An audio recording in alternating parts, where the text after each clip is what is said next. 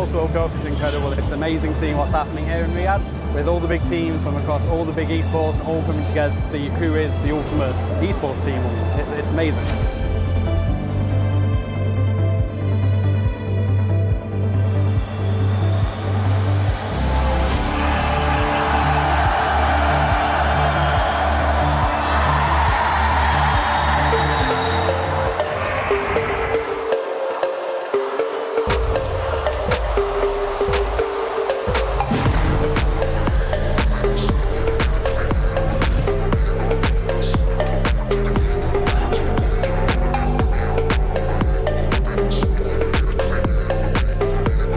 People enjoying, smiling, families, just people with a passion.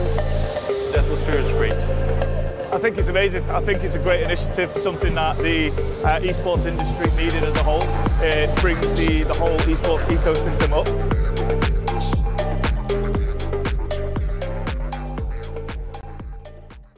Hello everyone, another round for another amazing piece of content. This time I am graced with the presence of Keisuke and Chikurin, and they're going to be playing a guessing game. 最初はグー、じゃんけんぽい。あいこでしょう。お、勝ちます。鉄拳のキャラ。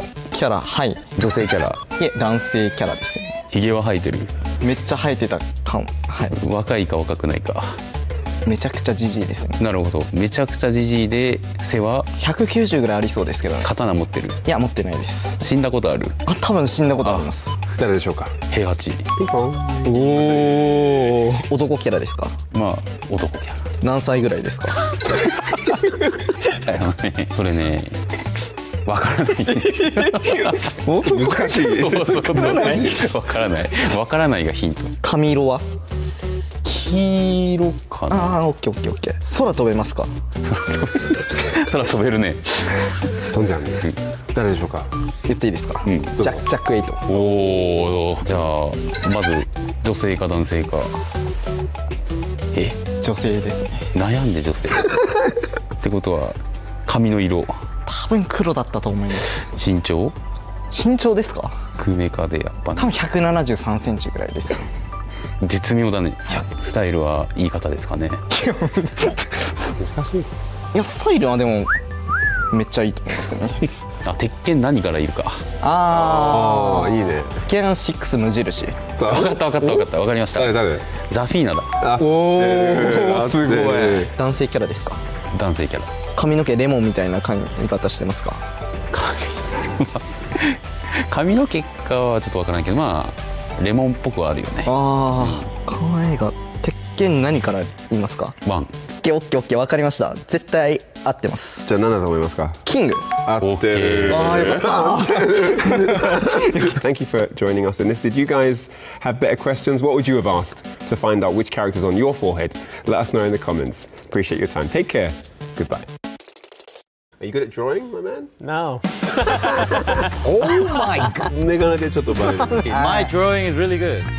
Armor King. You need to draw, where's my marker? Your favorite character. Your goal to be champion, you have to draw your favorite Tekken character, and I have to guess what that character is. Oh, he's getting into it. Look at the concentration. It's very hard. I know, you're like concentrating.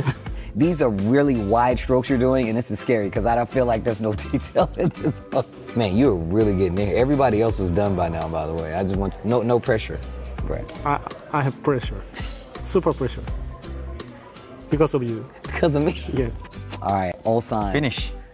Wait, that was really fast. Ready? So show the camera first, and then I will guess. That's actually pretty good. This is Panda and the bee suit. I'm gonna look at it. You gotta show it. Okay, like this. Ah, that is Bob. Bob from Tekken is his favorite character. You missed this character, right? Sure. Yo, good work. Thank you. So this is your favorite character, Panda. Yeah. With that being said, guys, it's EWC Tekken 8 week starts now. He's gonna be defending his championship. My name is Tasty Steve. This is Osign. We'll see you guys next time. Welcome back to EWC 2025. We're getting started with some Tekken 8 action. And with that, we have two of the best Tekken 8 players here right now. So we are going to play a game. where one of these guys will take a card at random, they're gonna hold it to their head, and the other player has to figure out what character it is just by asking questions. So I'm gonna give you a card first. Do I have to answer honestly? Yes, you have to answer honestly. 남자 캐릭터야? 아, 아닌 것 같아요. 레오. 로봇이야? 아니요? 동물이야? 아니요? 동물이 아니고 사람. 이 캐릭터가 우승한 적 있어? 없어요. 아스카. He doesn't know about Tekken. He's asking the wrong questions for sure. 15프레임 띄우기가 있어? 서서 선 상태에서. 없어. Maybe he come here for EWC Street Fighter. You came here for Street Fighter. Oh, he's Street Fighter player. She is in Tag Tournament 2. Oh, it's really good. 준. Ding, ding, ding. Look at it. Look. It's right there. Boom. 진짜 준 빼고 다 얘기했네. Now it's your turn. Yes. 미시마 캐릭이에요? 아니야. 남자? That's why I laughed. I understand. 잘 모르겠어. Any player practice catcher in EWC? Oh. That was good. Smart. He's very smart. He's like keeping track.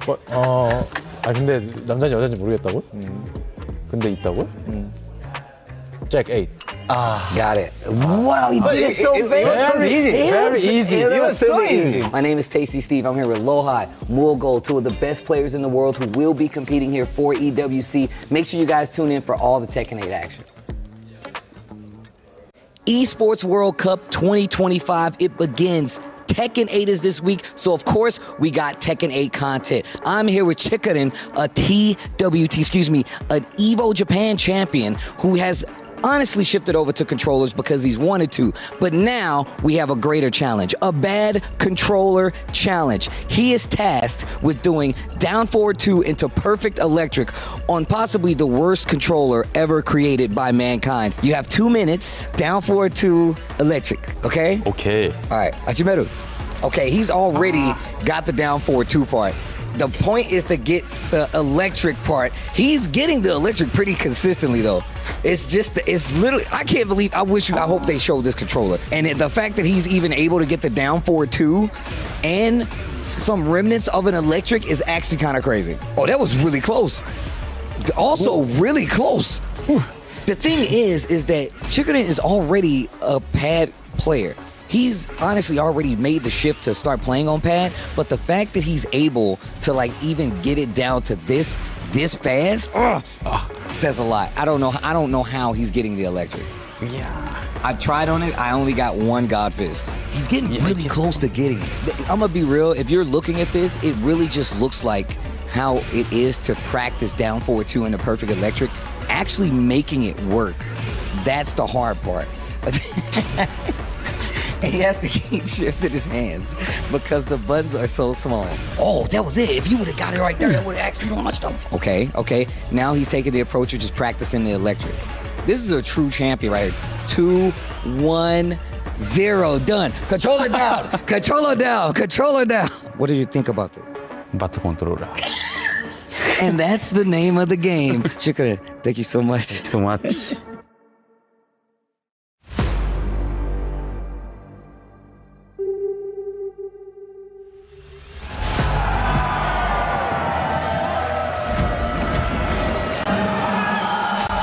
Players made top 8 and the pressure is huge. The stakes are high and everything is on the line.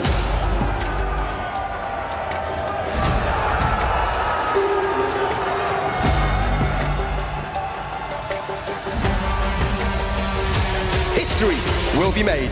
We'll see you then. Oh my God! This time goes mid, mixing. Got it! This year's EWC Tekken competition is crazy. CBM back on his dog walk stuff. This tournament is really big meaning to all players. Mids and the parries, and that's what's fun to watch about this. Game में काफी ज़्यादा fame और पैसा भी है. Oh my God, how windy! Fact is that everybody's up their game now. With a sliver of life, oh, he's dead. EWC मुझे जो मुझे फील होता है, मुझे ऐसा फील होता है कि मेरे पास चांस है जीतने के लिए, लेकिन ये काफ़ी टफ होने वाला है।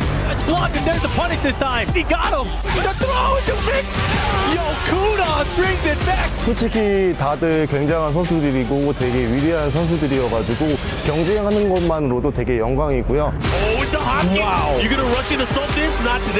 좀 준비를 철저하게 했던 그런 부분들이 이제서야 나오고 있는 게 아닌가 그렇게 생각하고 있습니다. You get the opportunity to see some of the best Tekken players in the world go at it. You see these players vying to say they're the best Tekken players in the world. What a weight! What a spin! The second, this is big. Just like that. Oh, I got you set now. Oh my God! 이제 모든 사람들한테 이제 채권에서 가장 강한 플레이어라고 인정을 받을 수 있는 그 증거물이 되지 않을까라고 생각하고 있습니다. This pressure here. Winner कौन रहा और ये जो जीत है ये मैं अपने पाकिस्तान, अपने फैंस, अपनी फैमिली, ये उनके लिए करना चाहता हूँ। Electric right out of the gate. It's gonna be the biggest tournament I win. I want to make it because it's EWC. You guys know it's the best tournament in the world now. Oh my goodness, it's insane. Oh, it's over. So wild. It's over. You can expect a lot of fireworks.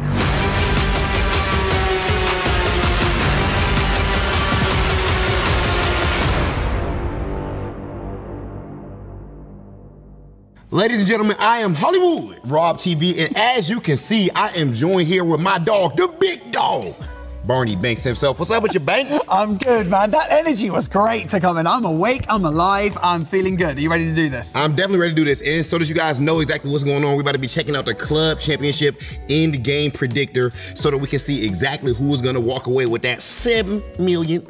Come on, Barney. That is right. Just head over to esportsworldcup.com and then you can find this page that we are on right now. So all you got to do here is click on the end-game predictor, like I'm going to do, and it's going to bring up all of these teams in the running. We've got Liquid, Falcons, Vitality, Virtus Pro, and Twisted Mind. So we're currently in the top 5, Rob. All right, they've been cooking up so far. Of course, right now, Team Liquid, 4,200 points. Let's go ahead and start with them, Barney. Let's see what's going on. So if we click on the drop-down arrow, all it brings up is the remaining games. So you can see Crossfire, Counter-Strike 2, and Street Fighter who are left. So right now, Crossfire. Talk to me, Rob. You know what, Crossfire, I would consider myself somewhat of an expert, depending on your interpretation of that word. So because of my expertise, I'm going to go ahead and say they're going to get... I'm gonna give them 4th place. 4th place, you know what? I agree with you because you are somewhat of an expert. Thanks, brother. Counter-Strike 2. Team Liquid, not necessarily the strongest. We have some absolutely dynamite teams who are currently still, well, who are about to go into that tournament, of course. So I'm actually gonna give them no points. What do you think about that? Oh my goodness. Settle 0 points is crazy, brother, but I actually agree with you. No points. Sorry, that's Team GG's. Liquid. What about Street Fighter? No. 0 is crazy. You look at you getting me drawn into your. Give them 4th place. At least, all right, Liquid. You get 4th. You get 4th. You get 300 simulated points. Okay, what about Street Fighter? Who have they got in Street Fighter? Should we check? Yes. Well, in Street Fighter, we can check this out. And as you guys can see, they do have my dog, Dark Nephew.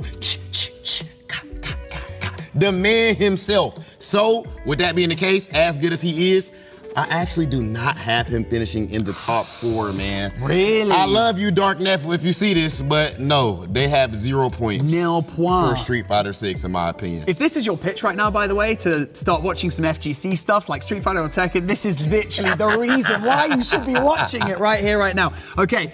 We're saying goodbye to Team Liquid. They finished on 4,800 points, my friend. You know what? Hey, that's respectable. Falcons. Let's see the 800 games that they're going to be finishing off in. Okay, no, it's all right. We got 5. Kicking things off with PUBG Battlegrounds, which is the game that I'm currently hosting on the main stage. Team Falcons currently sitting in 6th position right now, going into the final day. But they have... This roster of players has won this event the last 2 years running. Oh, so this roster the same now, roster. Same roster. They're now part of Team Falcon, so I'm gonna give them at least a 2nd place. Yeah. Okay. There's no way you just fall off the cliff like that. I'm not believing that Team Falcon's about to choke it up like that. They definitely gonna get at least 2nd. Rocket League, they already have 200 guaranteed points. They are now in. I guess that means they're in the semi-final. Yeah. All right. So what are we thinking? They are pretty dominant in Rocket League. I'm gonna give them 1st place for that one, Bernie. I'm not gonna lie. They just jumped over Team Liquid. Damn. Oh, wow, 5,000. We're not even done with them yet? Yeah, bro. 3 more games. I think they're about to win a championship, bro. This is looking crazy. Crossfire, 0. Yeah, 0 points for Crossfire. Trust me. Trust the expert. I don't know enough about Crossfire, so don't come for me in the comments. But you know what? It's Counter-Strike 2. Let's jump to that. I don't think that they're like a particularly dominant team in Counter-Strike. Yeah, I mean, I have not heard about a lot of them in Counter-Strike myself, so I would agree with you. 0 points. 0 against Street Fighter. Who have we got in Falcons? Okay, let's go ahead over to the Street Fighter tab. We're gonna check Street Fighter tab. Now, as you can see, that man right there, NL, never lose, never lacking, the big dog from Korea. My man's NL, as you guys can see, he's been dominating, I feel like, for multiple years now. So I actually would give them a 4th place finish with NL. I don't think Kusanagi finishes in the top 4, strong Ryu player, but NL I actually think has a great chance to get 4th place. He's been hot. 4th, we're gonna go with 4th. Okay, Yep. Team Falcons ending on 5-7-5-0. We're gonna go speedily into Vitality, okay? Team Vitality, an incredible start, by the way, to the Club Championship for them. And, well, as you can see, securing 1st place over there on MLBB, I believe that is. Right, TEKKEN8. Okay. Vitality. Should we check the players? Oh, got to. Who so we got? We have Kokoma. No. That's Na'Vi. What am I talking about? We have John Ding. Okay, so for TEKKEN8 for Vitality, we have John Ding. I gotta make sure I mention this, and this is why I think they're gonna finish good. John Ding actually lost a match yesterday. He loses a match yesterday. Vitality is there. Even after he loses the match, Team Vitality, John Ding. I said, oh, these some upstanding citizens. So I think with that much support, I 100% think that he has a great chance to finish in 3rd place.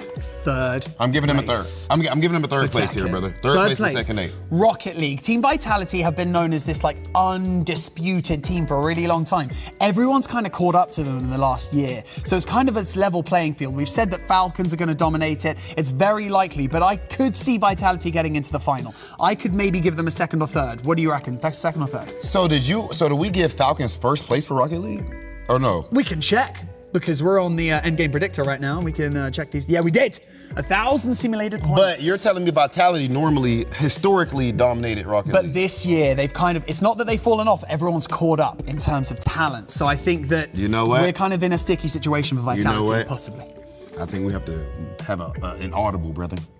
I'm gonna knock down Falcons to 2nd place or something, because I think championship pedigree matters. Okay, we're going with 1st, which means that Falcons on our endgame predictor is going to be given 2nd place, 750 points. Okay, we're leveling the playing field here. Counter-Strike 2, Team Vitality are animals on the MNK.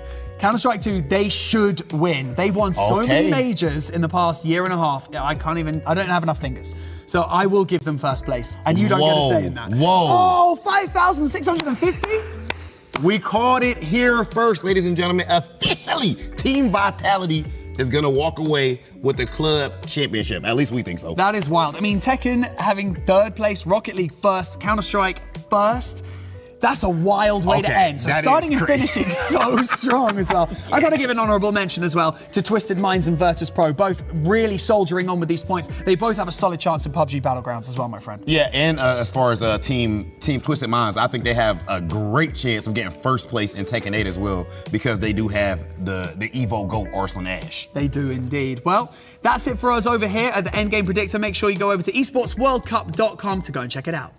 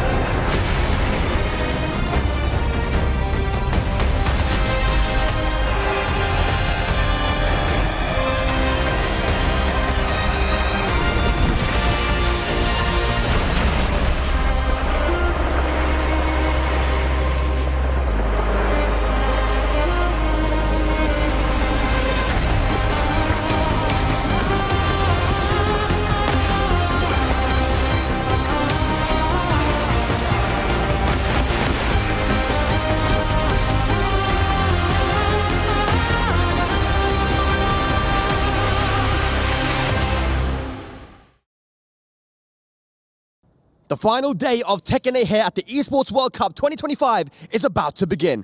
What a tournament we're having so far, Steve. Look, man, it's been an unbelievable day. Some crazy matches, unbelievable clashes, and the biggest surprise, no Pakistan top 8 for right now. Oh, that's true, man. Korea has come to play and make a statement, Steve. I mean, they're looking unstoppable right now. Well, look, it's all up to Arslan and Atif. Can they step up? Can they put Pakistan on their backs right now?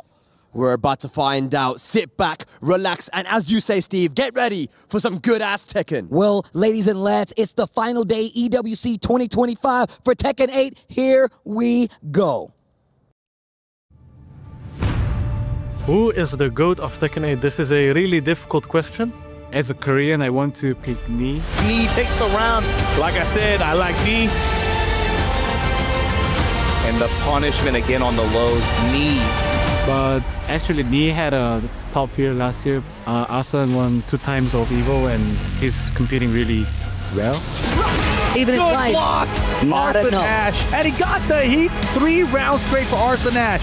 नी का जो है game play और game style और जिस तरह के मैं उसको जानता हूँ तो मुझे मेरी नज़र में दोनों ही गोट है. Oh, but he was ready for it. Oh, he was extra ready for it. 두 선수분들 다 이제 굉장한 선수들이고 다 존경받아 마땅한 선수들. But from Arslan was so good. And just taking the damage, don't take the balcony. Arslan finally on the board. 철권판, 그러니까 고트의 기준이 만약에 뭐 철권판에 영향을 많이 끼친 사람이라고 하면은 뭐 두말할 거 없이 이제 무릎 선수라고 생각을 하고요. 그냥 단조롭게 그냥 그 대회 결과만 보고 본다면은 지금은 아슬란 선수가 아마 지금 고트이지 않을까라고 생각하고 있습니다. Oh, the delay clips him, and that was a great first round in the second game. I have seen Arslan Ash play, I've seen Knee play. These are both formidable opponents. I think if we purely look at results, you would have to say Arslan now, but in my opinion, you could place them on the same level.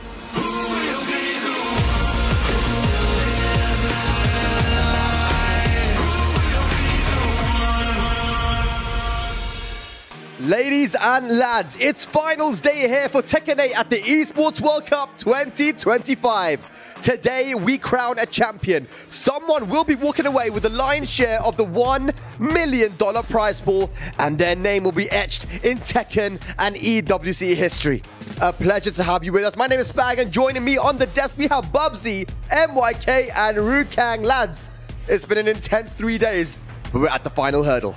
Oh my god, day 4 at the Esports World Cup, TEKKEN8. It's been an incredible few days, but wow, that trailer just there gave me chills, bro. Oh my god, I'm really so excited to see what's going to happen today. I mean, I'm going to have to say, it's a bit of a bittersweet one for me, you know, because again, I'm really, really hyped to see the advancement of the tournament, but it is coming to an end. I mean, we've had 3 amazing days, and I'm sure day 4 will not disappoint. MYK, how you feeling? Right? I'm super excited for today, man. The storylines that led up to this has been crazy. Kudon's run, Arslan, Atif, Pakistan still not in the top 8. Knee, is he going to make it? There's so many storylines going on. We're in a situation right now where we don't even know if Pakistan is even going to make it into the top 8, right? And then we've got Kudans as well. So many storylines here. Pinya, the lone Japanese butt Chikrin, with an opportunity to also make it into that phase 3. There are so many things happening here for Tekken. And then, of course, there's a club championship points as well on the line with John Ding still in the mix, Atif, Arslan, and, of course, Mangja for Virtus Pro. So many different things we can talk about here. And you know the thing that I like the most?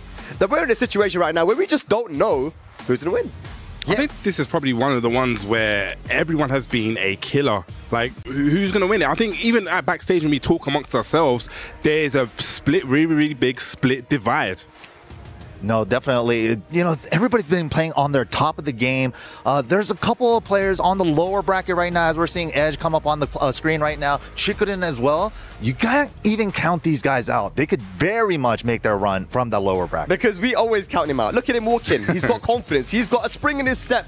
And every time we count him out, he seems to prove everybody wrong. Absolutely. He got top 8 last year at the EWC. He got top 3 at EVO this year as well. And he's a Tekken World Tour champion back in 2019. I mean, he's got so many accolades as we see Edge coming in as well. You know, so many top players here that could take the whole thing. You know, he's not even smiling. He looks stressed as hell, man.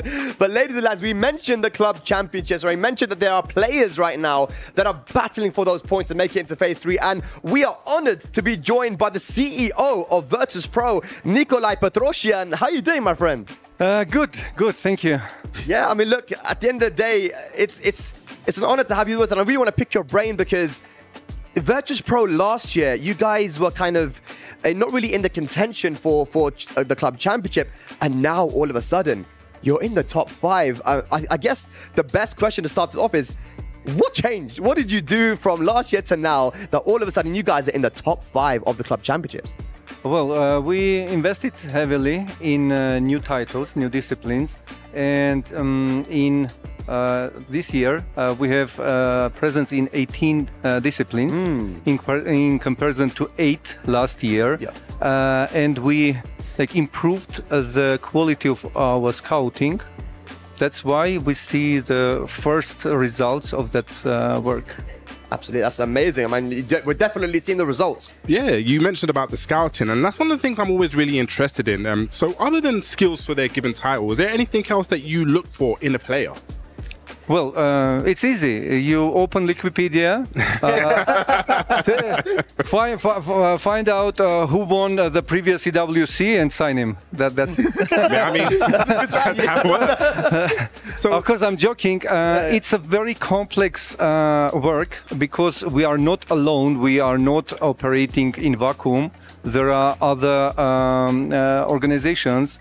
Some of them have much more resources. So we have to compete with them. Sometimes behind the scenes, sometimes having connections in the community. So it's very different depending on the title we're talking about. But it's a tremendous job that has to be done prior to qualifiers because the roster lock closes earlier. Yeah. So it's always a gamble. A lot of people, they just see kind of the tournament itself, right? They don't see the work that goes into actually getting to something like an EWC, right? It's crazy. Yeah, and talking about the tournaments, we've seen loads of emotions from the players. So is there anything that you do to help the players handle this kind of pressure on the big stage? Well, currently, probably all tier 1 organizations, they have their mental coaches who try to help the players to perform under this pressure. Of course, it's much easier with titles like CS2 because they have much more tournaments throughout the year and they are used to that pressure. In disciplines like Tekken or Overwatch or other titles where LAN tournaments of this caliber are rare, it's more difficult. But again, we try to provide support to all our guys because they are frontmen of our tech. Absolutely. Okay, so I have one last question for you. We have Mangja still here for TEKKEN8 from your team, but what other games are you looking for your club championship points? Well, this EWC proved all predictions wrong, I guess. So it would be fair to say that we hope to get points in every single title remaining. But in the meantime, we don't allow us just to be too high with our expectations because anything can happen, especially in battle royales. Absolutely. Yeah, man. Well, we were actually watching backstage, right? The PUBG Battlegrounds tournament, man. We hope that you guys can take that one. And of course, we've got Mangja for Tekken as well. And he's going to be battling today to try and make it into that phase 3. But Nikolai, Petrosyan, thank you so much for joining us. It was great to talk to you. And good luck for the remaining titles here for the EWC. Yeah, thank you for having me. Thank you. All right. Well, ladies and lads, phase 3 is coming closer and closer. Let's have a look at the top plays from yesterday. This was crazy, man. I mean, I feel like here at the desk, everyone but Bubsy was wrong with what we were seeing, man. You were right a lot of time. I've got to rate you, Bubsy. I've got to say, a couple I was wrong with, but you know, this one very, very interesting. Underdog that we had CB. We was talking about the emotions right there, and Pinya, mix-up king, man. Another one that we didn't expect to make it through top 8. And you couldn't hit him when it was your turn too, just because that Raven parry every time Rank 2 went for this heat smash. Right there on cue. There it is, perfect example. Yeah, and he's the only character in the game that could even parry heat smashes. And it's something that I think he mentioned in his interview after that. He was practicing, so he's definitely done that on purpose. Great stuff there. And of course, we had Kudans, the historical run as well, just coming out of nowhere. Mogul getting the run back on a T from Evo as well. I mean, that was a crazy match. We saw 1 or 2, 3, you know, thrown out at the end, launch punishable moves, but it worked for him and put him into the top 8. All right, well, let's have a look at Group A, ladies and lads. Here we go. Edge, iMusician. It's going to be a T1 battle for who is going to play versus TEKKEN8 for that decider match. Lads, what do you think about this one? Yeah, honestly, this is going to be incredible. It's sad to see that two of these players will be going out of the tournament. Only one will make it through into that top 8. But looking at right there, TEKKEN8 has to be one of the favorites there. With the way he's been playing, he's not spoken about enough. Yeah, and looking into Group B, this is going to be a killer. We got Jonding and Knee, both fellow countrymen. I mean, that is a grand fight together as well. Right. It's like, oh my god. I mean, any one of these matches, legitimately, you can see that and be like, that is a grand finals. It is, man. And the winner of that plays against Rangchu. MYK, talk to me about this one, I think, you know, honestly, everybody's looking at Knee, right? Evo Japan winner. Everybody has high hopes. He's the GOAT of Tekken, the longest player around here, right? But I think this might be his toughest path to get there. Do you want to know a secret? Go on, tell us. Which is not so much of a secret. Okay. The winner of whoever wins between these three plays Kudans. Oh my god. There's so much to look forward to here, man. I can't call it, but Bubsy, the Jonding and Knee match, I mean, who do you think takes that one? Honestly, I'm going to actually go with Jonding. I was watching a couple of his videos last night and actually watching him play. It wasn't actually Knee. He was playing low high, but he has little bits of tech. I was saying about little bits of micro sidestep left and the second hit of down forward 1 whiffing, and he's so ready to punish it and launch it. So I wonder if this is something that Knee knows. Yeah, I mean, he looks like he's done the research against Brian, and of course, living in Korea, when you've got low high Knee, you've got to be ready for that. But Rangchu sitting pretty, man, there. In the decider match, one match away from making it into the playoffs, where it is going to be single elimination, first to 5. And we know that Knee is a long set beast. When he gets into those long sets, guys, it gets dangerous. Knee has some work to do here in these first to 2s, but once it gets to that best of 9, that first to 5, it can be daylight for everyone else. It's just Knee is so good in those long sets. Yeah, you're exactly right. Yeah, it's sick. Like Knee in first to 5 sets is incredible, but also Arslan and Atif, if they manage to get into that first to 5 single elimination, they're going to be so dangerous and maybe even favorites to win the tournament. No, you know what I think is going to be dangerous in the first to 5? It's Kudans, because old school players love those long sets. They're talking Ryan Hart. Is it like first to 27s, those kind of numbers? That's the only true measure of a player. First to 27s and Kudans. I wonder why that number specifically, like 27, not 26. 27. Do you know what? I'll tell you something. Back in 2015, I did a first to 27 with one of my friends. I never did it ever again. I was like, no way. Why? Afterwards, I was destroyed. I was like, my mind, I couldn't think properly. Was it stamina? I just couldn't think anymore. So for them to grind, multiple hours, I think we had 12 hours on Kudans a day, that's incredible. Absolutely incredible. It's unbelievable, actually. That 12 hours is crazy, but I actually don't doubt it, man. Kudans, the way he's been playing, it looks like he probably was practicing 12 hours a day. But ladies and lads, we have Ryan Hart right now next to the EWC totem. Let's see what he's saying.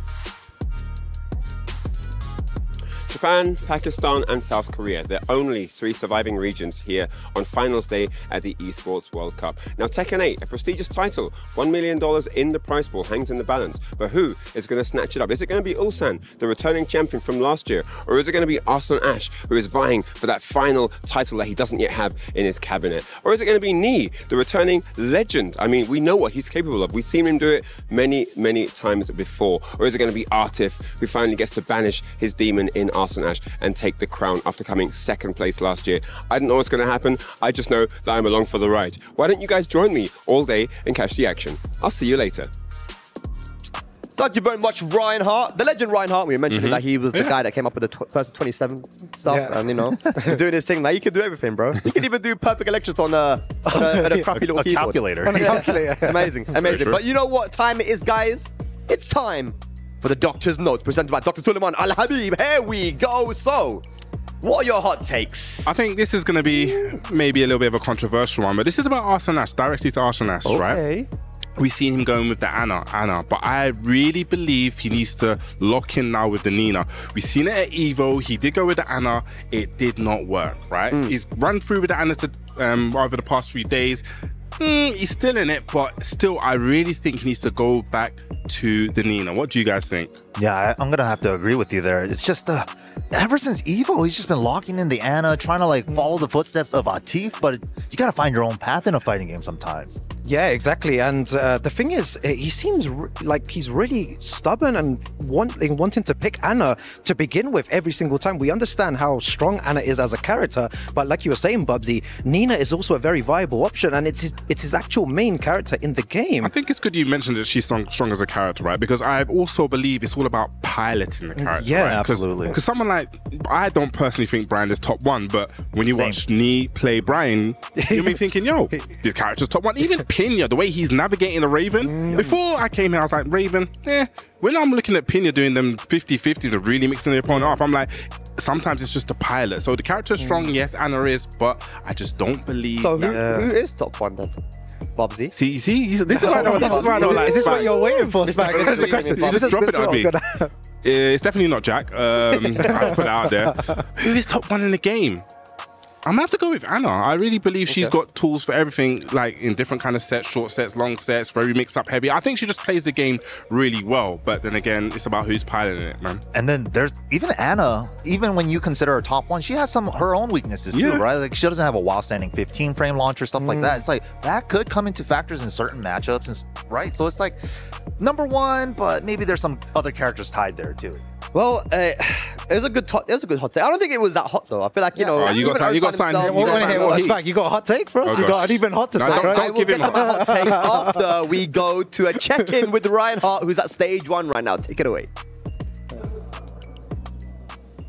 Day 3 of Rocket League here at the STC Esports Arena. I'm Ryan Hart and I'm joined with Stumpy, who's going to give us a bit of information about what exactly is going down here. So, what are we seeing here on day 3? So, we've got a few teams still left in. We've only crushed a few keys so far, and it is a monster day of Rocket League. We've got 4 best of 5s into 4 best of 7s. We're finishing off all of our groups. Group C currently playing out behind us. We've got the Ultimates taking on GK. Group D to come later. But a lot of teams that have gone through from this are still in the Club Championship runnings as well. Wow, definitely. So a lot on the line, still all to play for, clearly. Now, in terms of the club championships, what teams would you say are in the runnings here? So Falcons, they're still in, probably our strongest team. They just won the most recent major, so that's massive for them. Really good momentum coming into the EWC. But then even when you look a little bit further down, Team Secret, they just qualified to top 8. That's their second top 8. They then get like nearly $1 million for that, which is amazing. GK, they've also got a chance to get top 24 if they can win this series. Great stuff, man. Thank you so much for the update, Stumpy.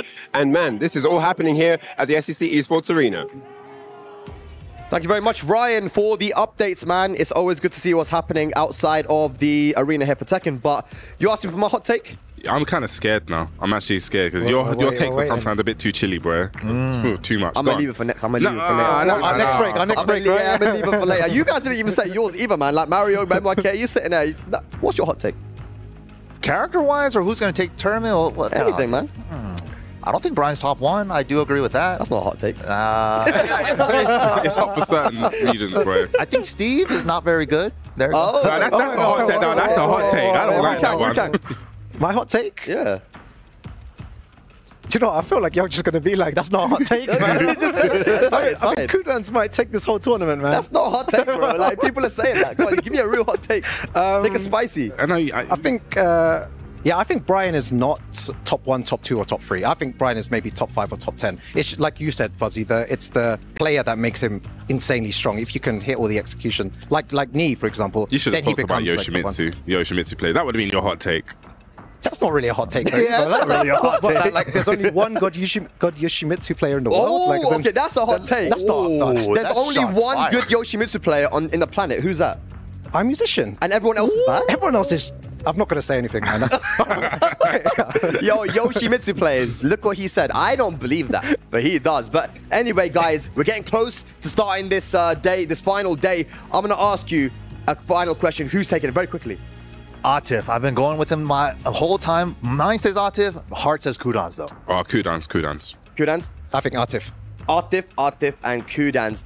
And, you know, so you believe in Atif making the run all the way and winning the whole tournament? I believe. Well, I'm going to go along with you as well, man. I want to see Atif cross over that grand finals line and get the win. But, ladies and lads, there it is. I think the talking has to be done now because we're getting closer and closer now to the final day here. We're going to be sending it to the stage for our final day. But, ladies and lads, 4 made it through to Phase 3 yesterday, and 4 more will go through to Phase 3 today. Will Pakistan's EWC journey come to an end here, or will they pull through? We find out now. We're on the stage to begin the final day for Tekken 8 at the EWC 2025. History will be made.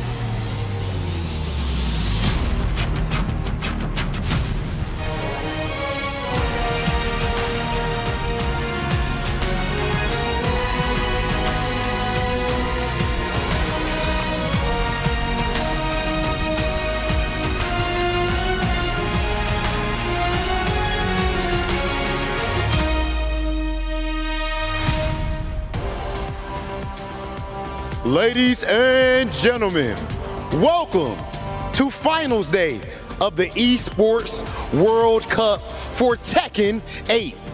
We started off with 32 of the best players on planet Earth, and now only a few remain. Today, we will have all of the answers that us and everyone at home's crave. We are about to find out who is the best Tekken 8 player on Earth. Ladies and gentlemen, I am one of your hosts, Hollywood Raw TV, and I am joined here with the immaculately dressed Milosh. What's up with you, brother? Hey, it goes for you too. We have to be dressed up for what is ostensibly one of the most incredible days in Tekken 8 in 2025.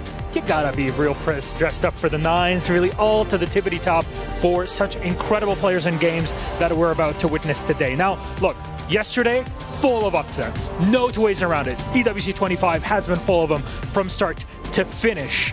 4 quarterfinals are already through. CBM, Pinya, Kudans, and Lohai. We'll see them later on, but there's still more players in contention from a bracket reset groups to see who plays whom. Man, the loser side of the bracket, we already have Atif on loser side. We have Arslan Ash on loser side playing elimination matches. And also the big dog, Big Swole himself, John Ding. These guys are actually fighting elimination matches today. It's gonna be insane. To me, so far at least, match of the day, as far as I'm looking forward to, gotta be Arslan Ash versus Ulsan. That's crazy. That is a lower bracket elimination match. So it's not even confirmed that either one of them will remain because they just have to survive against one another, only one, then play another best of 3 to see which one of them moves on from Group C and into quarterfinals. It can be all over the place, and I'm here for every second of it. That's it, ladies and gentlemen. The stage is officially set, and it cannot get any bigger than this. I think it's about time for us to bring out our first players. Please welcome to the stage, fighting for T1, Edge and I Musician. Both of these guys had an extremely tough run to get here. That cannot be overstated. Edge taking down Meo-IL and Atif in the first phase of groups, and I Musician, of course, beating Ilias and Mangja as well.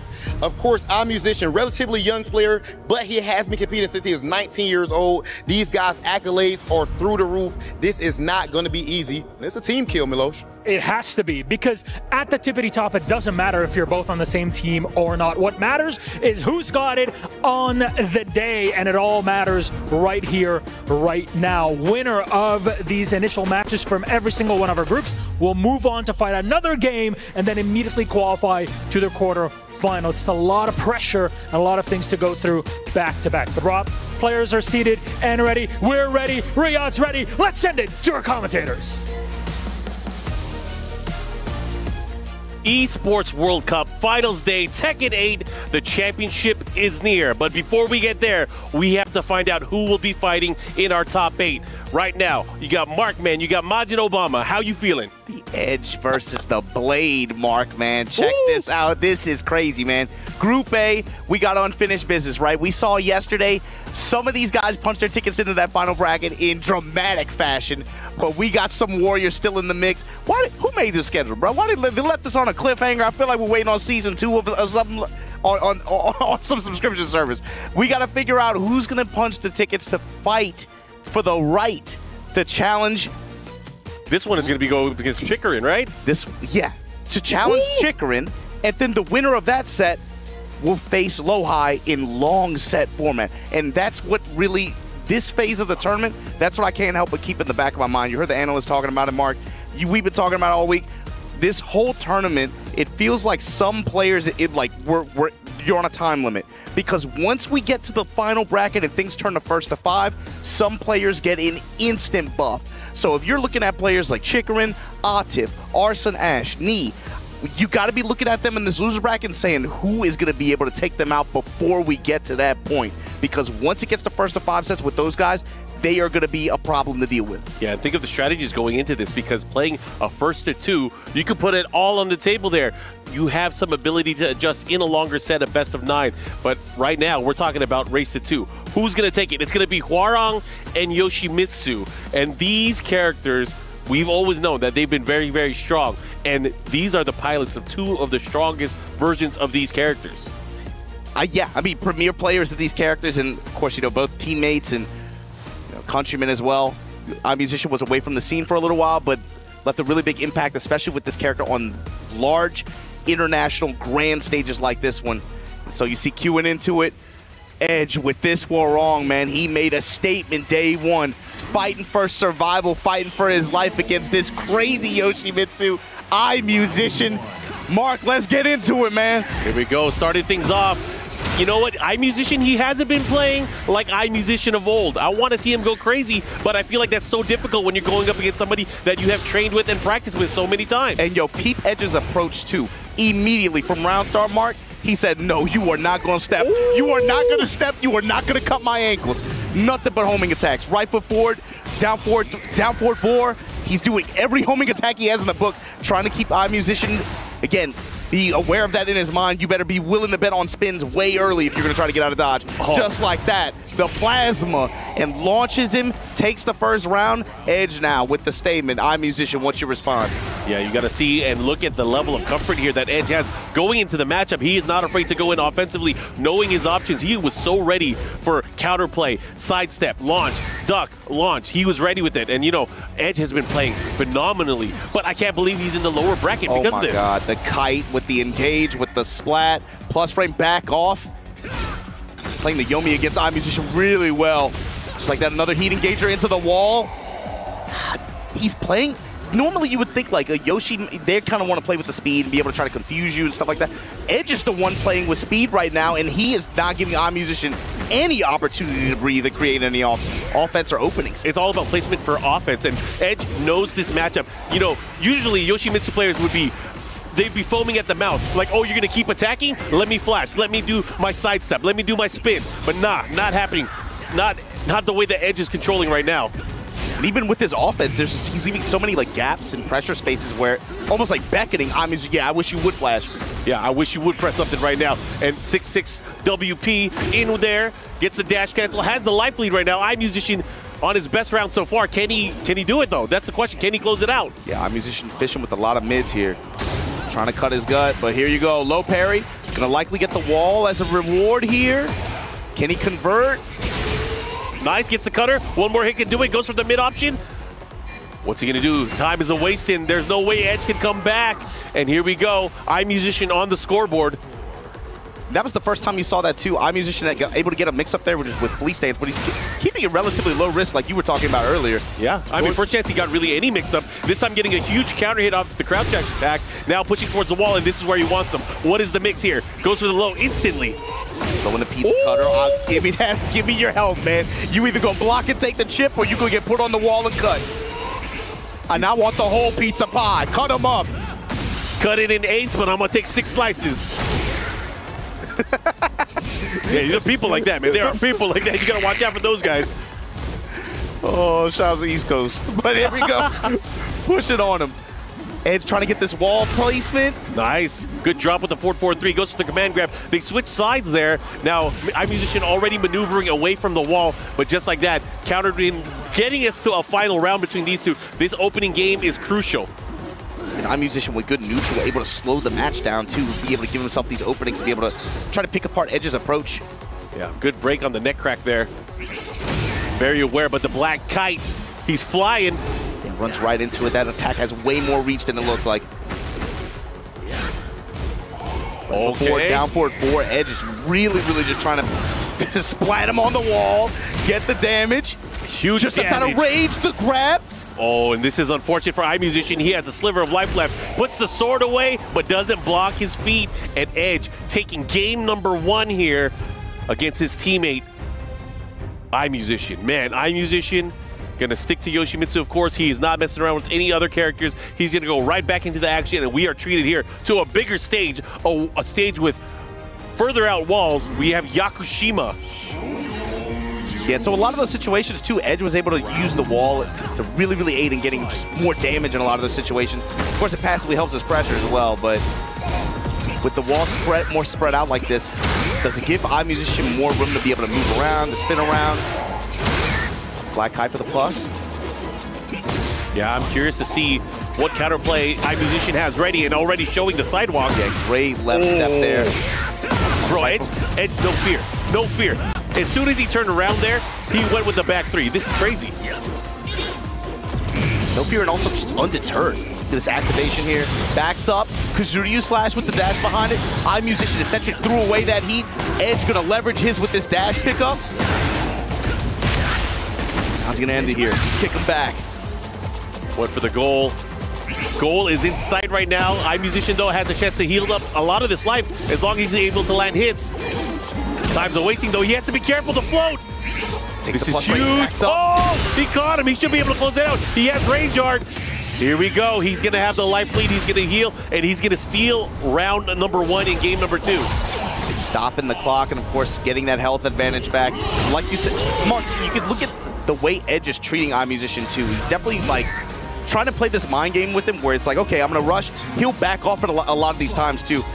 It really gave iMusician an opening there, and he sensed it, went for a big risk, got the reward, though. Yeah, he got him in that gap where, you know, he's going to start the rush, then he's going to back up. And I don't think Edge was ready for it. The way that iMusician has been trying to kind of thread the needle in between the offense, it's been working out in a good way so far. Oh, but not that time. Plus frame there. Step in low, right for 4, down for 4. And Edge still with just a ton of homing attacks. Activation. Both these guys rotating around counterclockwise on each other. Step and activate the whip punish. Back to 2, he's fishing. All right, decides to heat dash cancel. Goes for the regular skyrocket, no punish. What's he gonna do here? He does have a slight life lead here. What's the mix-up? Smash into Dragonfly 4. Oh man, there's less than 10 seconds left here. Many of these rounds going down to the final. Oh my goodness, this is huge because Edge now able to steal this away. There's no way he's falling down in time. Tied up on rounds.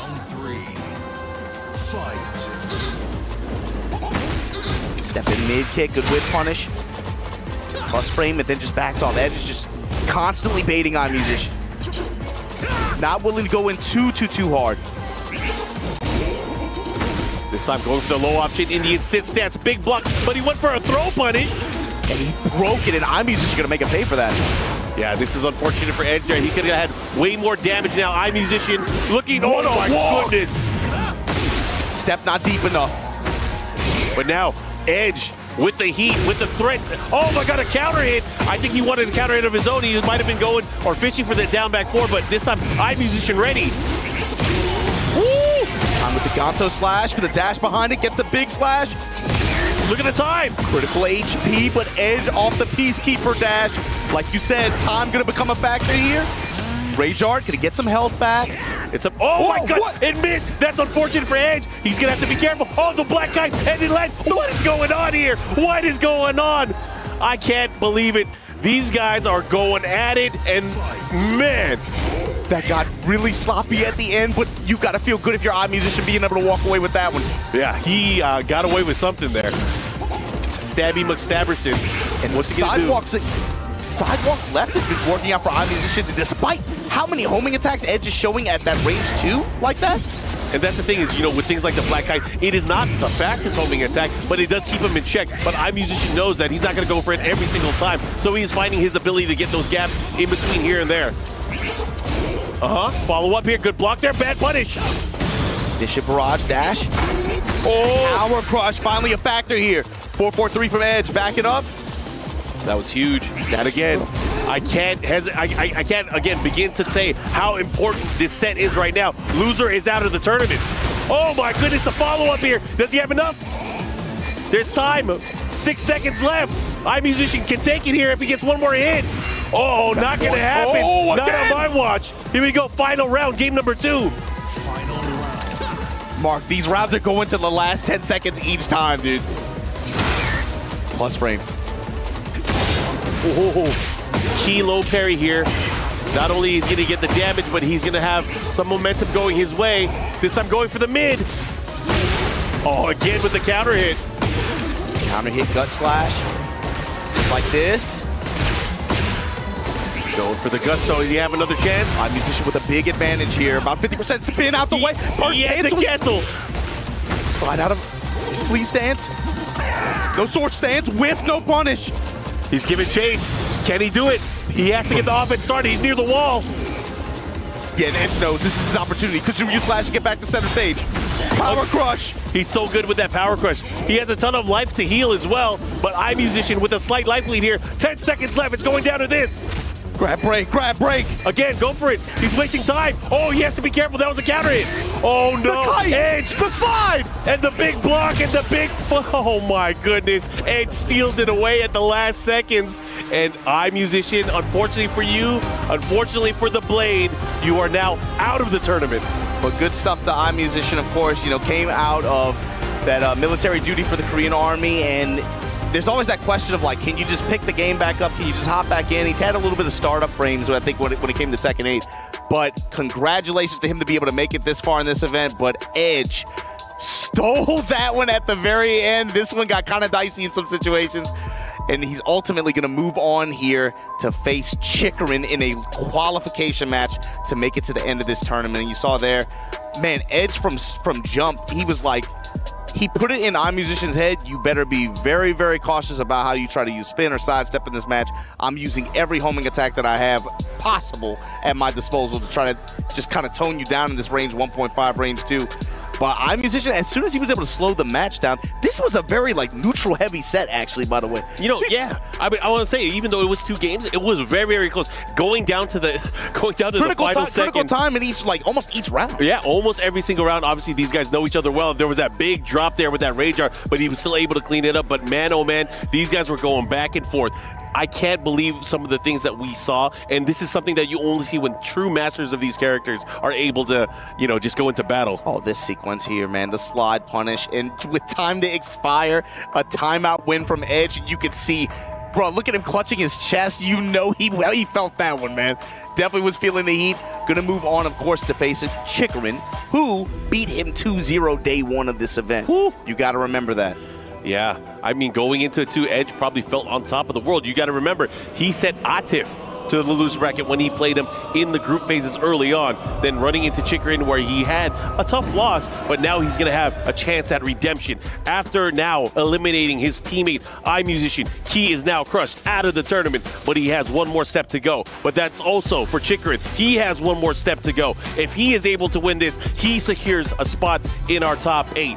Do we know out of this which player is going to be playing them or which is waiting out of these 2 players? We do. Is it low-high? We do know. It is low-high. Yeah. And that is going to be crazy. And so this was a scenario, too, that last year, you got to remember, Chikarin, I think, fell before the final phase, right, where it turns into long set style, where he, I think, has, especially out of the Japanese players, he's one of the more well-practiced and well-versed, especially in long set format. I remember the Topanga sets for years. They're used to playing that way. This time, you have to imagine for Chikarin, he's looking at this. Obviously, Edge is extremely dangerous, but after the performance that he had on day 1, maybe he's feeling a little bit confident going into this one. You know, we'll see. We'll see. He has to be confident. I mean, the way that he played that first day really kind of shut down Edge's options offensively. And I feel like Edge has to be the one here in this particular matchup to go above and beyond what he was the day before. He's going to have to take initiative because Chikarin, his game plan worked to a T. Now, my question is, Ed just had 2 days to think about this. Yeah. Does the gameplay stay the same? Does the game plan stay the same, rather? It can't. It cannot, because the way that he played, he was completely shut down. The way that Chikarin was moving, the way that he was sidestepping and finding those openings, there was really no threat, I felt like, when they played each other. You think the character stays the same? I think the characters will stay the same. Well, if Edge changes, and we've seen him before, especially last year's LCQ for TWT, he does have other characters that he can bang with. But against Chikarin, are you going to run? I don't know. I don't think so. I honestly, I feel like going from Hwarang to Shaheen is kind of a downgrade, maybe. It is in theory. Like that's what I think too. But then with the way he plays, it's like he didn't really miss a beat, and it works out when he does it. But both of these guys, like we said, they have so much experience against each other playing, especially like online. They run into each other a lot on rank. This is not a button check. I am gonna lose my mind. What? Thank you, production team, for letting us know. But yeah, these guys are getting ready. They're, of course, making sure that everything is good to go. And again, this is another elimination match between these two. So loser out of the tournament, winner will be moving on into the top 8, facing off against Lo-Hi from South Korea. Facing off against Lo-Hi in a 1-to-5 set. 1-to-5. Let's talk about the potential changes once we get to the 1-to-5s, once we unlock. If players like Arslan Ash, Atif, Knee are able to make it into that next phase, the top 8, that's going to be a problem for everybody else that they're going to be going up against. You know, like it's really easy, Mark. We've been getting excited, like, oh my God, Arslan Ash and losers. Oh my God, Atif lost. The thing is, once you make it to that long set format phase of this event, almost all of that just doesn't even matter anymore. Yep. And for, again, some of those guys who are used to and who we have seen on big stages performing so well in grand finals bracket resets, where sets become longer, they have more time to adapt. They're not as reliant on Force K and 50-50s. They can actually more succinctly dissect their opponent's thought processes and defensive habits and offensive habits for that matter. Some of those players who are used to doing that in really, really long sets and in really, really long sessions, they get a passive buff just because of the format there. And I think players like Atif, players like Arslan, Knee, Chikarin specifically, out of the players that remain, I think, when I look at the groups, those are players that stick out to me in that regard. It's almost like, I mean, it's like there's something is about to happen once we hit that point. It's gonna be on everyone else in the losers bracket right now. Oh yeah, to make sure that they reduce the potential for those players to get in there and kind of stabilize, you know? Yeah, and again, for a lot of those players, going up against some of those legendary players, this is your best shot. You cannot let them get into that longer set. I mean, you literally can't, because you lose, you're out. Super excited to see, again, one of these two players. You know, overall, you know, we were talking to the other talent here.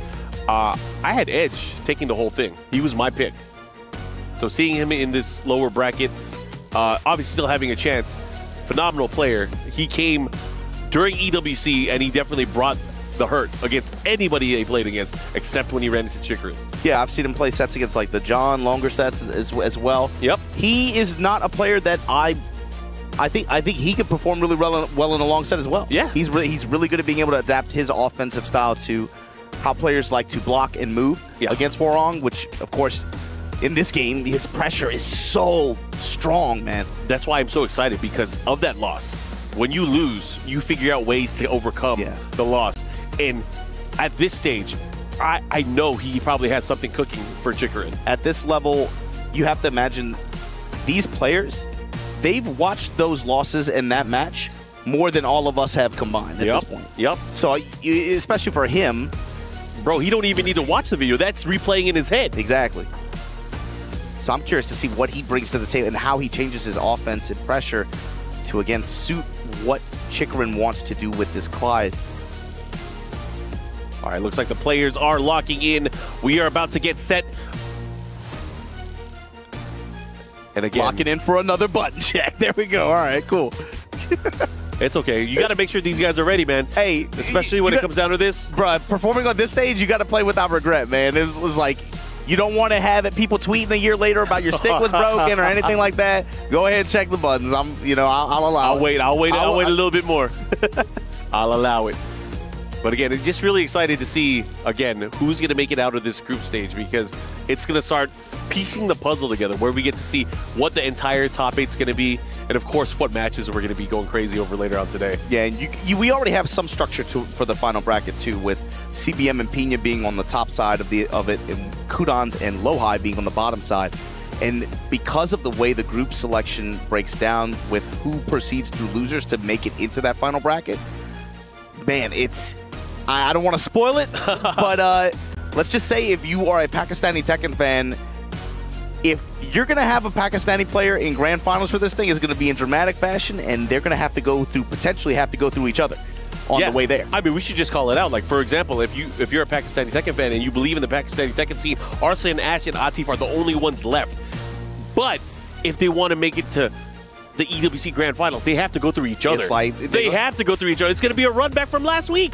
I mean, it's like John Travolta and Nicolas Cage. They will have to face off, man. They're definitely going to have to face off.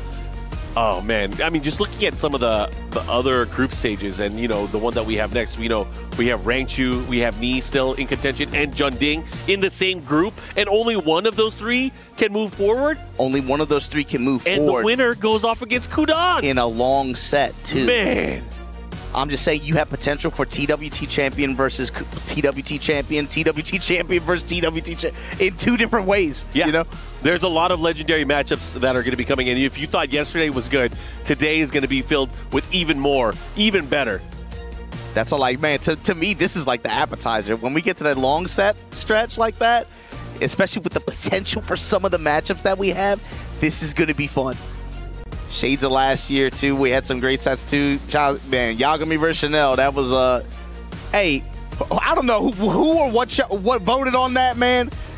Are you talking about the awards? Bro, okay, I mean, I'm just saying, man, a 5-game run back in a first to 5 set like that, when his back was to the wall, ready for that, you guys are not prepared.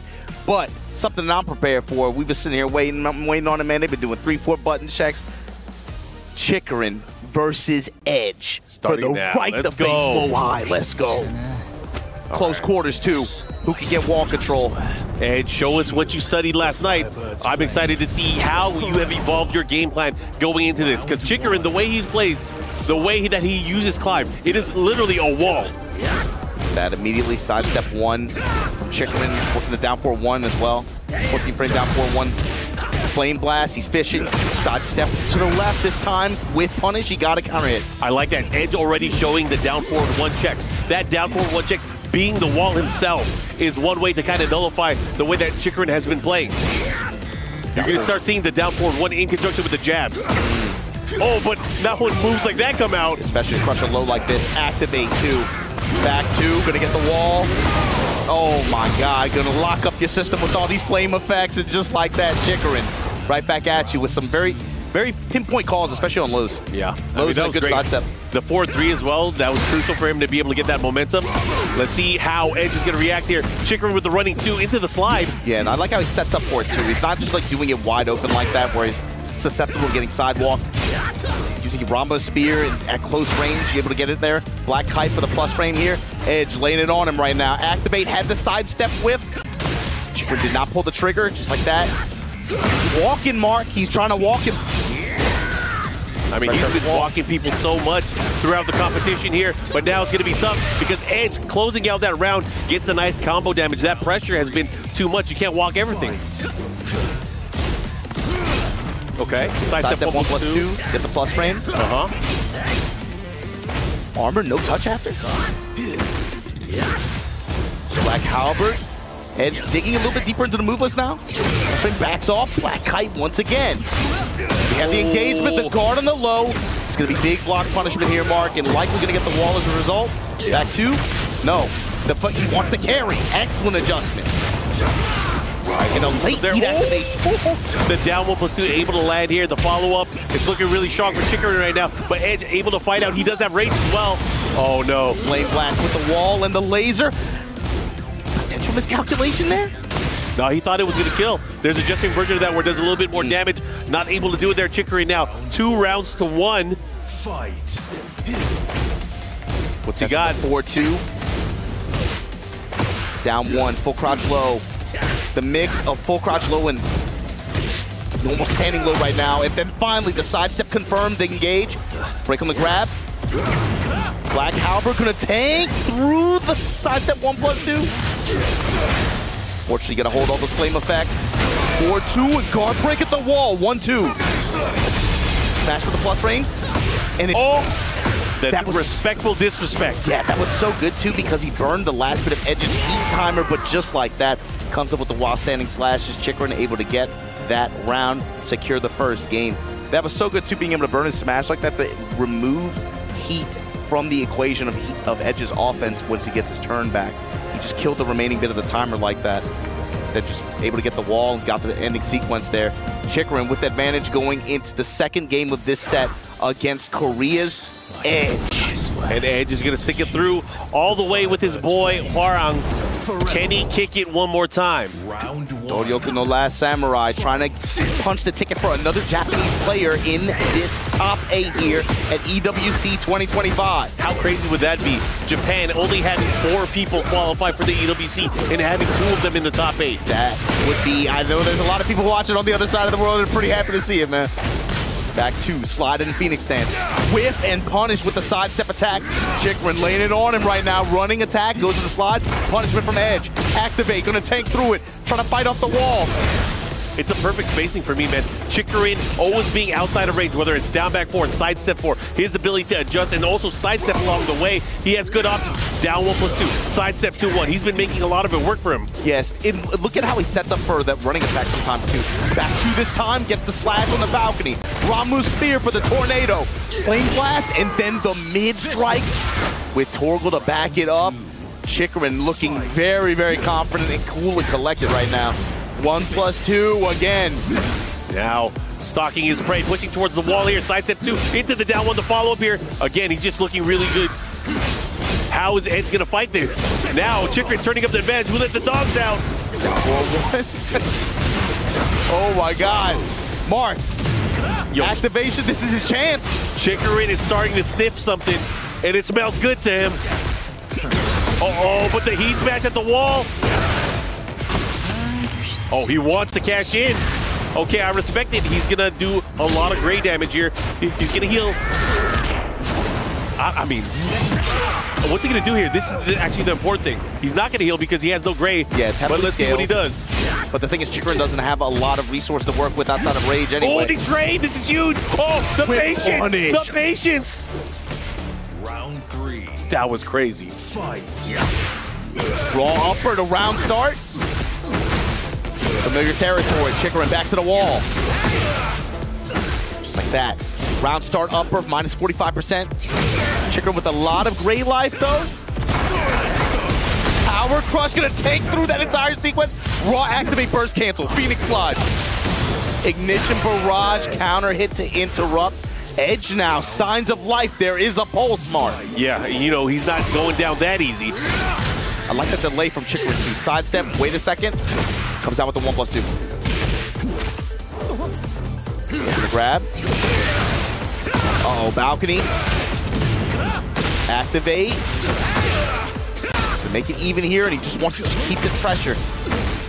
Phoenix slide this time. Chikrin holding the plus frames.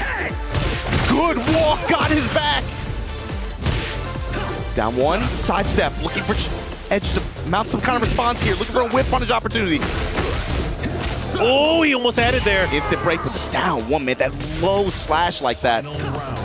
This is huge. Very important round here. Either Chikrin is moving on and securing that top 8 spot, or Edge is going to fight for another chance. Raw upper, counter hit launch. Got the balcony. We're going to break it. Kick him back, and we saw Edge do, he likes to do this sequence here. Just to take the wall, but the orbital to call out the pressure. Activate. He gambled on it, and he bet that was a good one. That's not the first time either. Has a beat there, but then Torgal with the ice pressure. Chikrin looking to maintain the wall. Rolls off. This is huge. What are you going to do? How are you going to deal with this? Edge having rage in. He stole. Step, not deep enough. Nice challenge there with the low, but he gets counter hit. This is huge. He's gonna have the light lead. Edge now, what are you gonna do? Never mind. 4-4-3. Ignition barrage dash. He just wants to force the mix. Oh, again with the low jab. The follow-up there, there's no time. Get over here. Oh, no, it's not enough. Oh my God, Chikarin 2-0 over Edge in the most dramatic fashion. You can see he was sweating that one, man. And just like that, Chikarin punches his ticket for this final to face off against Flow-High in a first of 5. But congratulations again. Thanks for playing Edge. He made this thing really exciting. Some awesome sets, especially day 1 and today. But man, that one went down to the wire. Oh my God, Mark. What a pleasure. You know, Edge, got to give it up. He put on some of the most exciting comebacks, the most exciting moments throughout the entire tournament, but it was not enough. He had to run into Japan's final boss, and Chikarin, again, as we mentioned, 2 Japanese players now in the top 8 out of the 4 that have qualified for EWC. That region has to be feeling good. And Edge, too, has to be feeling good, man, with the way that this guy has come up in a big way in the past, like, couple years to make it this far in this event. And you know what? You lost to the same guy twice. You know? And it is what it is. Yeah. I feel that's going to give him a lot of motivation because, you know, when things like that happen, you're going to have to find a way to bounce back. And if you have to bounce back against one person, then that's not too bad. It's not like you have to fight the world. Especially if it's Chikarin, you know what I mean? So here you go, that homing. This whole sequence at the end, this was crazy. Low high mix, he eats the low 2, and it's still not enough. Oh my God. Yeah. The fist pump after, and just like that, Chikarin gonna punch the hydraulic press. Edge's key. Again, fuel to the fire at this point for that trophy, and whoever's gonna hoist it up. He's probably getting more comfortable doing this now. He's had to do it a few times. He's not a player, but he crushes a lot. Chikarin moving forward, secures that top 8. And so with that, Group A here of round 2 at EWC. We wrapped it up. Chikarin able to emerge and survive, but coming up next, we got to see who's making it out of this Group B, man. John Ding then put the mirror on the stick. He had to change it up a little bit. It's going to be John Ding, who also gave us a hell of a day 1. But he's got to go up against one of the toughest dudes to go up against in this event, Nee. Yeah, Nee, John Ding, Eddie versus Brian. This is going to be action-packed, and it's not going to be done there. The winner of this has to go up against Ranchu. They got to go up against the Bear. They got to go up against him. The reigning defending Tekken World Tour champion is waiting for the winner of this set. Accolades, there is no shortage of accolades here from the players that are left in competition. Last time these guys played, Nee was able to win 3-1.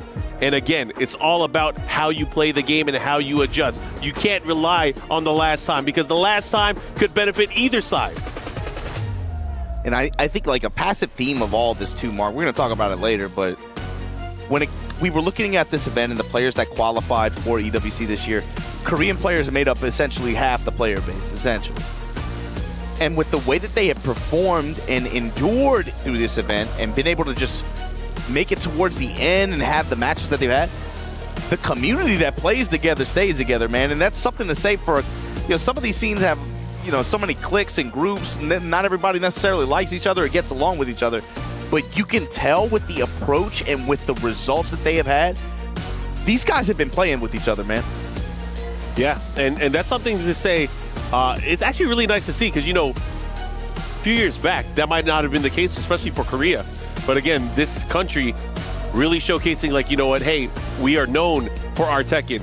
Let us continue to show us our Tekken. I definitely have in the back of my head, you know, thinking about this back to the Pakistan versus Korea exhibition that happened earlier this year. Yeah. And Pakistan, I mean, they just straight handed, I mean, they destroyed them, you know?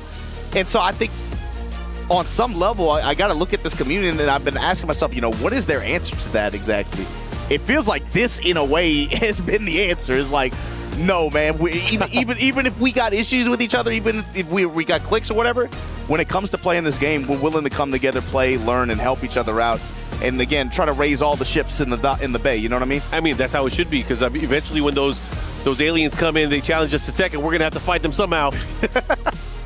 But again, this is what we expected, guys. This is going to be Eddie Gordo going up against Brian Fury. This is a race to 2 between these two storied players. We got Junding, we got Knee, and it's going to come down to who wants it more. What's always fun for me to watch, especially for Knee, and especially this year, it feels like, what is his approach, especially initially, to his opponent in these kinds of short sets? How is he able to effectively break down their guard like this?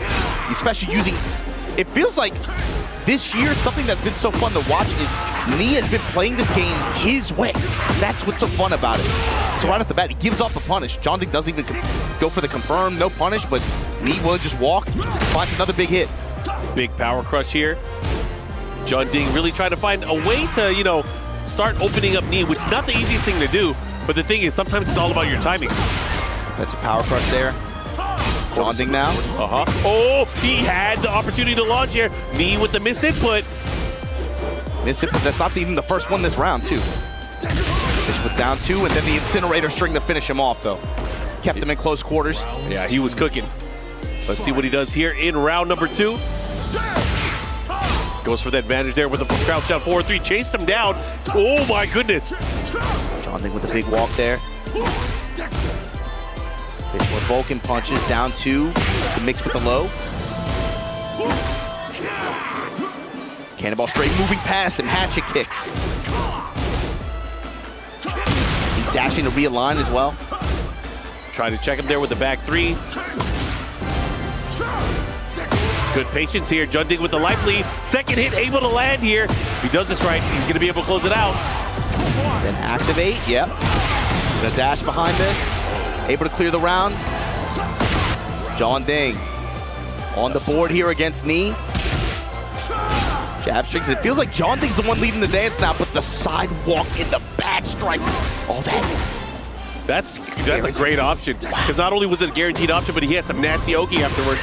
You can't get up wrong. You might be eating a ton. Comes up with this punish. Put these knees on you. Activate. Ooh, where we are on this stage, too. Got him moving on the quarter circle forward 4. Let's see what he does here. The burst cancel. This time counter hit 4-4-3. Going with the mid option here. Got the wall.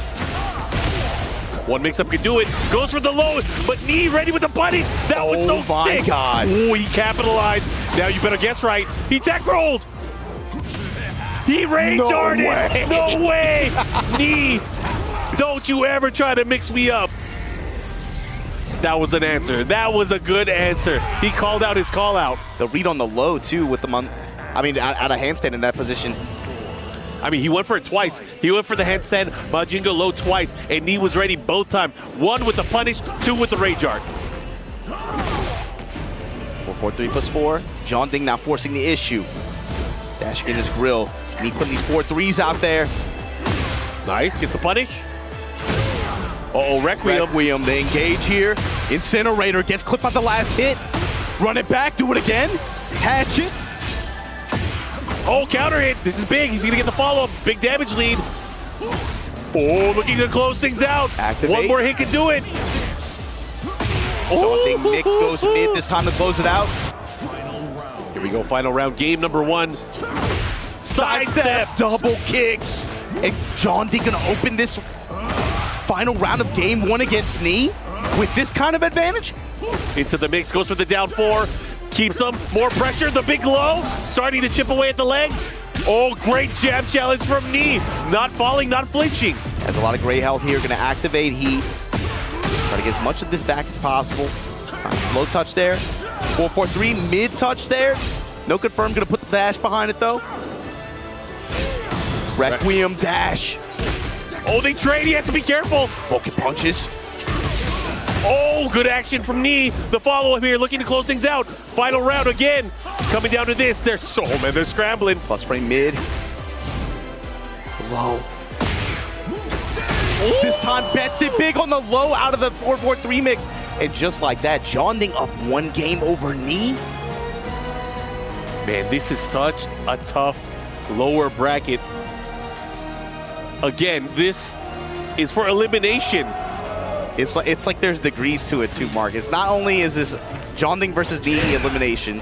Winner has to fight Rangchu. The winner of that got to fight Kudans in a first to 5. Oh man, think about it in layers, man. It is a gauntlet kind of day. And it's cool for us to think about it that way too, right? But as players, you got to just, like, they're not even thinking about that right now. You got to fight about who's in front of you. And right now, Jonding, 1 game up on Knee. Trying to get this mix, sidestep 4. Runs into the Requiem, unfortunately. The Incinerator. Trying to catch him there. Did not pull the trigger there, didn't want to get ducked. And Knee, he's passive, of course, but he's getting clipped by a lot of stuff that Jonding's doing. Got this sidewalk into the smash in the back, though. Gonna have the counter corner set up with the wall standing 4-4, and Jonding able to fight off the wall. That was a crazy block, but this time getting hit by a big counter. He does have range as well. He has a wall. Let's see what he does with it. No, he's just shy of it. The Incinerator this time, Jonding just holds back. Oh, the challenge with the 1, 2, 3, and Jonding moving on. Fight. Yo, Knee is on the back foot here. Down back 2, nothing after. Side. He's getting clipped by just a lot of Jonding's mids are just finding their mark. 4-4-3 goes for the low swipe, out of range. Yeah, timing is working. Everything is working out so far. Yeah, Jonding sets a timing. He's got a read on Knee's timing for sure. A lot of counter hits here. Oh, this is not looking good for Knee. Low touch. Went for the crush, the power. Oh, the activation. Step. No, goes low. Into the smash. Yo, Mark. Jonding is on set point to potentially remove Knee as an element in this competition. Knee, do you have what it takes here? Do you got what it takes? Can he do it? Oh, counter hit. Splash damage here. Oh, he tried to walk it. This time getting a punish. Sidestep low. He's gonna have to watch out. He's getting dangerously close to him, especially up in within jab range. That sidestep 3+4 might come out of nowhere. Wheel kick with the wall. Activate. There's a stock. There's your tornado off the down 4-1. Mix up for game. What are you gonna do? Big block, big punish. He's gonna go the other way. Here comes Knee. Heat the work with here. Activate. Gonna try to push. Short of the wall. Step in low. Watch out for the rage art. Both players in rage. Incinerator. Oh, that's on in the punish, and Knee staying alive. There is a pulse, Mark. There is a pulse. I feel it. Oh, he hit him counter hit. Got the clean splat. The mids. Ooh. With the insurance. The throw in the power crush behind it. Break the wall down. Gets the follow-up here. Things are looking good for Jonding. Can he do it? Can he pull it off? Big low. Oh, bad punish. Oh, again. One more time. Up for it. Oh, he goes for the mock. Trying to make this push with the heat activation. Needs to maintain this pressure. Oh, the checks. He's in trouble. But he's going in still. Offensively, he's still going in. Incinerator once again. Tornado at the wall. Leave him smoking. Side mid kick. Oh, he had it there. That could have been a natural combo. And Jonding with the relaxed one, able to take it over Knee out of the tournament. And that changes things because now Jonding has to go up against Rangchu. Knee, before the tournament turns to long set, where I think he would get a really strong passive buff out of this competition here at EWC 2025 Tekken 8. Jonding, that fist in the air. He has had a hell of a week playing this game. Oh, man. And again, just going back and forth. It feels like Knee never really got into a position where he could sit comfortable and just kind of play his game. He was always on the back foot, always having to react to dealing with the life lead from the other side. And Jonding, you got to give it up to him. He was in control. Control is the name of the game. Yeah, we've seen him play sets like this too, right? But usually it's like, it feels more effective in finals and in grand finals where you have the like at least one set behind you to kind of adjust like that. You know, Evo Japan stands out in my mind where you just had that hard adjust in game 3, right? But in this kind of format, especially against a character like Eddie, and Jonding specifically, it felt like he had his timing, especially game 1, early half of game 2. How many counter hits did we see, especially in mid-range? when Knee would try to approach, he wasn't super press happy, but John Ding, it felt like he had a lot of just defiant jab strings, a lot of just defiant mids, especially from like range 2.5, range 3, and they were all finding their mark. And then the mix, I mean, sometimes he got tagged for it, but then other times he didn't really, to be honest with you. Knee let some punishes go here and there. Yeah, and again, at the end of the day, it was all about the timing and the way that he placed his post. He landed way more often than not. Sure, the lows didn't work every single time, but hey, the mids, for the most part, they were able to land. Now, Jun Ding able to crush the hopes and dreams for DRX. Knee, Lo-Hi is still in there, though. However, it comes down to now a pivotal and deciding game between Jun Ding and Rangchu to find out who moves on into long sets and the top 8. That's also another point, too. John Ding representing Team Vitality. They're watching this set with extreme enthusiasm. Yeah. Especially if he can be able to get... If he is able to win this set, he's going to guarantee them some points by making it into the top 8 finale of this event. And so for them, they're sitting, I think, in the top 5 in terms of team point leaderboard standings right now. If that's a difference of millions of dollars for the organization like that, got to be a good feeling to see him be able to make it, not only make it this far and have the event that he's had, but being able to step up against Papa Bear like this and play for these stakes. All right, Rangchu opting for the first player side. They're already fighting. They're already going at it. But I want to see here. We know that he is a Bear player. We know that he likes to be able to control the matchup, and he has for the most part against most people that he's played against. But Rangchu, can you do it? Can you do it against Jun Ding? Last time these guys played, Jun Ding was able to come out on top. But again, it's always going to be a different story once you have players of this caliber to be able to do their homework, to make those adjustments, and to come back even stronger. I don't know, man. Who do you like? This was tough. It's Rangchu was one of my picks.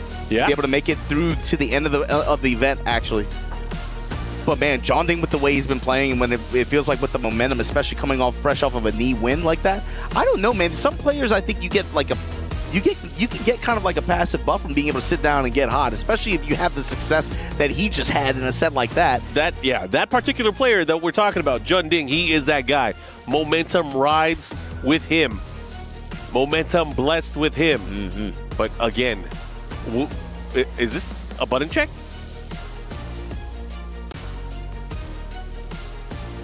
I would imagine it's a button check. I would imagine. Because if not, I would imagine that I'm about to go crazy. But we'll find out either way, because that is a character we have not seen the entire weekend. But again, we're not going to see any other Bear player either. True. Either Bear, to be honest. Yeah, this is definitely a check, but that would be something, though. Right now, you can see the focus, the determination for both of these players, fighting with so much on the line. The EWC, huge prize pool, but not only that, the pride of not only their training, for everything that they've been practicing for the entire year. Yeah, this is a big one too, just because of the implications on the next set as well.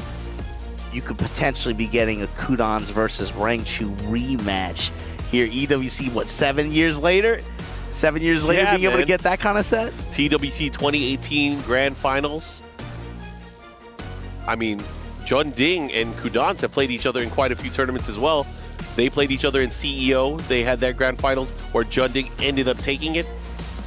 So these guys, again, all of them, no strangers to each other.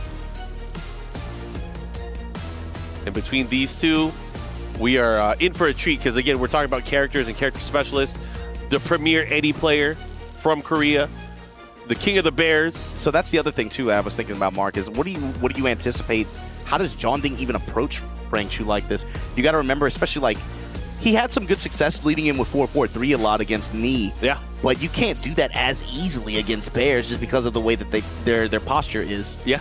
Their natural defense, their hind legs kind of prevents the level of commitment when you're kind of just throwing out the loads. It's not the same versus most of the cast. However, it could lead to a lot of benefits because, you know, they are bigger targets, they are bigger characters. It buffs things like up forward 4 from the tip, standing 4, 3, 3, down forward 2. There's a lot of options there. But again, in that range, or in the jab range, especially from the Bears, that's where it's dangerous because rank 2, as we saw, he's no stranger to using things like the G-Clef cannon. G-Clef. He can use the back forward 2. Even just the how 4-2-1. effective he is with just like 2-1. And just being able to just harass with that and really, really frustrate players from being, you know, even contested within that jab range, especially compact ranges like that.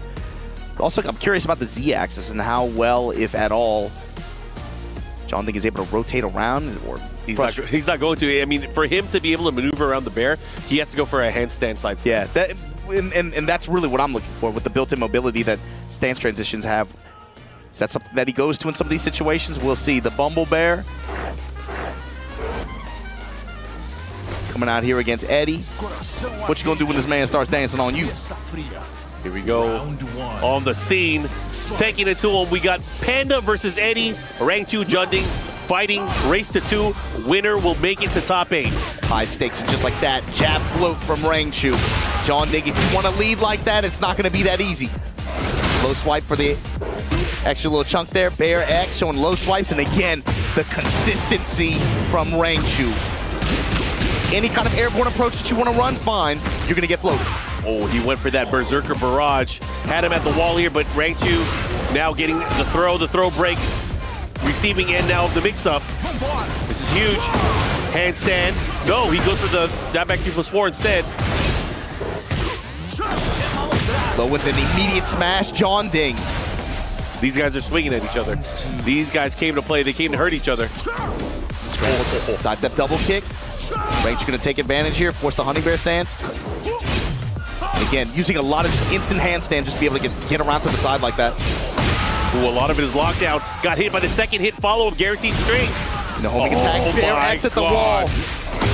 Yep, he's dead. And tooth that thing of Rangchu right back at you. Round 3. Fight. Nice block there. No punish, though. Here we go. Look at the approach here. The jab challenge from Rangchu. It's not going to do too much damage, but because of that, he's going to go pushing towards the wall, and he's getting the big combo here. Last hit, of course, unscaled, so it ended up making up for it. More about the real estate and the positioning than the damage there. Leap into the Honey Bear stance, still able to guard. It's crazy, too, because neither one of these characters can step each other. Yo. It's all about fighting. Bear wake up to float into a sidewall sequence. Oh, whoa! How did that whiff? He went for the rage art here. Did not cancel out in time. He was going for emotion, it looks like.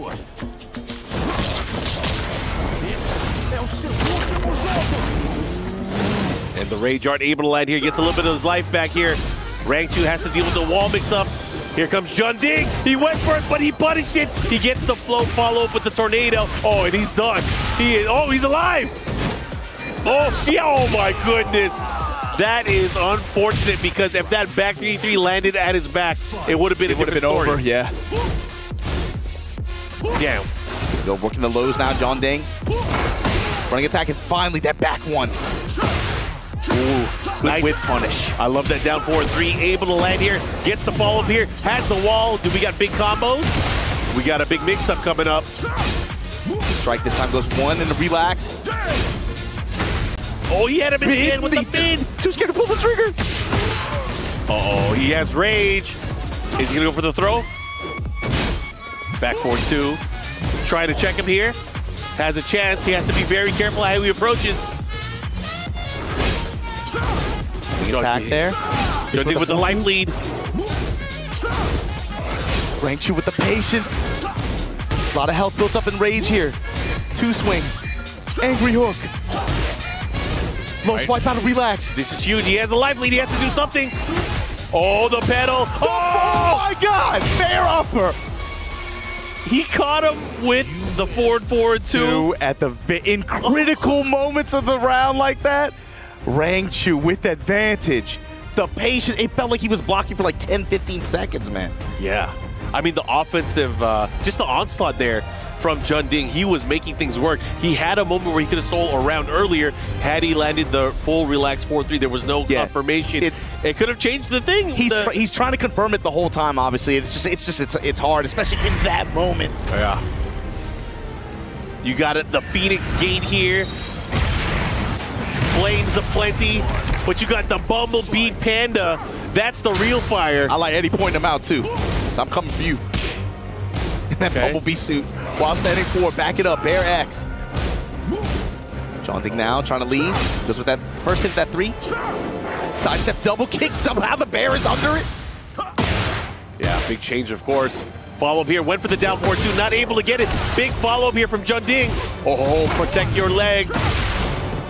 Activation to break the momentum here, but 4-3 if we're out of relax. Sidestep to evade the first. And he's gonna get the follow-up here. He is done. Got the instant handstand. Oh, he blocked it in time. Oh my God. Wait a minute. It's not over yet. Immediate Rage Art here. Yep. Smart Rage Art. He does still have heat, so he'll be able to play around with that, but he's gonna heal some life here. He's also gonna eliminate all of the gray health from Junding. Oh, and Junding looking to run out that heat, but the heat smash comes out. Nice check. Follow up here goes for the low. On the trade, but Junding having the life lead. Round 2. Fight. Low's adding up at the very end there. And Junding picking up where he left off. Sidestep double kicks after the low. Counter hit. Takes the wall. Rangchu trying to swim on him while standing 4-4. Goes with the mid, no confirm. Oh, and again, he had the wall, he had the positioning, he had everything. But this is huge still. Junding looking to close things out. One more hit can do it. This time with the dash, force the 50-50, goes mid. And the low, a perfect for Junding. That offensive pressure, when he had him cornered, was just too much. Junding looking to tie things up here. He is 1 round away. On this stage, Junding has gotten the wall, and it's really helped his offense and been able to, again, being able to secure these rounds with speed. Back one there to crush it. That's the answer too. We haven't seen him using the back one in pressure situations. Junding has been getting a little bit too comfortable, but this time still going for the handstand 1. Running Bear 2. You haven't seen Rangchu go into Hunting Bear stance as much in the set. Punish. Oh, counter hit. Counter hits, counter hits, counter hits again, Mark. It's all starting to land. The second hit, looking to close things out here. He's on a sliver. Can he do it? Can he close it out? 4-4 pump and pedal kick. Activate from Junding. Goes with the smash. Mix. Goes mid. Rangchu gets clipped by the low. And just like that, we got a set, Mark. Junding, a really strong answer. Even in the last round with no walls to aid him, just got Rangchu's time. He got a lot, just counter hit after counter hit. I wonder what it was that made Rangchu just kind of hold things defensively, not try to take his turn back, because he gave a lot of opportunity, a lot of just a lot of liberty to Eddie to just run his mix-ups. And, you know, he didn't guess right a lot of the time, so he has to be very careful how he approaches here, because this is now the final game. Yeah, getting back to this early pattern that you saw from Rangchu, but just like that, relax, goes with the mid option, he confirms it. We're in heat, trade with the back one here. Rangchu now gonna run in. Gets that charge honeycomb spike. Goes for the smash, the follow-up here. Great counter. There we go. Talking about the first option to go through the mid. Rather than just holding in. Hunting Bear stance, showing it a little bit. Junding willing to just back off. Handstand 4, then dip.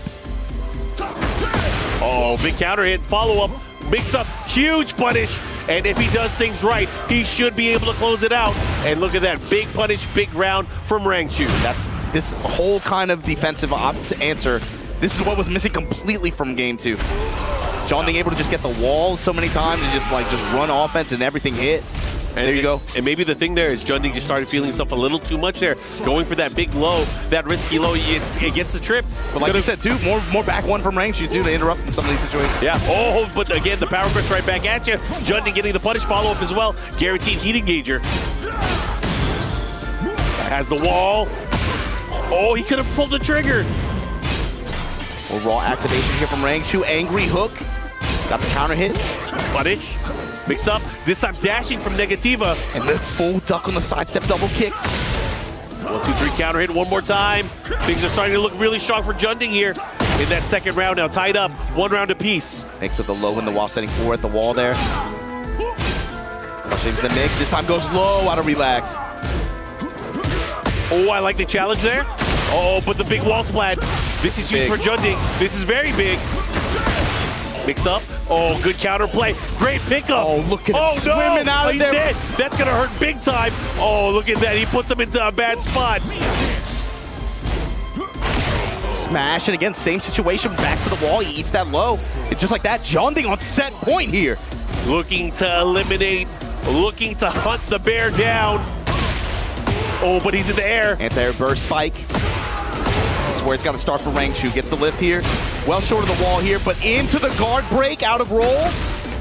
Into the follow-up. He optimizes and maximizes. Here we go, big chance. Into the smash, what's the mix? Big HP advantage right now for Rangchu. Junding, a lot of great health to get back here from this heat activation. Goes with a mid option. Dash behind it. Mid mix. Honey Bear stands, we haven't seen it that much this whole set. It's not been terribly effective for Rangchu. I can't believe he hit it. Able to get the plate. Able to get the wall. This has been the win con for Junding. Junding a few hits away. Can he punch his ticket to top 8? Look, Rage, power crush through it. There's no time. He has to do something. Oh, and Junding with the down 4, able to crush, able to hit, and taking his team, taking Eddie Gordo to our top 8. Mark, in spite of the loss, he falls into this loser bracket, and it's like he never stopped, bruh. He's been riding with this wave of momentum. You can see the emotional release on his face, man. Able to punch his ticket into this finals bracket in a violent set against Rangchu. And it started with just Junding just getting a sense for his timing the way he did. Man. I got to give it up, though, for Rangchu. A world-class player, we know this. He is our defending Tekken World Tour champion, falling short out of the top 8, but it doesn't matter. He really showcased again that he is still one of the best players in the world. Unfortunately for him, now out of the tournament. Junding moving on, where he secures a spot in our top 8, where he will be facing off against Kudans. Mark in long set format, too. Long set style. So with that, Junding, he is not, oh man, he is still very much in this thing. You thought it was just a one-day thing. This guy, for as hot cold as he can be, some weekends he just shows up and he just has a wave of momentum behind him, and he just has a huge impact on the brackets that he's in. He already has had that in this event. It might not be over yet, though, Mark, in this back turn sequence. Man, the while standing 4 sequence guaranteed it with on Panda's back like that. Able to just, and this was something too. Junding in the walled stages, when he was able to find any kind of wall control, Rangchu just could not get away with dealing with the mix. Eating a lot of lows, even the mids, sometimes he would let some punishes go. It's not uncommon for him, but Junding able to impose his will, get this win, and move on into the final phase of this Tekken 8 event here at EWC 2025. Oh, it's time to crush the key. Time to punch his ticket again to the top 8.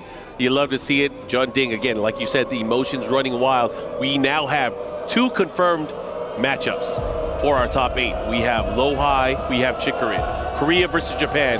And on that other side, we have Kudans going up against this man, Junding.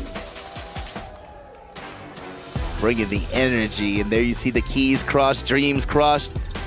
But like you said, we can lock in 2 of our matchups in here.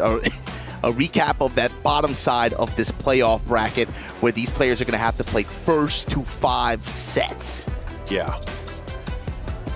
And so with that said, we got to see who finds who. We got to see who's going to end up having to play against Cherry Berry Mango and Pino on top side. Don't go anywhere, guys. We'll be right back with more Tekken 8 here at EWC 2025. Catch you later.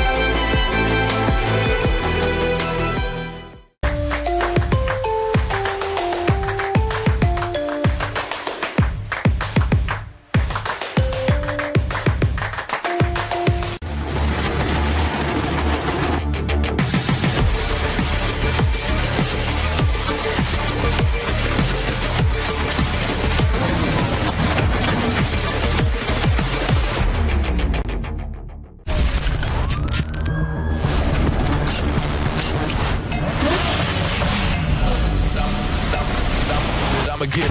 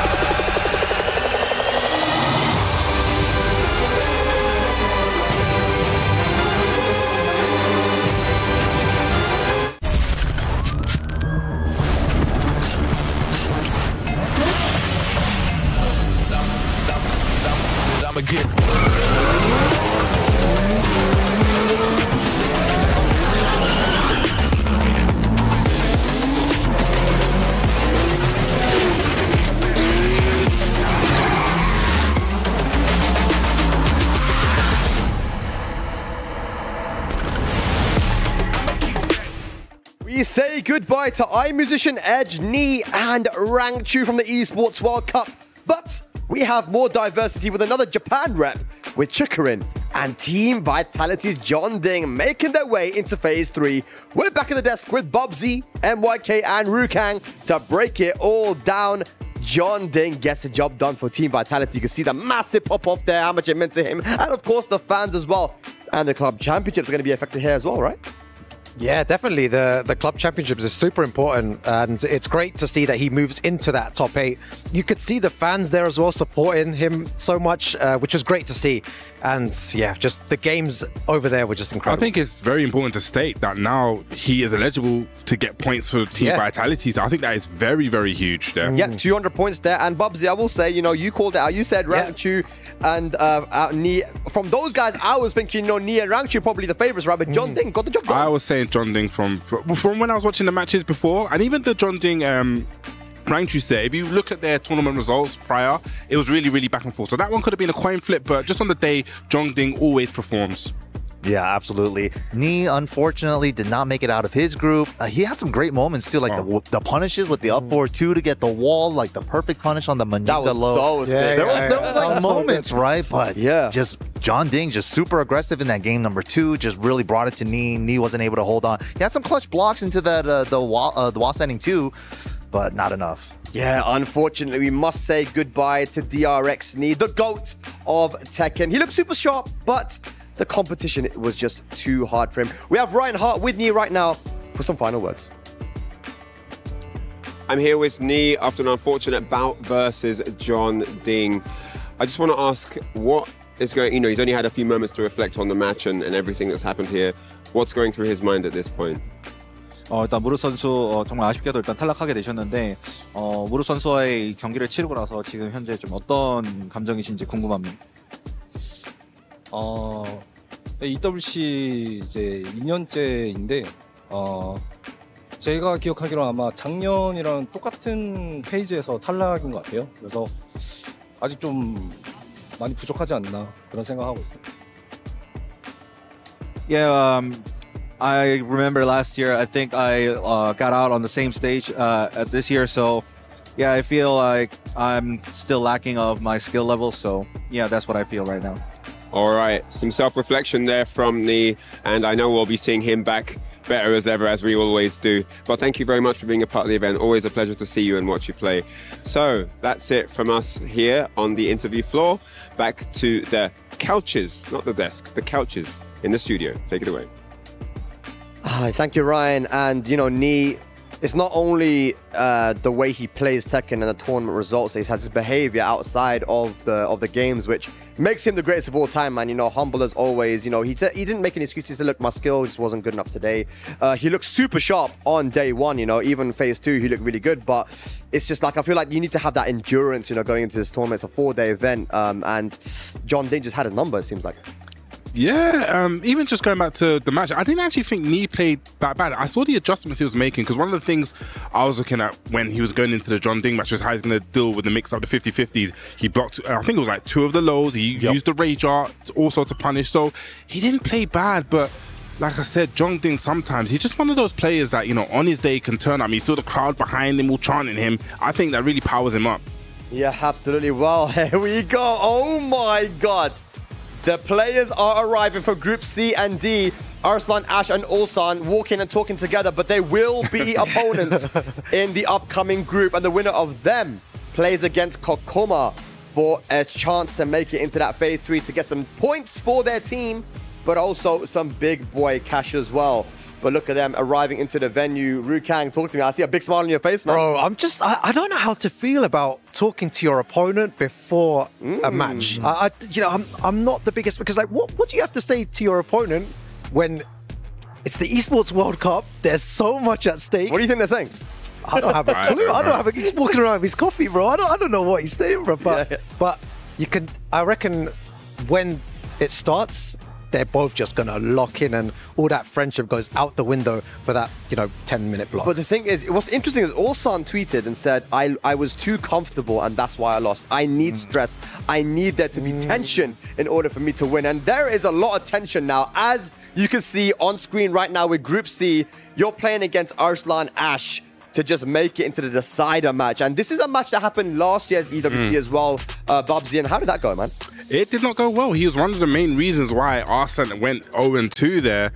I believe it was the first round match as well, isn't it? Phase 1 first round match. They're meeting a little bit late, and now Ulsan didn't have the best day yesterday, but has the night to prepare. And we've been saying it all throughout the tournament. It looks like the Koreans are coming really, really prepared. So I'm excited to see what Ulsan's going to bring to the table. But it's definitely going to be a hard match for both. All right, well, let's have a look at Group D as well. Artif looking very nonchalant. Both guys have their hands in their pockets as well as they're walking. But Club Championship-wise, this is a very important matchup as well. You got Mangja from Virtus Pro, and of course you got Artif. But there is more gold, the Lone Warrior, DNF, walking, arriving to the venue, and he beat Artif yesterday. And it was in very surprising fashion. He did the twin pistons once again on keep out, but this time it worked. But this is going to be tough, man. Are we going to see Artif be able to get back into that Phase 3, or will Mogul and Mangja prove to be too difficult? Yeah, Mogul was playing on fire yesterday, but like you said, you got to perform on the day. It's not just, you can't have one hot day. You need consistent hot days, and he's going to need to bring it, because Atif, I'm sure, is going to try to take the whole thing. Yeah, Atif very, very strong as a player. We all know he is probably the best player in the world, and he's going to have the whole of Team Falcons supporting him. I was there in the arena before, and it was electric. So to see that, it's going to be good. You mentioned as well that they were loud. Oh my and I'm God. wondering, Bubsy, is that going to be like something that puts too much pressure on Atif's shoulders? I was about to say pressure, because, he needs to get the points for Falcons. He needs to get through. So there's that pressure. There's the pressure that these guys are in the crowd watching you.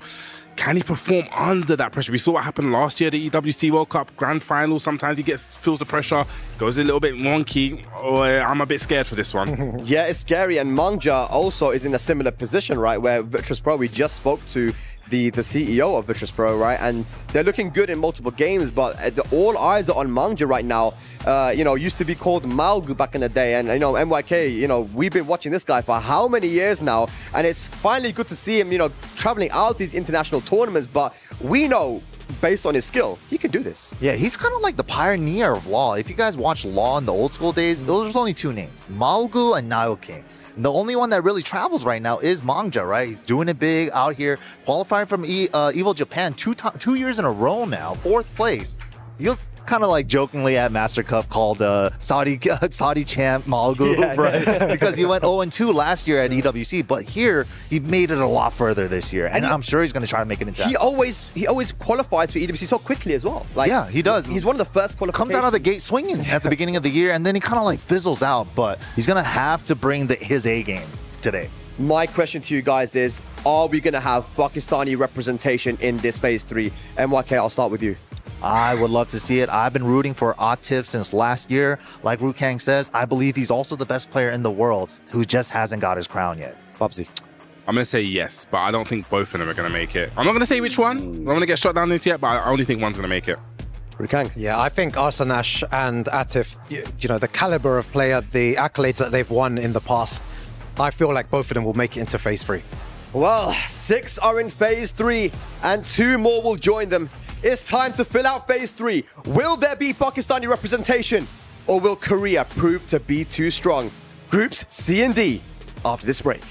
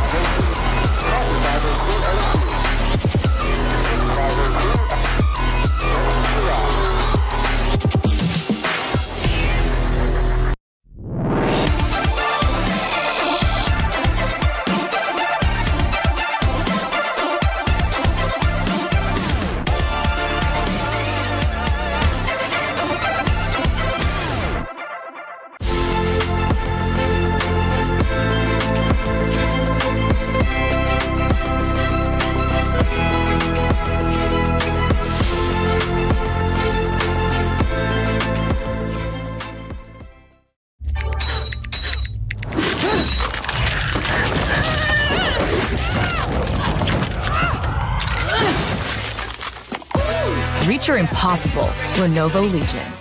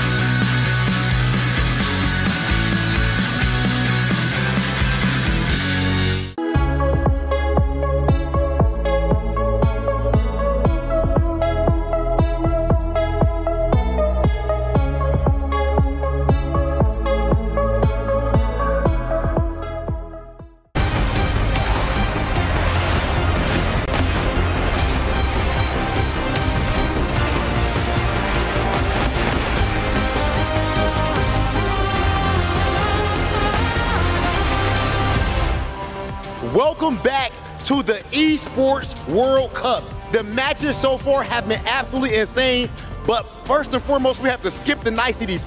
Do you see who is sitting behind us right now, Milosh? It's incredible. We're going to call them out and bring them out to actually start off the game in just a bit, but my God, this is elimination. Yes. This is not even the full shot of what's going on in Group B. Remember, there's still one group right after that in group from C to D. But look, John Ding, Chikarin, they move on to the quarterfinal. John Ding looking incredible, and honestly, bro, it reminds me of Ulsan's run last year at EWC 24, and it's incredible. I tell you what, Milosh, for you saying that, making that comparison, that's making a bold claim, and I got to agree with you. John Ding, at this point, he's beaten me, who people consider arguably the GOAT as far as, like, you know, as far as longevity is concerned, amazing accomplishments. He's beat Arslan Ash earlier in the tournament. Of course, at this point, my man's run has been absolutely insane, and now he's officially in top 8. That said, this next match right here, as I said at the beginning of the broadcast, this is what we have all been looking forward to. I can't believe it, but either Arslan Ash or Ulsan is gonna go home. And the winner of this game has to play Kokoma, the newcomer from the LCQs that barely made it here.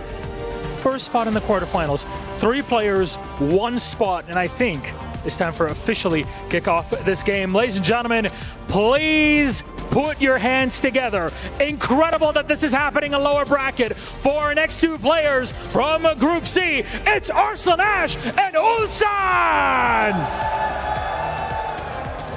What an incredible matchup we're about to witness. The EVO 25 champ, Arslan Ash, going up against the EWC 2024 champion in Ulsan. Both are ready and set, Rob, and I cannot wait for this. Ladies and gentlemen, it is about that time. As you said, Milosh, EVO 6-time champion, and of course the reigning champion, going head-to-head with the EWC reigning champ, Ulsan. Only one of them is gonna survive. Who is it gonna be? It is time to find out. Let's send things over to our commentators. Here we go. Rip and Tasty Steve bringing you the action to close out phase 2.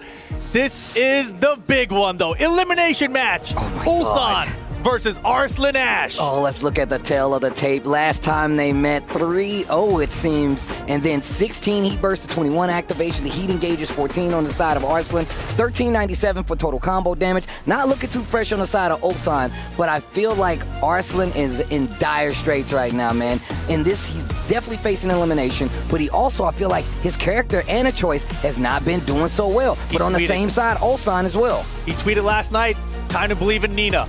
That is the big question. It seems like everyone that came to this competition studied and prepared for the Ana, and the Ana has not had success for Arslan and Atif. They're both now facing elimination. Is it time for Arslan to go back to the Nina Williams, or will he stick it out with that Ana? I don't know, man. It's looking like the Ana might be it. Unless this is a button check, we might be getting into it. I think they already did the button check, Steve. Well. The Ana's coming back out to play. It's about to get real. Arslan Ash versus Ulsan. Game number 1. Elimination set. First to 2. Oh my God, the gambling's real. This is the 1-2-1, no counter on it. Okay, and look at this offense on both sides already engaging. With a block on the low and the interrupt. Now that's really strong, especially right out the gate, to be prepared to deal with these lows. One of the conversations we were having is the fact that we know that Ulsan is definitely prepared to deal with the Ana, because all of Korea has definitely been trying to practice to get ready for the Ana, to deal with both Ulsan and Atif. Full shot down push, he's so fast with it. This is not going to be enough damage to close out the round, though, but Arslan's going to have a big lead. Oh, the fake out goes for the low. Why did she get a combo off of that? That's crazy. He did it so fast. That's what I mean. First round, Arslan Ash with that Ana. And that turnaround was crazy because it was looking so good for Ulsan in the beginning of Counter. Boom. Lovely Tom indeed. Boom. Bam. What are you doing? Down 2. Third hit. Okay, let's it rock. Engage. Running 2. And finishing the strings once again. That's been a major thing that both Atif and Arslan has been doing with this character, and has been clipping people quite a bit. 1-2-1. What a block. Important. Yo, Arslan is looking crazy right now. 1-2, and he gets the wall splat. 2 rounds up with the Ana. Elimination is on the line, and Arslan is looking serious. With the gameplay at least. Big launch. That was after the duck, right? Got the wild stand in 2 there. So he was anticipating a high start there from Ulsan. Ulsan, a returning champion. Everything for Arslan is working out. Everything for Arslan is working out. And Ulsan looks like a deer in headlights right now. Yeah, he is shook right now.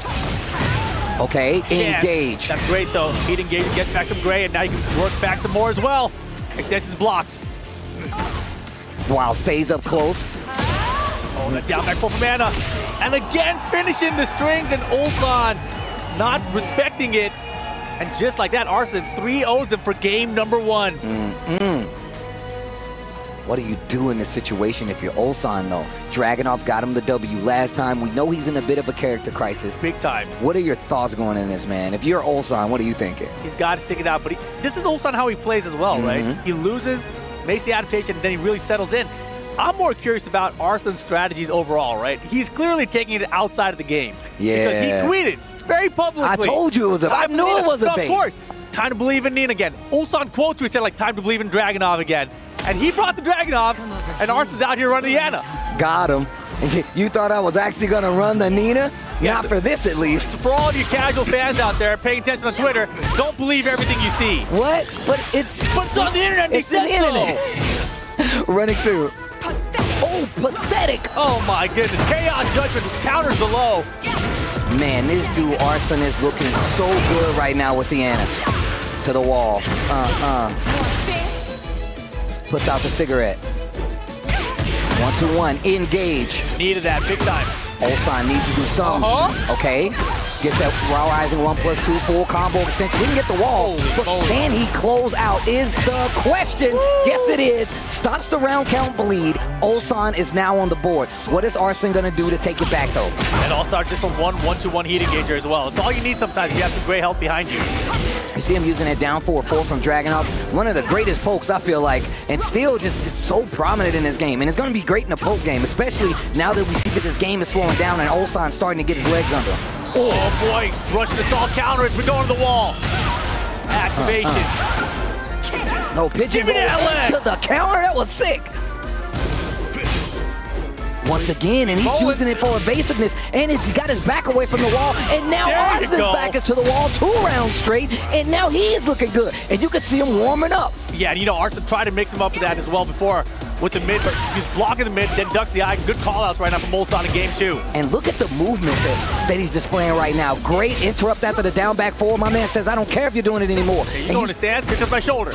While rising 1, while rising 1+2. A full heat extension. He's not going to get the kill, and he's out of resources, so Arslan's got a chance.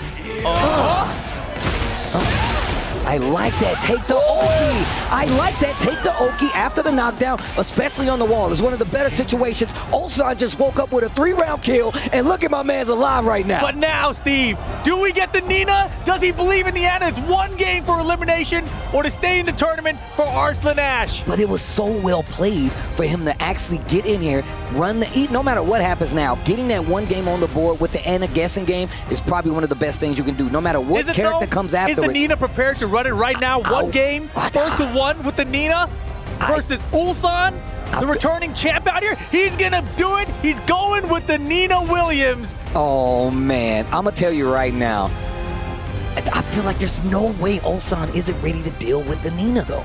There's no way. Look, the Nina is the Evo champ, not the Ana. Oh, that's facts. Oh, that's bars. Let's that's bars. Okay, Rip. Pack Pixel's gonna be the stage. Final game for elimination from Esports World Cup 2025. I love this song. Round 1. All right, here we go. Multiple floors, multiple explosions, and 1 big explosion. Elimination. You think that Nina's ready for that jumping punch, Steve? Oh no. Oh no. Arslan playing a little more defensive. Starts with a down 4-1 to get the game started. Back 1+2 from Dragunov. Using some of these slower, big-hitting moves to try to interrupt something big coming from one another. And you can see it's kind of a stalemate here. What a block. What a punish. Here comes Ulsan to the wall. Trooper roll. I like that he's taking the Oki, forcing the guess on wake up. Not dead yet. Running 2. Second hit of the back 2-1. Ulsan always bouncing in the scene like last year. I was just about to say, that's what we saw last year. The bar fight. Hands off. Power. Oh, okay, wait a minute. Here comes Arslan. Oh, it's going to get good, Steve. Like you said before, man, the Ana isn't the Evo champ. The Nina's the Evo champ. Oh, man, we need that sound effect when somebody gets eliminated. Oh my gosh, the trade to the wall, yes! Oh, he's gonna still get some after this. Get back up on here, though. I'm not done. Take that Oki. Roll. Arslan using the heat dash now, pressure Ulsan into the corner. Trenching straight, Ulsan ready this time. Flow conversion. The down 4-1. The pigeon roll. To keep it off the wall. To the wall. Oh my gosh. Ignition switch. The jab. in control right now. Down jab, trying to steal it back to pigeon roll. He ducks up under it, the Wild Rising 1. Down forward 1 again. 1 round away from eliminating Arslan Ash from EWC 25. What are you gonna do? The Evo champion is in peril. Engage. Oh, he's using the heat early in the round. This might come back to haunt him. Once he can get something started with it, sliding off the tech roll. That's unfortunate. Bro, the trickery coming from Ulsan right now is crazy. Yo, Arslan, you gotta wake up right now. Arslan, you gotta wake up, bro. You gotta wake up, bro. Oh, the block! Engage. Pressure at the wall. Throw break to switch position off the break. Nice 1+2 break. Spins the heat. No resources except for rage on either side. Hands off the merchandise. Ulsan got a small life lead. Wild edge, no go. I said no. The jabs. Small Tekken. Sidestep. Down forward 2. Big launch. 20 seconds left on the clock. Arslan Ash, if you're going to do something, now's the time. He's got a race to do it. Moving, going downstairs, extending even more time off the clock. It'd be even harder for Arslan to make this comeback. Pigeon roll for the tackle. Burn the clock. Arslan, you got 7 seconds to make a comeback. Down back 3. He's going to go in. He's not going to get nothing. Ulsan going to eliminate Arslan Ash from EWC. And that is going to tell quite the picture for the rest of EWC. Even the crowd can't believe it. Evo 2025 champion is eliminated from EWC, no longer in the running, and last year's champion looking like he's going to take that seat again and be a champion. Except that he's not even out of phase 2 yet, Steve. He's got one more match to even get there. Let's go back and look at some of these highlights. What a way to start things off here. Look, first and foremost, we got to talk about how clean Arslan was looking in his first game. He was looking unstoppable. And we're thinking Ulsan has no idea what's happening. This is all data. He's keeping the receipts. And once we got to that second game, he looked completely different. Super confident. Oh, yeah, he was like, oh, it's the Anna. Okay, you lied on Twitter. You said it was going to be the Nina, and you believed in her, wow, etc., etc. Let me adjust to this Anna.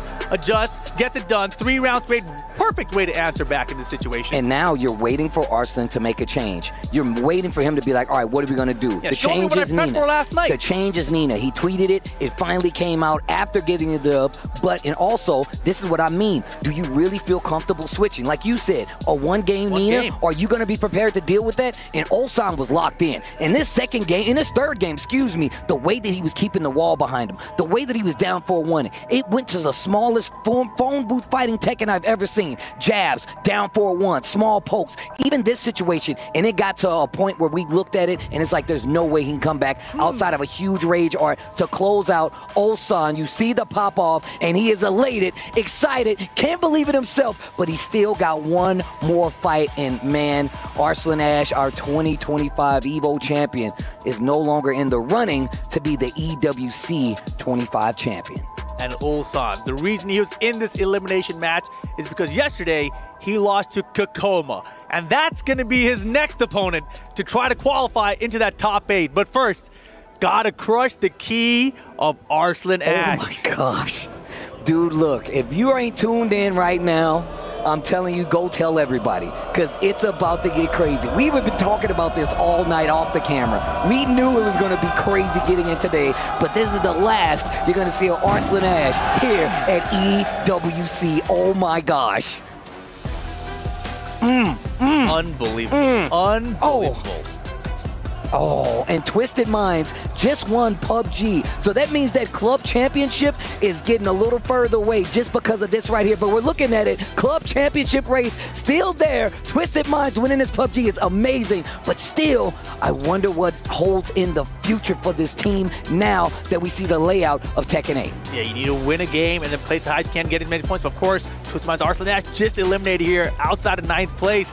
So not the best position, but still getting that big dub for them going to be crucial. Shout outs to Twisted Minds getting that big victory over there on the side of PUBG. But now we're going to Kokoma. This guy, and this is one of the players we were talking about yesterday. He said he needed to go back to the old me, in the tuxedo, leaving it smoking. Now we see Kokoma back, ready. He already has fought and beaten Ulsan this weekend. We've already seen it. Can he do it again? Is Ulsan prepared to go up against the Kokoma who's looking like the old Kokoma, early T7 Kokoma?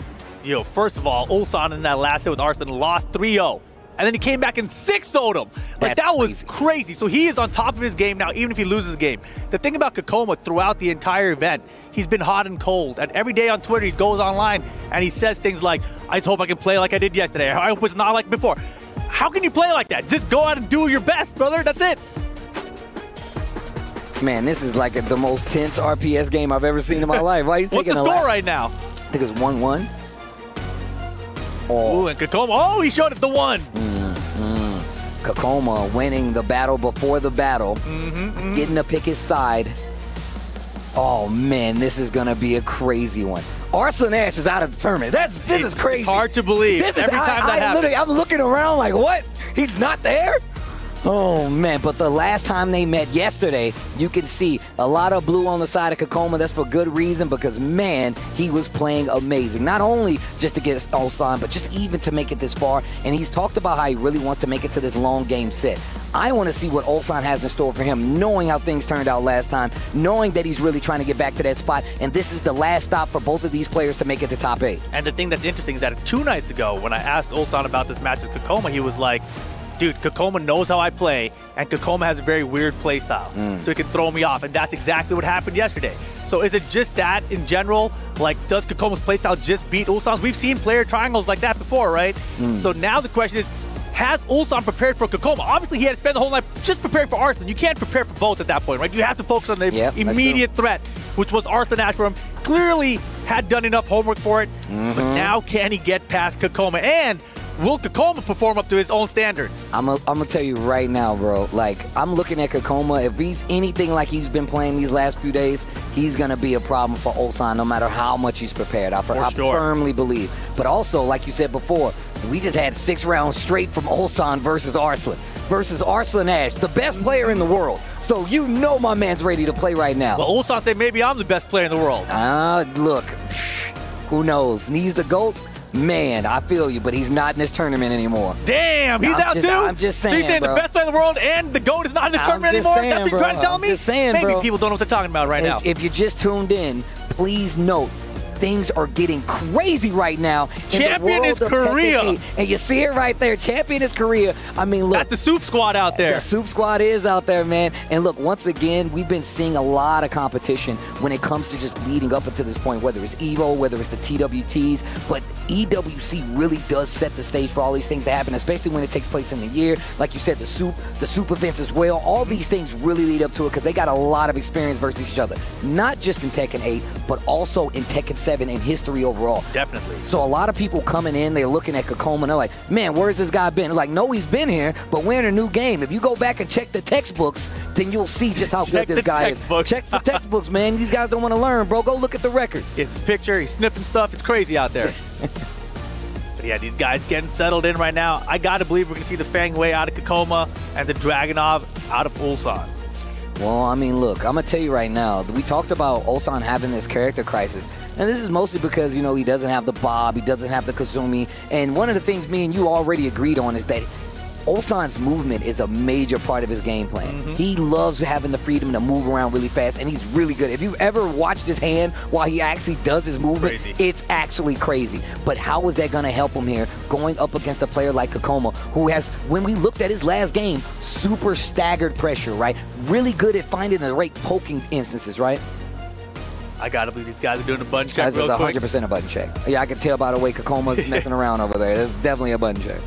Oh, man, yeah. But I'm thinking about that last match they had, right? Kekkoma just really had good control with Fang. His post raw landing, he was calling out the jab. And I think when you play that phone boot style Tekken you described, I think Kekoma's really good at that style of Tekken.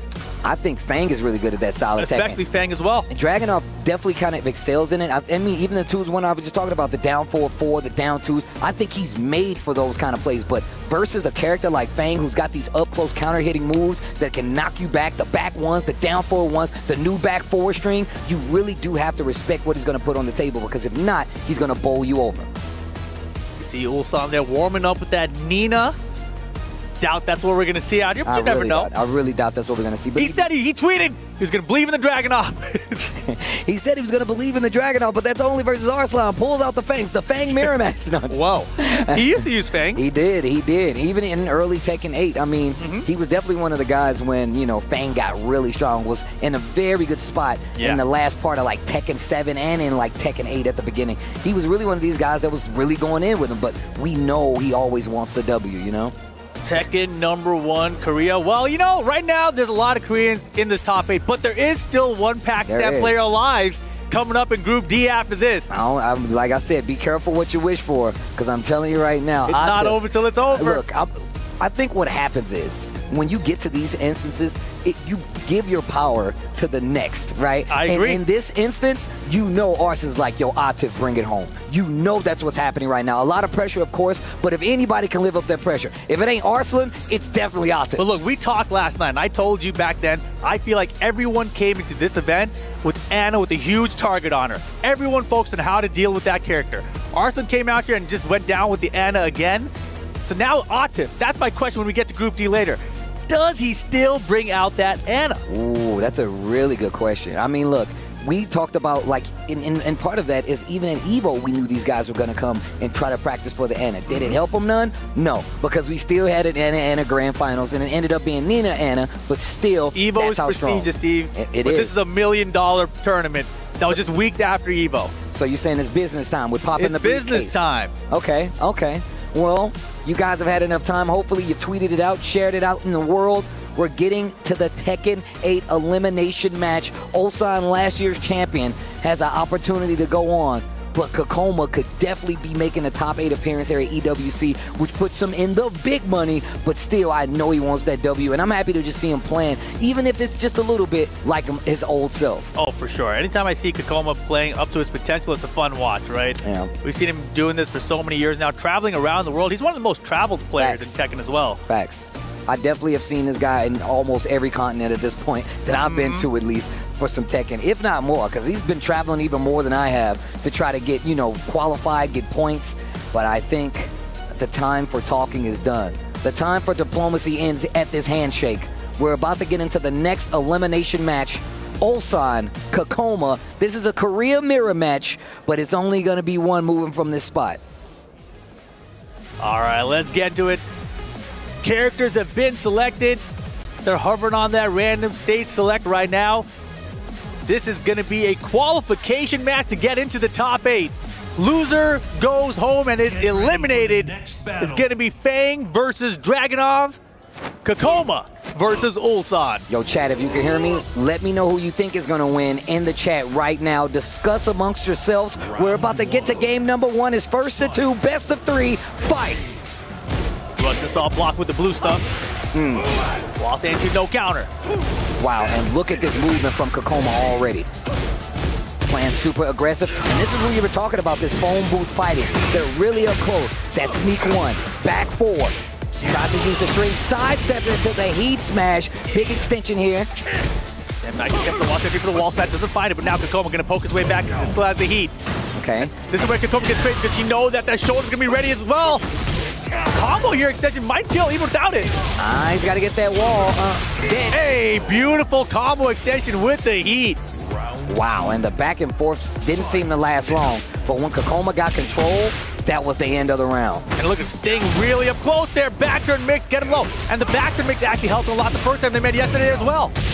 Especially when they're playing this close, right? Down 4-1's probably going to be one of the tools that Ulsan's going to want to go to more times than not. He's got pretty slow lows comparatively. And that's why I feel like Fang is going to do really good in this matchup, because when you're this close, when you're fighting like this, you have way too many tools. Shifting Cloud, gets the big counter hit on the wall, 2 rounds straight for Kakoma. This is crazy right now. Ulsan's face after the last round, he did not like that. Hop kick, called him out coming in. The minute he tried to overextend, Kakoma tucking him in bed with the hop kick. Hey, doesn't get a balcony, just perfectly in the corner though. But we saw this last time. We saw this last time versus Arslan Edge. He lost 3 rounds straight and ran it back 6. It doesn't matter how far behind is, you can't count Ulsan out. That's what we've learned. And Russian Assault after Russian Assault finally gets the counter hit. Talk about assault. My man Ulsan. Big damage to the wall and the broken balcony. This guy's breaking the furniture. He's got heat behind as well. What are we going to do with it though? I like that. The smash. More pressure. Ooh, and the hatchet. All right, all right. Okay, okay. Happened a little quicker than the last set. Wow. Axie sneaks up under it. Yeah, Kokoma's slowing down right now. And one of the things we pointed out, the speed that he plays at has definitely helped him out over these last few days of playing. Yeah, way more defensive right now compared to the first 2 rounds. So on 3, sneaking in Got him low. ducking! Once again, this is what we've been talking about. Kokoma does a great job of just staggering his offense, and now he's starting to mix in some of these clean launchers, and it's working out. And he's using that full crouch down forward to mix up the back position, counter the down back 3, but it trays, and now here comes the heat engager. Oh, okay. Finishes the string, counter hit again. One more exchange and the round could be over unless Ulsan makes something big happen right now. You know he's looking for the low, and there it is, Kokoma taking game number 1. And you see the big exhale. Look at the face. Kokoma's face. You better hope he ain't got a sin up there, bro.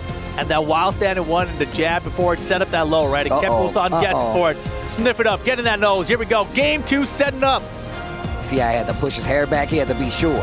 Kokoma 1 game away from getting to that top 8 for those long sets. Ulsan trying to stay alive. Down 2. Look at the offense now. Here's the speed up for Ulsan. He's got to keep it up. Good step afterwards, too. The exchange delays the string a bit. He had the counter hit. If he had let it rock, he would have got all of it. Yeah, Kokoma, he loves this up-close fighting. If everyone fought him like this, he'd do way better. 100%. But also remember, he had other characters in his bank, right? But also he had him for all these different situations. But I feel like what we're witnessing is how Kokoma plays best. This up close, forcing the situation, making you make mistakes. Yeah, and that QCF1, he just doubled up on it. That was something he did not do when they played last time, right? It's a much safer low now. Also cannot be low parried. Not a lot of punch like the down by 3, but counter it. Look out. Breaks with the that glass. heat smash, too.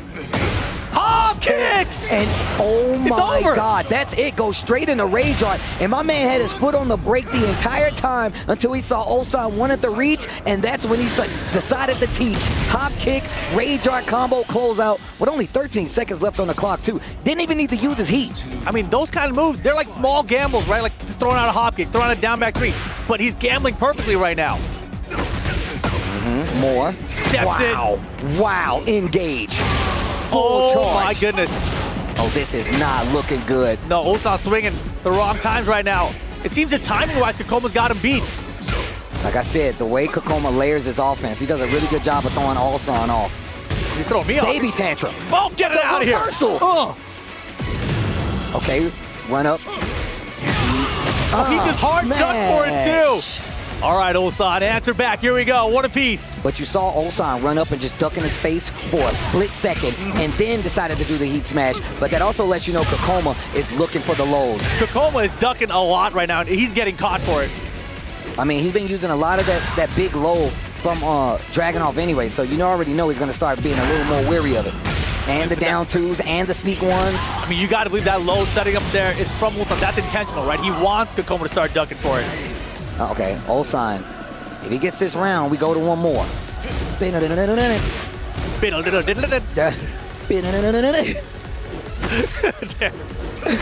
Oh, wow. We were talking about how that back turn stance was really good. Back forward this time. Bro, this song gets me so hyped. So good. Pressure on right now. Ulsan finds the down forward 1 counter it. Wow, Ignition was way off axis. Still connects. I like how he dashed up to make sure, though. That was really good. Back 4 string. No back turn stance. Kokoma doing a really good job of shifting through his options. Got to watch out for the heat smasher. As heat timer expires here. Nicely done. Oof, again. I said again. Yeah, but watch out with this wall behind you. Good option there with the homing attack. Pigeon roll. Oh, is he out of there? He's out of there. He's out of there. Oh. Is it enough? He tried to sidestep to get the wall explosion, but he does have it behind him. Counter down 3. Oh, no. And he's got heat behind it, too. Oh, Pixel! Shoulder! It's a mix!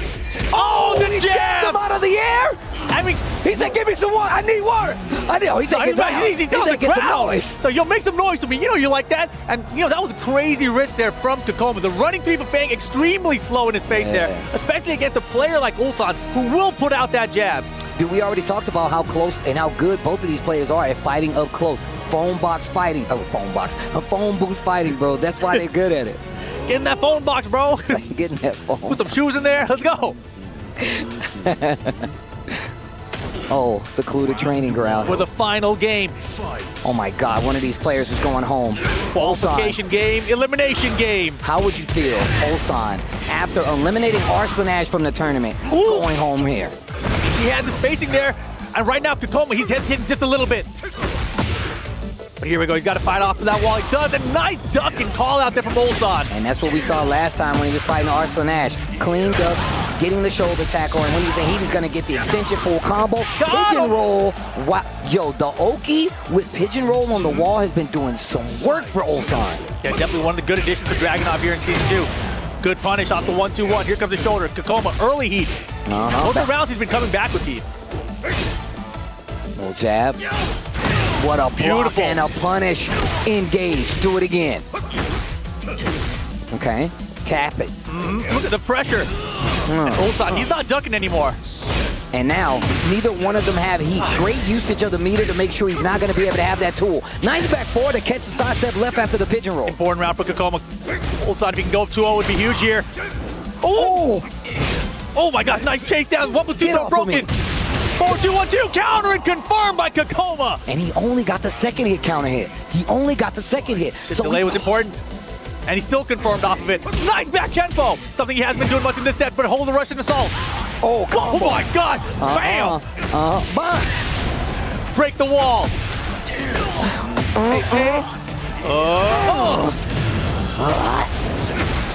Dragunov flips him over, pigeon roll to keep him right there. Down 4-3, not going to be enough. Ulsan starting to take the lead here, and this second round on the board could definitely go his way if he gets one more hit, one more round. Ulsan is going to top 8 and getting a lot closer to a second-time EWC Championship. Oh, and he's running it right now. Rushes out, he's keeping the pressure going. Kakoma, though, engage, 4-4-2. Here comes the pressure. See him. The step was good. Just a down forward, back four. Poke after poke. He's got a small life. He's still a lot of heat timer available. Crouch dash one right there. He's mixing up his approach. Back to the low. Good step. Oh my God, the down 4-2. Well played, Ulsan. Life lead should be in his favor now. Yeah, it's definitely in his favor. Kakoma out of heat, and now it's all Ulsan's turn here. Kakoma in trouble. Let me get the gray. Sneak one. The slide. 1-2-1. Ulsan's going to the top 8. And well played, Ulsan. My man was lightheaded right there, I can tell. That was a real pop-off right there. And you can see him sweating since he fought Arslan Ash. He lost to Kakoma yesterday, and now he's still alive, going to the top 8, getting back to that EWC spot. And man, I know a championship point, a second one, would really put him on top. But once again, this is Korea versus Korea. Let's take a look back at what happened in this entire set. Kakoma came out of the gate racing, horses blazing, and when it looked so good. This was definitely looking exactly like the Kakoma that we were talking about, the Kakoma of old. And on top of that, my man went through a large part of the Fangway move list to get to this part. He played great. Ulsan just played better, honestly. Defensively, Ulsan's defense held up throughout all the onslaught of pokes and mix-ups that Kakoma threw at him, right? And as it went down the wire, there wasn't really any big mistakes that either player really made. This is one of the things I've been talking about all weekend. When you get to this kind of Tekken with these kinds of players, the world's best players, it's not about who's bad. It's about who's playing better on that day. A lot of these matches just come from the fact that both of these players are playing so exceptionally good that it's about who's having the better day. In this instance, it's Ulsan. Yesterday, it was Kakoma, but it's about today to win today, not yesterday. Exactly. That was a beautiful confirm of the forward 2-1-2 there, but doesn't matter, right? We go down to this third round, huge lead for Ulsan, able to close it out, and then this, taking away the gray health, such an advantage, still had the heat time available as well, and then just a 1-2-1 counter it, Ulsan booking his ticket back to the top 8, and this pop-off was so big, like, you can feel the emotion. Then the arena, it feels like it's his arena right now, right? Bro. He's like, I've been here before, I am the champ, you guys cheer for me, and don't you forget it. My man said, come on! That's what I'm talking about, bro. Look, we've been calling these guys matches for years. So seeing them get to this point, play at this level, play this high, and to see Ulsan be the one that's about to potentially be back in the seat once again for a championship showing here at EWC 25 should tell you all you need to know. Shout outs to Kakoma, though. Yeah, for sure. Big shout outs to Kakoma, man. This is some of the best play he's been doing entire Tekken 8 season, and I want to see more of this from him. And his losses were to Kudons and Ulsan. Pop! And honestly, they were both really good matches. There were no huge mistakes in either one. He was just slightly outplayed. Very, very close stuff. Kakoma goes home with 9th here at EWC 2025. Still a nice bit of cash, but still a nice bit of Tekken to go.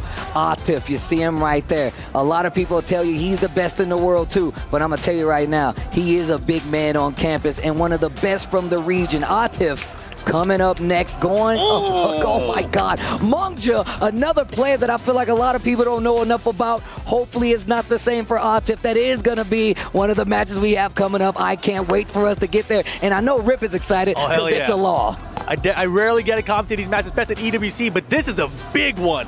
This, an elimination match. Atif been running the Ana throughout. That's why he's in this elimination position, right? He lost in phase 1. He lost again here in phase 2. And this is the battle of club championship contenders as well. Look at the points on the board. But of course, the points don't matter if they don't win. Right? You got to keep winning here. And Atif's going to have that Ana. Mungja's going to have that Law. Atif should have the edge here. Mungja is 100% the underdog in this matchup. 100%. But they had a night to prepare, and that just makes me wonder, how many of the Korean guys came up to like, yo, man, this is how we're dealing with this Ana? Look, we've talked about what happens, especially on the side of Korea, when things get sticky.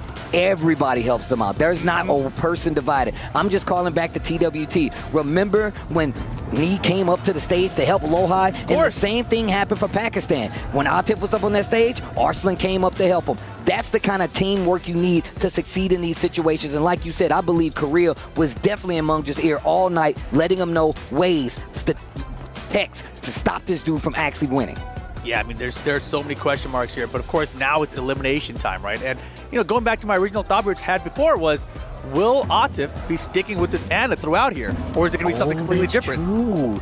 I mean, look, I know you were saying you think he might go back to the Dragunov. Dragunov is what he was runner-up with here at EWC last year. It's still a strong character. We saw Ulsan just qualify into the top 8 with it as well, right? So we still have our top 2 from last year still in contention right now if Atif can keep winning through this. Well, Atif, the last representative. Oh my gosh, the last representative of Pakistan, of the Middle East, bro. That's crazy. That's crazy to me. The fact that Atif is the last hope, oh man. A lot of people tell you just tuning in. I know they're in the chat right now. Where's Arslan?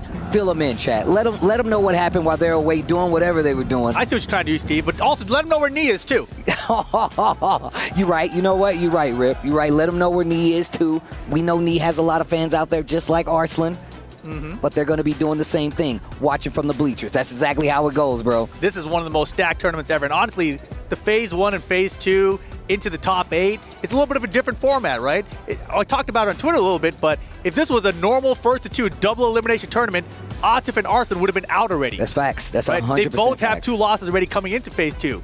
But luckily for them, it's not. It's basically like a new tournament every day. It is. It really is. And in the instance that, like we were talking about in day 1, it's unlike any other tournament because a lot of times you playing right again. Same thing today. You play right back to back. And that's just to qualify for top 8. So it not only are you going to get exhausted on the sense of just playing, you're playing at a high level. The mentality it takes to hold up and be able to compete at such a level is not easy. So if you're going to say anything about these players, it should be respect because it is not easy to play up on a stage like this with people cheering for you, with team points on the line, club championship points on the line. And look, Atif is one of the best in the world, and he is locking in with the Ana Williams. Oh my gosh, Ana Williams versus the Law. We're going to the battleground. Game number 1, elimination.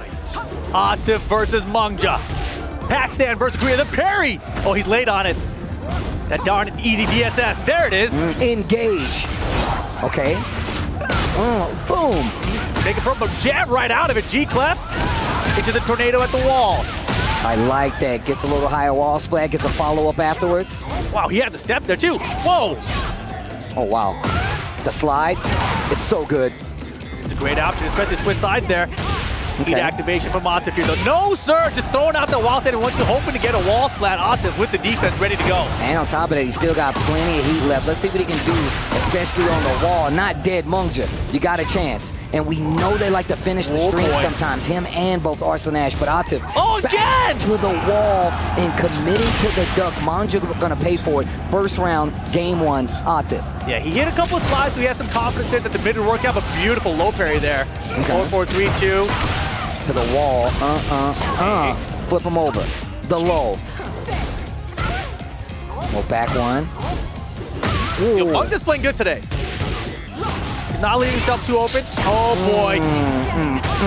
Big damage on the table. Now in range. Mungja, heat burst. Has to make something big happen. The heat smash. Lots of life, or at least a chunk. That's a small little, but he got back. But oh my gosh, I got one of those too, bro. Quick 2 rounds up for Atif here in game 1.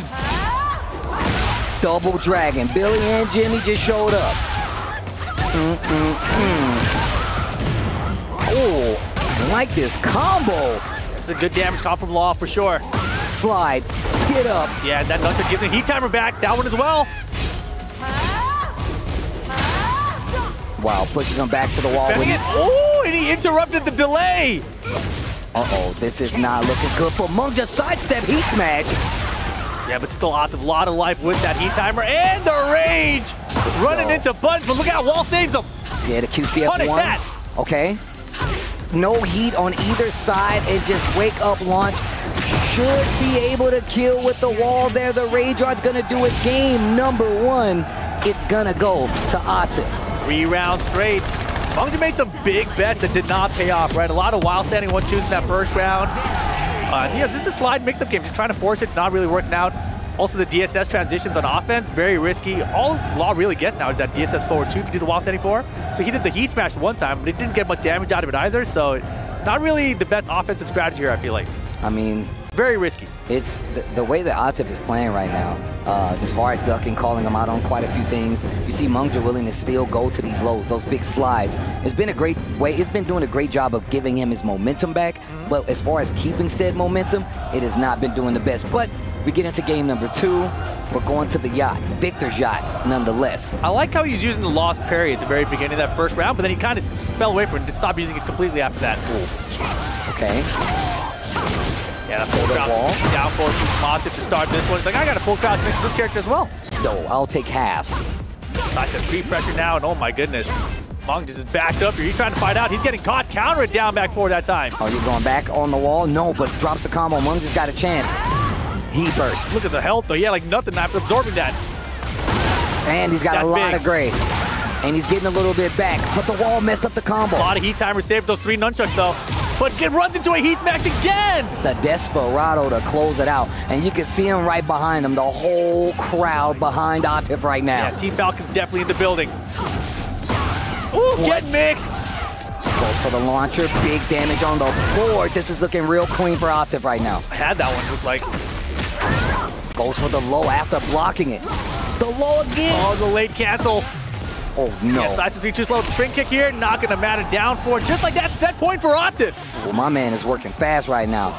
Had enough time to get a shot of the golden lever. He saw Ulsan making that top 8. He's like, I want to be back there too. He's like, you know what? It felt great being on that stage again. Let me go back. Oh, boy.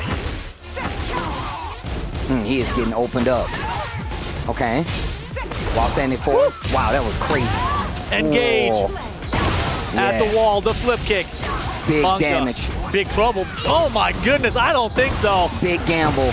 Big bet. And it's gonna cost you your tournament life. Atif takes out Mungja to move on here and potentially make his way out, but he's got one more match. Who is it again, Rip? It might be the guy who put him down in this elimination position in the first place. All the way from Korea. Mogul still to come against Atif. And that'll be the qualification elimination match. But let's look back at some of this. Mungja had a decent start out here with Law. He had the parries on deck. Slides were working out.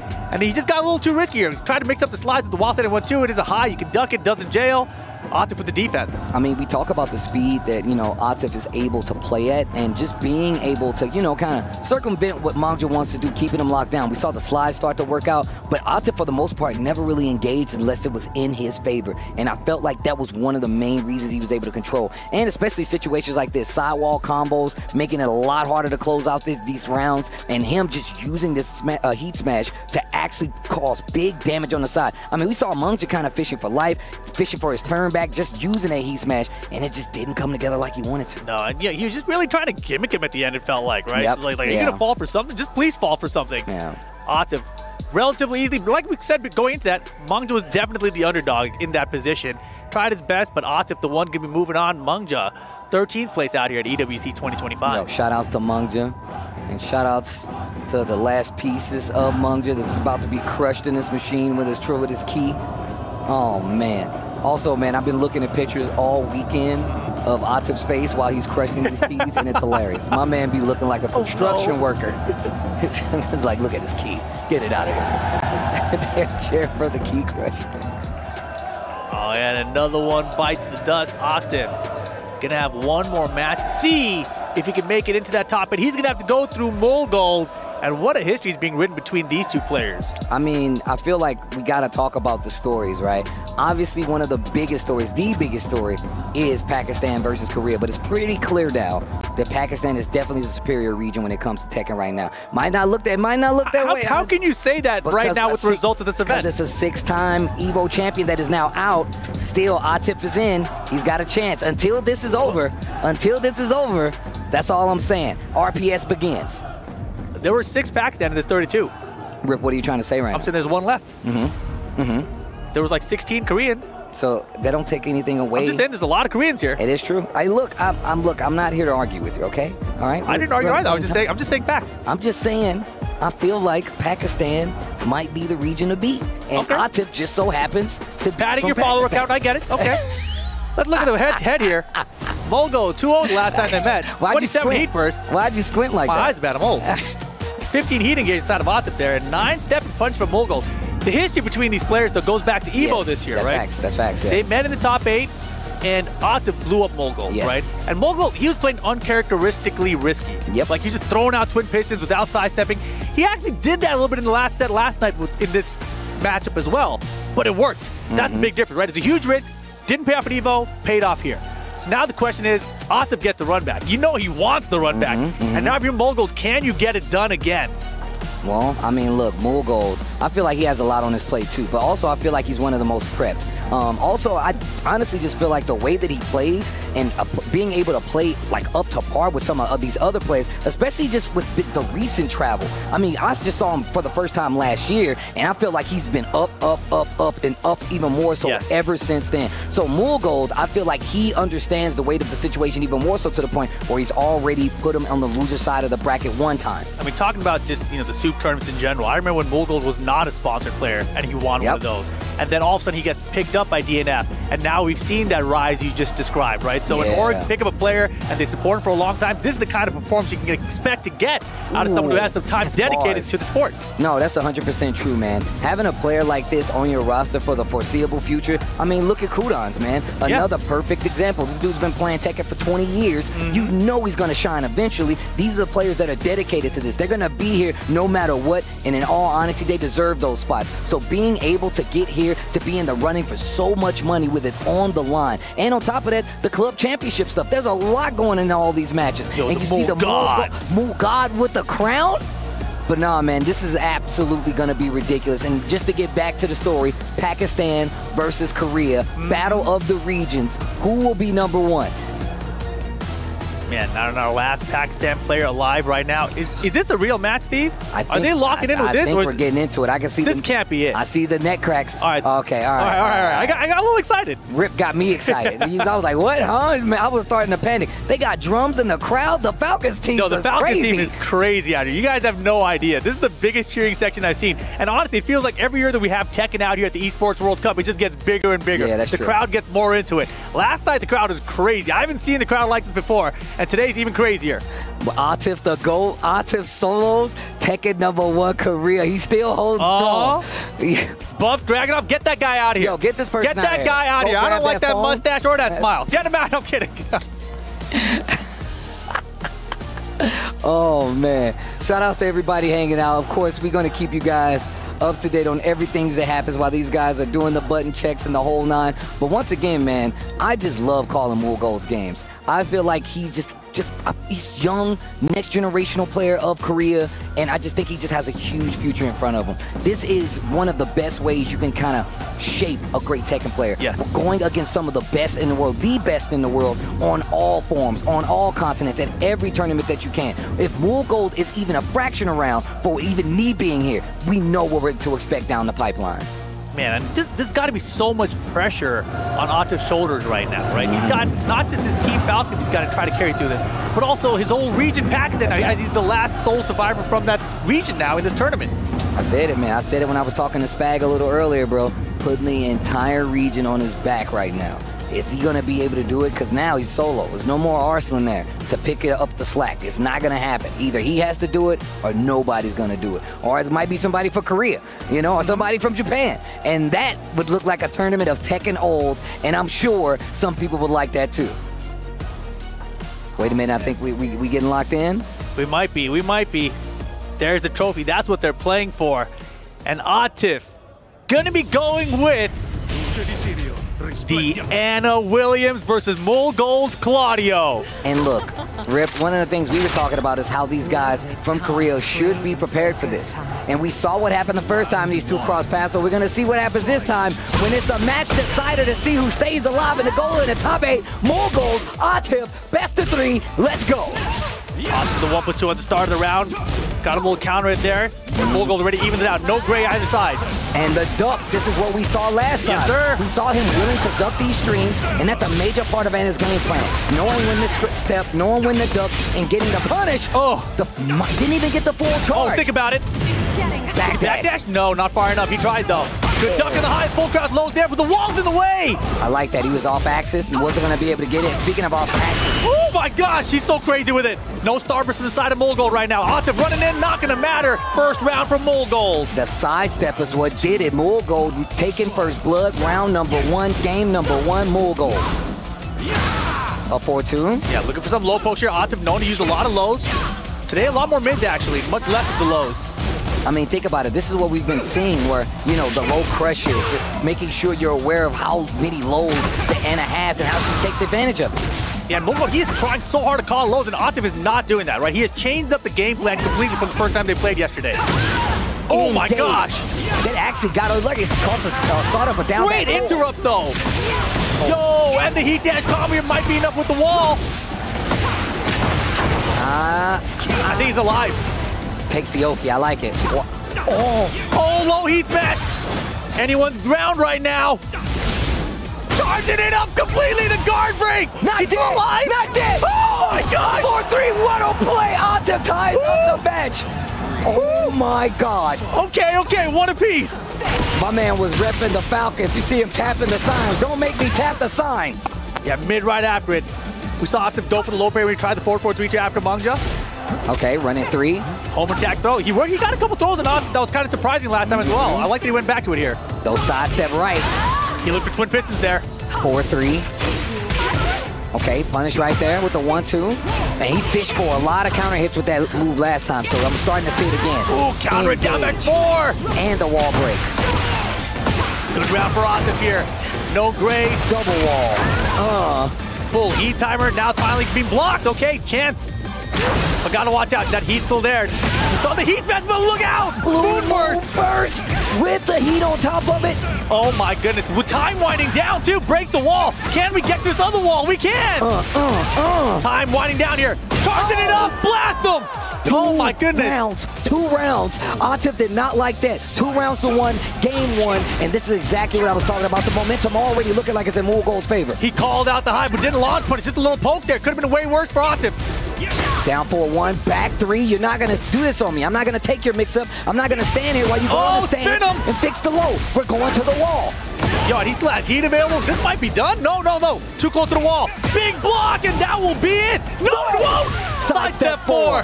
Oh, jeez. First game for Mulgold here. And now, Steve, does he stick with this Anna Williams? We saw it last time. We saw it from Arslan.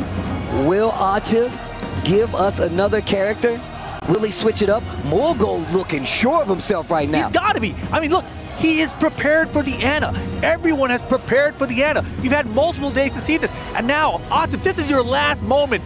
Pakistan, Team Falcons on your back. What character is it gonna be? I mean, he's looking like he's locked into the Anna. He's gonna put his tournament life on Anna? When we just talking about the fact that do you believe in it? I wouldn't stick to this character. I wouldn't do it. And I'm a character loyalist, but I know that they came in prepared to deal with this character. So either I have to be so confident that I'm gonna play this character with no doubt, but there's obviously doubt. He went back to the character select screen. Let's see what happens. Ata facing elimination. Can he pull through? Can he get past Mogul 2 games straight to make it into the top 8 with the Ana? And eliminating Pakistan's chance to stay alive in this tournament. He's looking good right now for the start, though. Floats him out of the air. Heat burst activation. Okay, here comes Atif, but the wall messes up the combo. Sidestep left to make something happen, gets the heat engager instead. Immediately cashes out with the heat smash. Not much damage, a lot of gray on the side of Atif. Can still make this back. Still has heat available as well. I like the little delay right there. Booty bump with the heat dash. No reset. Orbital. Wow. Life bar's all caught up. Got him with the wall splat here. That'll be the round. It should be the Superman. Mogul gets the first round in game 2. Big lead here. One round in on this second game. Atif trying to make something happen versus Mogul. But it's as much as Mogul is being offensive, when he is on the ropes, his defense has been very solid. Oh, without a doubt. And defensively, you know, he's looked at these Ana options. He's trying to calculate, what does Atif like to do? What can I do to beat that, right? That's the issue right here that Atif is facing. Oh, and that was beautiful. 4-4-3-2. Still has heat as well, but the combo gonna drop a little early. He rolls away from the last hit. Booty bump. Doesn't even use the heat dash, so he's still got an option to do this right here. Close out the round. All right, all right. Stops the round count bleed. Let's get it, one apiece. The church singing in the background, they're hyped too. The Space Church. Space Church. Counter it, 4-4-4. Why did you die when you said it? Space Church. Elbow. Down back 4, and this is the mix. Did he step it? That was awesome. I like this option. Like you said before, slightly stepping it, down back 4, trying to go for the elbow off of the counter hit. Chipping him up. Good block after the forward dash. Okay, back 3. Really good option after a poke like that, especially when people try to sidestep because it's so slow on the startup. Less starburst here, gotta be careful when he wakes up. Wow, what a roll to get away from the second hit. Oh my gosh! The pressure! The running to my kill!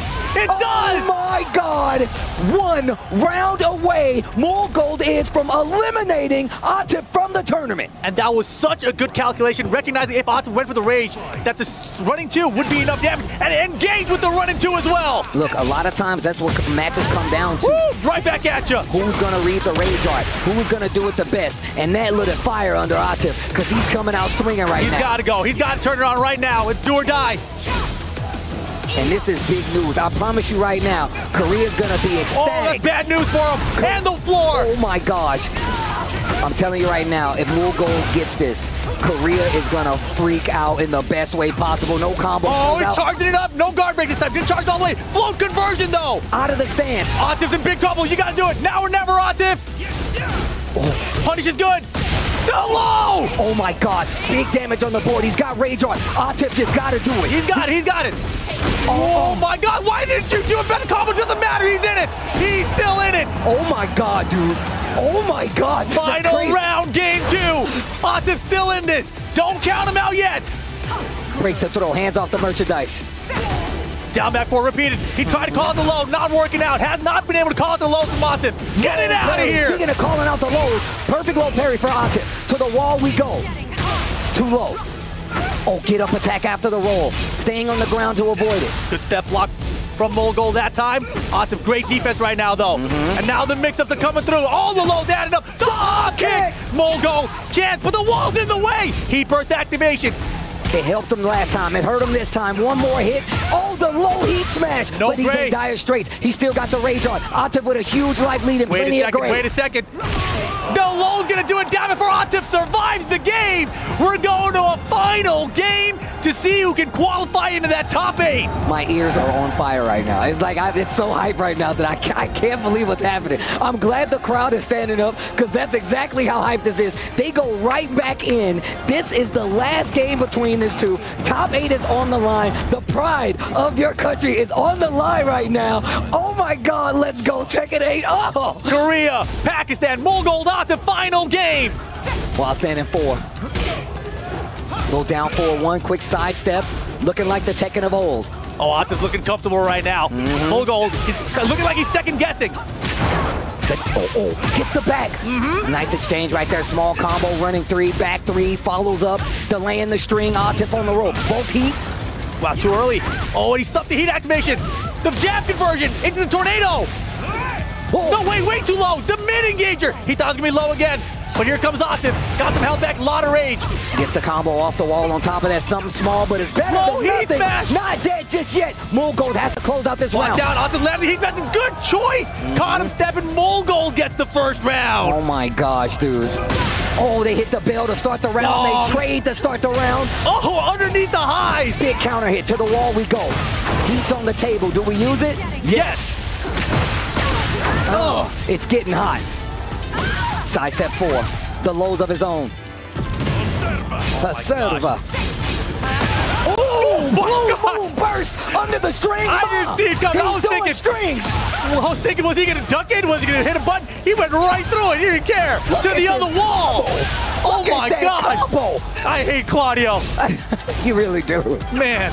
And the mid will do it. Mogold on set point. Atif, you got to lock it again. You need 3 rounds straight to survive here. Oh my God. You can't lose another round or you're going counter hit. Okay, the blue stuff on top of it. The hole, running 2, to the wall we go. He's trying to put you in timeout, Atif. Counter hit, engage. He's got a chance. My turn. Oh, nice.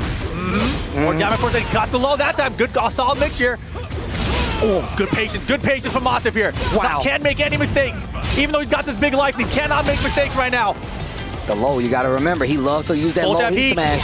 They both went for it. Oh, this should be the end of the round. Atif can close it out. He's still alive. 1 down, 2 to go. Putting the country on his back. Atif still alive. Counter throw broken. No. Okay, looking for something low. Didn't get it. Down back 4, no counter hit. Still committed to it. Oh, and he got him. Full crack down for 2. Here comes the combo from Atif. He's been doing it after 1, 2. This time he did it after 1. Going for the low, big combo. Oh, he's poking away. Good life lead right now for Atif here. Oh, running 2. Heat smash. Oh my God, Moonburst saves him. Blue Moon burst with the heat on the backup, but once again, Atif's got a pretty big life. Both heat dash off the booty. Is it going to be enough damage here? Can we get it there? Strong aerial tail spins, tornado, wall combo. We got it. We're going to a final round. Mogold, Atif, elimination qualification. Engage. Oh, what he tucked the high, but no launch again. Who's surviving? Who's going home? Engage. Atif's got the momentum. The down jab is back. The down jab is back. The low, it's working. The lows are hitting. The switch to the dash. This is not good.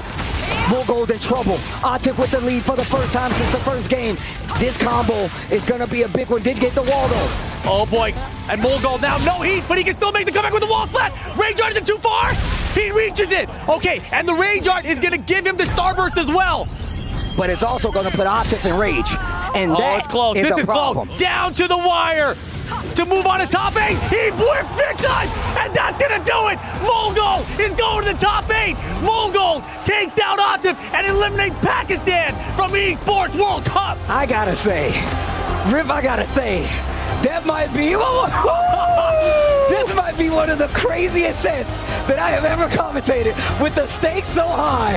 And look at Mogold, look at Atif. Of course. Oh my God, dude, the stakes were so high. It all came down to that. And Atif with the biggest whip, Mogold with the punish. Let me hear ya. Let me hear ya. Yo, can we take a look back at one of the most amazing sets? Yeah, hit him with the drums. Mogold came out swinging. The Claudio looking crispy. Not one back, one in sight. Just raw pokes, big call outs, whether it was a blue moon burst, these risky hop kicks. He always went for it, but he was blocking. He was ducking the strings and going for these big launches. And you could see the anguish in his face after that first game. We run into game 2, and what changes? What changes in Atif that gives him this game? Man, I don't know what changed him. He just locked in, right? He landed so many good heat dashes with the booty especially. Anytime he had heat and Mogold had heat at the same time, it was always Atif coming out on top. Wow, dude. I actually can't believe that Atif is out of this tournament. And I can't believe how well Meo-IL was playing. You saw the confidence building in Meo-IL's play with every round. With every successful hit, he did such a great job. When Atif slowed down, he slowed down. When Atif sped up, he sped up. And just playing, matching that speed, match my energy. Can you do it? This dude did it. Meo-Il putting Korea out there and taking Atif out of there. That's crazy. This was down to the wire. And this was crazy, right? Meo-Il goes up 2-0 in this final game. But Atif wasn't done, right? He's like, hold on. I'm still a pro. I'm one of the best players in the world. And look at this. Down to the wire. Watch Atif here. Watch this right here. Big mistake. Big whip. Meo-Il spaces out. Had the starburst. Patches out on it. And that was that. Dang, bro. You can't help but feel for Atif. Look at the pop-off for Meo-Il, bro. My man was like, what? What? My man Meo-Il was popping off. My man Meo-Il was popping off. Oh, my gosh, yo. That set was absolutely pumped. That was amazing. That was crazy, That bro. was some good-ass Tekken. Oh! And now we have to officially say goodbye to Atif from the running of EWC, and man, it is definitely bittersweet. Look at Meo-IL's face. My man looked like he had the biggest smirk on his face. Yeah, dude. Look at his face, that's crazy. And the pieces of the match, the pieces of the medal still there. The last piece of Atif and Pakistan in EWC to close it out, and the brackets. Steve, this is the top 8 bracket. Let's get it. It's a lot of Korea in there. Let's start on the top side. CBM, Cherry Berry Mango, is going to be there to take on who you just saw eliminate Pakistan from the tournament. Meo-Il is going to be his first opponent. Then, of course, we have Pena going up against Ulsan. Who do we have on that lower side? Udons versus John Ding and Lohai versus Chikrin. Don't go anywhere, guys. We got to take a break. But then after that, we got the top 8 of Tekken 8 at Esports World Cup.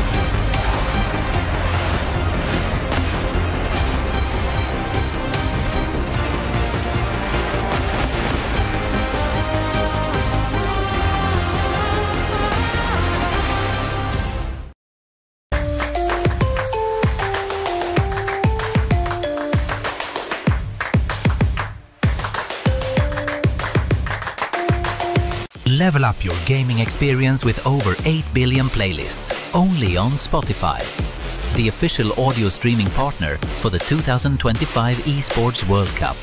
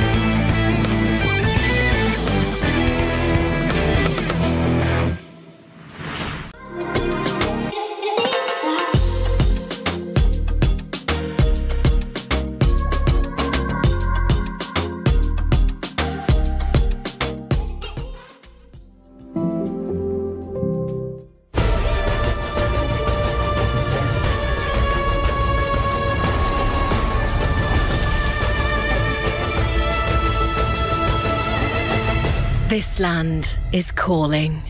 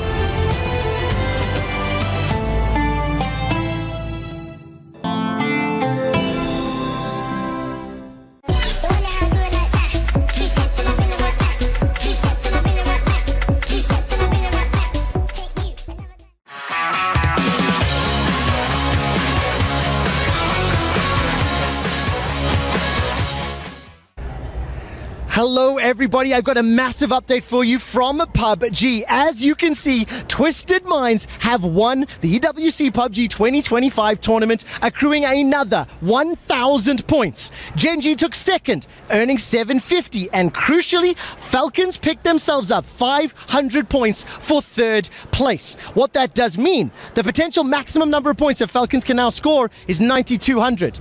The amazing thing, however, is on day one, VP were first of the finals. Today, they finished 8th and only picked up 50 points. Let's find out how that's going to impact the rest of the club championship.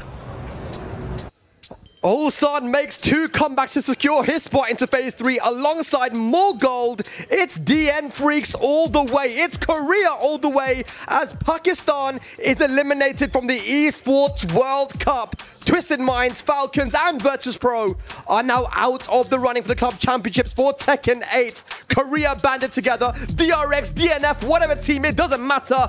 They came together and got the job done. MYK, Bubsy, Rukang, crazy scenes here in Riyadh. Oh my God, I can barely speak after watching that. Us lot here at the back, we were all jumping up and down. The arena as well was going crazy and huge ramifications for the club championships as well. But Ulsan, he is really locked in. There's actually way too much to talk about in this segment. Talk about way too much. Ulsan, you know, EWC champion, it seems like he needs a fire lit under him before he gets performing. Like when he started against the Arslan match, he was playing so slow. It looked like, okay, Arslan was going to run away with this, but then it's like he said, hey, I'm the EWC champion here, returning. Like, what's going on? And he just went on a tear. There's a lot to talk about, but before we continue, and trust me, we're going to talk about it. We're going to have a look at the STC rankings right now for the club champions, because what's happening in Tekken right now is actually super, super important, but there's a lot of updates as well in other games. Vitality is still in the running for Tekken, of course, with John Ding, but with Rocket League as well, they are still in the final day for Rocket League as well. And Twisted Minds now winning PUBG Battlegrounds are now tied with Virtus Pro. Of course, Manja has now been eliminated from the Tekken 8 competition. That means that they won't be getting any points from Tekken. And now, of course, Arslan Ash is out alongside Atif, so there will not be any more points coming from the Tekken side when it comes to Tekken 8 for Falcons and Twisted Minds. So it's heating up here in Riyadh, ladies and lads. And I'm not talking about the sun, I'm talking about the club championship, man. A lot of money on the line here, but let's get back to it, man. Pakistan eliminated before even Phase 3. That is crazy stuff, man. And Atif and Mogold, once again, it was the run back, it was close. And we saw Atif try to end the round the same way that Mogold ended yesterday with that keep out launcher. The stress got to him. He threw out the QCF2. He noticed that we've tried to go for the 1, and beautiful patience there from Mogold got the job done. Yeah, that was a ridiculous set. It's just Atif got him at Evo 2025, and this felt like the run back twice, double jeopardy, right? Sent to the lower bracket yesterday, and also eliminated him today. Just played so fast and so sharp. I think it comes back to what we were saying, I think, on the day one. It just seems like the Koreans in these closed bracket tournaments, when they know who they're playing, just come so prepared, and they are looking unstoppable, and it shows 6 out of the 2. That's what I'm saying, man. Look, you know, they talked about it last year as well, right? How they banded together and they trained for what, 2 weeks, and even some of the Japanese players came down as well, and they trained with them when it comes to double and some of these guys, right? Now we got 6 Koreans and 2 Japanese players. We got Pinya and Chikurin. A really good job that Chikurin did as well. We haven't got a lot of time to obviously talk about all the matches, but I mean, Chikurin got in there. Pinya is going to be there as well. We do have the matchups though, right? I mean, we're going to show the bracket hopefully soon, but Kurans versus John Ding, CBM versus Mogold, Pinya, Ulsan, and Lohai Chikurin. With the way these guys have been playing, it's like some days they look a little bit off, and then sometimes they look really strong. I can't call it, man. It's too difficult. I mean, who's looking strong? Definitely John Ding. Now, this guy is the one that rides off momentum. And actually, I was speaking with someone from the UK, not going to call them out, but he thought that Kudans may have peaked yesterday. That was his peak. He showed all his trump cards, and coming in today, well, some people are saying that Kudans might have got really lucky here with John Ding, because this might be a more favorable matchup with him other than Rangchu and Ni. I mean, Rukang, what do you think? Yeah, for sure as well. But, you know, going back to Bobsy's point about peaking, you know, it really interested me, because maybe Ulsan is starting to peak now. And we were all speaking about this before. He could be in contention to actually take a second Esports World Cup title. Yeah, man, there's a lot to talk about when it comes to the top 8. It's so interesting. I think Kudans is probably the one big story here, right? Yeah. Can he do it? Can he win the whole tournament from the LCQ? But ladies and lads, another massive story is that Pakistan is eliminated before even reaching phase 3. And we do actually have Arslan Ash with Ryan Hart right now for an interview.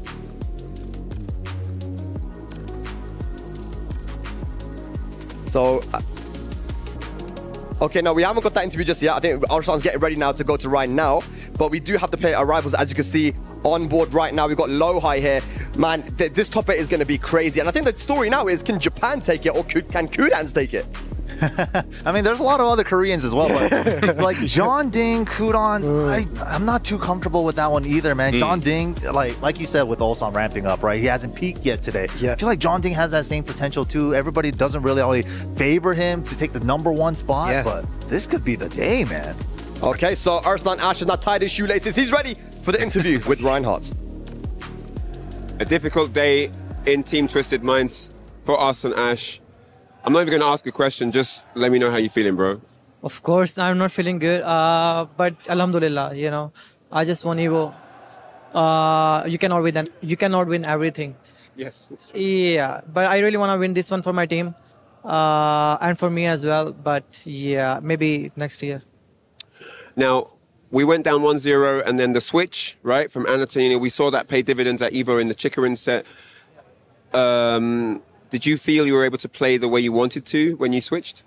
No, I think he was prepared for my Nina. You know, he found something like I didn't know, like down 2 into the, 2+3. Yeah. That breath, poison breath, whatever. Exactly, with punish. Yeah, like, I didn't know that you can just sidestep and see the animation, and then you can do down forward too. I didn't know that. So he lapped some situations. So I think in that situation, I should have stick to one character. I shouldn't have like switched to 2 different characters. But yesterday I picked Anna versus Kudans, and I lost twice. But I was like, okay, let's play Nina. But I think that's what knows my wise choice. I should have stick with Anna. Interesting. I mean, I guess that's the mind game when you have 2 characters to play, right? You're never sure which is the right pick. What will you do differently approaching the next tournaments and next year? Or will you do something different? Or what's the thought process right now? I don't know. I think we don't know if there's a patch coming up or not before Evo, or a big patch coming up with enough Anna, or they buff other characters. We don't know anything. So right now, I don't know. Let's see. Depends on the patch. Arslan, always a legend, absolute legend of the sport. Thank you so much. Arslan Ash over and out. Back to the studio. Yeah, good stuff there.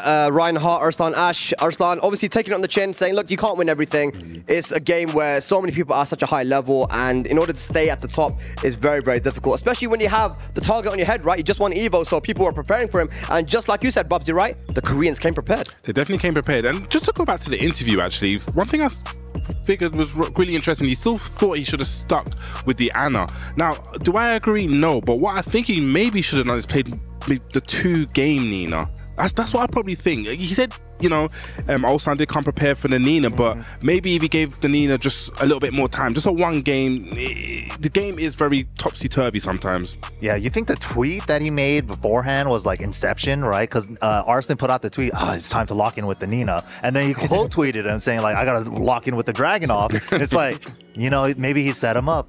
I'll tell you what though, there was a player who was very, very stressed the entire season, wasn't quite able to get over the finish line multiple times, doubted in himself a lot, but was able to pull through and make it to the LCQ into the finals here.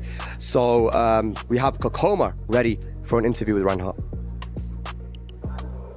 What a journey you've had coming through here, entering the LCQ, having no idea what would transpire, but you qualified and you made it here and you got really, really far. I know you obviously were so close to that top 8. I know you wanted it. But if there are any thoughts you can share with us at this stage, let me know. 일단 꼬꼬마 선수 정말 아쉽게 8강 진출에 실패하시긴 하셨지만 진짜 LCQ에서부터 여기까지 정말 먼 길을 걸어오셨는데 이렇게 먼 여정을 끝내신 소감이 좀 어떠신지 궁금합니다. 한국말로 해도 되는 거죠? 네네.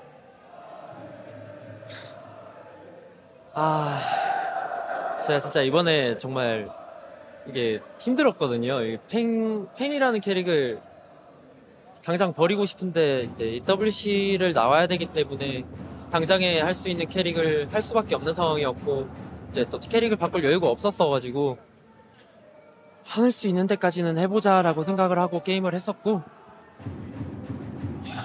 그래도 뭐랄까 8강 문턱에서 좀 떨어지는 게 너무 아쉽네요. 제가 오늘 너무 절었다는 게 제 스스로에게 좀 화가 많이 나고 그리고 또 5선승 제가 좀 그래도 긴 게임에 자신이 있는 편이라서 어떻게든 5선승으로 가고 싶었는데 이렇게 여기서 이제 끝을 맺게 되어서 너무 아쉬운 마음입니다. That was a long one. Yeah, this journey is really hard for me because the character didn't fit me. Actually, like I couldn't find a replacement, so I had to stick to playing a lot of times. So in a long time, I've been struggling a lot. And that being said, I really wanted to get to the top 8, and it was so close for me. And if I could just go to the long game, if I would just go to the first to 5, then I would have done something more there. So yeah, I mean, it's been a really hard journey, but yeah, it's kind of a bummer that I whiffed it a lot. So yeah, it's been a really hectic and a hard journey here. Thank you for sharing the contents of your mind with us. It's been great having you on for the journey. Always a great pleasure to have you around. Man, Kokoma, feeling the brunt of those effects here at the Esports World Cup. It's rough, man. Elimination day for a lot of players here. Not easy job for me either, but we get through. Congratulations on the successes that you have had here. On the successes that you have had. Getting to the LCQ, that was a success. So don't be too hard on yourself, all right? All right, guys, that's it from down here. Back to you guys in the studio. I think I can speak to for everyone when I say that we're all very proud of Kokoma and the journey that he's had, man. There's a lot of stress, but he managed to pull through. We're getting very close now to our top 8, and I want to get your final thoughts here. Rukang, Bubsy, MYK. I'll ask first, Rukang.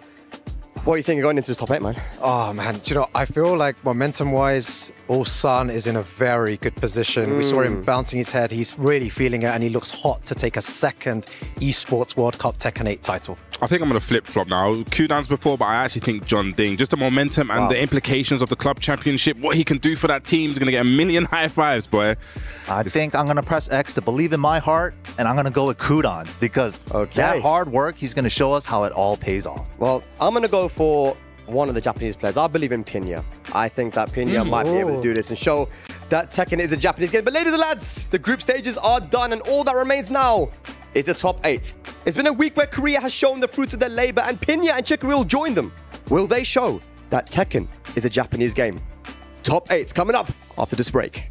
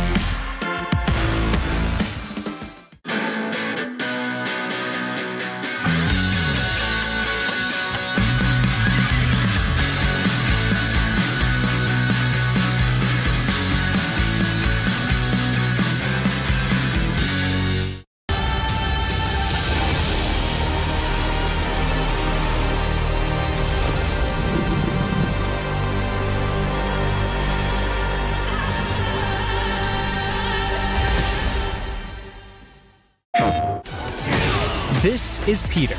He plays Tekken 8 on PlayStation tournaments. Peter wins hundreds of avatars easily. But how? On his PS5, Peter launched Tekken 8, found PlayStation tournaments, and registered. It's that easy. New tournaments daily.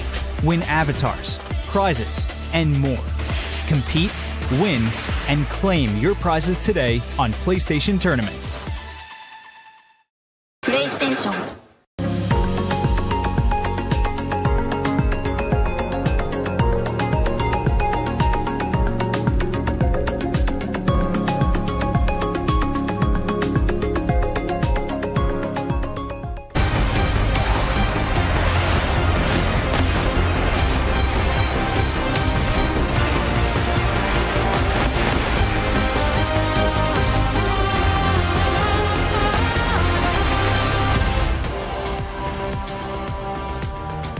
Amazon Esports Arena, live from Riyadh, Esports World Cup 2025 at Tekken 8, and we continue on with the action. Can you believe it? We closed out the Phase 2 groups with incredible best of threes, but those are the last ones. Hello, welcome back.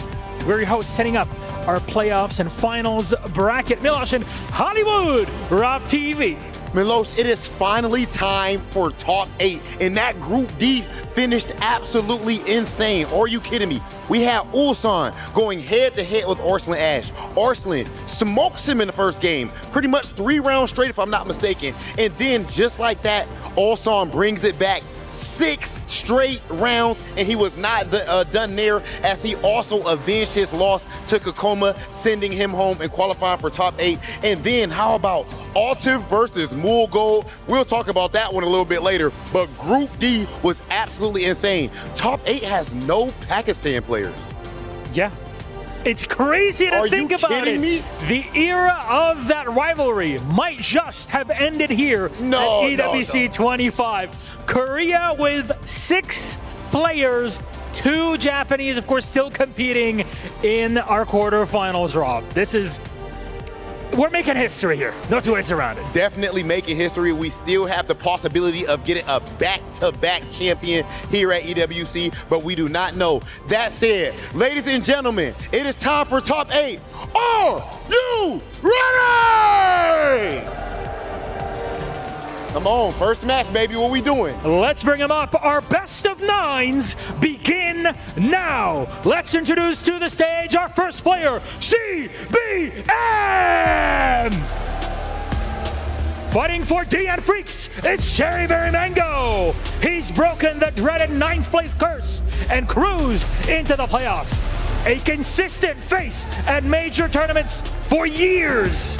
Here at EWC, he looks to recapture glory on his signature Jin here in Riyadh. One more time, CBM!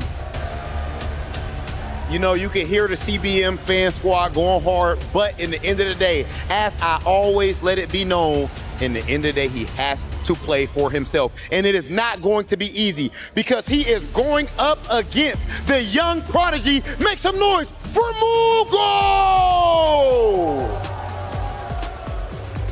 Meo-IL is, of course, on the same team. This is a team kill. DN Freaks looking very strong right now. This is a young dog, one of the most consistent players in the world of Tekken 8, bar none. He took out Pakistan's last hope, and then the pop-off that we seen. The pop-off was ridiculous after beating Altiv. He walked straight up to Team Falcons, and he's putting his hand to his ear. Talk that talk now. This man has taken on the villain role, but we'll find out if the good guy wins in the end. I don't even know who the good guy is in this case, but please, gentlemen, you may join us on the stage for a showdown. Final words before we get our match started. Okay, CBM, do you have any final words for your opponent? All fight is personal. Meo-IL, you made it personal at the end of the group. Now your teammates calling you out. Who is my teammate? Oh my goodness, ladies and gentlemen, they're talking crazy. Y'all go ahead and settle that. I see this as personal. Okay, we're gonna get the handshake still at the end of the day. Ladies and gentlemen, it is time for our first match of top 8. It's first to 5, single elimination. Somebody has to go. Let's send things over to our commentators. Jeez.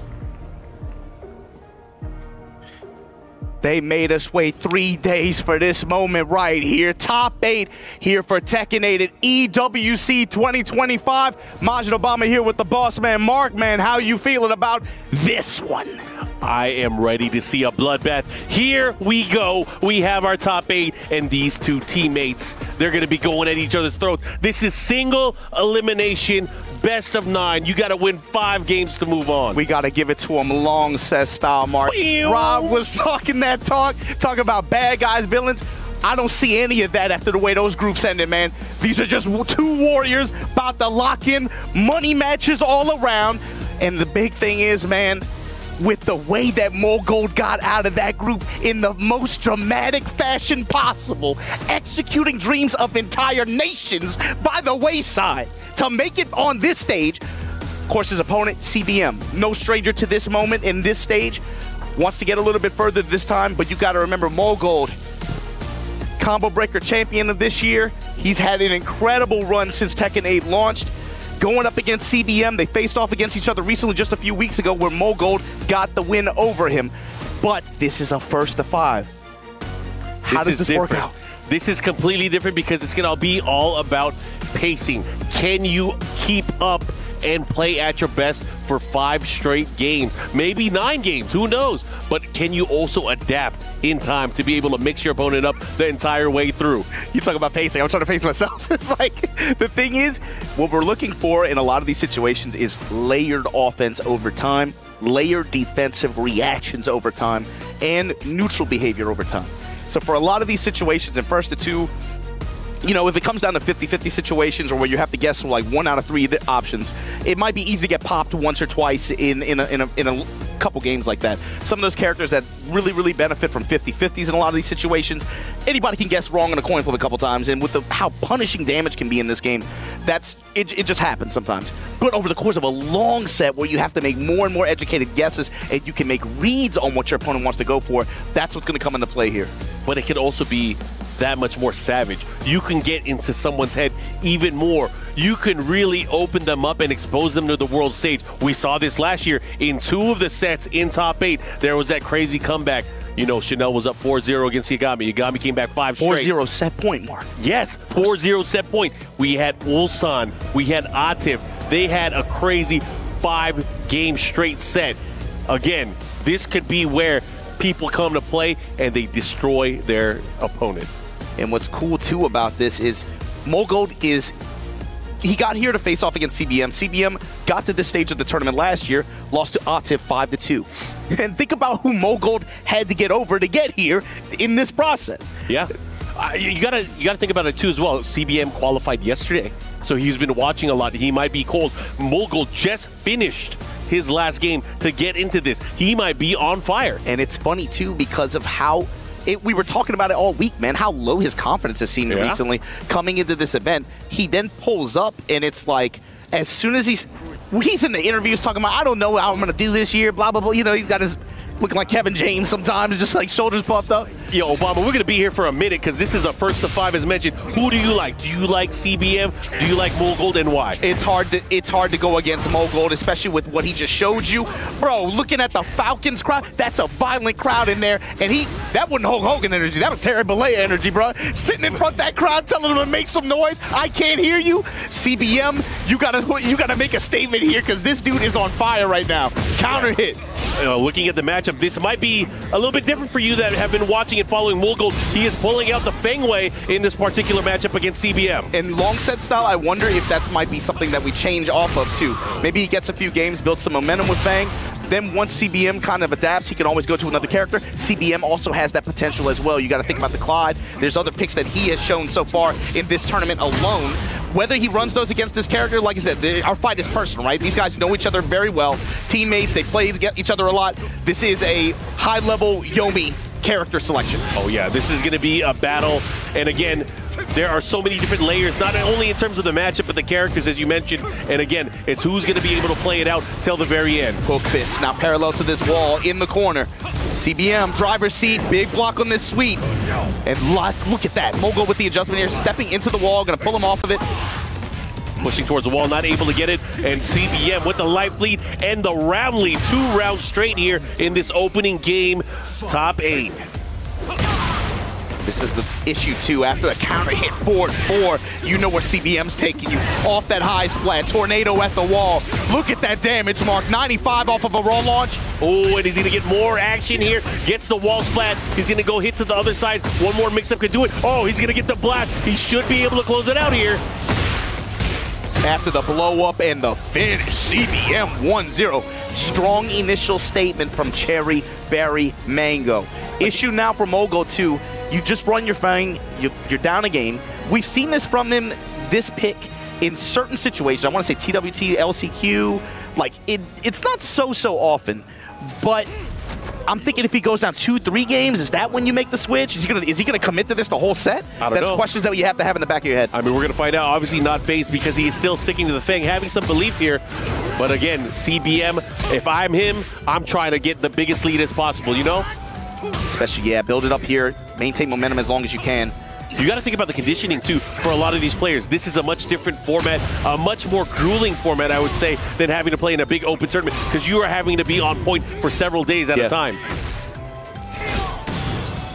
Okay. Iron Fortress with the dash behind it. Spinning axe kick, CBM. Wow, the last runs into the last hit. And can Savage sword.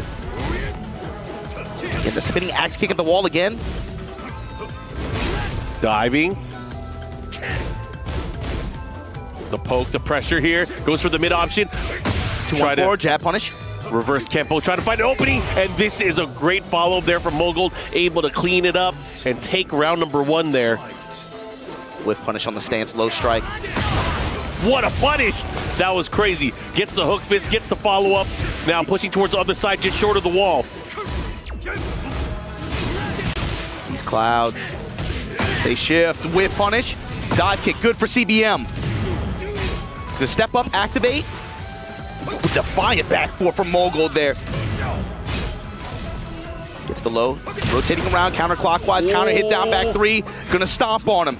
Touch him low, step is good, but again, second hit of that strings for CBM, able to realign. Big touch here from Mogul, got the wall. Splat, kip up in the hop kick. CBM gonna steal this round? He is gonna steal this round. He's gonna go for the Rage Art, and he should be able to close it out here. Nice round, nice steal. After he breaks the furniture here. Worst kind of tourist. All right, we're gonna talk to the tourism board about this one. Hopefully they don't mess up the coffee beans. Going back into it here, we got 1 round apiece. They gonna raise the terror. No more raises on terror, please. 4-4. Don't give him ideas. Kazama Fury downstairs. Oh, we got ghosts. We got skulls. Oh, it's about to get real ancestral down here. Oh, he has to be careful here. Just missed that combo, but still has the wall position. But the 4-4-4-3 delay. Double blue stuff. Oh, this is gonna hurt. Off the lift kicks, Iron Fortress. Low chop.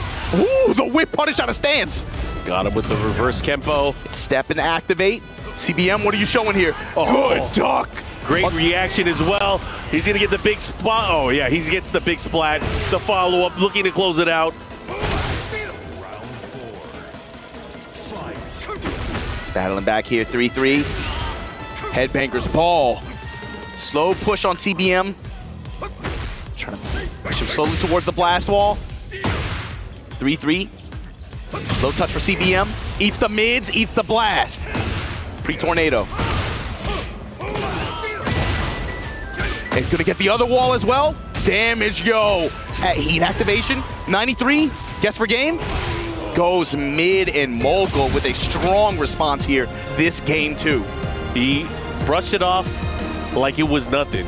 Sticking to the Fang, making sure he made it count. Now tied up 1 game apiece. Again, you got to think about the conditioning for these players. These guys have been practicing, playing in the desert. I want to say, if you talk about the chapped lips, maybe CBM is coming out on top. He doesn't have that redness. He doesn't got the roughness.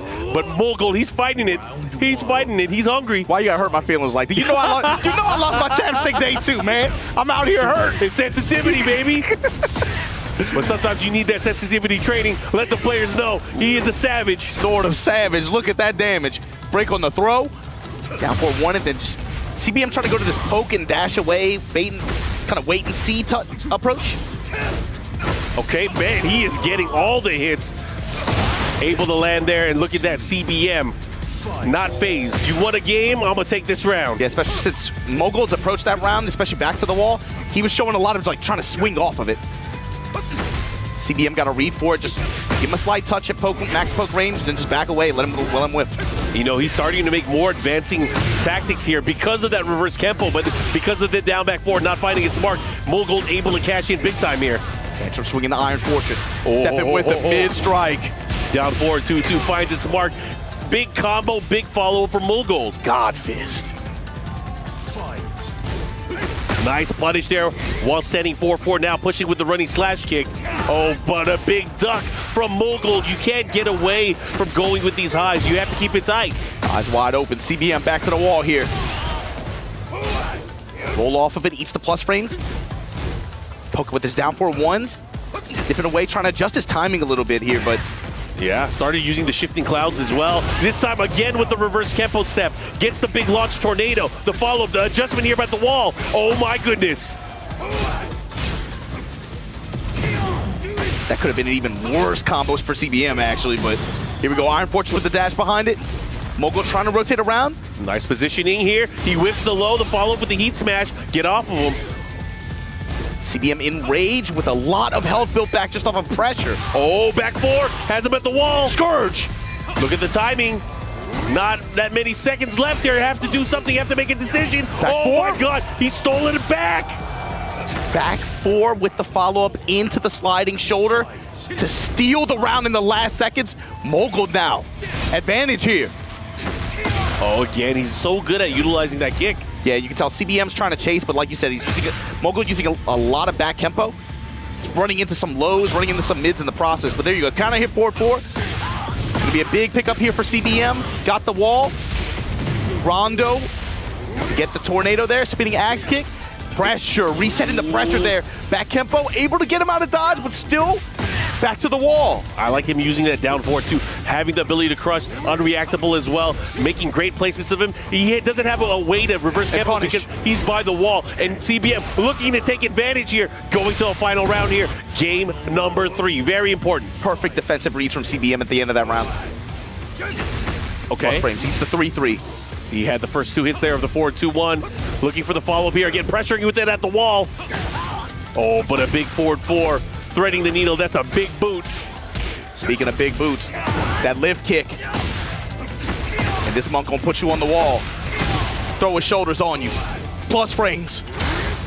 Trying to fight out of it. Gotta be very careful. This is an interesting position to be in as well. But the follow-up here from Mogul, just a side wall sled incoming. Excellent defensive duck read here. And again, the combo adjustments with the sidewall. Looking to chip away. Nice, gets the absorption. The follow-up here. Here comes CBM. Has rage as well. Oh, while standing 1-3. The follow-up. The follow-up. Yo, he is making things work.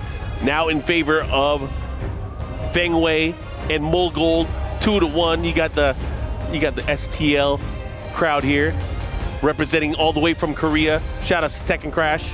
Really good adjustment too for CBM in that moment. That using heat burst to be able to deny the plus frames on the knee after. Might be something that you see him use a little bit more in some of these situations to try to take away any momentum that Mogul might force, using a little bit more resources like that. Great walk, and that's the CBM we're looking for. Clean walk around on the 3-3 string, and look at the positioning here. Axe kick for the engagement, smash at the wall, Mogul. Up 2-1 here, but down in this fourth game rather. Jabs.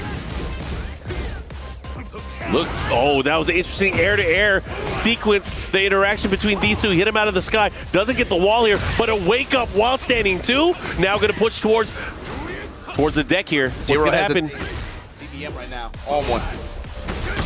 Plus frames, east to low. 4-2-1 string. Look at this. 4-4. Look at the corner control here from Mogold. Corner control, CBM though. Runs up, just goes with the axe kick.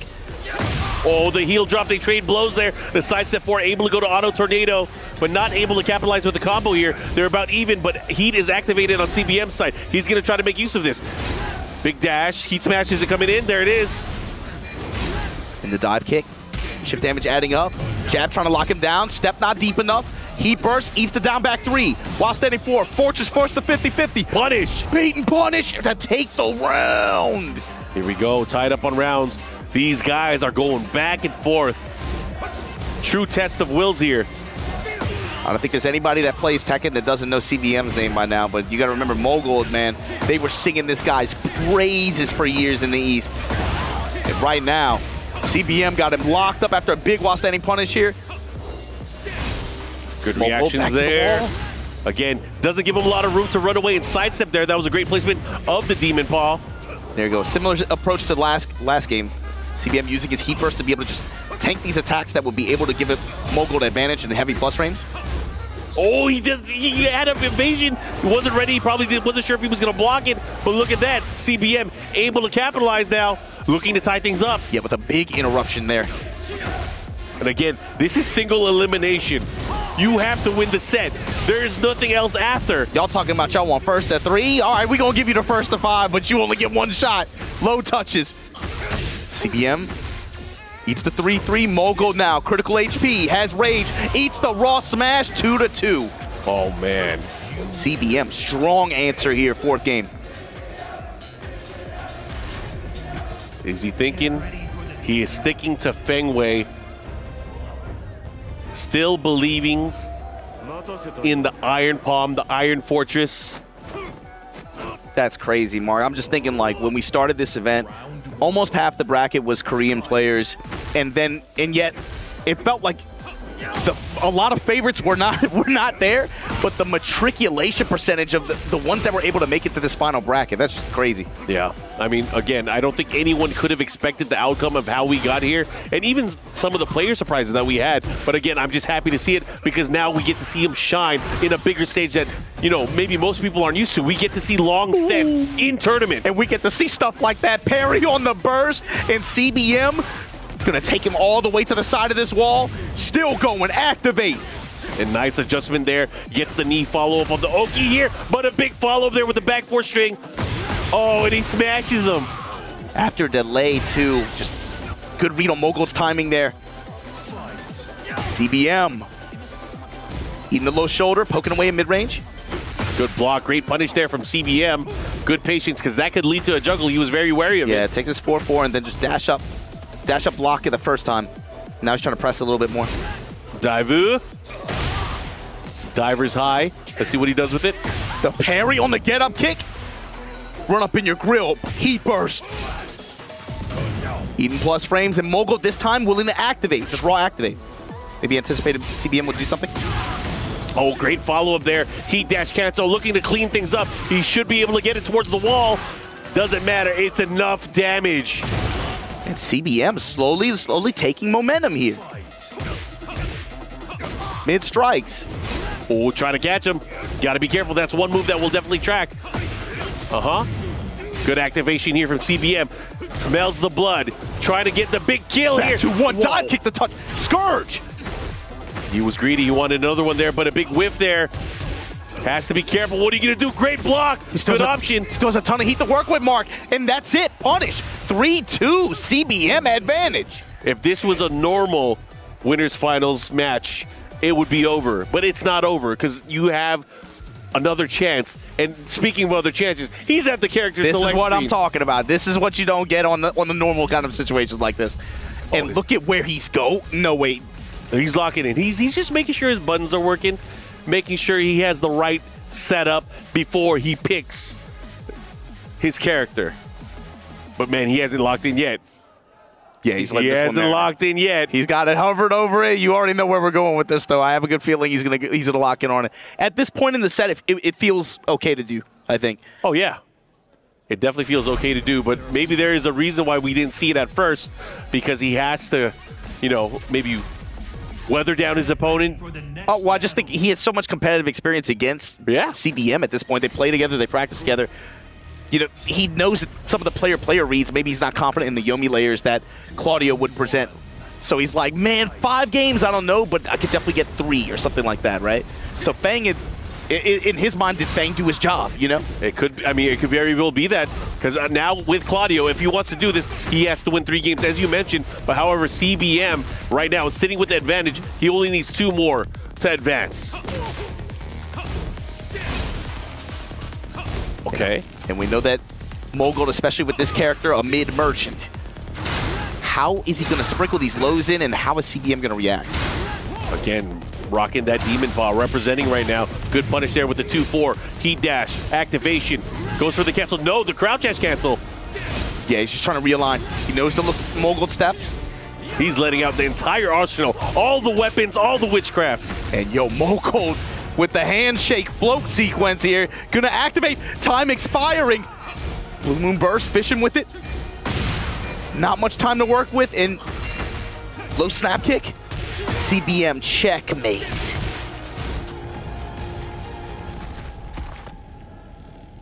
Really slow, grindy kinds of rounds now, it feels like.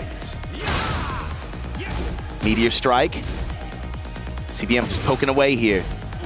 We just polite jab pressure. Mix a forward 4. Dive kick, the move. Poke with his down 4-1, his back 2. Gets the lift punch while standing 2 at the wall. Floor spike. Activate. Another spike. More damage, more Oki. Look at this, he's in the red though. This is very dangerous. He can make a comeback at any moment. And that's one way to start it into the burst of the Blue Moon. He's going to get the second wall. He missed the follow-up. Low smash. That's so cheap, man. Mogul is a demon, too. He was talking. You heard that? He was talking between rounds.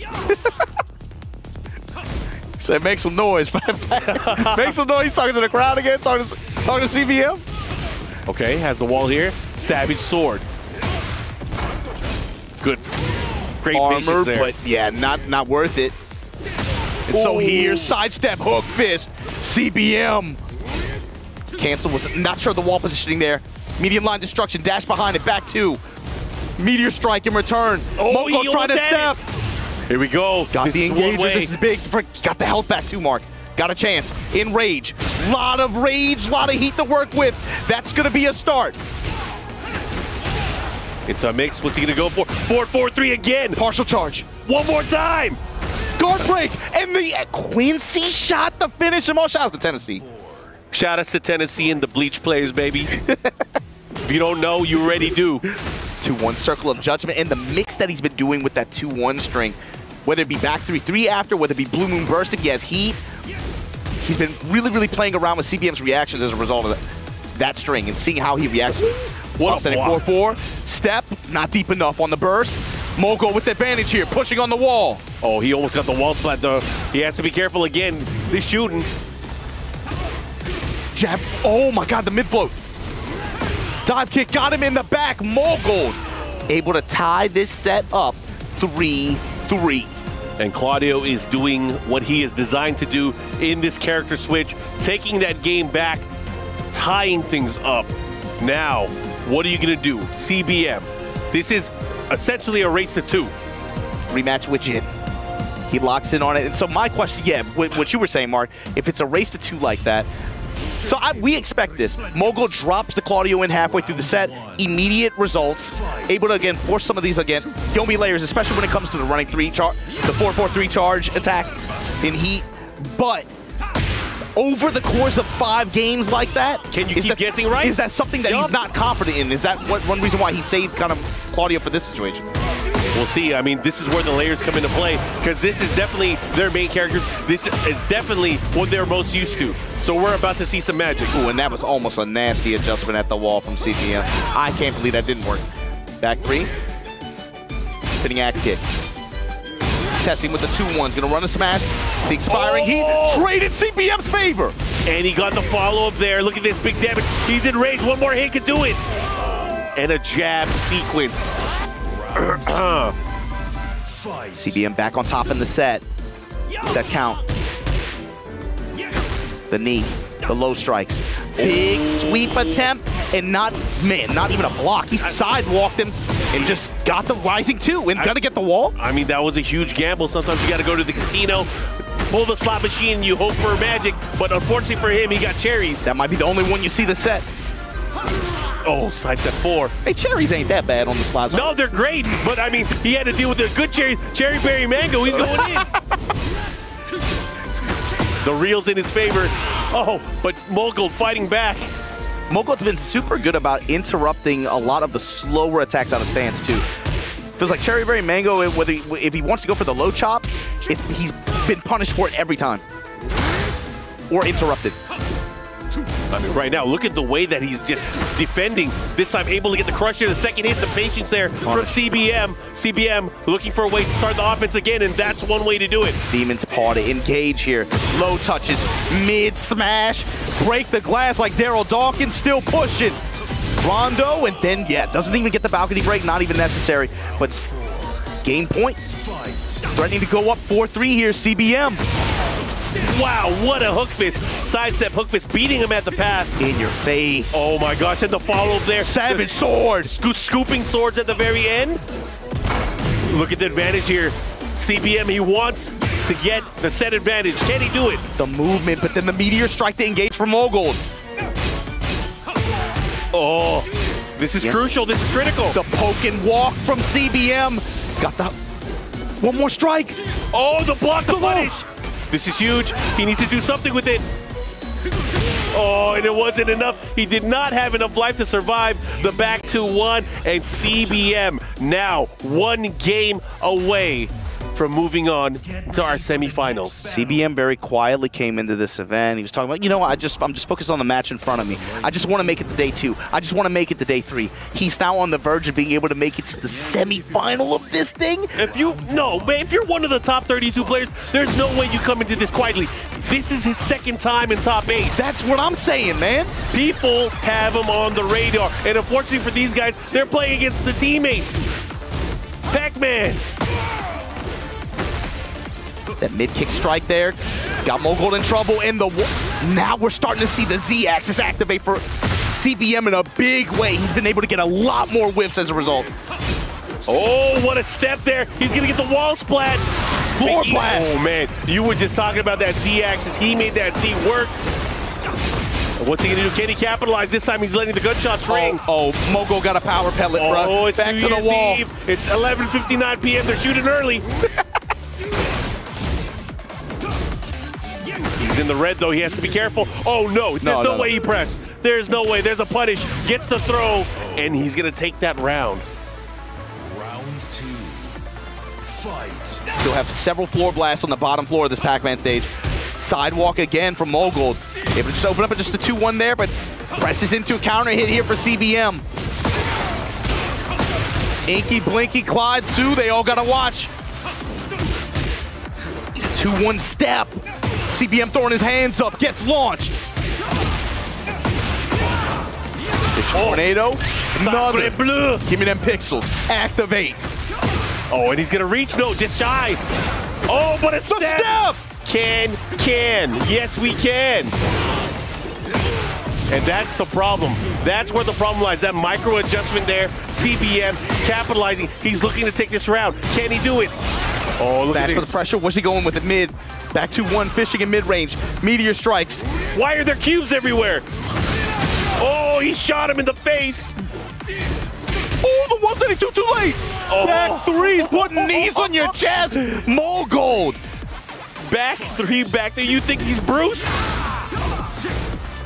What's he gonna do? How is he gonna react here? Mogul with a huge lead here, wanting to tie things up.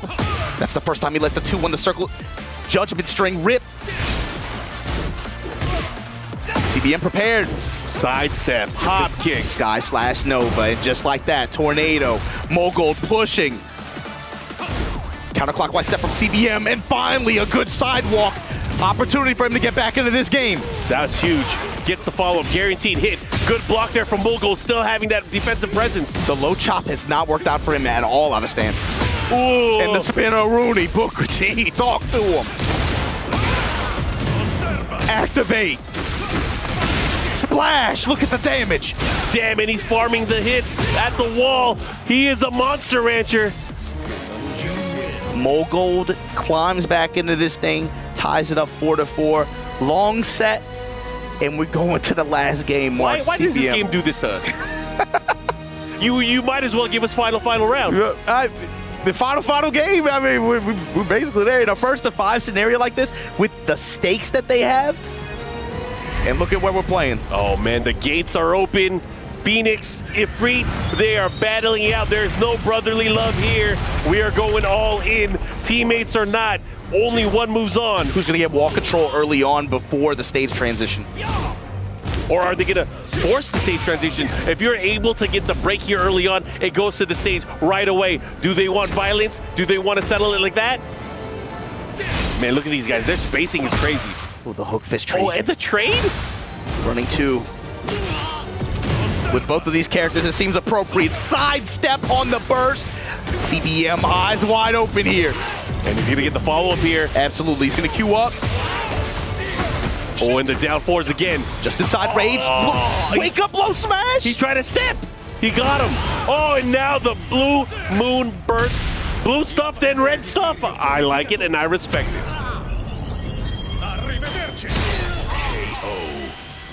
Well. The advantage now of Mo'Gold. Round 2.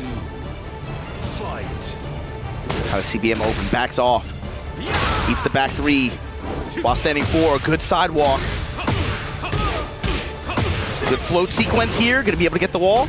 Sidewall, steps into it. Oh, this is big. He gets a splat. The follow-up here. Is he going to activate? I feel like he might. He has to. Right? Here we go. Into the smash and full conversion. Down 2 to touch him there. Low kick. Back 2. And the low to close out. CBM, that felt like a dangerous round, but he got it. Yeah, he used all of his resources to do that combo and get that final sequence. And again, having another opportunity here. What's he going to do with it? Solid opener. Back to those cards. And good splat on this punish. Activate. There's the smash, and CBM on set point at EWC, trying to punch his ticket for semifinals. Boom. Over Mo'Gold. Not out of it yet. Eating 4-4s. These players thinking about their path, how they got here. They've gone through so many battles. And this time, a huge punish here from CBM. Gets the big launch there on the Twin Pistons. What's he going to do? He's going to activate. Full blast? Yes. And like, looking to push towards the magic wall. He missed the follow, but doesn't matter. Look, he has the positioning. He can end it here. Dot kick. Lows. He smells it. He has heat smash. He's going to get it, and he's going to punch his ticket to go to the semifinals. CBM eliminates Mo'Gold. He said, our fight is personal. Stepped up. Both of them had smiles on their faces that I haven't seen in several days. But CBM just punched his ticket, made it 1 round further than he did last year. Unfortunately, Mo'Gold no longer going to be a factor here in this top 8 bracket, but he had a hell of a run. Got here in the most dramatic fashion possible. And this was a long set. Obviously, Mo'Gold opened up with the Fang. Fang maybe didn't have as much results as he wanted, but he got 2 games out of it before he swapped to the Claudio. CBM just long-term, his side, I believe Z-axis movement, his side steps and sidewalks really activated throughout the set, and it got him a lot of mileage. Yeah, again, a ton of mileage. And, you know, I feel like going into it, there definitely seemed like there were a lot of reasons why he didn't launch the Claudio right away. And it showed over time CBM's adjustment, CBM's ability to sidestep and find openings, use the parry, and just hunt down his opponent with the wall. That really helped in a big way. With Fengwei, he had the reverse Kempo step, and that was always playing in CBM's mind as he approached offensively. So it was kind of like a way to kind of push back the offense for a time. But he decided, you know, after a few games, I had to pick my stuff. I had to pick Claudio. And even considering how Mo'Gold applied the knee charge shot pressure, you saw CBM in some situations had really, really good calls. He had a sidestep and completely read Mogul's timing, charge timing on one of them and just got big return for it. So it felt like wall sequences over time slowly started to lean into CBM's favor, like you were saying. Yeah, and of course, look at these guys brought it down to the final game, and it was so crazy going back and forth, but CBM with key heat smashes, able to make it work. He was able to take the victory, but now we're going to go to a quick interview, so let's go to the stage. Ladies and gentlemen, let's hear it for CBM! Man, your run right now is looking insane. In TWT 2023, you actually made grand finals. You had an insane run. Does this feel like a similar energy? It's much heavier. Heavier in what sense? You feel like more? You feel like there's more pressure? Oh yeah, because the second place when I made TEKKEN8 finals, it was the end of TEKKEN7, so I was relieved. But it's still TEKKEN8 is on fire, and you know, pressure. I cannot express how it's heavy. Well, I'll tell you what, we cannot see it when we're looking at your gameplay, bro. You're playing absolutely insane right now. Now, as far as your run, your next match, if I'm not mistaken, you're playing the winner of Ulsan and Pena. Who would you rather face if you could choose? To be honest, I had a bad winning rate against Ulsan, so I want to meet Pena. Of course, you know, as a teammate, I want Ulsan comes to face me. So I just want to leave it as a no comment. Okay, all right, fair enough. Ladies and gentlemen, you guys saw it right here, our first top 8 match, and CBM gets it done. CBM, please go and crush your teammate's key.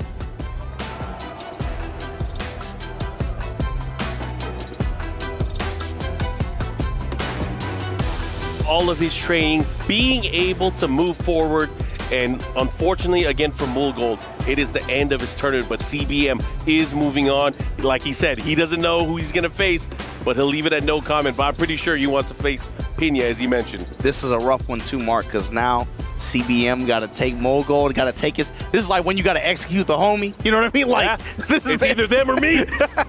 It's either them or me. He can't bear to watch. Yeah. I don't want to crush his key. I don't want to crush his dreams. I don't want to crush his hopes. But you got to do it. Sometimes you got to be the bad guy. This is rough, man. This is like a Mice and Men vibes. I don't like it. I don't like it. Spoiler. That's a good book, man. Well, yeah, CBM here. Going to be moving on. You know he's got to be pleased, but looking ahead to this next match, man, I've been waiting for this one, man. This is going to be good. Finally, the Shinobi World War. We're back at it. Yeah, I'm excited to see who's going to be Lenny, really. Anyways, we're going to go into the action. Only one player will move on, but CBM, man, you got to give it up, man. I honestly didn't think he was going to be able to move on as much as he did. You guys can see a preview of the players that we're going to have coming up next. It is going to be a battle, as you mentioned. And as much as we were gassing on Mulgold and his run into this event, you got to talk about Ulsan, man. Defending EWC champion, going up against the last ninja from Japan, Pena. But let's check it out. Head to the stage. Watch our players come through.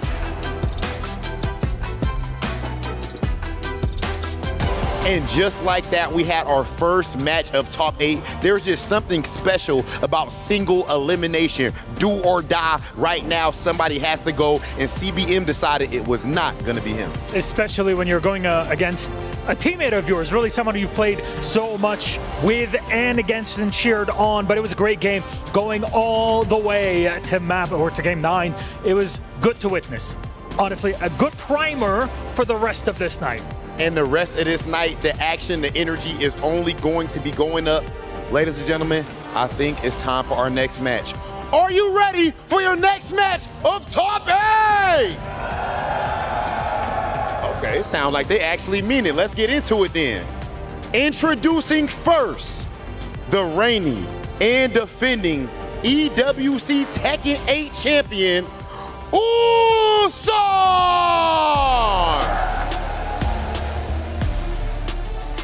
Ulsan, the man himself, also, of course, representing DN Freaks. This is last year's champion. We just saw him defeat Arslan Ash in an absolute banger. He also avenged his loss to Kakoma.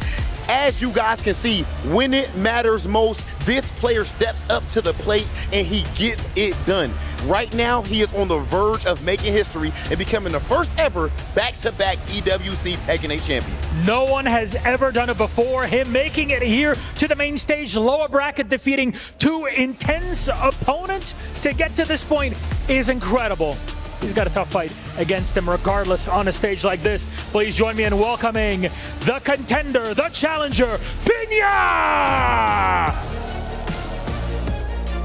Fighting for Varel, the Raven specialist like no other. Uniqueness guides his hand.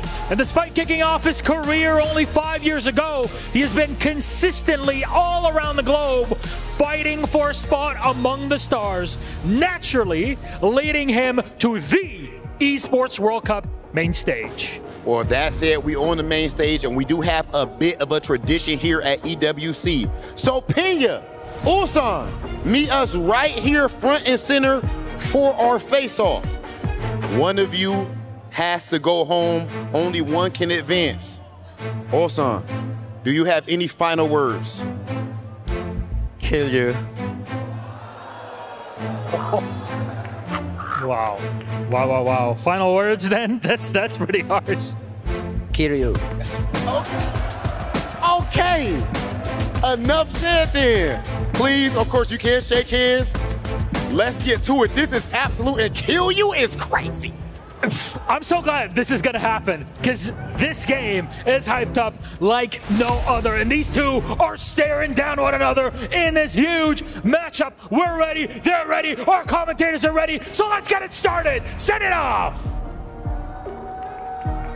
It's nothing personal, man. When you a ninja, you got one job to do. You gotta secure the secrets, and you gotta kill. You gotta go for the neck. Ulsan versus Pinya, Korea versus Japan, the classic, but with people who I think represent the new gen of their respective scenes. Even though, you know, Pinya's a little bit older, Ulsan's a little bit older now, they were on the come up, especially the past, it feels like 7 to 8 years, in a huge way. Pinya specifically, I think from the beginning and middle of Tekken 7 to the end, had one of the biggest leaps in terms of level of play in the game, and he's kind of carried that into Tekken 8. Obviously, after a rough year last year, he was the odd man out. Both of his teammates qualified for this event. He was searching desperately across the globe for a ticket, could not get one, was sad, crestfallen. Comes into it this year, and it's lights out. Believes in the character, dials in, secures his ticket early on, but going up against him, what more is there to say, man? Defending EWC 2024 Tekken 8 champion, Ulsan. And man, with the way that he got out that losers group, Mark, here's the thing. Pinya and Ulsan played recently at STL. Yep. Pinya beat him 2-0. Yeah. And there was some character swap. He was running drag. Ulsan running drag, going to Lars. And a couple weeks ago, it felt like Ulsan was not really confident, but I'm thinking after he just sat down and played the way that he just played, maybe he's hot. He's starting to feel himself a little bit more. He's bouncing up and down in the chair. It's so important for both of these players. They feels like they play with their heart a lot, man. How they feel in the moment matters a lot, and it comes through in how they play. So you just mentioned when they played at STL, Pinya was able to win 2-0. However, this is not a 2-0. This is not a 2-0. This is a long set, and traditionally, Pinya has not been a long set type of guy. Yes, he is, especially when I think about like Topanga sets, where they are used to playing long sets against a lot of the competition in Japan, longer sets in terms of the inner competition in that region. That's typically really difficult for him, and especially with the way that Raven kind of operates too. However, his style and his approach, I think, especially watching how they played, it's going to come down to long-term reads and adjustment on how Ulsan wants to defend, how Ulsan wants to move, how Ulsan wants to press. Pinya's going to have to develop reads. So, for example, when they were playing at STL, something that comes up a lot is without Pinya having to take some huge risks, he was able to just find a lot of counter hit mids and apply his crouch dash to great effect and really just interrupt Ulsan's advances when he was able to get health leads. I think a lot of it leads to is the characters that Ulsan uses, whether it be Lars or Dragunov, are well-practiced characters for that region of Japan. Sure. They are characters that Pinya would be comfortable with. However, again, heart of a champion, the fist of a champion, especially beating, again, one of the most storied players, he has to be feeling some type of way going into this. He has to feel like, I got this, no problem. I mean, both of them for that matter. Especially Pinya, I think getting out of that day one, getting out of groups, especially in the way that he did, that group matchup-wise was probably as difficult as he could have hoped for. Just about. Yeah. I mean, he prevailed. Let's just talk about his ninja way. He is a ninja of hard work. He is Rock Lee. And I love he got injured. He was put on the side for a long time. We didn't see nothing from him. You saying in season one. You saying it in jest too, Mark. He said it in the interview. He's like, by the numbers, I should not have won this. I don't win this. But he played with heart. And that's what he said, and it shows, man. And especially with the winning moment, that release, that emotion. Both of these guys, that's going to be a big deal in this long set. How they feel and how they control or release emotion throughout the set. That's going to be reflected in their gameplay, I promise you. Yeah, well, either way, I am excited to see this. Do you have any thoughts with Ulsan here? Is he going to go into this and is he going to pick Dragunov, or is he going to pull out the Lars? Well, I think it might be a similar structure to like what Mogul did, where maybe he runs two characters, but it feels like today, especially after what he's done, dude, I think maybe he just goes, maybe he just overall just commits to drag for today. Yeah, I feel like sometimes as a player, you're like, you know what, I'm on fire with this character, I'm gonna rock it with this character. You don't, bro, if it's working the way it was just working and in that fashion, I don't think, it's hard to change, man. It's hard to make a good case for changing that. I mean, another thing to consider and think about going into this is, like, you know, a lot of these players, world-class players, they're prepping for Arslan, they're prepping for Atif, they're prepping for players like me. But has anyone prepped for Pinya? It's hard to say, especially I think for Ulsan. It's hard to say like he didn't prep for. I'm sure he did, you know, to some extent. Yeah. But I think coming into today, the Arslan set would be way more on his mind than than Pinya. I doubt. You know, he's thinking like that far ahead in terms of, right? You would want to micro focus on that match, first of all. But I'm sure he definitely did his homework, especially in the past 2 weeks since they played. And that's going to be what's interesting for me, because Pinya's playstyle, while like it's easy to get distracted with how he moves and the way he employs his offense and crouch dash mix-ups, to me it's about how deep into the move list he goes. Yeah. He's willing to use his in-depth character matchup knowledge is an optimization of combo routes and adjustments. Very, very high just game awareness overall. That's what makes him fun to watch. And that kind of stuff counts in long sets, but he has to make sure they go in his favor. I mean, it feels more impactful in short sets, right? Especially you saw it against Rangchu. Just a couple times, all you need to do is Uchisemi escape and punish him on his rage smash, on his heat smash. I said rage smash. But in a long set where when a player might be able to counter-adapt to that, you might not be able to go to some options like that as consistently. 4-4-2. Shadow Spear, gonna put the dash behind it. And already Pinya taking some chances, man. Oh, the vampire knee. And that's gonna be a big one, Mark. Yeah. Reading Ulsan's advance and then punishing him with either counter-hit jackknife, so that while standing 2 safe counter launcher, or just shooting for the moon, going for a 4-4-3, big damage conversion. I mean, the payoff is huge. You risk getting jab punished versus getting a big launcher, clipping them on a step, clipping them on key movement, or just getting the right hit at the right time. Also, excellent stage for Raven as well. Oh, yeah. He turns his quicksand into a launcher in many places in the stage. Also, his down 4-1 into a launcher. Yep.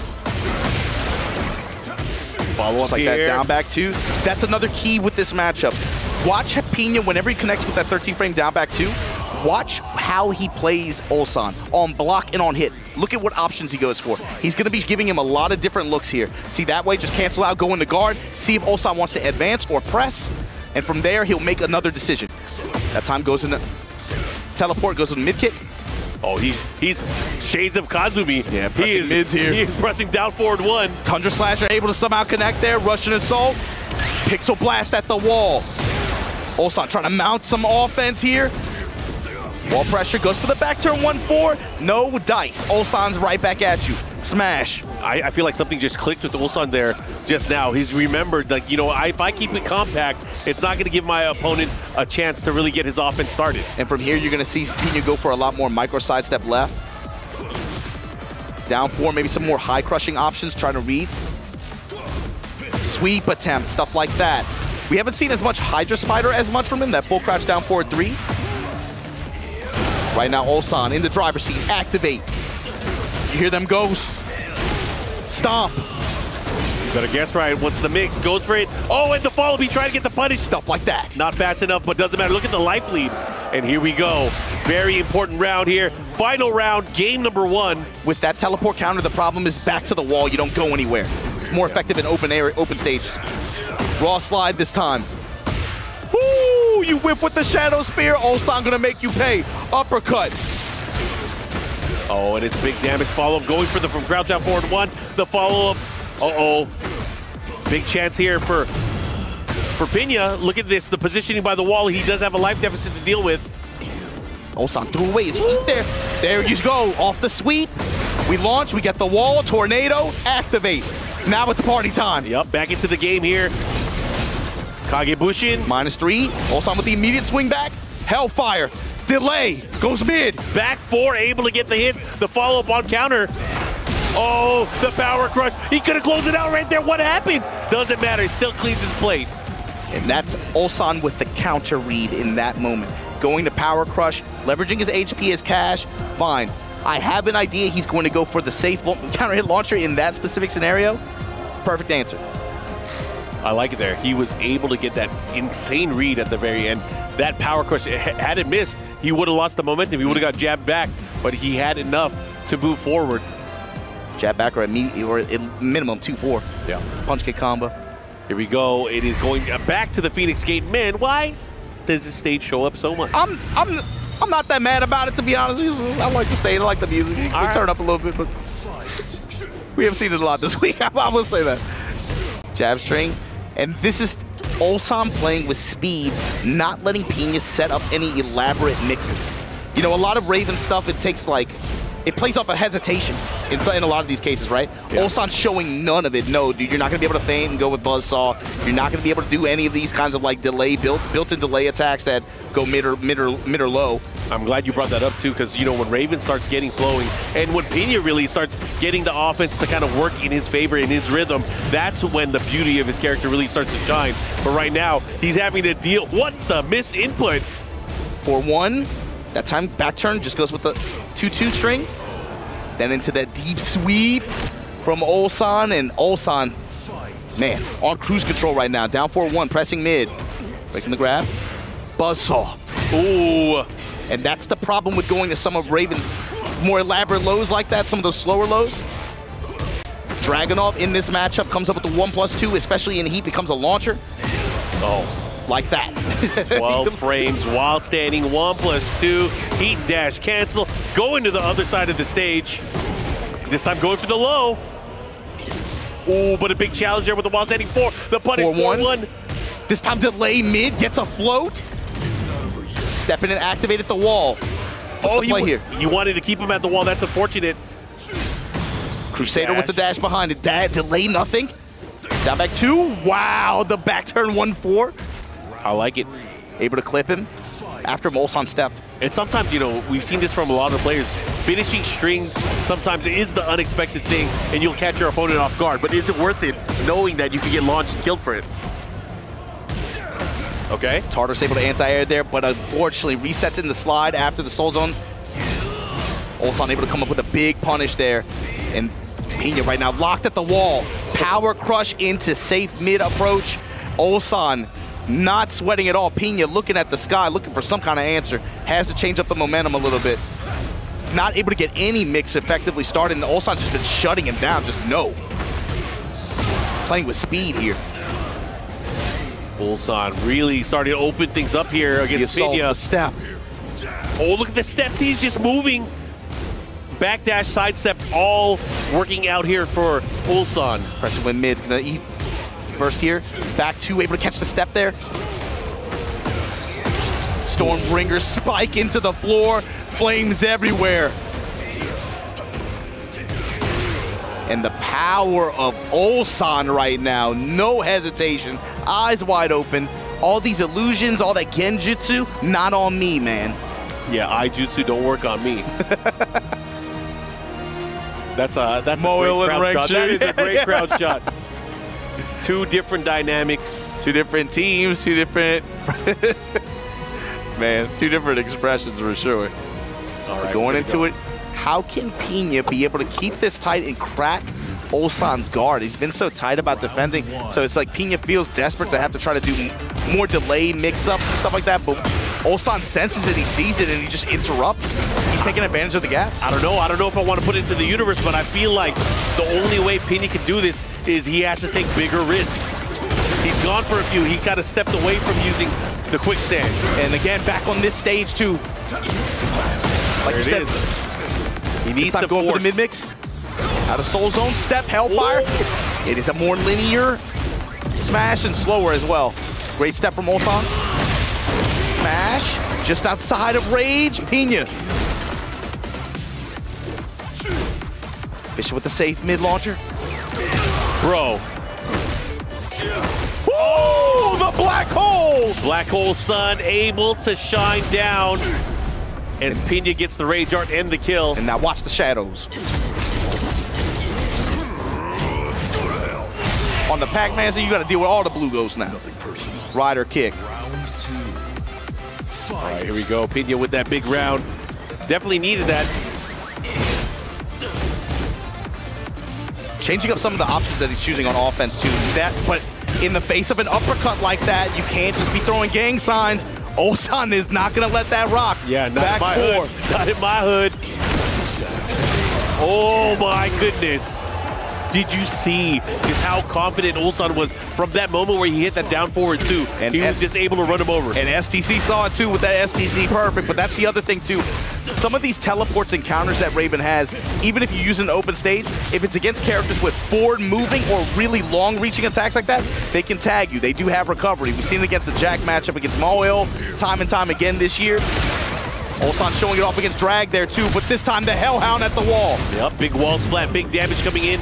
Might be able to clean up the play with one more mix-up. 1, 2, 4, this time going to smash. Bets on mid? No, the slide, that close. Round 4. I like how we put him in the blender, force him into a kill situation. Oh, he caught him out of the air and still able to convert. Oh my goodness, side wall, doesn't matter. And it's just no fear, no hesitation from Ulsan, and it's ultimately stopping Pina from getting cooked in a lot of these situations. Off the low parry, gonna be able to get the back turn homing pickup. Nice combo here. 51 plus frame there, just takes a while sending forward. Pressing with jab strings, trying to interrupt, trying to give Ulsan any space. All these counter hits, all these mids, step in, activate. Crusader with the dash. Oh, trying to catch him. Get the delay there. Smash right back at you. Pina. No bite on the pigeon roll. Nice. Core circle for 1. Goes to the slide. Jab with the micro duck. Okay, the while standing 2 float sequence here. He has rage. Goes for the sweep. Oh, he has the advantage of life. He stole it away. Oh my god, final round here. Man, that sucks. The get up kick, really? Showing stab. Tartarus. Nice, good jab to interrupt the Russian assault that time. Oh, the trade. He's going to get the follow-up there. In his favor. Going to go up over 4-3. Yep. Let's see what he does here. They're about even on life. Again. Oh, he's using him. Using him. Ulsan standing in a very dangerous spot. That's like some Looney Tunes stuff. Hey, look at the floor. Dock, activate. Oh, he missed the follow-up. Doesn't matter. Having another shot. Pena, no way. Do it again. Back 4-4. Has to watch out Salvo. Ulsan, step and activate. Trading jabs here. Back 4-3, Tundra Slasher gonna press. Wants the wall, down 4-1 with the follow-up. Tartarus again, clips him. Yeah, second hit, a big low upper. Oh my gosh. Oh, he didn't even press anything. And down forward 4, sequence to punish. Pena, there is a pulse mark. 1 game on the board here, finally, against Ulsan. I'm actually really glad he got that game, because if he gone down another one, it would have been really tough. Yeah, you know, really tough. And of course, Ulsan gonna random. You got to get off the stage. That stage is really good for Raven. All right, back into the arena. When your normal mix-up just gets hooked up with even more damage, even more stage coverage, you just get more for doing what you were gonna do anyway.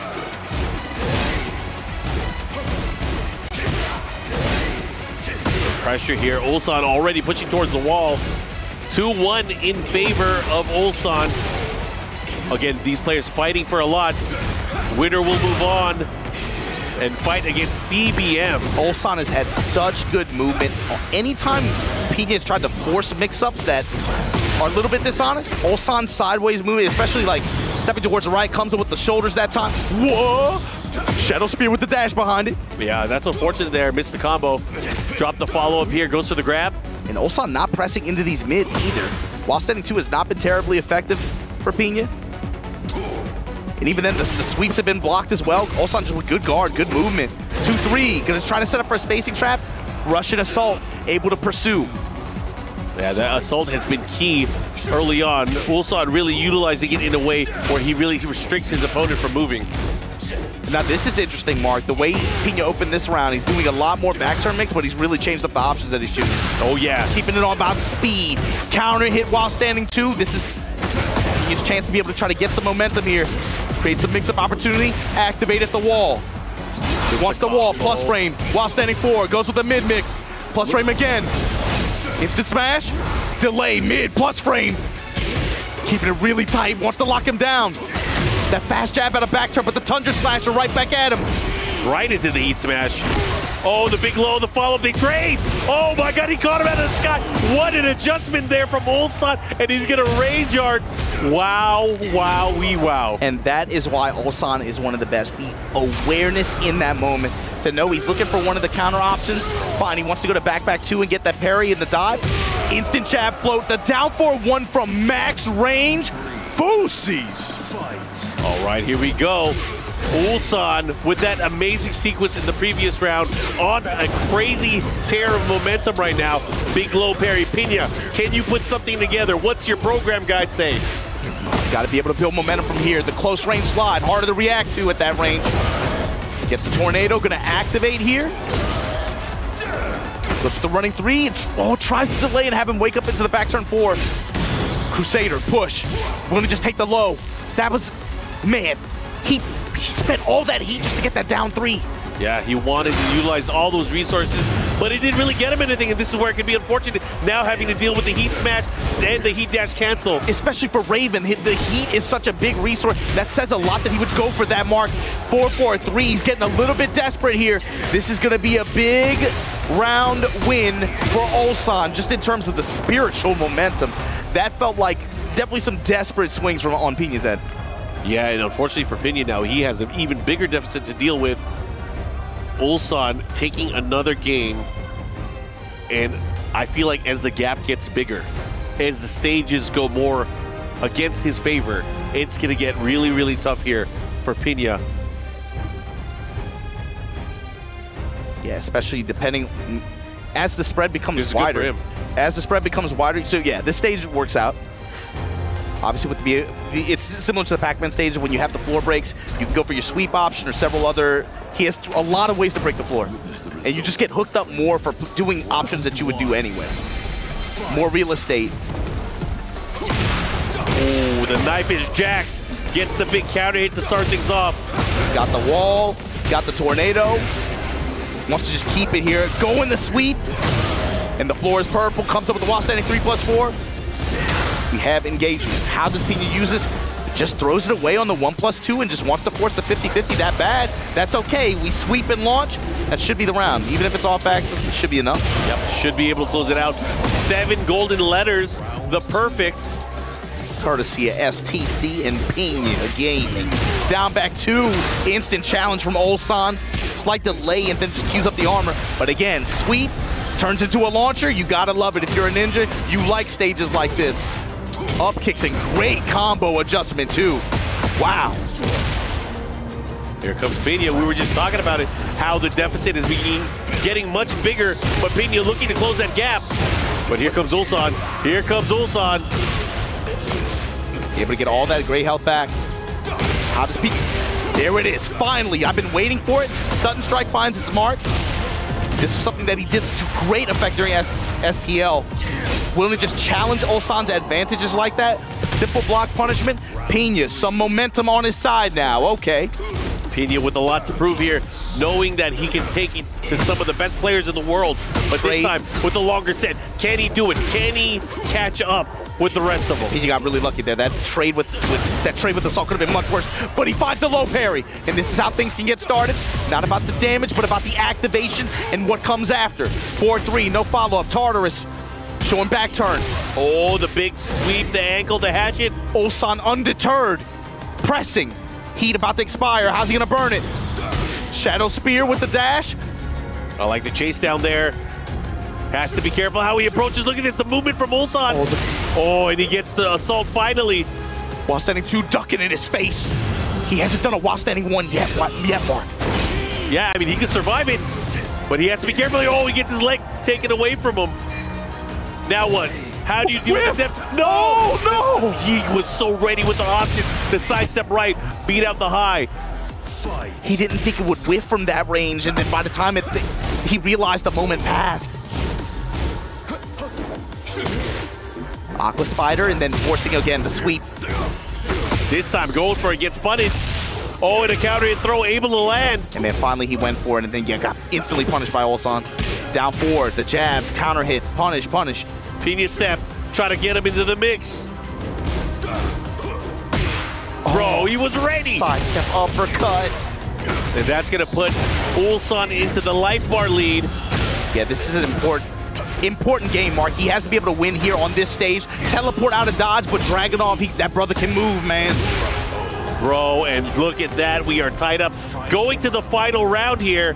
Ulsan, if he takes this, he is gonna be at a momentous advantage. Jab strings in a throw. Break from Pena.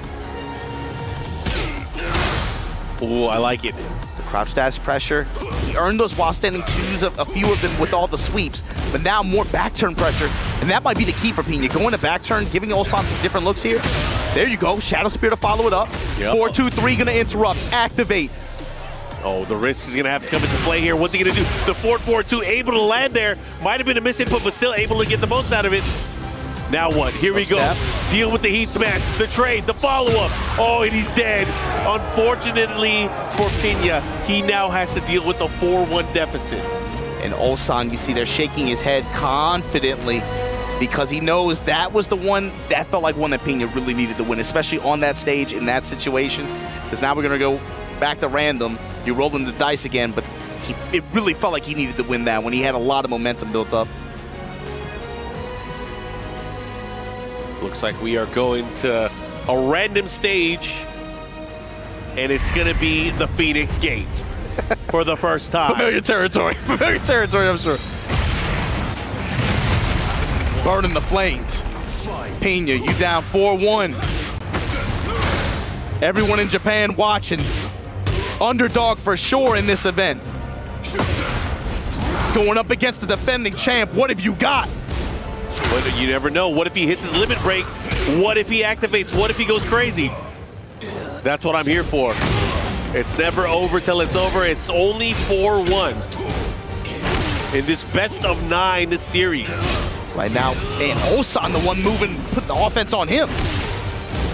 Big sweeps, activate. Back 4-4, and then just gonna step in low. Polite back turn pressure there. Step in the interrupt. That's one of the slower heat smashes. You can't really bang on in close range like that. Yeah, that's unfortunate, but great presence of mind there from Ulsan. Able to seal that round away, interrupting that heat smash. Orange clones, I don't want them. While standing 1-3.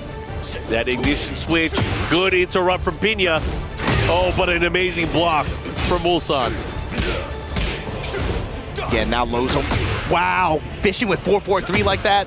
That was a light punish too. Yeah, I feel like with that fish, maybe it'll open up those. Oh my God, never mind. I was gonna say maybe it was gonna open up an opportunity for some crouch dash mix-ups, but unfortunately, Ulsan was ready, and just like that, we have set point in favor of our defending EWC champion. Yo, Ulsan with the ultimate sandbag. Walked into this event, I am not confident. Right now, looking to lock his ticket for this semifinals matchup. But he's got to put the Shadow, he's got to put the ninja down, man. Right now, Pina advancing with jabs, touching him low. Down back 2 power crush, the read is good. Yep. Shadow Spear to follow up.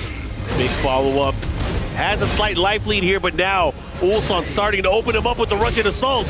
And the steps have been good too. You got to be able to take advantage of the openings. Putting that jab out there, quarter circle 4-1 sliding on him. Again with that wall standing 2, trying to create something. Jab string, follow up here again, one more time. Really trying to get him swinging. Activate. He's stepping left in close range. Fishing mid, goes for the sweep, it's good. It's not over yet. Burst canceled, that close. 4-1, step in low.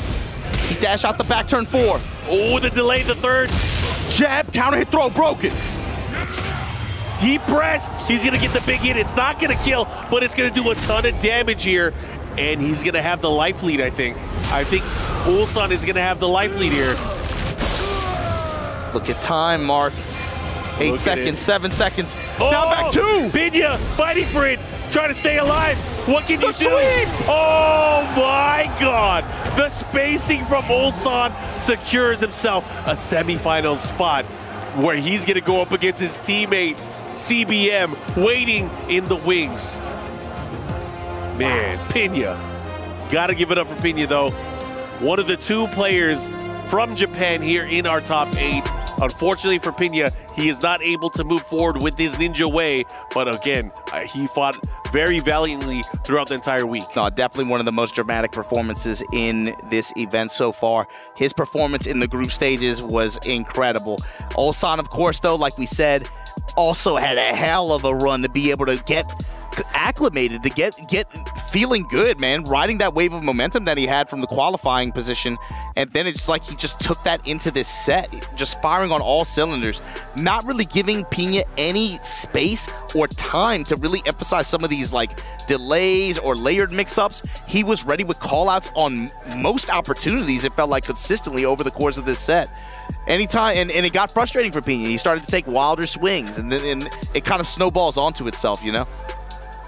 Yeah, I mean, just looking at this, I think over time, Pina was really trying to struggle his way to get his offense and his flow started. He was always having to deal with the counter poke play of Ulsan, whether it was the down forward ones, the jabs, or just him utilizing the Russian assault. And then you always have to put in your mind that Ulsan knows how to move. He can move like the best of them, creating opportunities for the rest of his offense to take the turns back and just put Pina away. It was crazy. And even some of the deeper character matchup knowledge that Pina has, being able to use escapes, different options to escape some of this pressure. Ulsan was a step ahead, able to pursue and punish him a lot of those times. Whereas against Rangshu, right, to qualify, that didn't happen as much in short set like that. But let's take a look, listen to what Rob and Milos have to say with the players on the stage. We'll catch you guys in a little bit.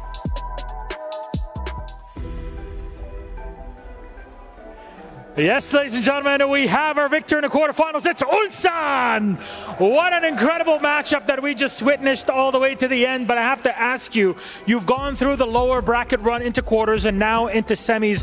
How are you managing your stress through all of this? Because I can see it on your face. Win, whatever happens, there's always a lot of relief when the game ends. 일단 울산 선수 승리 축하드리고요. 첫 번째 질문은 정말 패자조에 거쳐서 이렇게 또 8강을 거쳐서 4강까지 오게 되셨는데 정말 어떻게 보면 정말 긴 또 여정을 지금 펼치고 있잖아요. 그래서 그럴 때마다 항상 굉장히 좀 스트레스 받아 하시는 모습을 보이셨는데 그걸 좀 어떻게 관리를 하셨는지 궁금합니다.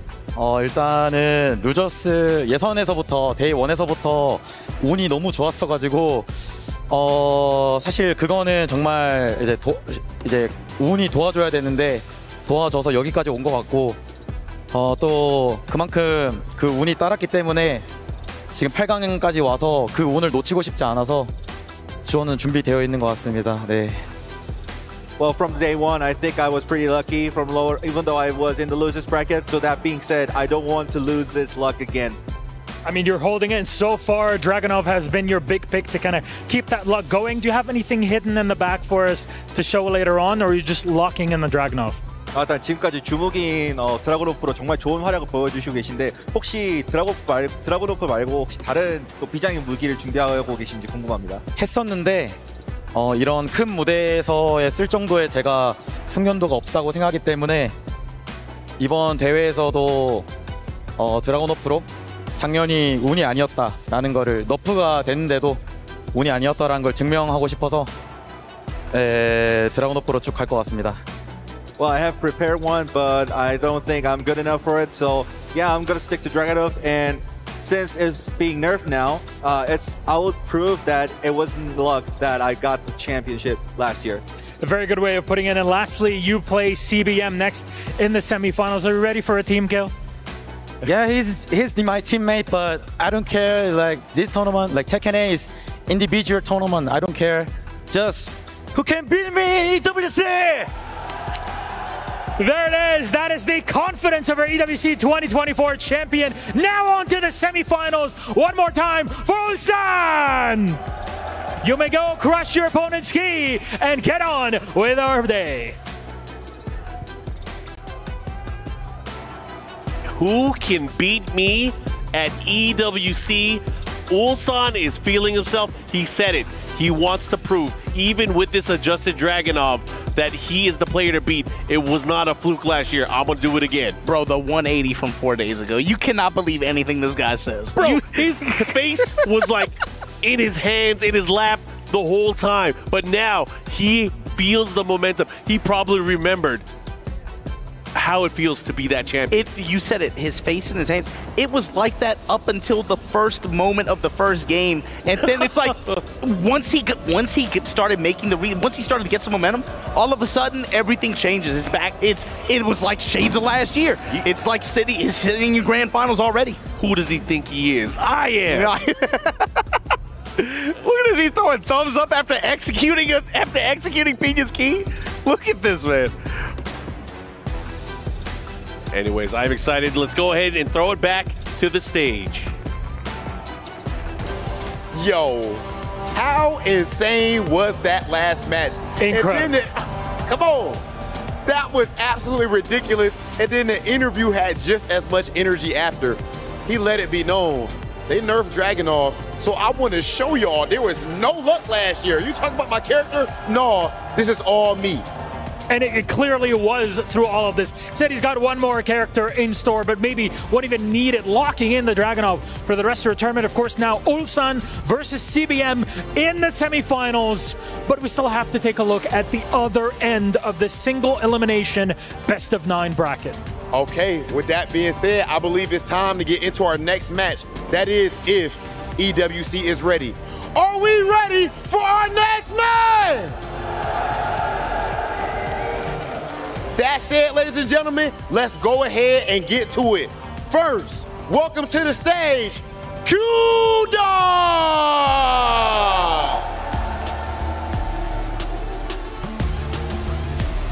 Representing Zero Tenacity, this man is easily the story of the tournament so far. You can address him as Legend, you can address him as OG, or simply as Q-Dog, but make sure you are addressing him with respect. This is a career that spans 20 plus years, an EVO champion all the way back in 2005, and even now he is in top 8 of EWC. Ladies and gentlemen, he is trying to add another notch to his historic belt. Legend. If anything, this is a heavyweight matchup in every sense of the word. So let's welcome his opponent to the stage, representing the Bees of Team Vitality, it's John Ding! The Eddie Monster has proven himself to be a scary contender with an incredible recovery in a Phase 2 reset versus Legends Knee and Rangshu and even Arslan Ash. This Legend killer is out for blood. Team Vitality, of course, sending him all that Spirit Bomb energy for maximum club championship points. A lot of pressure on this man. This energy is insane. Do you hear the Vitality chants right now? You could not make it up. Ladies and gentlemen, it's about that time. Cooldown right here. John Ding right here. You know our tradition here, ladies and gentlemen. One of these guys has to go. Is it going to be the legend, Kudans, or will it be the legend killer himself, John Ding? Kudans, first and foremost, get a little bit closer. Yeah. Do you have any last words for your opponent? Okay. Pretty nice. Good game. Okay. Anything back? Win. Your team need a point. I really want to win. Team Vitality needs every single point, and John Ding is out for blood to get it going. So please, gentlemen, shake hands. Go ahead, place your keys, take your seats, because our game is about to begin. Our players are set. We are absolutely ready. Riyadh, are you ready? That's all you need to know. On to our commentators for our third quarterfinal. Big brolic John Ding let him know. He's trying to play to the crowd. He's like, hey, man, my team needs some points. I'm trying to get this win over Kudans in a 1-to-5 showdown here. But, Mark, can we talk about the way this dude came up this week? Not even this week, the past 2 weeks, past 3 weeks. Had a big win in Korea. Kudans showing I've been around. I never left. He definitely has not left. He is the Mishima legend. That being said, I'm excited to see how this is going to play out because we got Kudans going up against John Ding. Last time these guys played, Kudans ended up taking it. But again, that was last time, not this time. And especially with the way John Ding he's played even today. You know, gotten over, I would say a lot of people looked at that group lineup and would have said, you know, not necessarily in his favor, but he played his heart out, and look at where he finds himself in this top 8 bracket here, locked in for a long set against Kudans, who, like you said, kind of beat him pretty badly a couple weeks ago, 3-0 in winner's side of STL finals. But here we go, we're going to get this Heihachi versus Eddie matchup. You guys know what to expect. For, I think, John Ding, what I'm looking for is how is he going to be able to try to get in range and get that mix? And especially with the movement and the offensive presence that Kudans has had so far this week. Yeah, I think key here is how is he going to get his momentum? Because Kudans has so many ways to kind of disrupt that. The key here is he's using a 13-frame mid-check move with that down forward one in conjunction with the jabs, but also his pinpoint accuracy with his movement going forward and sideways. That is the scary part. And it's also the timing in which he does those things, too.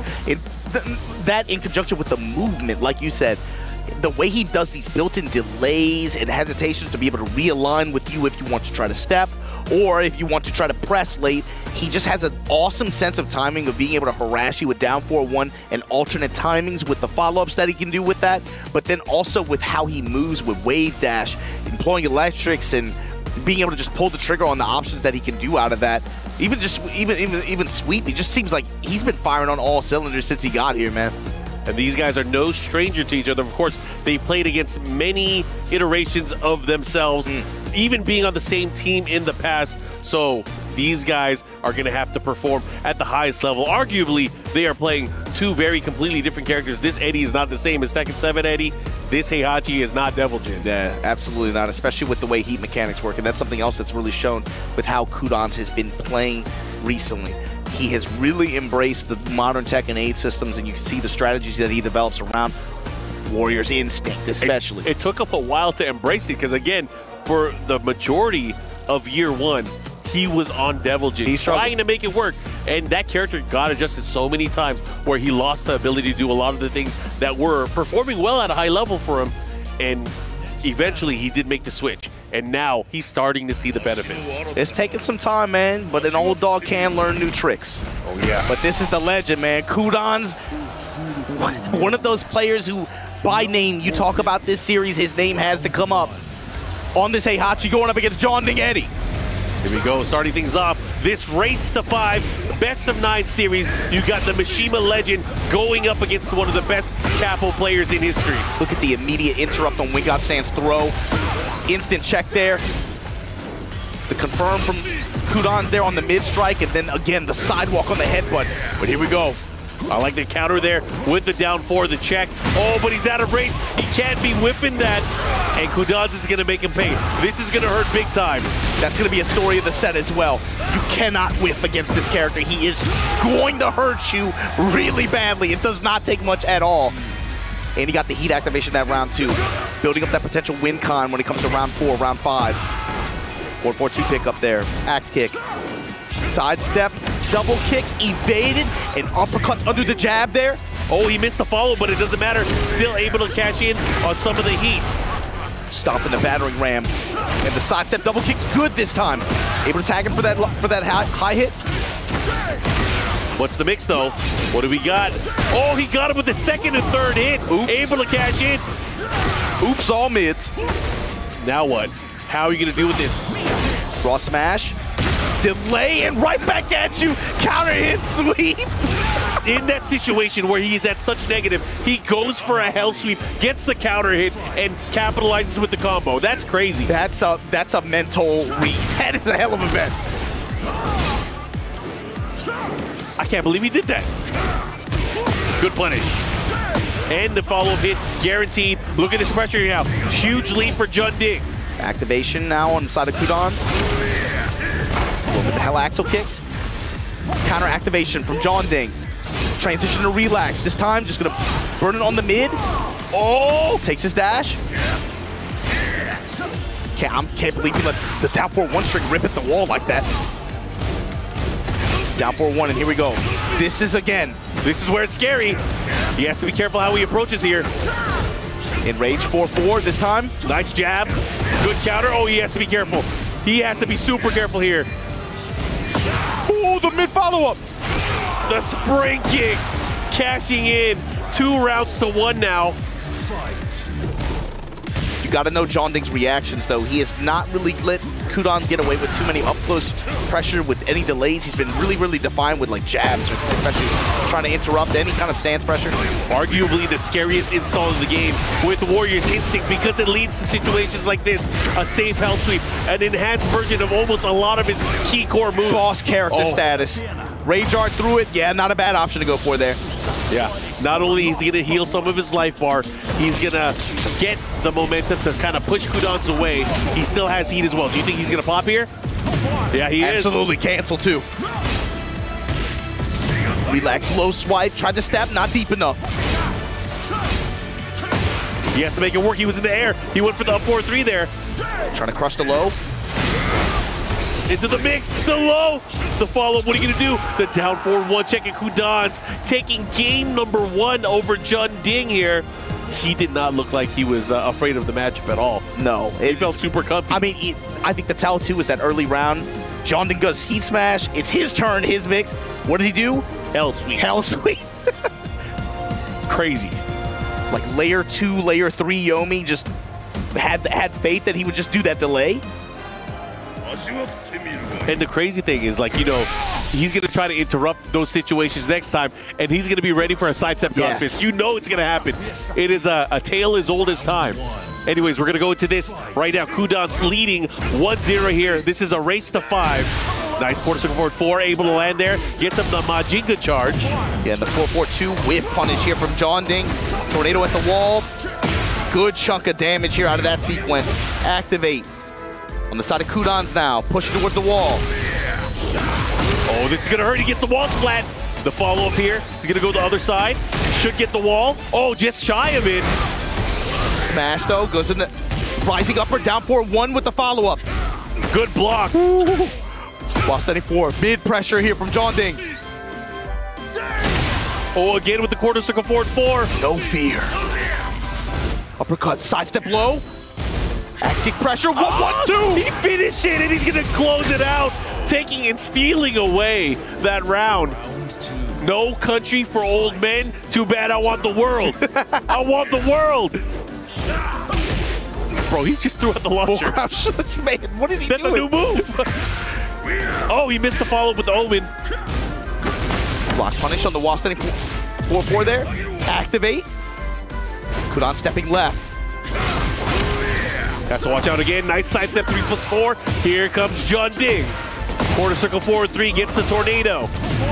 Oh, he's gonna reach the wall too. Yeah, absolutely. And the spike, the follow-up, guaranteed hit. Let's see what he does. What's the mix? Relax mid-mid, just wants to dash. Pressure goes low this time. Break the glass. Yeah, that was key. Gonna make able to close the it out. balcony too. Good stuff. And that's the thing is, using the relaxed 3-3 option, that's something that is so effective, but again, it can get you killed if the opponent gets it right. Nice jab check. Ooh, we're crushing him. Jab pressure, and again, transition in the handstand, goes for the throw there to break the balcony. He should be able to get the wall here. Absolutely, yeah, especially post-activation. That was all pre-tornado, too. Into the mix, 4-4-3, there it is. Low once again, this time mid. Mid with the jab pressure after, and that's another STC. Perfect for John Ding. Trying to even this thing up. He sidestepped the back four. Got the confirm out of mid-relax. On the back shot. Kudans. Low mix at the wall. Monding got the stock. This time, mid-mix with the dash behind it at the wall. Damage piling up, and this time, John Ding right back at you. Able to find his mix. One game apiece here. Both of these players having to go back to the drawing board, kind of reevaluate, cool things down. We're going to the scene. And John Ding is the only guy who can have a home field advantage in this tournament like that. That's crazy. Big Brolic, right?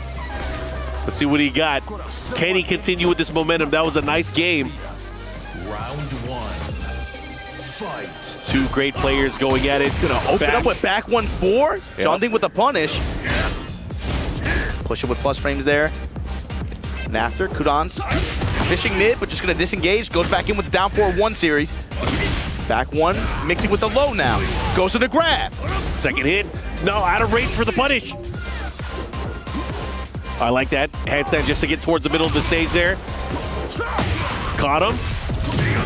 He went for the evasive punch. Gets the follow-up. Back two, this time clear wrap around from Kudans, and the repositioning. What a combo adjustment. Battering ram. That was crazy. Oh, and a big step, but it was too much of a step. Doesn't matter. Cleans it up, and Kudans taking round number one. Even so, the consistency in that round alone, that's gotta be, man, that's gotta be scary if you're John Ding. You gotta keep things a little bit tighter. These staggered backdash motions are so scary, because you know Kudans can do things much faster, much more rhythmically, but he's doing it in a way where you can't read what he's gonna do afterwards. Down for one with punish, with the sparks. Plus frames there, uppercuts. Trying to put this lightning on him, sidestep right. Still low. Nice back one, check. Oh, it comes with a 4-4, wind got stance. Oh man, John Ding swinging back. Yes, be careful here. Mid strikes, activate this time to shut down the mix. Step right, not deep enough. Crouch stab to steal the turn back. Evasive punch up back two. That was crazy. Oh, and he gets the heat smash and steals the round back. Here we go, one round apiece. All tied up. Just chunks of chip damage, just blocking a down 4-1 like that. Axe kick down, advancing jabs, sidestep double kick. Plus frames, where's he going? Mid. This time punish. Wall. Oh, that was a big one, but the side wall, good adjustment. He's gonna push, he's gonna get the follow-up here. He's gonna get the wall. Oh, he doesn't get the hit, that's unfortunate, but he has positioning. This is good. Evasive punch again. The call-outs on these heat burst activations, John Ding. Oh, and he's gonna get the throw. Oh, he's gonna follow up here. He's gonna close it out. This character with the wall, he can go down. You want to go bar for bar, fine. Activate, still able to get the damage in the return here. Jab to interrupt the stance pressure. Kudans now gonna activate. Raw instinct, power crush from John Ding. That's guaranteed follow-up. Oh, and here he comes, he was floating. Anti-air activation. Oh man, Kudans now cooking at the wall.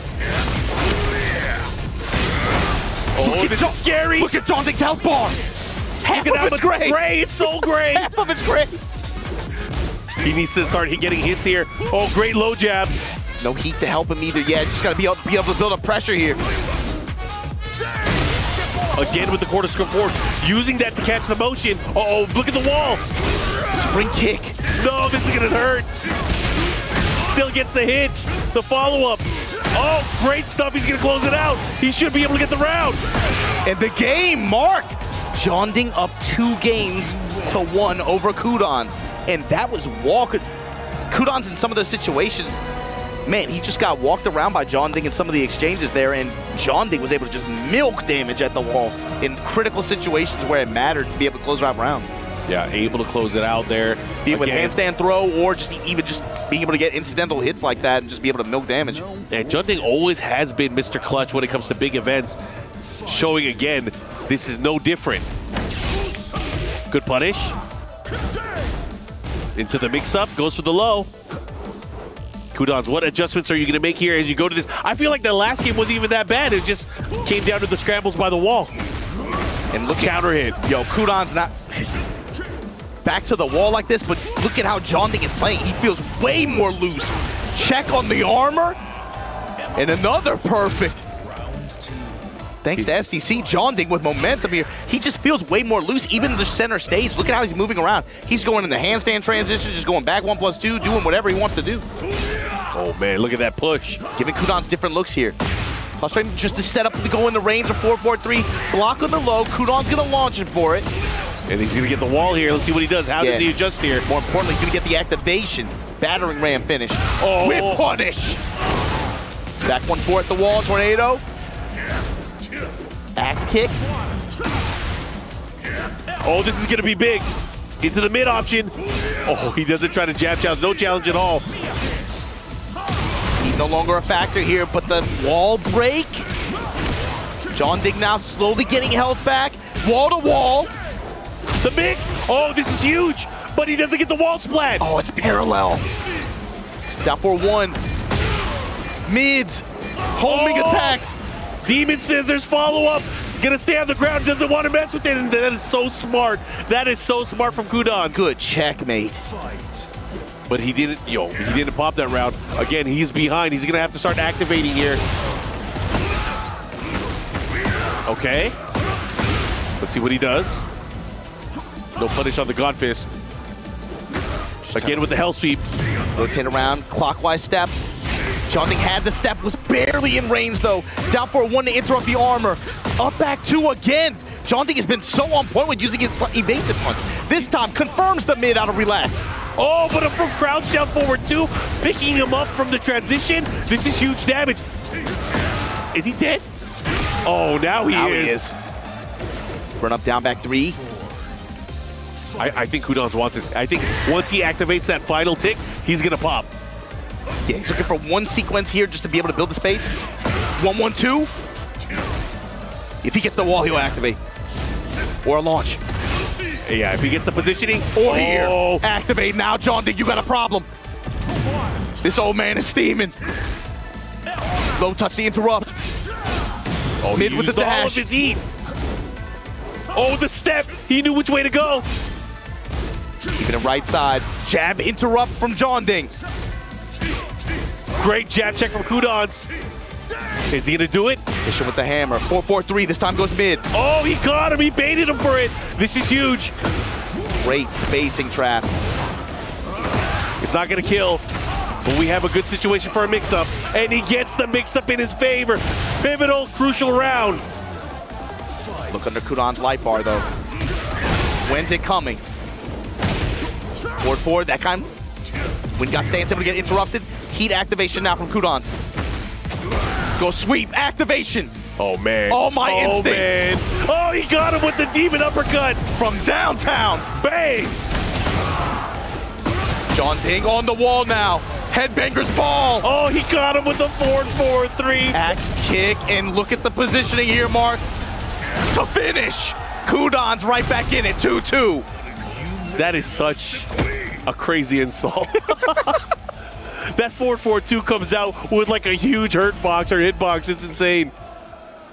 Oh man, what are you gonna do? These guys are tied up now. Again, they are just battling it out, and it's too close to call. We are in an open stage, and I feel like this is gonna favor Kudans a little bit more. Yeah, it feels like consistently John Ding has been able to find the wall and more. He really just milk a lot of return out of it, and a lot of, especially after scramble situations so far. That's really what's put him in position to get these two games. But Kudans in open stage and gonna let you know electricity, my friend, right here, right now. Touch the sky, 85 damage in the open. Axe kick pressure. We got stance there. Jonding with good movement as well. Overall, again, Jonding's also had really, really good Z-axis control. Being able to find some openings himself. The run-up and the delays on the sweeps here. 1-2 kick, counter hit, back 4. That hurt big time. He's going to activate here. Oh, Jonding. He's going to get the kill. He going to kick you in the ribs, counter hit, gets the finish. This old man hurts. Kudon's letting you know what time it is. Why he so mad? This Heihachi guy. He like you when he take pictures. Never smiling, man. Always mean mugging. You know what's the craziest thing I've noticed, like hit effect wise? When Heihachi has Warrior's Instinct, his hair gets crazy. It is like the sharpest version of his haircut. You guys got to see it when he pops that. Man, he got to go to Turkey, bro. Yeah, he got to get that. He needs to get that kind of install. Here we go. He goes for the rage art, gets the hit there, but he is living on a sliver. And Kudons has a huge life lead. However, this could be the start of something. This could be the momentum. Is he going to pop? I think he will. Yeah, he burst. Cancel. Quarter circle forward. Never mind. Quarter circle forward 4? No. Quarter circle forward 2. Talk to the hand, Mark. Just like that. Trying to start things off in a similar way, but sidestep double kicks from Jonding. Going to get a launch. Wheel kick ender gets his stock. 4-4-2. Runs up, just takes the low. Oh, he has to be careful how he approaches here. He's starting to step. He's starting to move. The jab checks. The down forward 1. No punish. Jonding getting a lot more loose with his movement, too. That down back 3, sprinkling it in. He has to be careful for the God Fist, man. He has to be super careful the way he's moving that way. Back 1-4, spring kick here. Activation from Kudons now. Has his win con. 4-4-1+2 with the dash behind. He's going to activate it. He smells blood now? Yeah, he's smelling blood. He wants to end it. Oh, he whiffed. Counter activate here. Jonding goes with the back 1. Cross jab to interrupt. Kudon's trying to lay it on him. Holding this mix. Relax mid. While steady 4 series. Oh, they all hit. That's huge. The time. Oh my goodness. He stole that round. There was no time left, and he's laughing. Kudons up 3-2 in this first of 5 set. And you got to talk about Kudons has had good fortune in events out here in this region before, right? But man, to be in the lead here in quarterfinals here for top 8 at EWC for TEKKEN8, Jonding, you got to have an answer for that. We're going back to the same. Here we go. These guys are battling. We are in for a treat again. This entire top 8 stacked with legendary players, strong challengers. The top 8 stacked with legendary players, but think about the legendary players that went by the wayside for these guys to be able to fight for these stakes here. All right, here we go. Nice, goes for the Hell Axel. Trying to create something, beats out the God Fist with the sidestep 3+4. Bro, I saw his life flash before his eyes. You saw that blue. Oh, Jonding now, cooking at the wall. Handstand mix, goes with the 4, goes into the mid, out of relax, out of the transition. This time the low to beat the armor. Stocks active. What the 4-4-3? You give Kudons the space, he's gonna activate. Low touches here. Beats the armor with the jab string. The whip in, oh man, goes into the low out of the handstand transition. Jonding has to find his wave, has to ride this momentum. Handstand 1 goes into relax. He's been favoring that transition point a lot. Kudons backing up, beckoning. Dash of activation. This time the Axel. That did so much damage. Yo, this man hits. And he has the wall here, gonna get the blue stuff. Into what? Rampage ender at the wall here. Jab flow from Jonding. Great challenge there. Yeah, gotta respect it. Fine mix. 1-1-2, just goes for the flash punch. Goes low. Big pickup here from Kudons. That's pretty cheap. Sidestep double kicks to open this round. And Jonding, he's just looking for that win con. I just need the wall. I need my activation in the wall. Back 2 series there to try to get as much return as possible. But the activation anti-air spike. Jab streaks the step to the right to smash. Chop him up. Ooh, into the God Fist. The wall jump attacks. Jonding able to side switch, gets intercepted. Can he do it? Oh, look at there, gets the punish. Goes for the mid option. Down 4-1. The flash. Crouch jab. Trying to steal his turn back. The low's adding up. Oh, the power because he almost had it. Oh my goodness. Kudans. Who's gonna take it? Who wants it more? Trying to burn the timer. He got the mid strike. He had it. Kudans advantage here. Fight. And look underneath the health bar of Kudans. Gonna eat the 4-4 here. 4-4-3 mix is good. Goes mid. John Ding right now cooking. Can he cook enough? Does he have enough in the plate? Step back into the heat burst. 4-4-2. Step in, just take the low. John Ding now has wall control. He challenged. Interrupt and challenge with the 1-1-2. Flash punch. Stomp on him. Whiff, no punish. Plus frames, goes for the sweep. Look at the waves. The dashing pressure. Oh, you better be careful. What a step. What a challenge. Side step low. 4-4-3 in the mid mix this time. John Ding fighting with him, but Kudans, you give this guy an opening. You know what's coming, Mark. There it is. The Warriors' instinct. The walk. John Ding eats the flash punch. Oh my God. Be careful how you deal with it. Oh no. This could put him into a nasty situation now. Mark, Kudans has had such good response with using heat burst. Sweep and sweep. The electricity at the wall. The clean hit the counter. He caught him. Caught him looking. He's going to get the splat. Yo, this is a big opportunity for John Ding. He needs this. He needs to tie things up here. Can he do it? Good chase down. The follow-up here. Oh my God. He's going to convert. What a presence of mind. Are you kidding me? The awareness. Bro, what was this? Oh, look at this. Goes for the mid. This is huge. No, what is he doing? John Ding got the low. Crouch jab. There's no time. He has to do something. He has to make gotta go in. Oh my God. On the L sweep, the punish. Man, oh man, these guys are going at it. You can see it on John Ding's face, like, man, some of these situations, they come just down to these last-second scrambles and decisions. Man, the crowd obviously having a good time here. These players are going at it. They're going back and forth. We're going to get ourselves another game. But man, oh man, we are tied up. This time going to the Pac-Man stage. John Ding had some excellent side steps and sidewalks to be able to give himself some opportunities, especially at the wall. And then when he just finds the handstand mix, especially go in the handstand throw and be able to get the huge return you can get out of that, that's pretty much in a last round scenario like that against Kudans with instinct on, that's been able, one of the few ways he can be able to compete like that. But just like that Pac-Man stage, at the very opening, able to get the floor break, and it leads to all this pressure, Mark. Handstand going low. This time again, handstand throw at the wall. You know where you're going. Show me them pixels. Big damage from John Ding. What an amazing STC perfect round number 1 here in this important game. 1-1, down 4-1. This time the axe get good for Kudans. Gonna be able to get wall control here. The lows.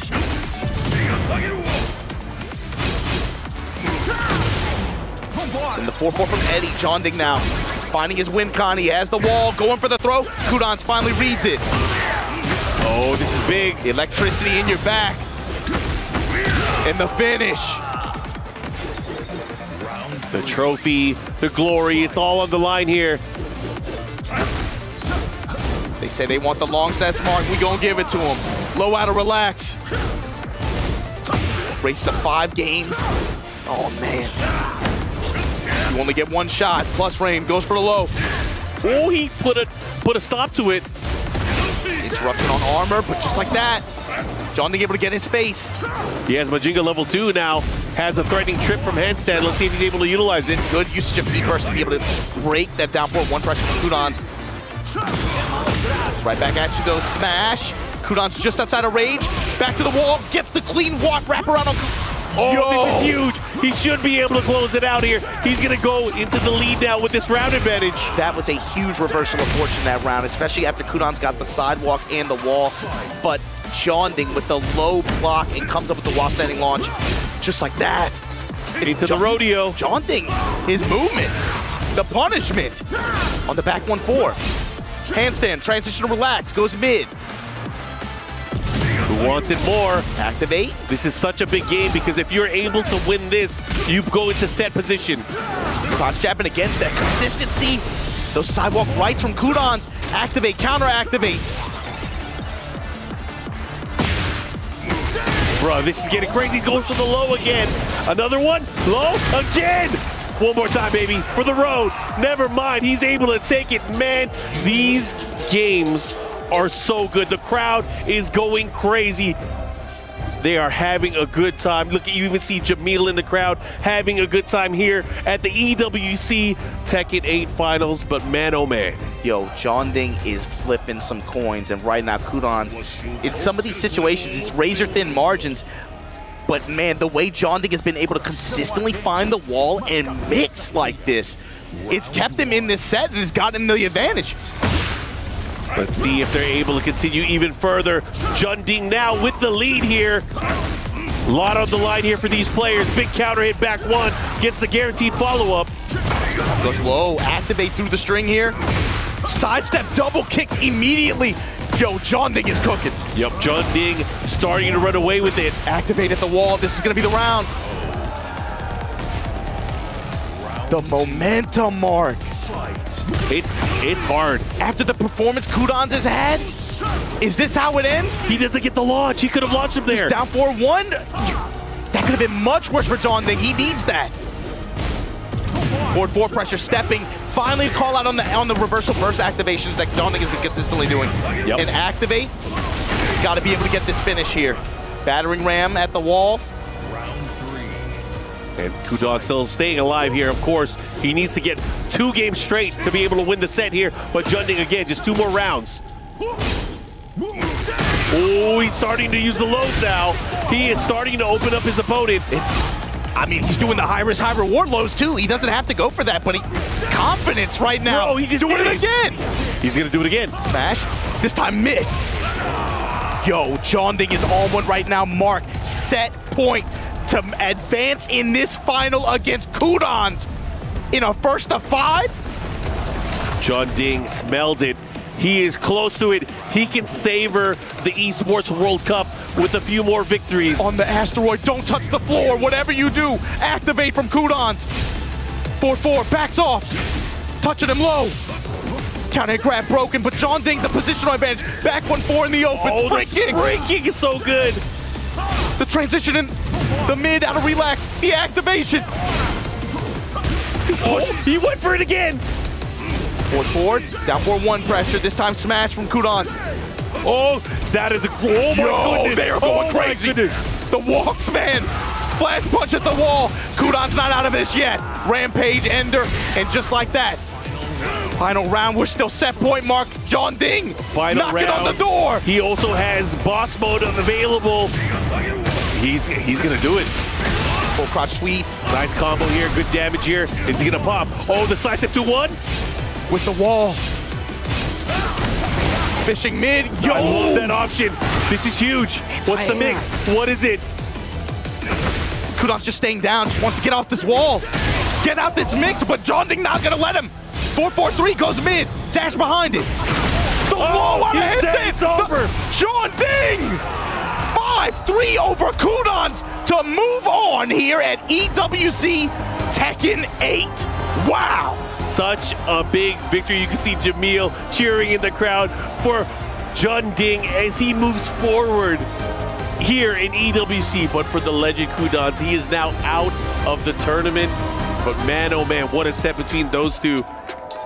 Far from forgotten, especially after both of these guys, man. You got to think they went through hell and it made some incredible moments to make it this far in this event. But John Ding, you talk about it, I feel like, man, it's been years that he does this.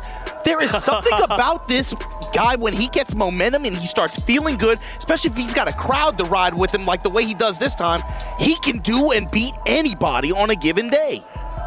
He has this ability that is beyond clutch. Yes. He flexes on them. And when he flexes, boy, oh boy, everybody's watching. In-game and out of game. Yep. In-game and in real life. But man, this was a violent They were set. fighting. They were fighting.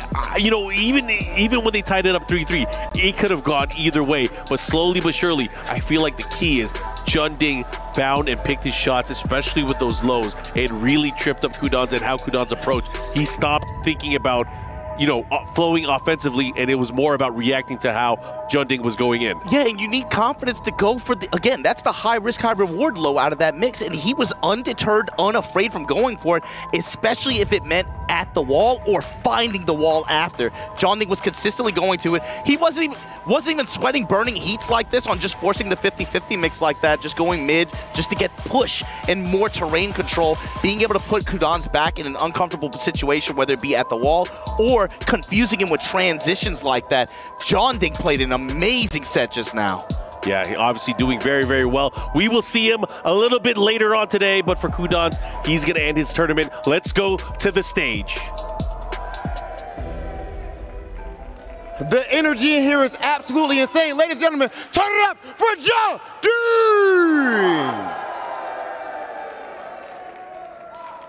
John Ding, so I do have some questions for you. John Ding! I don't like being up here, my man making me feel a little skinny. I ain't gonna lie to you. That's it, ladies and gentlemen. First and foremost, can you please tell us about the pressure that you had on you and the support that you have from Team Vitality? 일단 전팅 선수 승리 축하드리고요. 첫 번째 질문은 아까 이제 등장시 때도 팀 바이탈리티의 이제 클럽 챔피언십 포인트를 언급해 주셨는데 이제 팀 바이탈리티의 클럽 챔피언십 상금이 많이 걸렸기 때문에 또 부담이 많이 되지 않으셨는지 궁금합니다. 사실은 작년에 제가 구등을 하면서 저희 팀한테 그렇게 큰 도움을 주지 못했거든요. 근데 이번엔 또 저희 팀이 상위권에 지금 진입해 있는 상태라 지금 이번 주에 저희 바이탈리티 팀 선수들이 하는 게 되게 중요하다고 생각을 하거든요. 그래서 긴장은 되게 많이 했는데 이렇게 지금 4강까지 올라가고 그러니까 저 커리어뿐만 아니라 저희 팀한테 도움이 되어서 정말 행복합니다. Yeah, last year I placed 9th, so I didn't really contribute to the team. So that being said, now in the semifinals, so I had a lot of pressure to contribute, but now I'm just soaring up, not just for me, but also for the team. And with all of that pressure, you're clearly standing up to it. That said, so far you've already beaten Ni, you've beaten Rangchu, Arslan Ash, Kudans. Is it fair to say that you're the legend killer? 이제 무릎 선수부터 시작해서 아슬란 애쉬 선수, 랑추 선수, 그리고 이제 쿠단 선수까지 다 꺾고 올라오시면서 정말 놀라운 모습 보여주고 계신데 이제야말로 좀 레전드 킬러라고 부를 수 있을까요? 뭐 레전드 킬러라고 하긴 좀 그렇긴 한데 저도 레전드 안에 포함되지 않을까요? Well, it's hard to say, but I think I'm now the legend myself, so.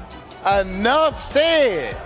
Enough said, ladies and gentlemen. Congratulations. Please go ahead and crush your opponent's key. Ladies and gentlemen, John Ding! Welcome back, guys. You heard it from the man himself. Don't call him a legend killer. He is a legend, and I gotta agree, man, especially seeing the way some of the stages, some of the performances that this guy has put on over the years. John Ding able to put Kudans out of this event. Both of them, man, they just made the most...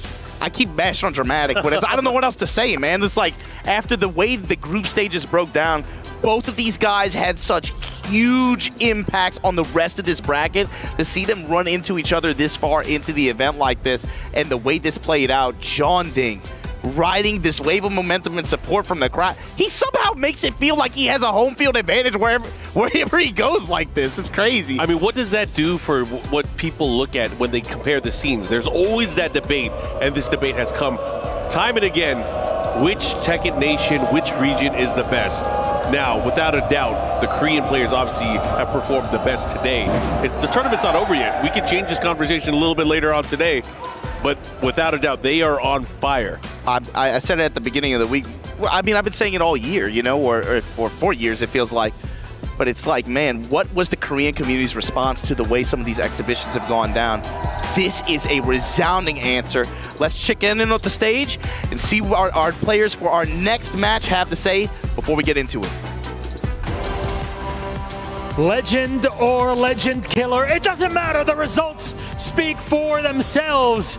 It's on off to the semifinals for John Ding. What an incredible matchup we've been seeing, and really games in general in our quarterfinals, Rob. Absolutely amazing, and I gotta say, I love Team Vitality just because, not just off of that victory, but because yesterday, when my guy actually lost, when John Ding took a loss, after the loss, this is the only team that I've seen that specifically did a John Ding chant. They chanted for their player's name even after a loss, and now he is rewarding them for their loyalty. I absolutely love to see it. That's the sort of support that you want to see. A team and a club that loves you and supports you the whole time.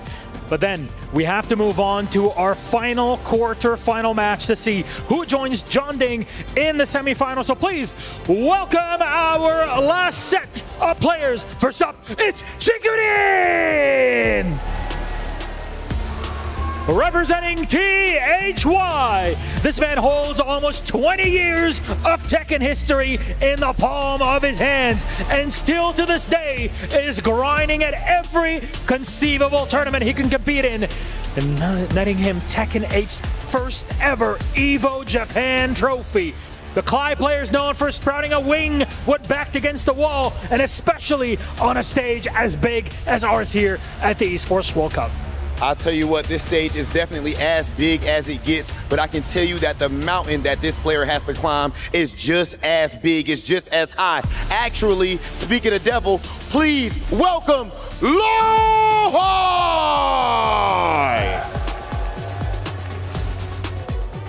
This man has already taken down Manja, taken down Mulgold, and more, and he is clearly adding names to the list. This is a 2018 EVO champion. Only the best of the best can claim something like that. And of course, that was 2018, but even just now this year, he had a top 5 finish at EVO. This man has been a terror with his Brian. Let's go, Brian. And we are about to see if he can take another name. Let's have then a chat of ceremonies. Always, please, gentlemen, join us in the center stage for some final words before we kick things off. Come on close, come on close. You ain't got to be scared now, all right. You'll be pretty close when you're actually playing in there now. Any last words before we kick it off? I have no worries. No worries. I just want to play quickly. He's got a quick game. He's got no worries. He just wants to play and beat him down. TEKKEN8, do you have any last words for your opponent?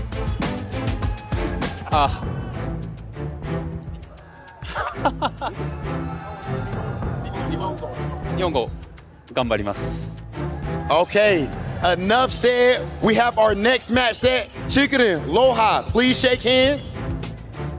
And you guys can go ahead and take your seats. It is time, ladies and gentlemen. We have Lo-Hi versus TEKKEN8. The level of play does not get any higher than this legendary event, and we are still in quarterfinals. Let's get to it and send things over to our commentators.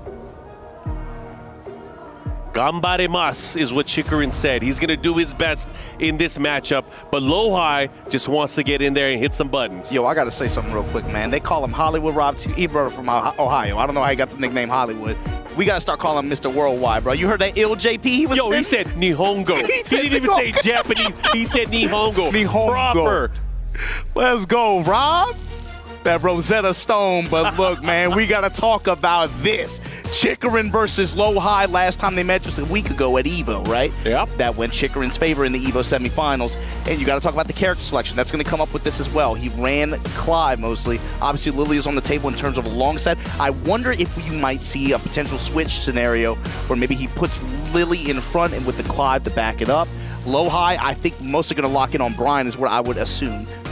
I feel like there's always an opportunity for character changes. Especially in a long set, but also depending on how bad you get beat early on. That is always going to be a factor. But for these two players, both champions in their own right, TEKKEN8, a former TWT champion, EVO Japan champion, and Lo-Hi has won EVO in the past. Former EVO champion, yeah. Yes, so these guys, no stranger to big stages, no stranger to worldwide competition. And it's going to be one of these two that will move on to face off against John Ding. And yeah, that's an interesting one to note too. John Ding, who just punched his ticket for the semifinal of this event. If he is able to lock himself a spot in grand finals, he will put his team enough points to be able to move them in the second or third place on the club championship leaderboards. But he has to win the next set against one of these two players, TEKKEN8 or Lo-Hi. This is going to be, I think this is going to be one of those things early on we're going to see what type of match it's going to be. Lo-Hi has been sticking to Brian for the most part. We know that he had a few struggles finding out his character, finding out his groove early on when Tekken 8 released. He was using Steve, he was using a little bit of Shaheen, but finally settled in on the Brian.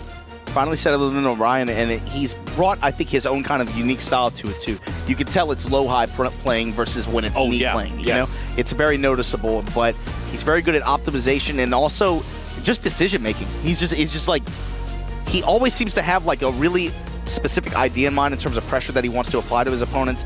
Really good read on what they like to do and how they like to move. Chikarin, on the other hand, Doryoku no Last Samurai. You got to talk about this guy. You said former TWT World Champion, and of course there's that, but also very quietly, you know, he's a humble guy, doesn't, you know, talk that much. His whole thing is he's Tekken. He's a Tekken player. He is the Japanese final weapon. He is the Batman of the region. You know what? When Pakistan first started climbing into the scene, challenging the world, who was the first one from Japan to go over there? The first one on a plane ticket to go over there, dealing with whatever blackouts, whatever food poisoning, whatever he had to deal with.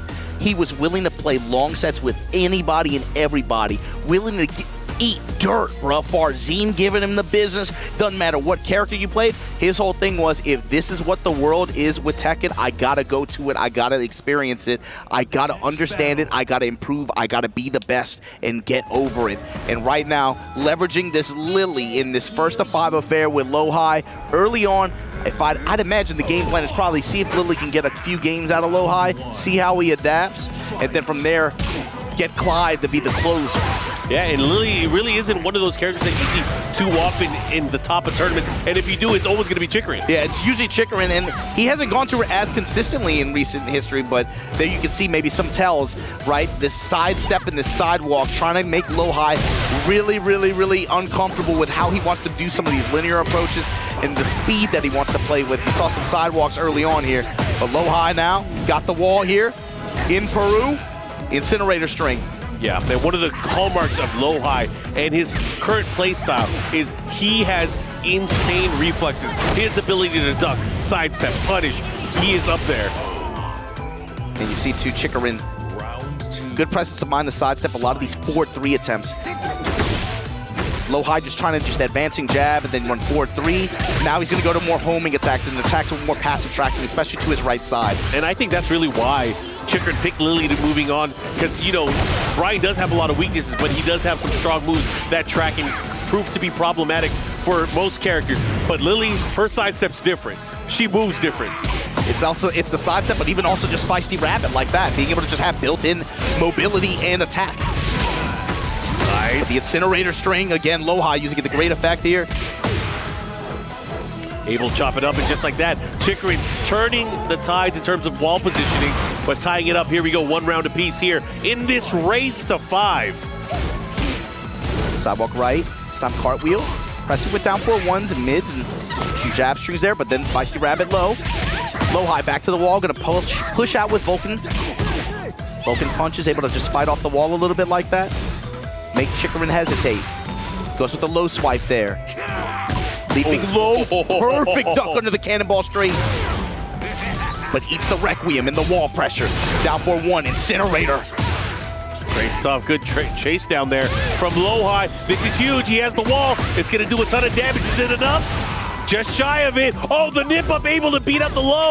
Oh, he risked it all. He risked it all with that hop kick there. All that just to bet on the hop kick and low-high. All too comfortable to just simply punish it. Classic, Brian. You're going to step into the side mid kick like that. Give me this counter hit launch. Give me this wall. Oh, and he chased him down, but he's not going to get the full combo. Doesn't matter. Has another chance, but look at the back to the wall. Here comes Chikarin. Oh, he was ready for it.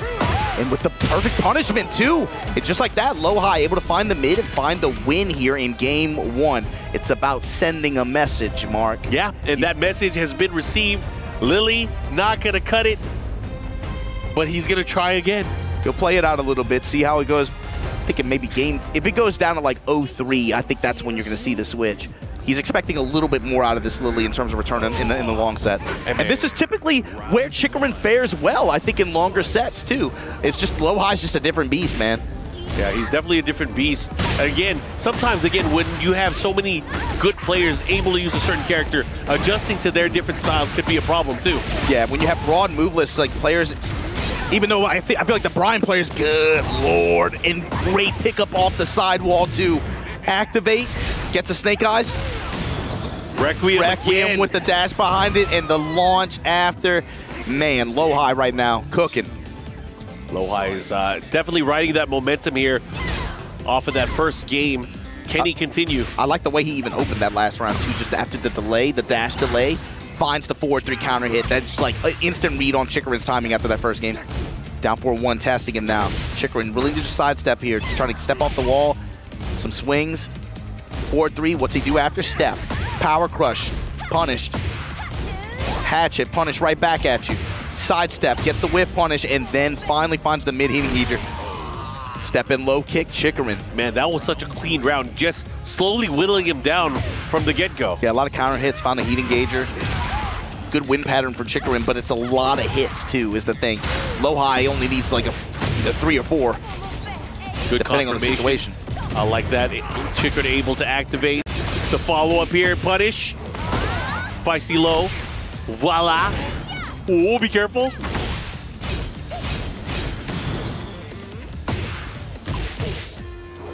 Bro, that comes up so quickly there. Yeah.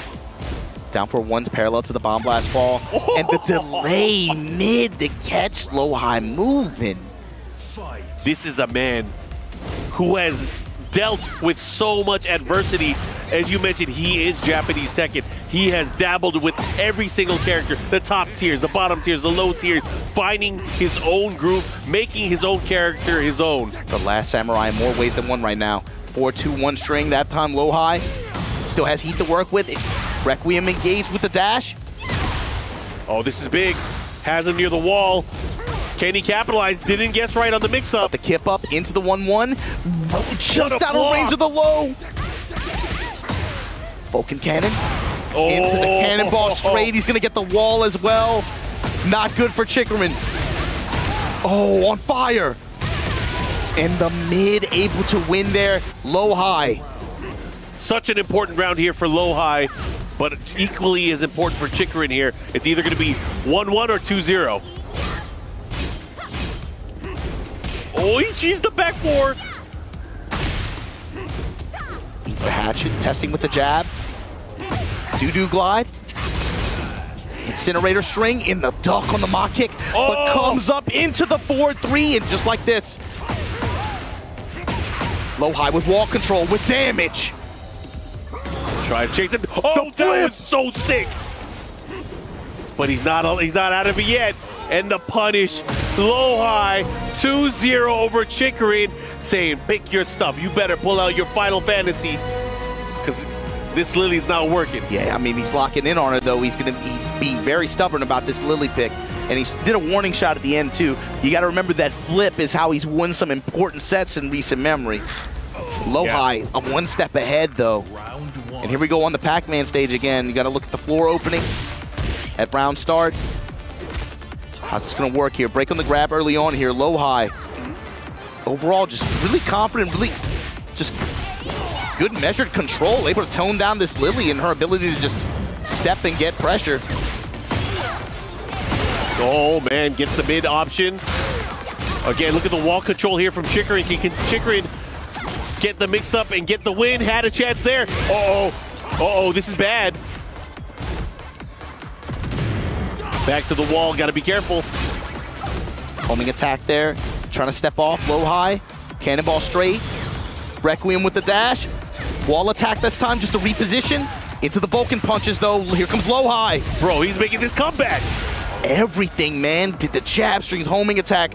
Finishes him off with the incinerator string to steal that round back. And that's been the story to me of the sets so far, Mark, is ultimately Chikarin has not had the best success at the wall. Low-High's been the one that he's been able to take all the advantage from. Yeah, and just even in the pocket, in the corner, Low-High seems comfortable just fighting his way out. That way, with a counter hit, with the cannonball straight, what's gonna happen downstairs? Slowly just kind of feeling out his timing and being able to get most of the return here. Low-High, Chikarin got lucky there. That was almost a splat. Oh, but the Requiem for a Dream. In the back. Oh, you're gonna lose a lot more than an arm in this movie. Low-High right now. Oh, that's a spoiler. My bad. my bad. If you never seen that movie, my bad. It's been forever. Come on, man. Homing attack here. Low-High trying to step clockwise. This time moving side step right. Back to the wall. How's he going to be able to reposition here? Right now, Chikarin. Every strike on his hits their mark, but just like this, the activation from Low-High, parallel to the wall. Incinerator follow up here. Cannonball straight. Mach punch. Able to power right through it. Let's see what he does. Chikarin tanked that. That's a lot of great health on his side. This time the low. The follow up here looking to close things out. Can he do it? Down 4-3. Comes with a wall standing attack. Eats a hatchet. Oh, perfect reaction from Low-High. My God. He went for the big slide. Unfortunately, he's going to lose here. But just like that, Low-High is up now. 3 rounds straight and 3 games straight. Locked in the vision and reaction to be able to say, you called it before, his ability to just react and see stuff like that and find, yo, Chikarin is being... He's stubborn, but it's beyond stubborn at this point. He believes, he has to believe in Lily. Looks like, oh my goodness. Yeah, I don't know, man. I don't know about this one. It's been hard for him to find any momentum with this character in this matchup so far. There's your 1-1. Okay, Rabbit mid. Just time to engage. Nice splash damage there. Just chunks. Gets the wall pressure, but so far, Low-High has been all too confident to fight with his back to the wall, and he just gets out of dodge and repositions, and he's been the one getting most of return. Activate through the pressure attempt. Rotating around as well, stepping clockwise. Low-High has a chance here. Good check with the back turn attack. Yeah, and good read and good patience on the wall attack there. Has that presence of mind to watch for flips or wall attacks like that. Sidestep hop kick gonna work out here for Chikarin. Wall presence there. Step off, Mach kick. Kick off.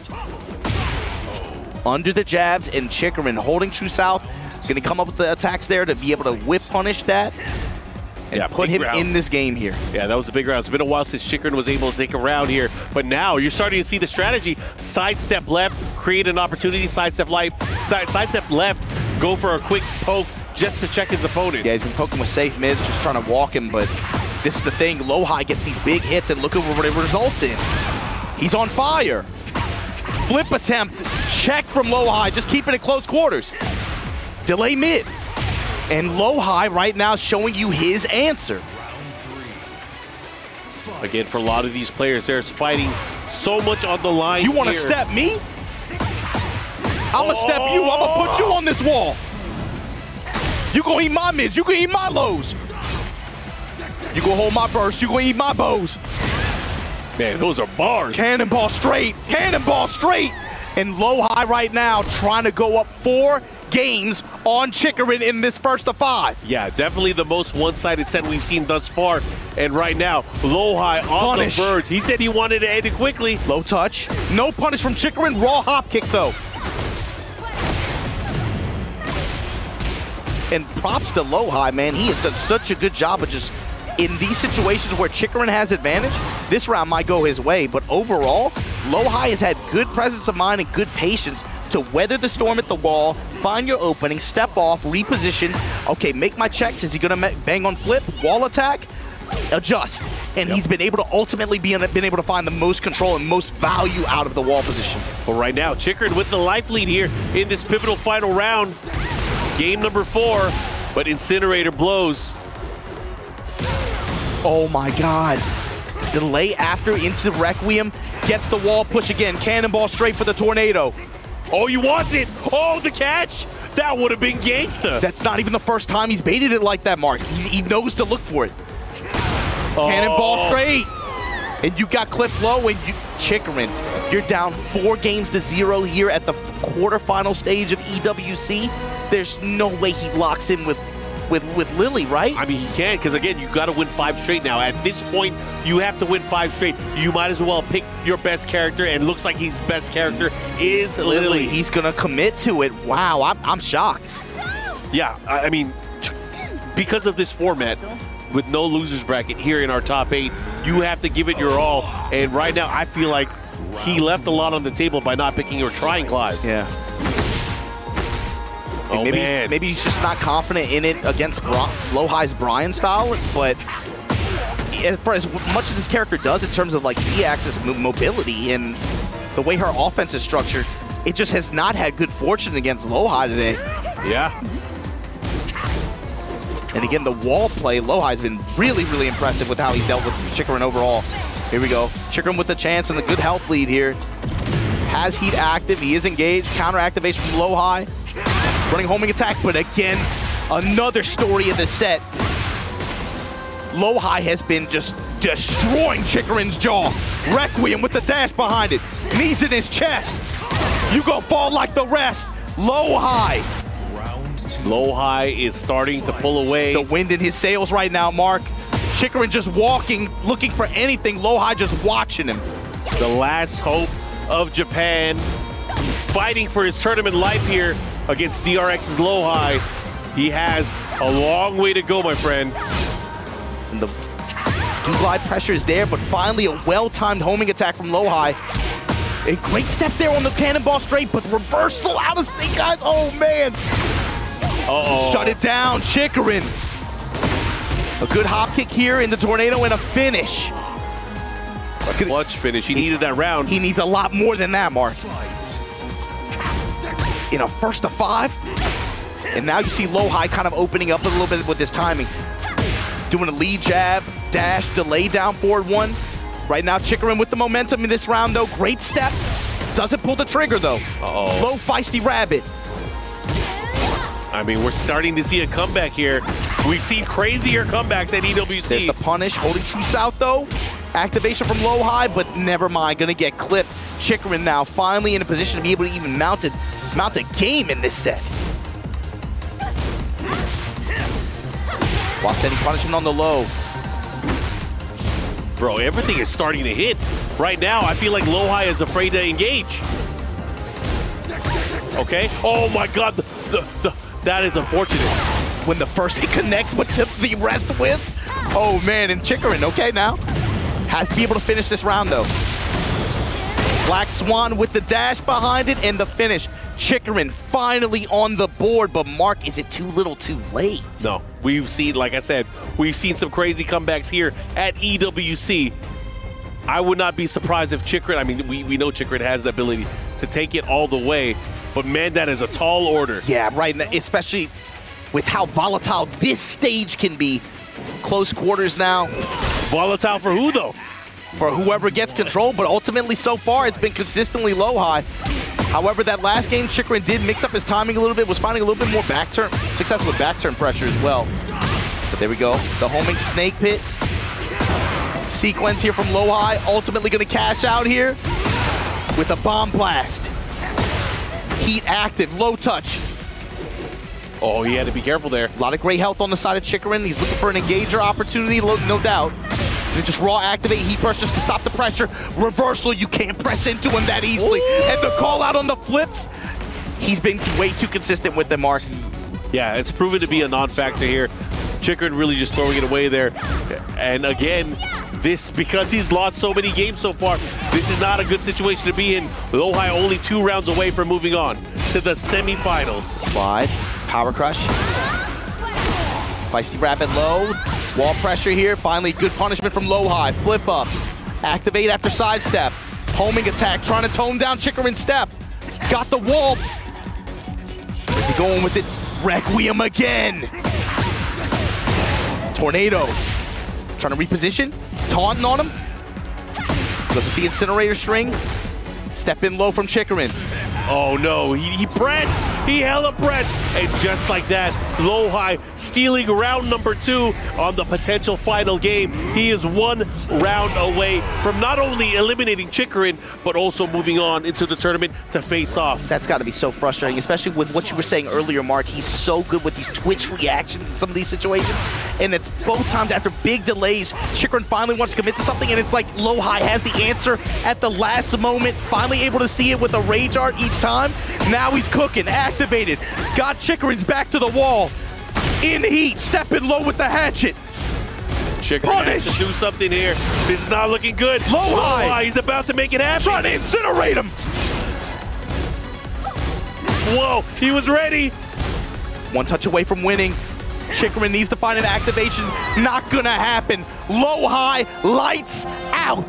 5-1 over Chikarin to move on the semi-final stage at EWC for Tekken 8. Congratulations to the last samurai of effort from Japan. Chikarin gonna go out here at 5th place at EWC, but it's Low High who will move on to face John Ding in the semi-finals. And that means we have ourselves an all-Korean top 4. Man, oh man, these guys, these games have been quite exhilarating, but again, only a few will be able to contend for the title. Yeah, and I just, man, obviously, you know, the players come in with some kind of game plan, right? Obviously, they've had a night to prepare for something like this. But for Chikarin, I don't know if the being that stubborn on the Lily pick was the play here. Even though he came in with a clear idea, you see, obviously wanted to utilize her mobility and her sidestep and to be able to try to create whiffs and mess with Low High's timing, but Low High was not giving it to him at all. Yeah, he was ready. He was absolutely ready for the matchup. Anytime he had that opportunity, again, the escape from the wall, the 3+4, the jump over, you know, it did not play a factor into how Low High was able to adjust. He was like a super villain, man. He had every contingency plan. He's like, okay, the heroes are going to work together. They're going to try to flip off the wall, look for some kind of reversal. He just had every solution like that. Like you said, man, it really makes me think this Korean community with prep time, no Alfred necessary, brother. Just a bunch of bad men in the Batcave trying to figure this game out. And look, Low High, for him to be able to make it into this event and punch this thing in on 1st-to-5 format against John Ding now. Mark, what are you thinking? I'm thinking I want to hear what the players have to say, but again, let's go ahead and throw it to the stage for an interview.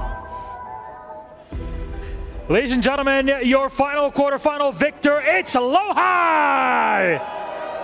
Now, Low High, in the face-off, you said you wanted to get into the game quick. You made it quick when playing in there. What it was like for you, kind of controlling your nerve throughout the entire match. 일단 로하이 선수 승리 축하드리고요. 첫 번째 질문은 이제 사전 인터뷰에서 그냥 빨리 끝내겠다 이렇게 하셨는데 그 약속을 지키셨습니다. 이렇게까지 안정적으로 이렇게 게임을 할 수 있었던 이유가 무엇인지 궁금합니다. 이게 사실 빨리 끝내겠다는 말은 아니었고 빨리 하고 싶다는 얘기였는데 이제 치쿠린 선수한테 제가 이전에 있었던 미국 2보 대회에서 졌기 때문에 물고두 선수 때와 마찬가지로 복수하고 싶다는 생각으로 왔습니다. I mean, I didn't really mean to end it quickly, but I just want to get in there quickly. But that being said, I lost to Chikarin like Volgold, so I wanted to get a revenge. Fair enough, fair enough. Now look, your qualification into the quarterfinals and now into semis actually put your club DRX on the club championship docket, which is pretty big. But what does that mean to you as an individual playing under that banner? 이제 또 4강에 진출하심으로써 어떻게 보면은 DRX에게 또 클럽 챔피언십 포인트를 또 선물해 주셨거든요. 마침 또 DRX가 어떻게 보면 로하이 선수의 활약으로 인해서 클럽 챔피언십 순위에 또 오르게 됐는데 선수 본인에게 또 어떤 의미가 있으신지 궁금합니다. 이제 여기 DRX 서포터즈 분들도 와주셔가지고 응원도 많이 해주셔서 이제 저를 DRX에 데려간 걸 후회하지 않도록 저희 팀에 큰 선물을 갖다 드리도록 하겠습니다. Yeah, there are a lot of DRX supporters cheering me as well here. So yeah, I'm not gonna make them fail because they gave a lot of support to me. So I'm gonna give a greatest gift to them. It's a big gift so far. Getting into the semifinals of EWC 25 is a huge achievement. But speaking of which, you're playing John Ding next, the man with muscles like no other. Does anything about his Eddie scare you in any way, shape, or form? 이제 다음 4강 상대로 전띵 선수를 만나시게 될 텐데 전띵 선수의 뭐 피지컬도 피지컬이겠지만 에디가 굉장히 또 무섭거든요. 그렇죠. 그래서 어떤 점이 좀 두려울 수 있으실지 궁금합니다. 제가 전띵 선수 에디한테 많이 약한 모습을 계속 보여왔는데 이제 이번 대회에서 여태까지 졌던 선수들한테 계속 복수하면서 올라가고 있기 때문에 전띵 선수도 똑같이 최선을 다해서 이겨보도록 하겠습니다. Yeah, I have shown a lot of weakness against Junting's Eddie. So that being said, I have gotten revenge to all those players I have lost to. So this will be the same as well. Just another step along the way to that grand final. Ladies and gentlemen, one more time for Low High! Lohai, 감사합니다. Thank you so much. You can go over to the Crusher and crush your opponent's key. Ladies and gentlemen, our semi-finals await, but there's more to break down to get ready for them. So back to our panel and casters. Man, oh man, that was a set. Now we know who our final 4 players are, and again, we have to bid goodbye to Chikrin. Unfortunately, not able to move on, not able to carry the flag of Japan further into the Esports World Cup, but Lohai showing why he is a constant force to be reckoned with in the global Tekken scene. Yeah, not a lot of people, I think, had him pick to win this event like that, but all of a sudden he finds himself in a very comfortable position going up against John Ding in semifinals, and on top side of the bracket, CBM versus defending EWC champion Ulsan. Are we going to get a repeat championship face-off in grand finals, Mark? With this top 4, man, these are, you know, players no strangers to the stage and no strangers to this crowd and playing for stakes like this.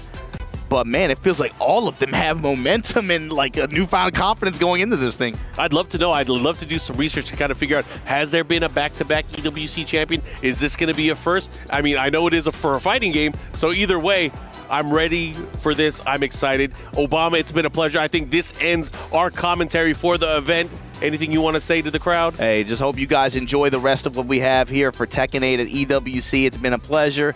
I've had a lot of fun. These were some great sets. Congratulations to all the players who just qualified for this event, to be honest with you. But the ones that made it this far, don't stop. This is going to be good, man. Yeah, looking forward to more Tekken. And again, thanks everybody for tuning in. We're going to take a quick break, but we'll be back with more Tekken 8 action.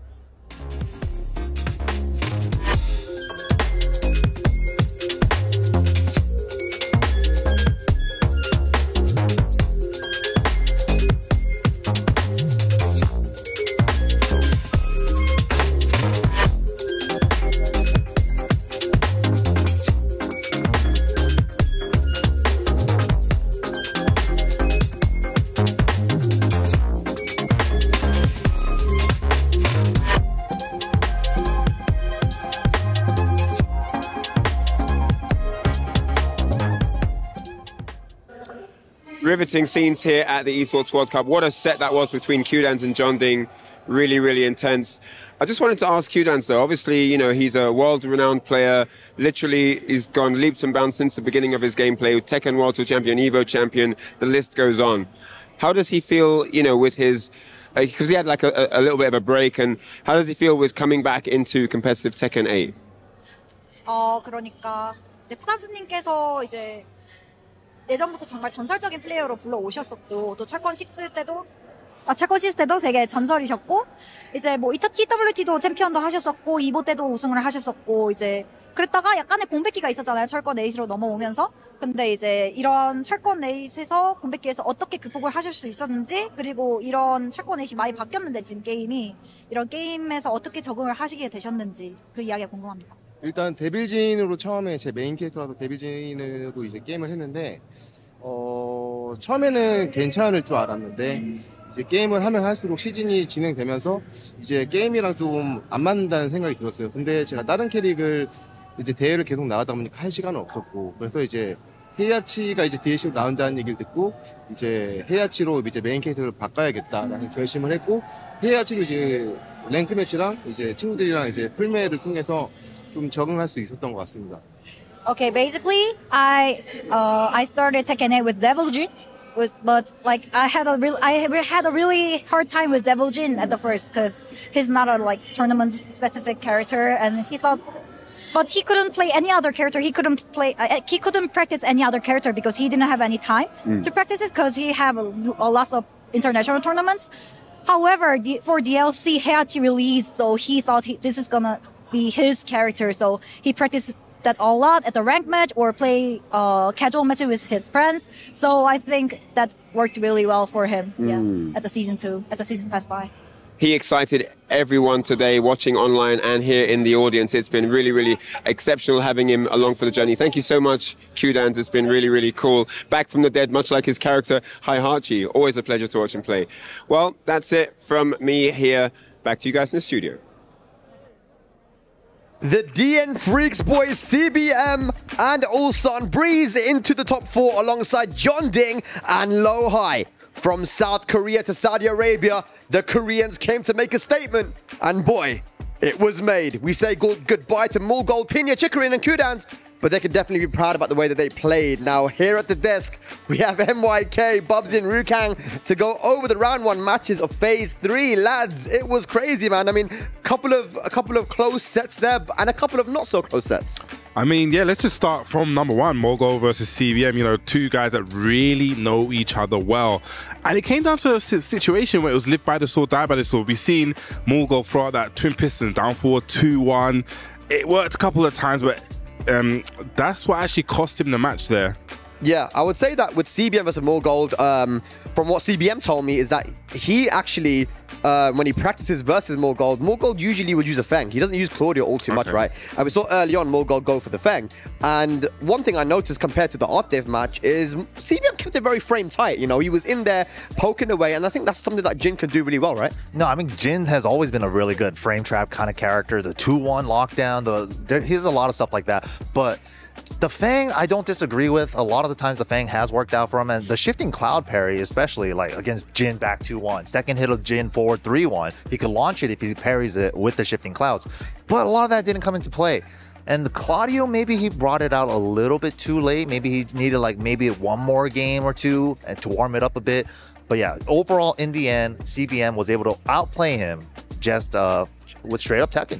Yeah, and then of course, Ulsan versus Pinya. I mean, that was a really good display of Ulsan's reactions there, Rukang. Yeah, he played so well, and it's really good to see Ulsan starting to use the jabs again to control the game. He really bullies his opponent with single jab, and that's how he actually won the Esports World Cup last year. So it's really good to see him play like that again and feel confident in his gameplay. One of the things also I realized, he actually started to call out the Raven parry, especially with the back towards the wall. I heard Martin Obama say that, you know, you can't teleport anyway, so he would hit him and actually react with the jab to actually high wall splat him, so shows that he was ready. Yeah, I like how Lo-Hai said that, you know, he wanted that revenge from EVO Japan 2024 Grand Finals. He got it 5-1. Amazing timing there. He really caught Chikurin every time he tried to sidestep, delaying his attacks a little bit, getting those counter hits. But I think the big match was Q-Dance versus John Ding. I mean, let's talk about that quickly. Q-Dance actually beat John Ding multiple times in the SDL tournaments, right? But with team vitality backing him, and we already said this yesterday, right, MLK? He really feeds off that energy. No, definitely. I mean, of course, we see how much the crowd loves John Ding anywhere he goes, right? He's such a showman. Everybody loves him. But he just started pulling ahead a little bit in the set, and once he started gaining that control, you could see the confidence building, and of course with the crowd support, I think he really feeds off that vibe. I think it's really interesting you talk about confidence, because one of the things, it is a longer set, and I started seeing him, you know, off the 1-2, he started to jab, and he really mixed up what he was going to do after it. So a couple of times he may have got hit by the down 2 from the stance, but it was like, okay, I'm not going to get deterred from this. I'm still going to play this mind game, and like you said, started to pull away with it, started to take control. And then, you know, ended up taking the set. And something you mentioned, Rukang, that the more the set progressed, the more confident he was in his 50-50s, right? It was incredible, yeah. The way that he was enforcing that and just closing the gap. He was actually playing Tekken 8. We were all saying this. You know, Tekken 8 is a very aggressive game. And it got to a point when he was being just hyper aggressive. And it definitely worked out in the end. I just want to say, by the way, that John Ding has the potential to earn Team Vitality millions of dollars here. At the EWC if he gets a win here, man. And it's just a message to all the esports teams out there: invest in the fighting game community, man. The FGC, there's so much talent out there waiting to be given a chance to perform. And, you know, Team Vitality said there might be 3-year contract there for John Ding, and they don't regret it at all. But ladies and lads, he fought valiantly. He gave us the best set of the tournament so far, but ultimately falling to his teammate CBM. We have Brian Hart with an interview with Morgold. You and CBM, teammates, training partners, you guys play every single day for hours on end. The sets normally go your way. What do you feel that CBM did differently today? Actually, first one, my part is I didn't practice Fang these days. And when I met CBM in tournaments, I don't pick Claudio, and I pick Feng against him. But sadly, I didn't expect I met him in EWC. So until EWC tournaments, I only practice only Claudio. So sadly, my Feng little bit very bad. Oh my gosh, that's so sad.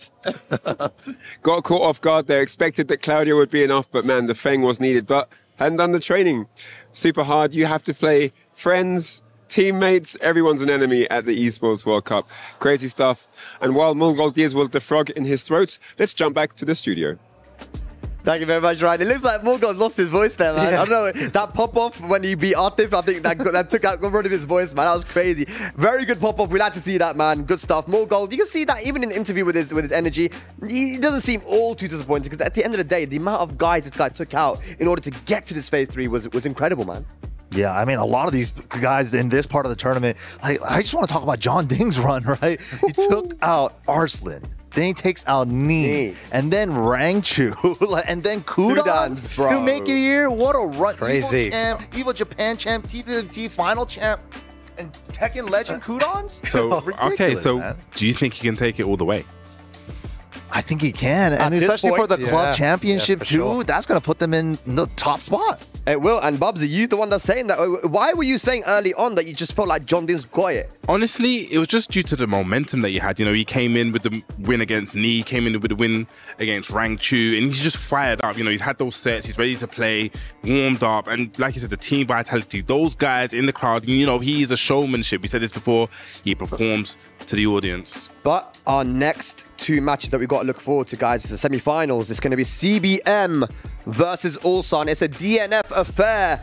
And then, of course, John Ding versus Loha after that. But let's have a look at this head-to-head. It is going to be teammates. And look, we all know, man, we remember back in 2018, you know, early on, Ulsan, CBM, Lohi, these guys traveled together to every tournament back in the Tekken World Tour. We met them many times, traveling all over the world. These are former teammates, former travel companions. They're all here in this top 4 now, Rukan. I think that's what's going to, you know, it's going to be very difficult to separate them in a first to 5, especially. There's going to be layer 1, layer 2, and layer 3 to their mind games as well. When you know someone so well, the game just changes completely. It's not about, you know, who can punish this, who can do that. It just turns into a next level mind game, which is crazy. One of the things I noticed actually after when CBM won, they interviewed him, he didn't seem confident against playing against Ulsan. He kind of didn't want to say it. I've done a little bit of research, and it looks like the past few matches have really gone in Ulsan's favor. So I wonder if this is going to waver on his mind. CBM definitely on hot form though. Like, no one can call it, honestly.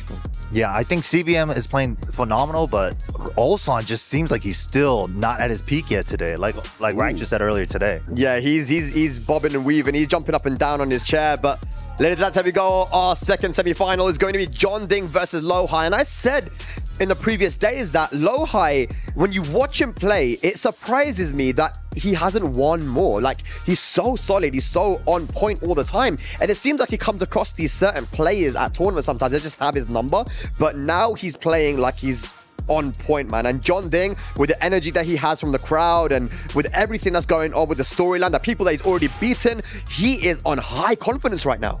He is, but these two did play in the STL recently, and John Ding, it was a really, really convincing ring. I told you, I watched that match just before, and he had all the tech against the brand. We've already seen him take out Nee as well, who's probably the #1 brand. So what is Lohi going to bring to the table? It is a first to 5, so it is time to adapt. Are we going to see maybe another character from Lohi? Along the set, there's some time to test something out. All right, well, I'm going to ask now, guys. You know what time it is. What is going to be our grand finals head for EWC 2025? Rukang, I'll start with you. Oh, I think Ulsan versus John Ding would be very, very nice. I think that would be a great final. There are lots of stories there and lots of history. I mean, CBM's honorary UK, but I'm going to have to go with Ulsan John Ding as well. I'm okay. I'm going to go Ulsan Lohi. Okay. Nice. Well, we whittled it down from 32 players to 4 players. $1 million on the line, and each set from now is worth tens of thousands of dollars.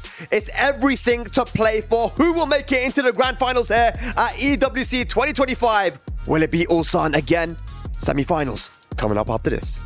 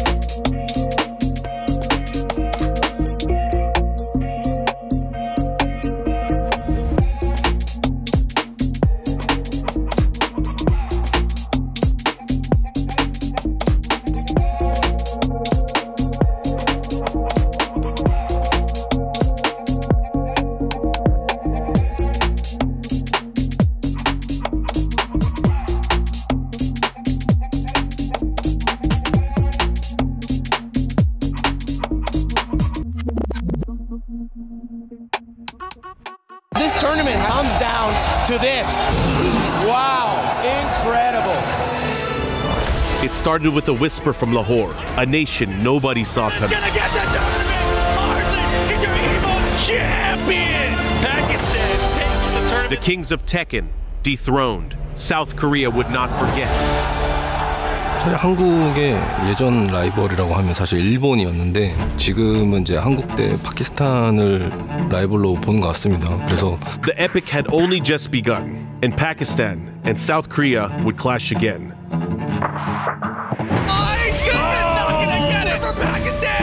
Their best players assembled to answer the question, which nation rules Tekken? Korea and Pakistan, we work so hard. That's why we are best. 많은 사람들이 기대하는 점은 이제 TWT나 뭐 다른 국제전에서 만났을 때 항상 이제 이기고 지고 하다 보니까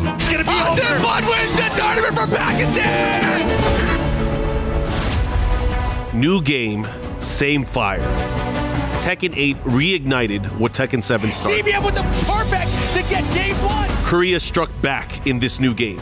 Pakistan answered. Great option on wake up, and that's it. Every tournament, every match. Pride of nations on the line. 한국 선수들은 무빙, 움직임으로 싸움을 하려고 하고 파키스탄 선수들은 이제 무빙 대신 공격이에요.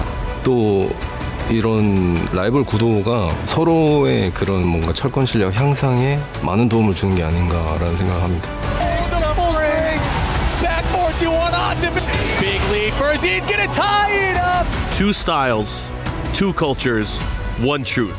When Pakistan meets Korea, a new chapter of Tekken history is being written. I think we just don't fight each other, we just make each other better. Get ready for the next battle.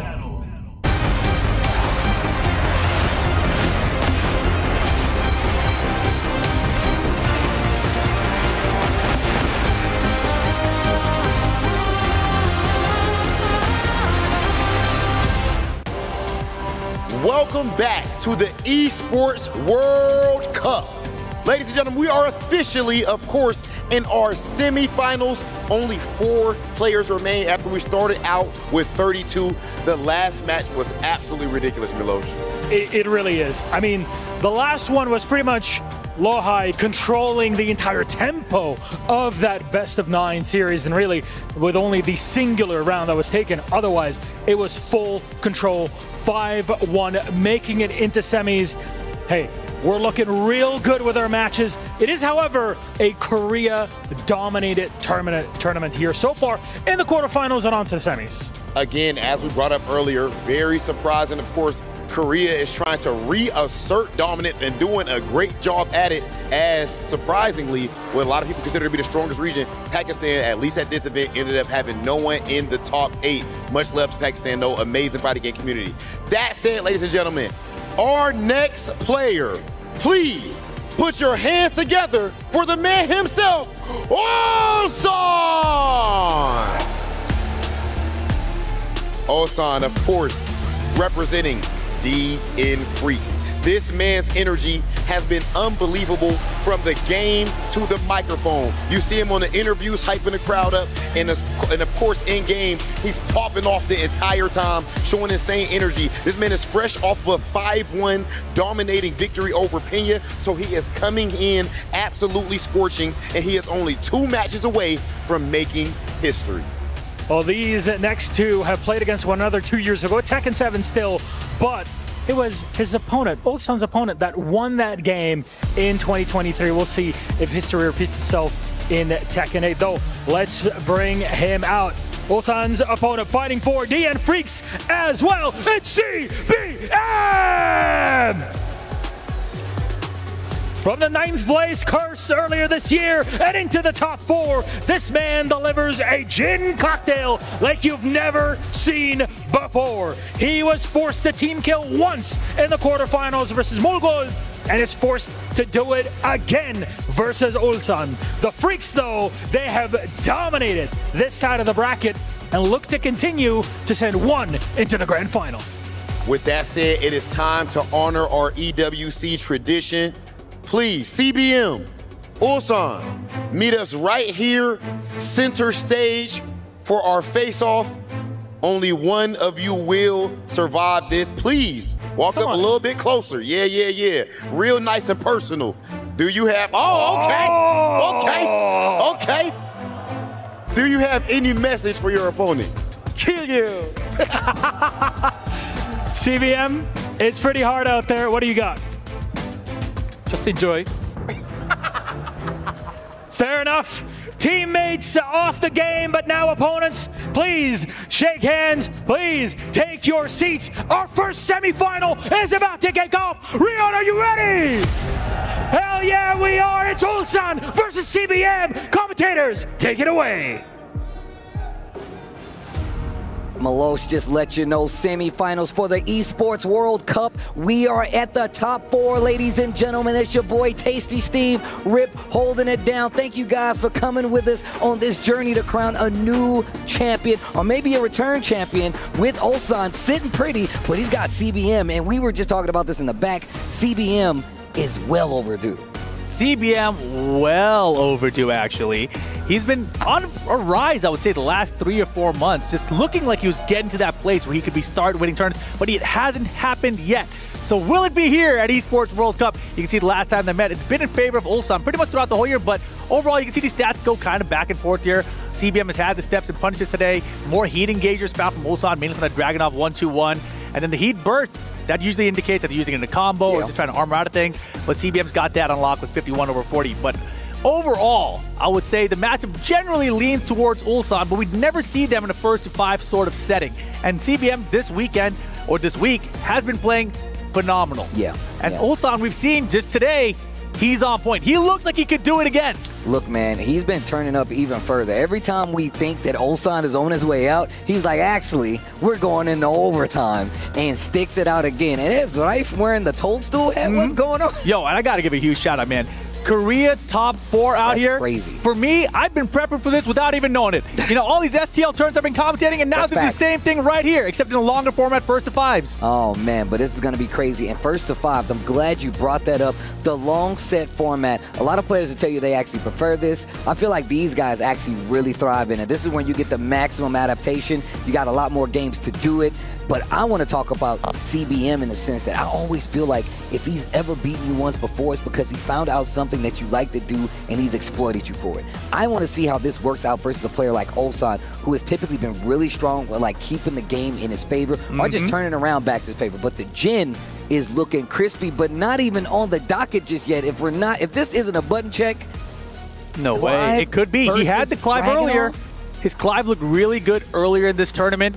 And we saw the set with Mulgold, how close that was between those teammates, 5-4 at the end of it. Now, teammates playing again. CBM's entire path through this top 8 has been through his teammates. That's ridiculous. But like we said before, it's crazy. Korea in the top 4. We had Japan up there as well. No Pakistan. It's looking like the tournament's of old. But here we go. Ulsan, CBM, the Clive real. versus Dragunov. Oh my goodness. We might have had 2 Clives in top 4 if Chicken had won. That's crazy. Think about that. We would have had 2 Clives here. Get over here. Go down 4-1. Flame bash off the sidestep. Engage. He didn't like that heat engager stat being on Ulsan's side. Right? He's like, hold on. I want it to be blue on my side. Defense getting chip in there as well. Yeah, a lot of back 2s out of CBM. Oh, nice. Calling it out. Key burst. Yeah, throws 2-beat armor in this game. And you see him sidestepping left just to try to keep that wall behind him. Doesn't stop the CBM. Finishes the string. Gets the first round. Yeah, kind of wild here. I mean, it just might be CBM's day. Beautiful sidestep left down forward 2. Okay. Big combo. Can definitely get the wall. Back 2. Yeah. Moving off the wall. Back 2 again. Goes to that Phoenix shift stance. I like that. Get a little meter on it as well. Sidestep, flame bash. Flame bash, not going to be able to do anything with it, though. Good. Oh, my goodness. That orbital, though, bro. Garuda. Man, Beanstar did such a great job with these lives, man. Nice, super dope. Do it again. Nice Russian assault. Trying to get a reaction out of CBM, but the defense is holding up. Flame bash once again, and the closeout with Leviathan. 2 rounds up in game 1 for CBM with the Clive here.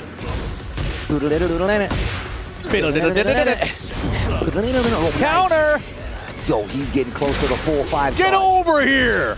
And then mixing in the low. The staggered pressure is working out crazy. CBM gets the hit, didn't believe. He could have did the full extension. Getting closer to that wall.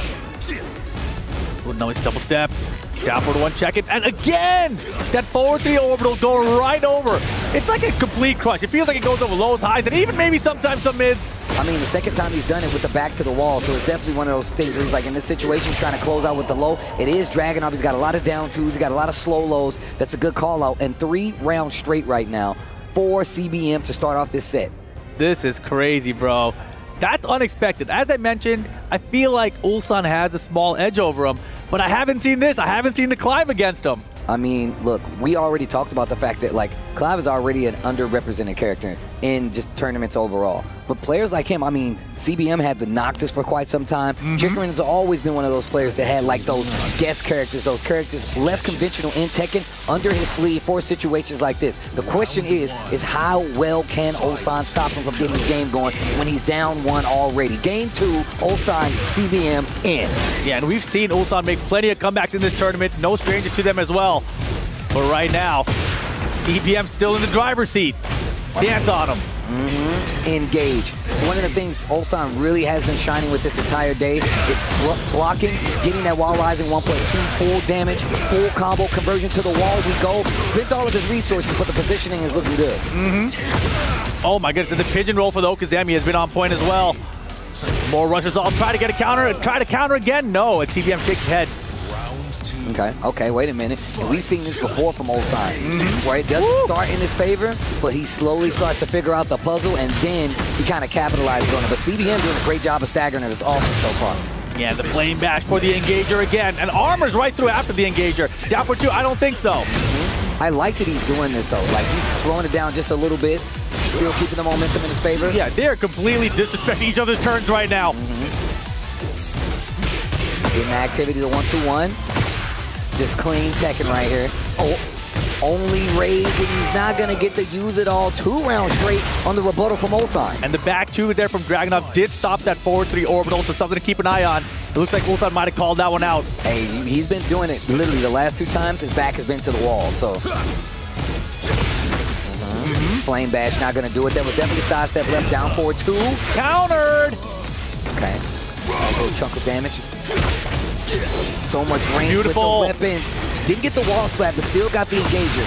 Oh, wow, the back 1. Can we stay off the wall in the combo? We can! Extension on the combo. To the wall we go. I love the side step to go along the wall, get a little bit more on that combo, but now in the bad situation. Back to the wall, Ulsan in control. Oh, 3rd hit though! Finishing the strings. 3rd hit, 3rd round. 1 game apiece. Remember, this is first of 5, so that's going to be a long set for these guys. Ramu! But they're running through it pretty quick here. 3 rounds apiece. Let's see if CBM, I mean, he looks like he's considering whether he wants to stick with the Clive right now. I mean, we already know his Jin is really strong. World-class Jin player right here. He's always has been one of my favorite Jin players for a very long time. So yeah, I follow him and Rai for a lot of my Jin tech. In a long set though, right? It's like Clive got him that 1 game. So was that enough, or do you want to stick with the longer? That's the question mark, right? So at this point, it's like, can I believe in Clive to give me more games and bigger lead before I switch to that Jin? Or is Clive all the way here? Yeah, that's true.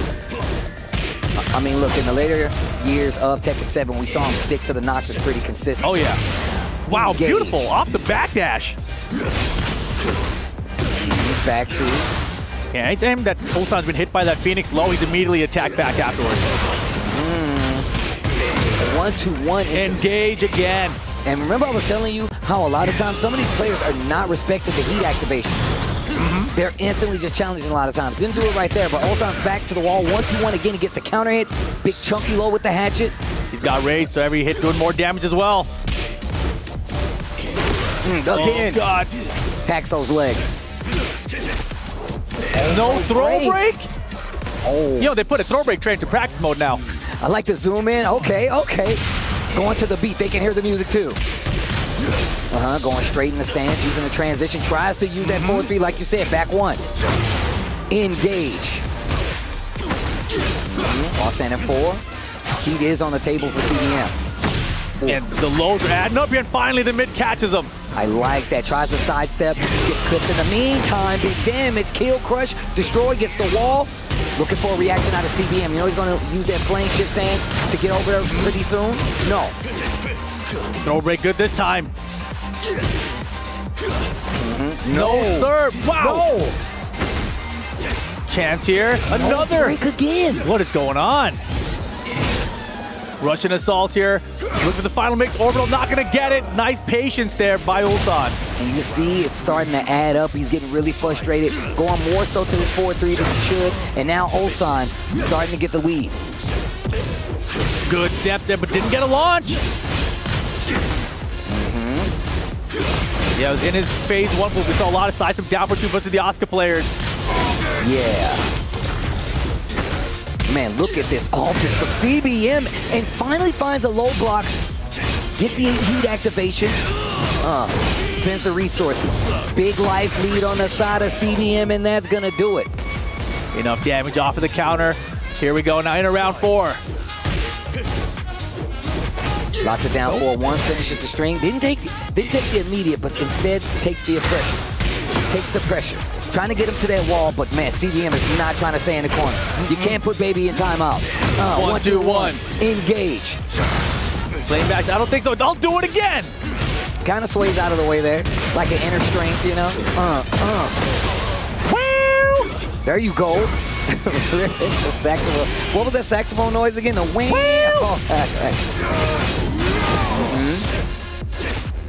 Breaks it this time. He's waking up. Oh, wow. He's trying to step and is really getting in trouble. Good choice. Bash. And now we're 2 rounds apiece in the third game. That move is so good. Here we go. Final round to take the lead in the set now.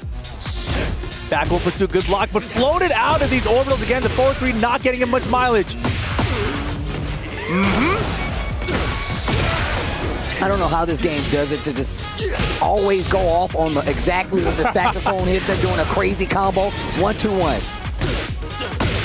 Final round here. Hey, and the heat dash off the punish. That is a 12-frame while standing punch into a launcher, and I'll do another one just to close out the game. Ulsan, 2-1. Ulsan calling out the fact that he's instantly keep trying to go 1-1, go in the stance. He just calls him out with a raw rising 1+ to the shoulder. We know he gets a combo conversion off of it, and if he doesn't even have heat active, that's a good way to get into it. Goes right back into Clive. Phoenix Gate again. Random stage, and Clive gets the Phoenix Gate. I think it's the first time I've seen this stage today, and he's got Clive with it. Amazing. Let's get it. The power of Final Fantasy. Nice launcher here at the tail end, or the start of this. To the wall. Almost right there at half. He still has heat. Russian assault. Oh my gosh, that was so tight. Whoa, not that close. Okay, and ready with the full combo. That is gonna hurt. Yeah, good patience on getting him off the ground here. That's one of the big differences of Tekken compared to other fighting games. You choose when you want to get up. Ulsan's still low. Stuffing him. And CBM didn't punish that shoulder at all, so you know. Third hit. Wow, Mom, they're doing strings. To the wall we go. Dad, we're doing strings. Teach him. That's my boy. We do strings in this house. We do strings in this house. Joshua. Joshua, let him know. We do strings in this house.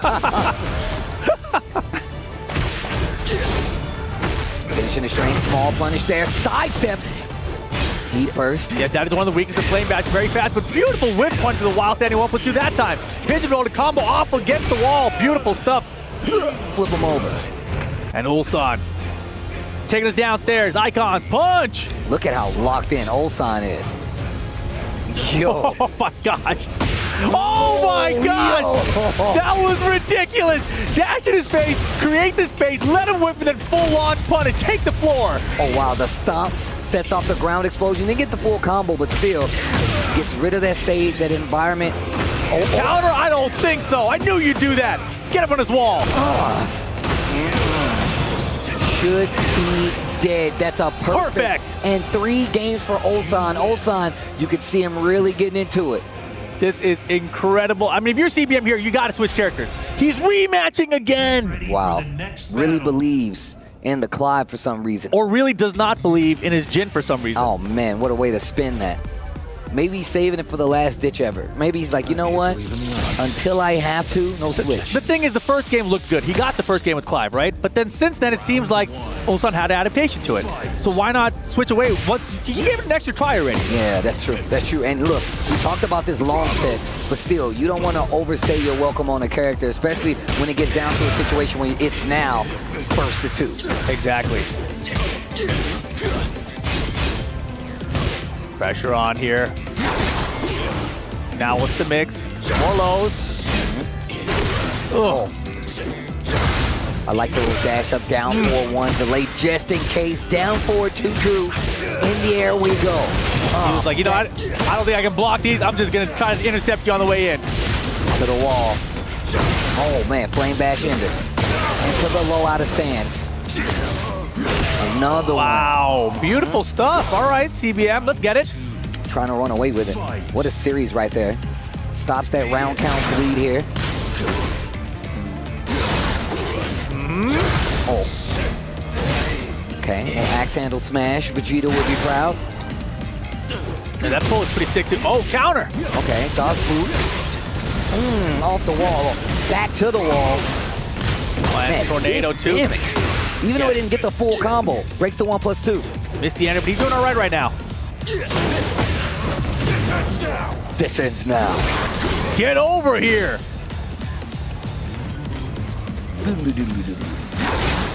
Oh, he's not letting him space out. I like it. Nah. Did he do it again? Oh, he did. He did. That's going to be big damage. Counter hit damage at that. What a call out from Ulsan there. Yo, it's cold out here. Yeah, putting out the flame. Right. Ifrit. What a jab, too. Oh. Second hit. Catching him walking. Ignition switch. Sidestep. What? Yo, oh my gosh, cameraman, please! Cameraman, please! Oh my gosh. And now Ulsan. Yo, my man is like, come on, controller. Come on, controller. Wait, I am the controller. Oh my goodness. Get over here. To the low, great stagger pressure so far. Now Ulsan starting to duck after some of these instances where he's coming in there in that flame, that stance too. Exactly. It's a good idea there for Ulsan, right? We've seen a lot of the lows come out of the stance transition. Beautiful. Okay. Nice 1-2 punish that time from CBM. Oof. Okay. Spends the resources. CBM in a good spot, especially after this throw break. They switch sides, flame bash, engage. Chipping away, just a little bit. Beautiful. What a duck. Yeah, gotta stay locked at all times. People be doing strings in these houses. Got ready to duck those highs. We do strings in this house. Not dead yet. No way, dude. No way. Oh! If he was close, that would have hit for sure. And if he had done it down 2, would have had more range as well. Nice try for the comeback there, but doesn't quite get it. CBM 2 rounds to 1 up here in game number 5. Wow, tried to sidestep it. That pressure off the pole. Gets his back and gets the heat engager. Down 4-1. He tried the 4-3 again with his back to the wall. He knows now. Yeah, Ulsan was very aware there. Step in the smash to CBM though. I love him waiting on it. Gets the stabilizing. Heat. Oh, yo, and he's at level 4 right now. And he's done. Oh, dead. Big damage on the board. CBM answers back again. One of the few Clive players actually used that Zen meter. Nicely done. Thing is, we already know Ulsan pretty much locked in. Haven't seen any character other than the Dragunov the entire weekend. He tweeted, man, he believes in the Dragunov. Oh, I believe in him, so let's go.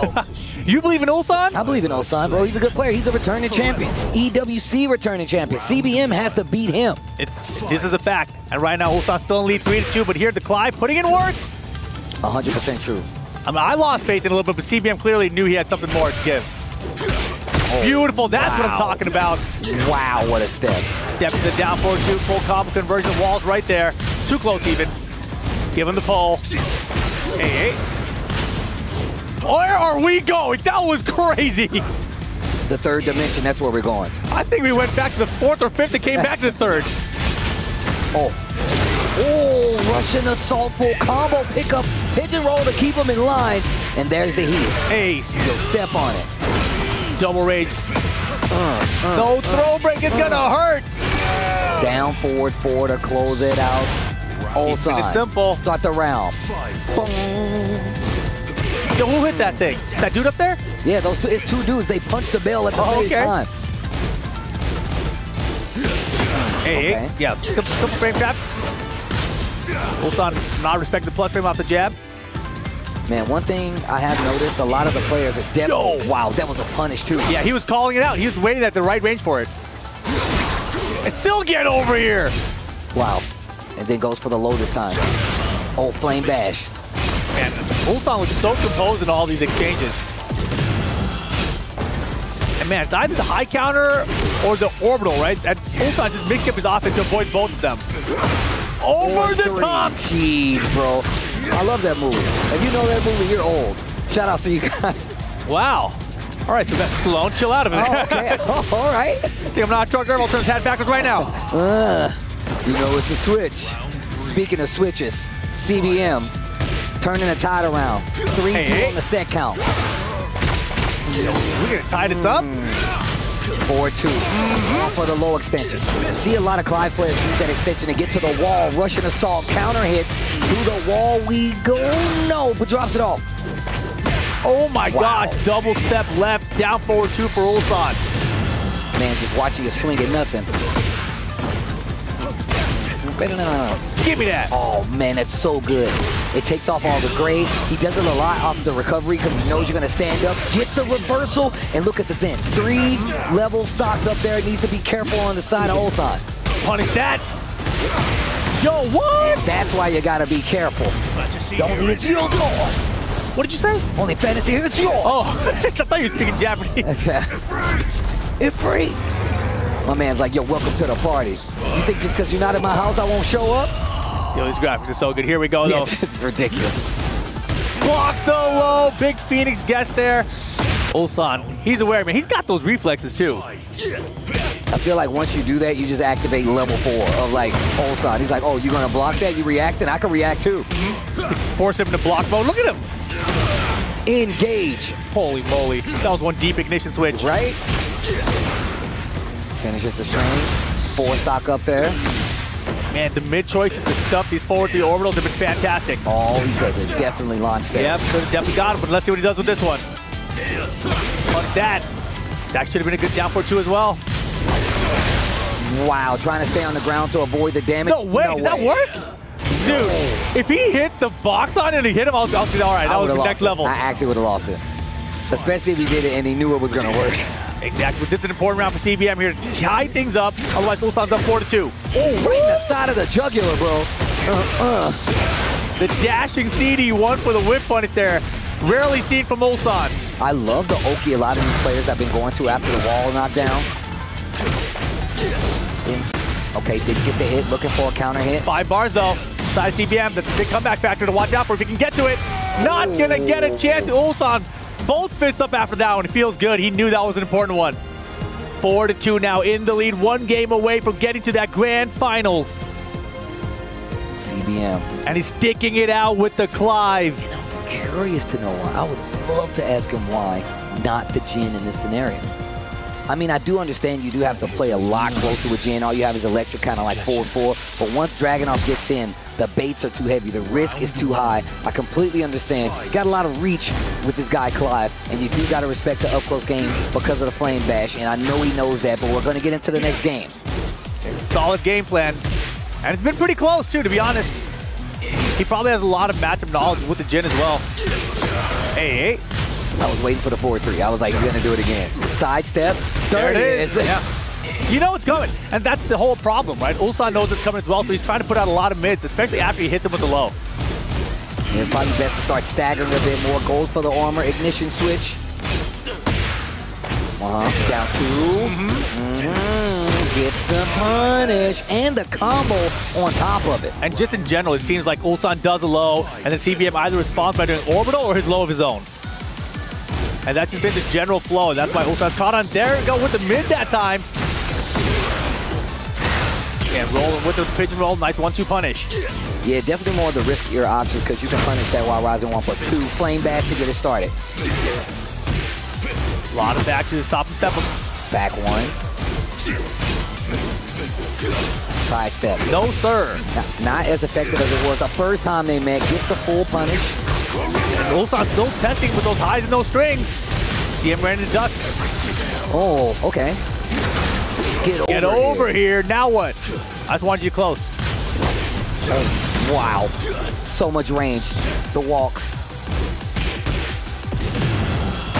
It gets steps. 10 seconds. Can he chase him down? He missed the punish. But he did too. 5 seconds. What are you doing? To the other side, but the wall messes it up on the back. Get him something. Unbelievable. What a scramble. Wow. Wow, the back wall splat. Actually one of the trickiest situations in this game because you got to have specific combos to actually be able to deal with it. Not many people have those, regardless of how much experience they have. Tekken 8 is a new game, so you know they're completely different. Nice extent to the combo with the wall nearby there. 44 seconds to go in this round. A lot of time. CBM activating the heat. Okay. I love how Torgal actually looks, how easy heat too. Oh, that's tight. Leviathan string to close it out. Okay, wait a minute. CBM. No, he's definitely in it. And if you're Ulsan, you just got to try to close it out as soon as possible. Don't let him have any momentum build up. Beautiful. Side step, gets the knockdown. Get over here. Oh, wow. The peek out. Him too. Okay. Got to be careful here. Back to the wall. We've seen what he's been capable of doing. Holy moly! And you see that he just let him drop because he knew he didn't have a back turn combo. Takes the positioning instead. One more interaction. He should be able to close out. What a jab. And the Russian assault catches CBM moving in the backfield. Set point for Ulsan right now to get to the grand finals. CBM, though, could set to another game. Oh, yeah, they're going to this slow-paced Tekken right now. Ulsan's use of, oh my God, the 4-3. Jeez, I didn't see it coming. I was like, oh, he's not that close to the wall. He's not going to 4-3. Back two. Trying Wall to get to wall. the wall. And here comes the heat. Okay, didn't use much. I like the step on the kip up there. Stuffed his armor. Keeping the pressure on, not letting Ulsan activate the heat. And all the low to stuff the armor. Smart choices by CBM. Still alive here in this set. Ulsan looked like he was running away with it clean. CBM still fighting. And that was so good because once he stopped the heat burst activation, he knew that was what was on Ulsan's mind, and he just stuck with the lows. He didn't let him get away to create space to get that heat activated. All right, character select, excuse me, stage select. And he is really locked in on the clock. Oh yeah, can't switch on a win. Ulsan obviously going to be playing that Dragunov. It's Clive all the way for CBM. No, I just meant like he's really starting to get the hang of like fighting Ulsan even with the Dragunov. And he's actually forcing him to interact the way that he needs to. And I think it's because he keeps using like the claw grip to get over here.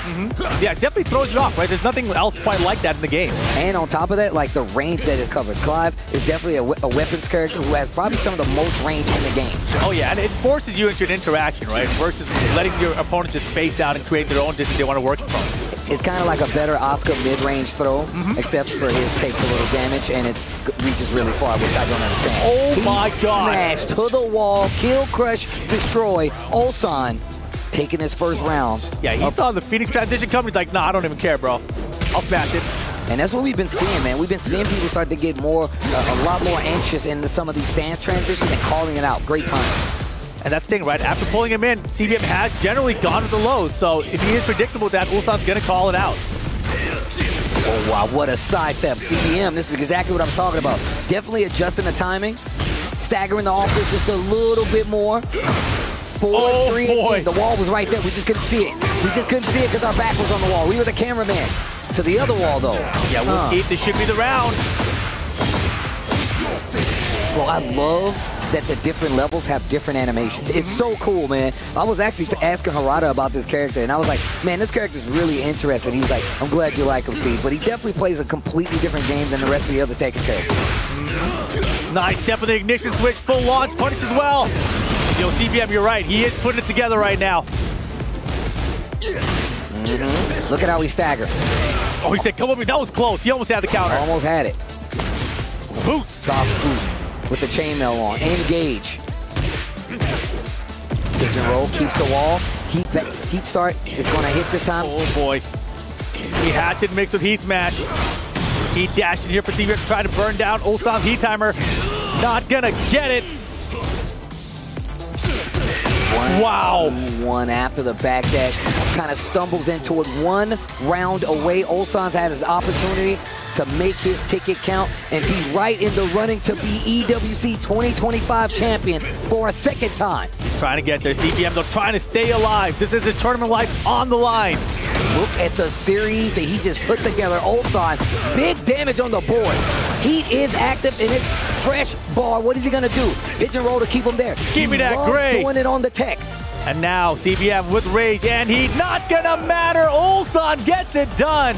And he'll be moving on to the grand finals 2 years in a row at Esports World Cup. And it wouldn't matter. It wouldn't matter at this point how you feel about Ulsan. And he's largely been missing the last few tournaments, if you think about it. But showing up to EWC, ready to play, making it back to grand finals. Ulsan out here making a name for himself. Let's take a look back. CBM did a valiant effort of fighting into this, especially with the fact that, like we said before, not many Clives out there. And CBM is definitely a cut above the rest. I mean, you either got Chikrin, you got him, and a couple others, but that's it. Ulsan locking in on the Dragunov. That up-close game really did come together, and CBM really started to notice, like, well, look, if I can't play you at your range, I'll start playing you a little further back. You see the defense really start to kick in here. He's really been going to these forward threes when it's back to the wall, and it's worked out a couple times, but that's when Ulsan started to adjust as well.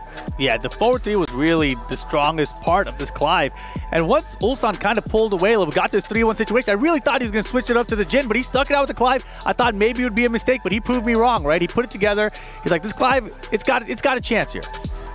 All right, let's see exactly what's going to happen after this, because now that Ulsan has already made his spot count, does the Dragunov get the job done? We know that he's locked in, but I'm curious to see what his opponents are going to do and who's going to make it up this far anyway, because once again, CBM was not trying to let it go easy. We still got plenty of games to play, and these are all first to 5, so they got plenty of games to play. I love long-form Tekken because it gives these players a chance to adjust, and we get some more games out of it. So the thing about it, CBM, he is out of the running for grand finals, but he still has a playoff match between 3rd and 4th to come up later as well, because there's a lot of money there as well.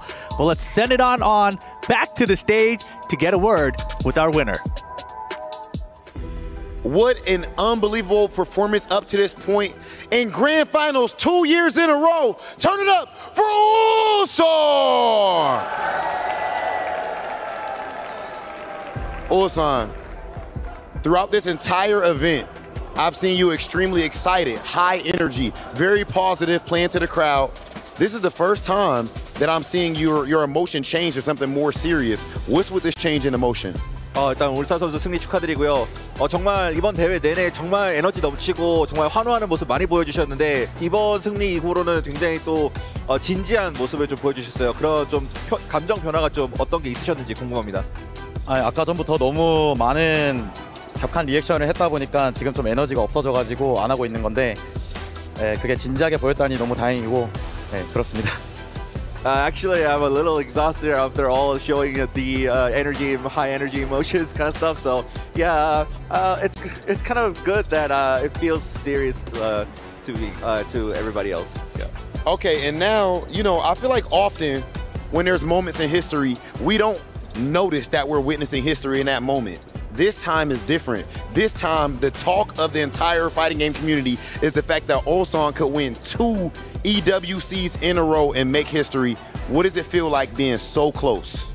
이제 역사를 만드는 데 있어서 사실 많은 얘기들이 있었지만 울산 선수가 EWC 2연속으로 우승하게 되신다면 정말 더 높은 금자탑을 쌓아 오르시는 건데 이 역사의 한 장면을 그으시는 게 좀 어떤 의미이신지 궁금합니다.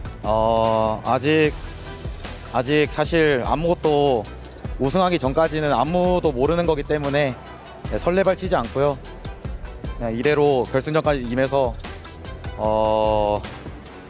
좀 엄청난 도전, 이번에 그 운이 아까 좋았다고 했잖아요. 꼭 잡아서 꼭 이기고 싶습니다. Well, I'm not saying anything yet because it's not over. So that being said, I said I was lucky this time, so I'll bring it as much as possible and try to lift the trophy again. Well, you are one match away. Ladies and gentlemen, one more time for Ulsan!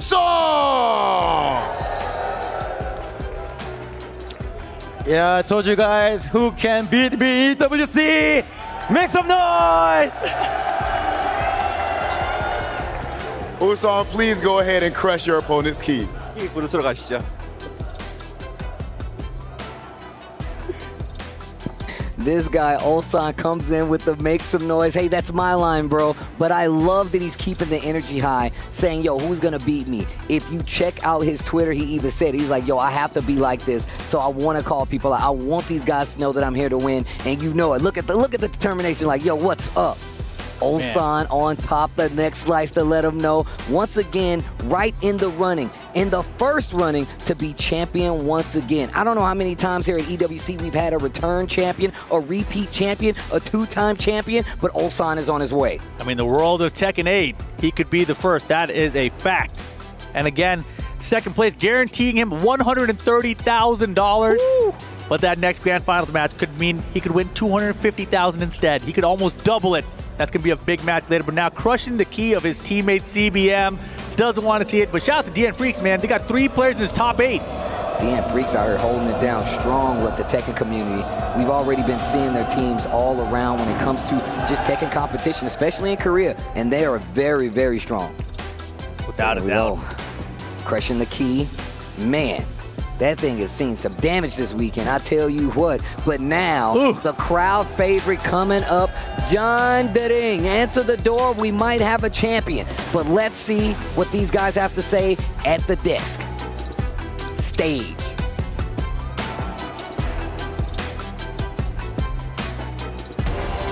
Ladies and gentlemen, for the second year in a row in Riyadh at the Esports World Cup, Ulsan awaits in the grand final to make Tekken history. What a moment we're living through, Rob. History is being made right before our eyes. I'm telling you what, in the end of the day, there's some players that just step up to the plate when it matters most, and Ulsan is the embodiment of that type of player. That was a phenomenal performance, and right now, he is looking like it's gonna be very tough to stop, especially with how confident he's even talking to the crowd. Yeah, he's having fun with it, which is important because at the start of the tournament, he looked so stressed. Even a few days ago, Dragunov nerves doesn't matter at all. The man has got the will and the power he's practiced, and now he's staring down glory.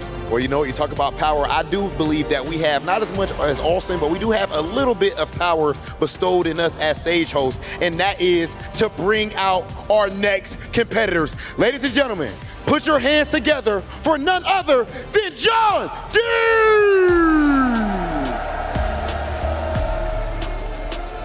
This man is representing Team Vitality. Right now, they are right in the hunt for the club championship. This team could win $7 million, not including, of course, all of the pay that's on the line for John Ding himself and whatever cut of that will be his. This man, let it be known, he is not a legend killer, but a legend himself. The Eddie has been unstoppable. This is a fan favorite and consistent top 8 finisher, and I feel like he has a quote even if he doesn't say it. Eat clean, but play dirty. That's very good to see. Genuinely an incredible story for John Ding so far, but our next player has put his team on the club championship map. That is DRX, and representing them, fighting for them, is Lo-Hi! An eerie cloud has gathered over and around this man. Focus and determination are painted all over his face. And with a dastardly smile poking out after every single victory, he's made mincemeat out of chicken, and he's ready to repeat the process here in the semifinals of EWC. Well, there's a process that we need to complete right now, ladies and gentlemen, and of course that is our face-off. Lo-Hi, John Ding, meet us right here, front and center. Only one of you will be able to make it to grand finals. John Ding, do you have any message for your opponent? I need more point. Okay. Vitaly liked the sound of that. Very objective, very to the point, calm, calculated. What's your return, Lohai? I need more prize money. More points, more prize money. Either way, that's more action for us. John Ding, Lohai, please shake hands. And you could go ahead to the setup. Ladies and gentlemen, it is about that time. We are about to see it. Team DRX going head to head with Vitality. This is Lohai versus John Ding. Another semifinal match headed your way. Vitality's John Ding going up against DRX Lohai. My man said, I need more points. He said he's here for the Team Vitality. My man Lohai says, I need more money. But look at what this tells you right now. Everything looks good. Last time they met, 3-1 on the side of John Ding. Step punishes. Of course, we've been seeing this all day from John Ding with 26 heat engagers. He's been playing these heat engager games since the game came out of Tekken 8, and of course the heat burst just the same. He definitely runs the gambit of making you fight him and trying to make you say, hey, you're gonna mess up, I'm gonna take advantage. The thing is, I feel like the closer Lohai gets to the top, the stronger he gets. The last remaining Brian here in the tournament, and I want to see if he's actually gonna be able to do it. This is gonna be a crazy match, Korea versus Korea nonetheless, and yes, there is a lot of prize money on the line. Yes, there is a lot of points on the line because of that club championship. I wonder who's going to be the victor. The loser of this has to play against CBM for that third place positioning as well. That'll be a $20,000 money match when that happens. But right now, the winner of this gets Ulsan in the grand finals. And of course, the Eddie Gordo going to be coming out from John Ding. The Brian Fury on the side of Lohai. The thing that's interesting about this set and this format, though, is Lohai playing in a long set format. He has not had much success throughout this lifespan of Tekken 8. But now with this longer format, the longer sets, maybe this is what he needed to get the dub. And I'm so curious to see if this is what makes a difference for him. Do you think the Brian is going to be the sole character that we're going to see if things don't go his way? If they're not going well at all, I can definitely see him switching things up to like a Steve Fox. He also used to have that Shaheen. His Shaheen was his best character back at the end of Tekken 7, and I'm surprised, honestly, that we never saw him go back to it here in Tekken 8. I mean, I feel like this is just something for him coming to terms and understanding the game at the highest level. We've seen a lot of people around him really evolve and shape their gameplay around this game. Lohai's been slowly doing it, right? But also, he is one of the best out there, man. Look, I know we talk about top 32. He's top 4 right here. I'm just saying, if we talk about top 32, Lohai is still one of the players to beat out there. And in any bracket, it ain't many people outside of the 32 players that are here that are going to take out a player like Lohai. But we're about to get into it. John Ding coming up against Lohai. The Eddie Gordo on the screen reworked, but it's not stopping John Ding. But the coolest, Brian Fury on the screen right now. Let's see what Lohai does. Game 1, let's go. First to 5, semifinal, low parry to start things off. Hey. Engage. Oh, Hatchet's good. He smashed immediately. Look at the offense on the side of Lohai. Cannonball. Leave the body smoking. And a hatchet, the perfect. Yo, STC, let them know. It's a perfect for everybody. That's the way you want to start your winner's semifinal set. Look at him dashing forward. Mix it whip. We talked about how many whip punishes he's had. Big counter hit on the side of Lohai. The second round looking good. Yikes. Oh, the taunts there too! His taunts have been on point throughout the entire EWC. Oh, wow, and he's baiting out the side step 3+4. My man knows. He looks so ready for this right now. Snake eyes. Okay. Don't count John Ding out. To the wall. Yes, sir. Yeah, we gotta be careful there. Sidewall sort of situation, wasn't a clean splat. But look at the jabs, the 1-2-3 coming through for Eddie Gordo. Blocks the smash, he baited it out himself. Back step to the back. The third dimension, low parry. Wait a minute, John Ding not out of this yet. I feel like we've already been commentating a full game right now. This is only the second round. 9 seconds to go. Get up kick, here's the heat smash, here's the dig. Oh, I like this. And also, just the fact that we're seeing more call-outs with just raw armor from Lohai really lets you know he's prepared to fight this. But the back 3-3 counter hit on the side of John Ding, and he's going to the wall. Plus, he's going to activate heat. Here comes the mix. Here comes the gamble. What do you do on Oki? One stock of Majinga ready to go to. Handstand for the pressure. Baits out the armor, and there's the stocks. Spins it. Relax. Goes for the 1+2. Down 4-1-4. 2 perfects. Give me one. 2 perfects to 1 round. Lohai is looking good. 8. Side step 4.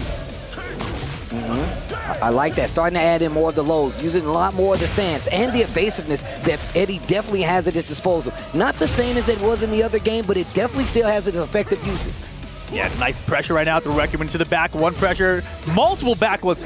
Easy to step in Eddie. He does have that side step now. Heat burst is going to work this time. I mean, back one is not a bad call out versus Eddie, especially with John Ding using a lot of some of these slower moves. Back one's going to leave you stuck there for a second. If it counter hits, even better. If it hits you, that's okay too. Of course. Now the counter efficient from low, high, and neutral. Look for orbital as well in case he comes in like a forward 4-3 from downtown. Nice pickup there off the forward 3 airborne. Already has the power up. Trying to get to the wall, waiting for you to tech. Man, that's one thing about low-high that's different from most other Bryans. The way that he enforces taunt is by being up on you the entire time. What? The back one, if it hits you, fine. If it counter hits you, even better. 2 seconds? No way, no way! That was so close to getting the round back at the last second. Low-high just barely surviving it. 3 rounds to 1 for game number 1. Okay, what's the rebuttal here? Man, low-high. He's here to play. He is here to play. And this is the thing that I think is different about low-high than everybody else. I feel like in situations like this, he will rise to the occasion. His clutch, even though it might not always get him the W, he always plays with that intensity like he's trying to get the dub. He always has that intensity. Yeah, but look at John Ding's run in this event. It's true, it's true. Arslan Ash, knee. I mean, just those two alone would have been good enough, right? But then also Rangchu and Kudon's behind that. And now he's got low-high. I'm sure if he could hear you, it would power him up. But low-high is on a mission right now. A cyborg on a mission, if you will, with the Brian Fury.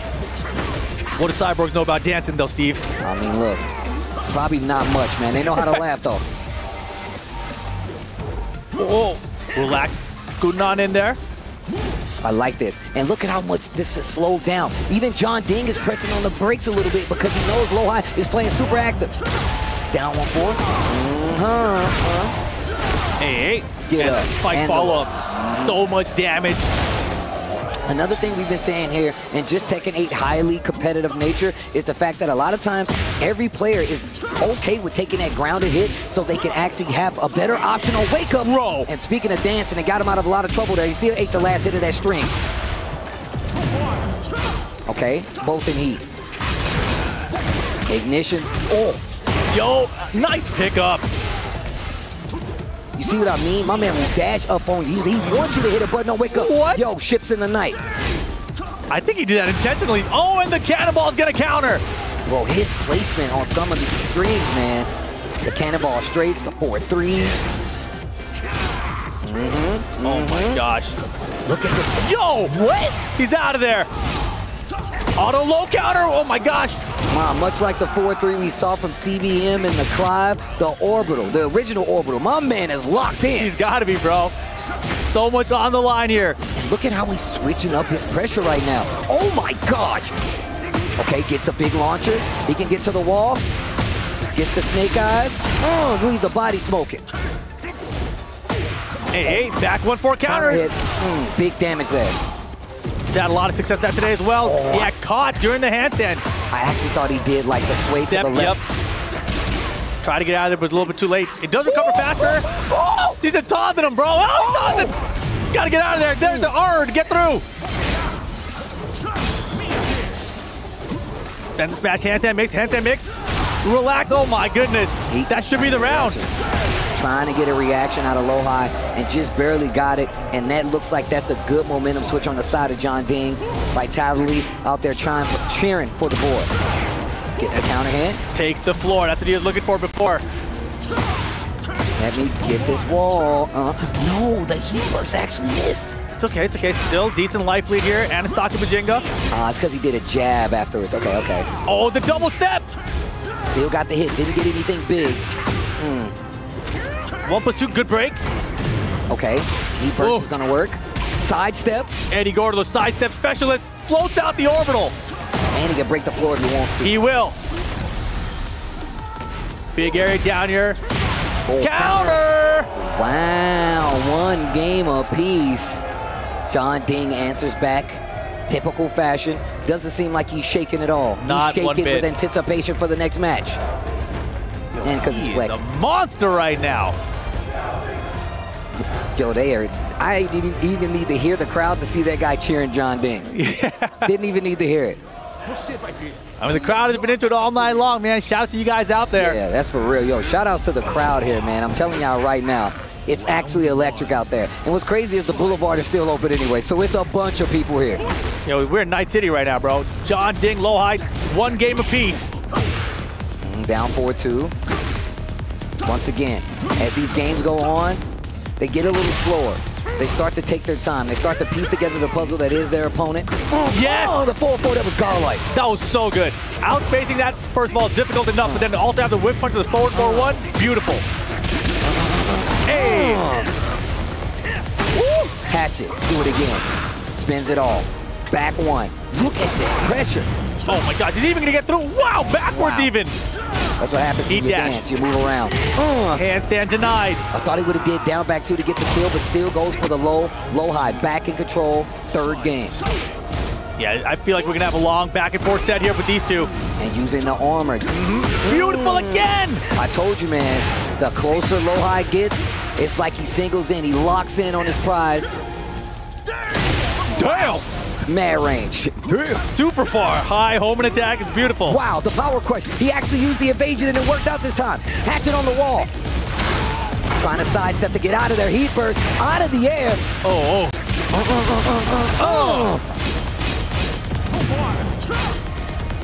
The power of Capoeira. Gotta deal with it. Relax. The mid. At 1+2. 2 stocks, Majinga locked and loaded too. 1, 2, 3!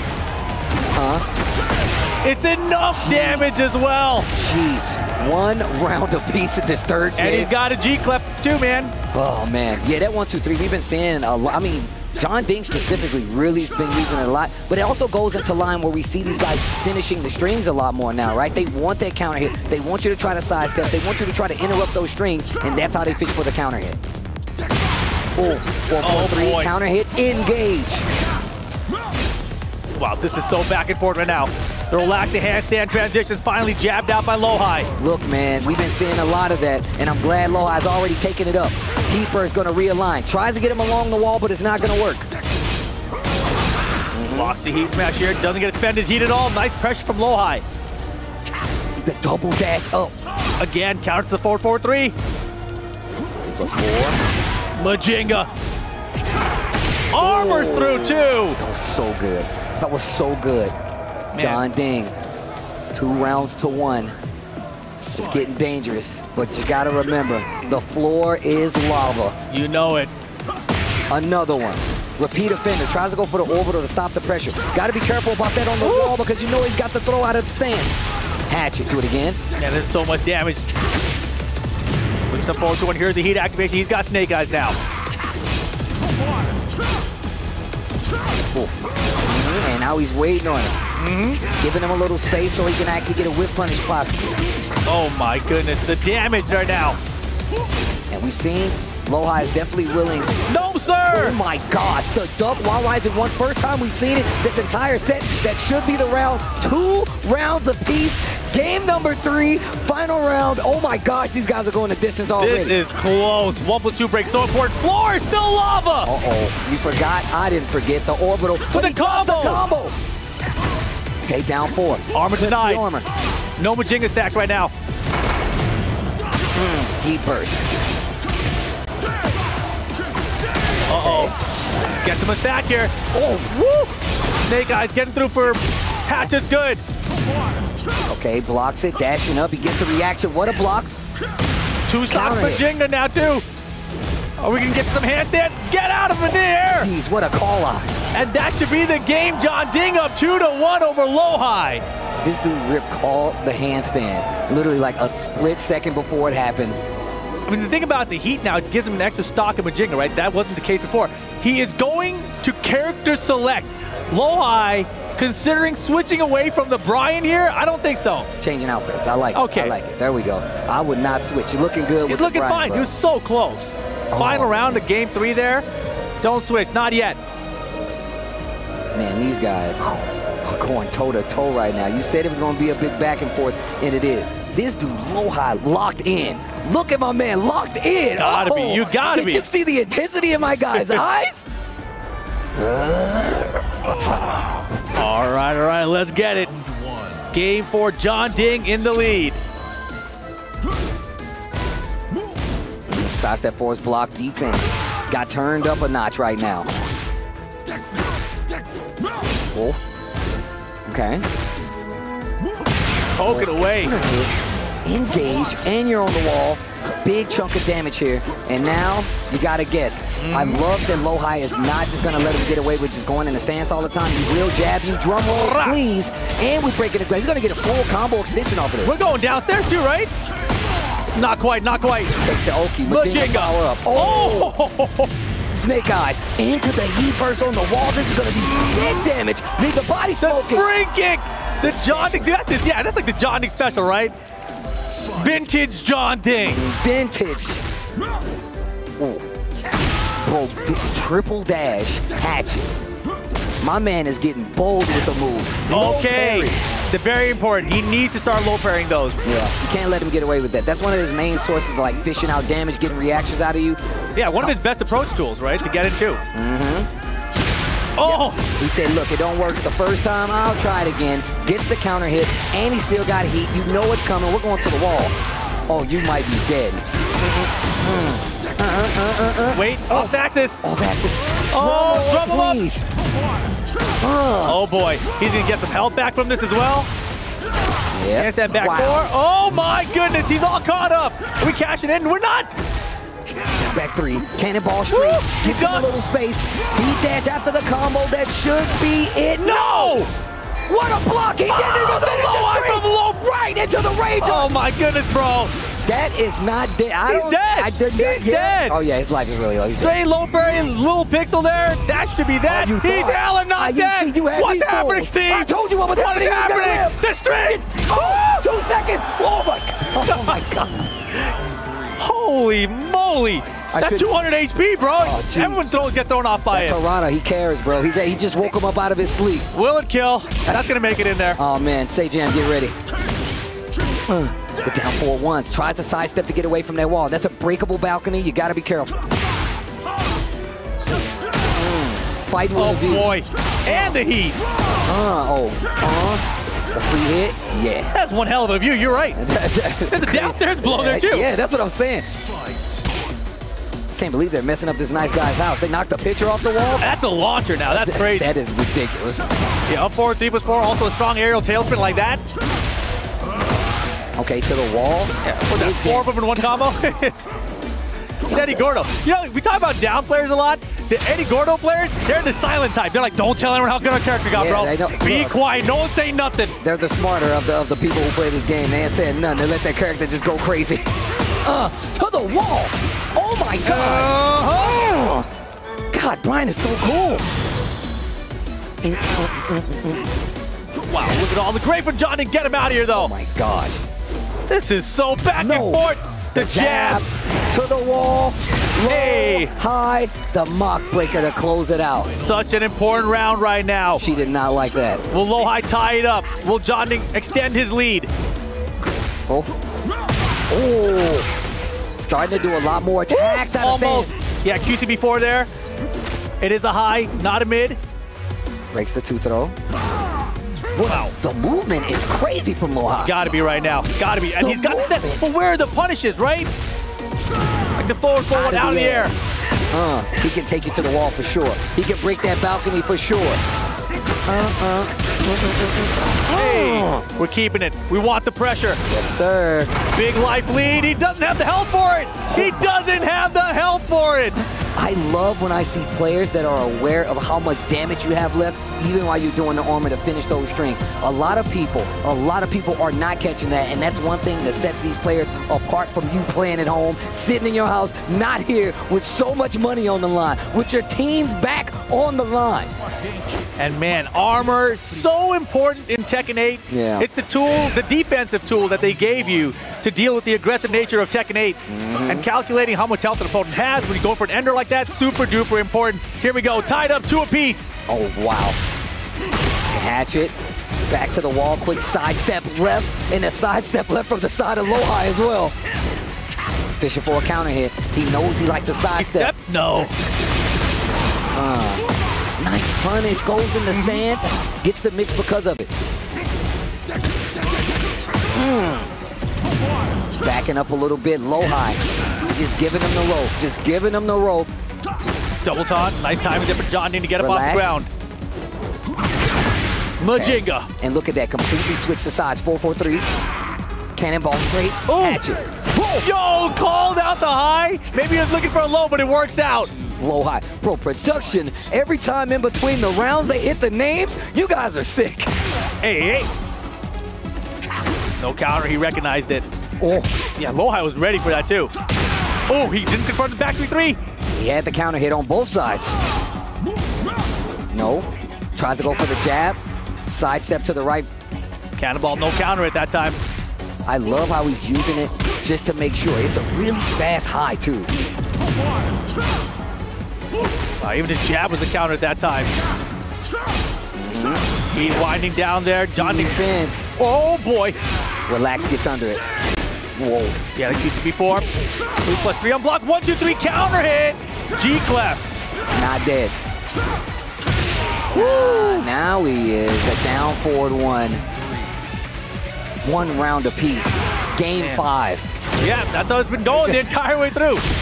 Hatchet. Oh, the jab. Catches the handstand. 1-2-3. Gordo Clef Cannon. Gordo Clef. That's what the G was all along. We didn't know. Nope. Dead upper. Boom! To the wall. Oh, hey. Wow. Oh my gosh. The whole body smoking. He's like, you know what? That was nice. I'll give you that.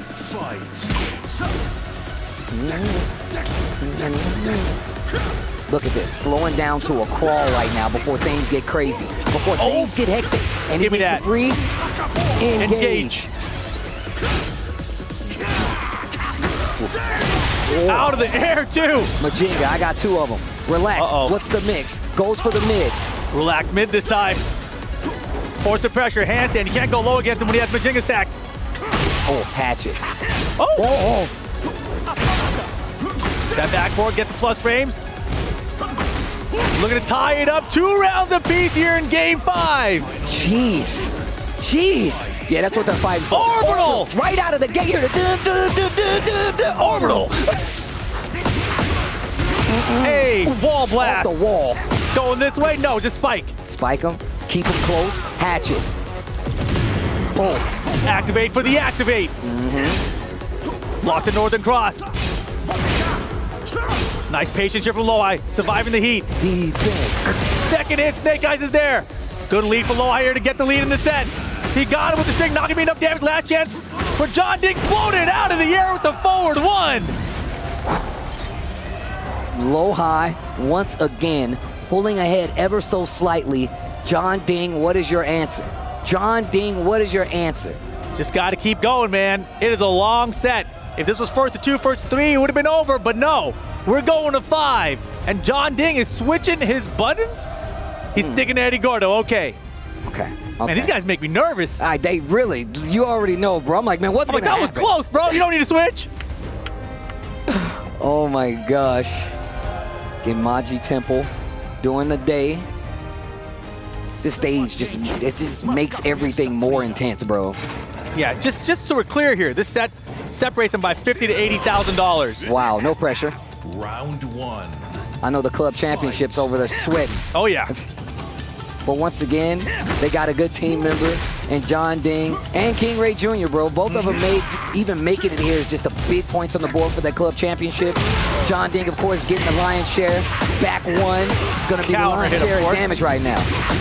Oh yeah, hella damage. 15 needs 101 damage.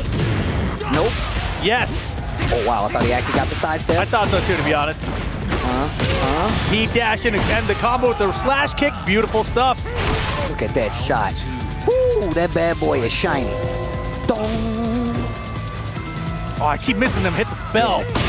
Counter back one. Yo, cameraman got turned around too. Right? And I love the fact that he's aware of how much you have to shorten it depending on the length of the combo. Oh man, it's looking like it's starting to get in favor of Low-High right now. John Ding needs some answers. Over the top! That was so sick! I can't believe he got over. And now the back two to float onto the wall himself. It was so sick because he was so high in the air. It was perfect. That's what it should look like.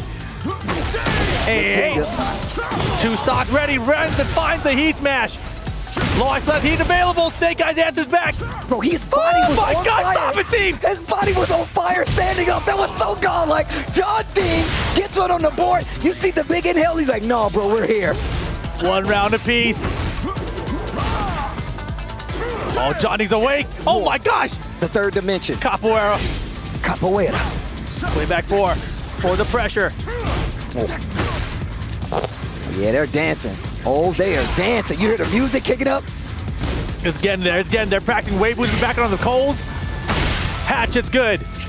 Dude. Cannonball, no. Sidestep, no. Sidestep that, no. Handstand. You like to use it. And he spends the heat smash right after it. Recognizes exactly what heat timer he had. Down for you to check him in the air. Smart stuff from low high. Let me get the wall. Oh, big boy. damage is here. And he still has heat. Gotta watch out here. That hurt. Yeah. Oh my gosh, that hurt. That heat timer with the beautiful stuff. Full crowd down 4-3. Nice addition from Brian here. And now 2 rounds to 1 to go up 4-2 against John Ding in winner semis. I keep saying winners, but it's single elimination. Northern Cross, nice punish. Oh, wow. Punish? Nothing. No. He needs like a down 4-3. Rodeo! I was going to say, John Ding, he doesn't really use the down 4-3 as a whip punish. There it is. Oh, that's what I'm talking about. He has had opportunities and he hasn't been doing it. But you got to notice, Low High has definitely been running up and faking him out and just blocking in his face. I'm talking when he gets steps and there are whips there, he has been capitalizing like he could have. But here we go, final round here. Game number 6. John Ding needs to tie this up. Oh, back Big one trade. trade. And I'm still getting this combo. And you're definitely going to the wall. Oh, John Ding, he just said something under his breath right there. Oh, he's in trouble. Oh, the top back force, the jet upper. Oh my God. And now the heat behind it, John Ding. He can still have a chance in this round. Team is not done just yet. Last pixel. Oh, Snake Eyes. Low High up 4-2 now. Chanel, DRX in the crowd. They are happy about it. John Ding, Vitality, you got to get 3 games straight to stop Low High from advancing to that grand finals. Look at Low High's face right now. My man is locked in. Oh, man. Here we go. Low High, 1 game away from getting to the grand finals against Ulsan. Pack pixels the stage. And look at the hesitation on both sides. Down 4-1, the machine gun blow. Breaks the 2. Oh! Majinga power up.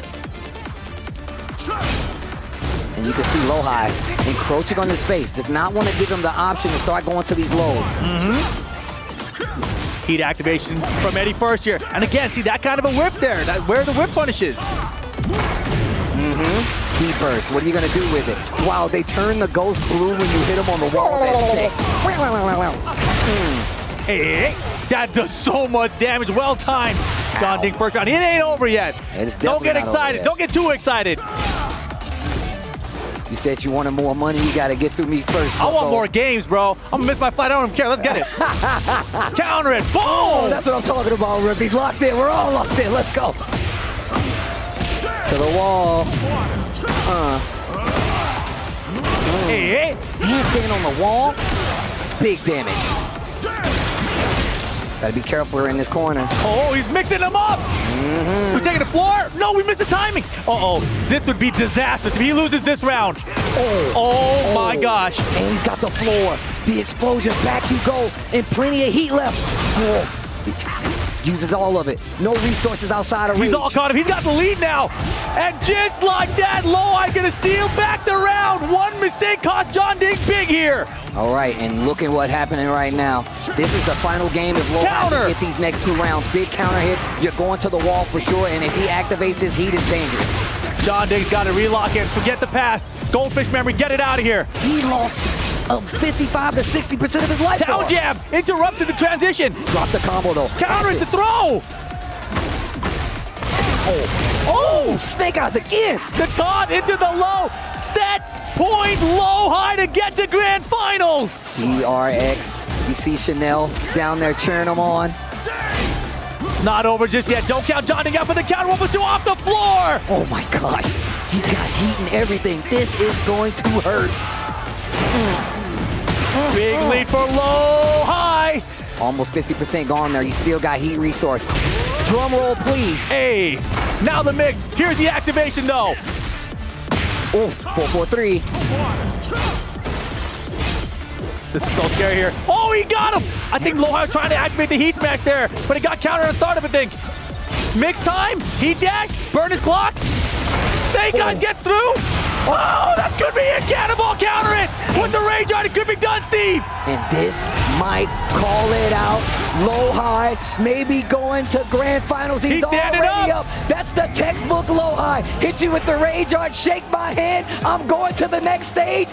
Grand finals appearance. Low-High, DRX, and you can see it. He's tired, but my man always rises to the challenge. This is exactly what I'm talking about. Every time Low-High is in this position, he's one of the players that will always step up. He's going to want it more than the next person, even if he doesn't get the dub. Look at his face, but let's take a look back. Man, you got to show some love to John Ding. Oh my gosh. The Vitality team out there representing their player. It has been an amazing set on top of it. Rip amazing run for John Ding in this entire tournament, too. True. I was literally just about to say that. Rip said the run that this guy has been on. I mean, list off the names for me one more time, Rip, just so the people know. Arslan Ash, Knee, Kudons. There's another one I forgot in there. The other guy. The other guy? Yeah, you remember him? Ash? Arslan, we said that one. Knee, Rangchu, the TWT champion. That's true. And Kudons, and then stopped by Low-High finally here. And that was one of the craziest paths you could have had to even get to this point. And John Ding got there. But Low-High, long set player here, stuck it out with the Brian, and he went crazy right throughout. They were so close back and forth all the way through until just you get a little bit of distance and he started pulling away. And you just saw Low-High right there. He got the sleep out of his eyes, locked right back in, and you can really tell that my man is probably one of the people that has the most energy heading into this grand finals. But Ulsan is up there waiting on him. This is about to be a banger. I'm telling you guys right now. If you stuck with us this long, make sure you stick with us a little bit longer. We're gonna send it to the stage with an interview with one of our players.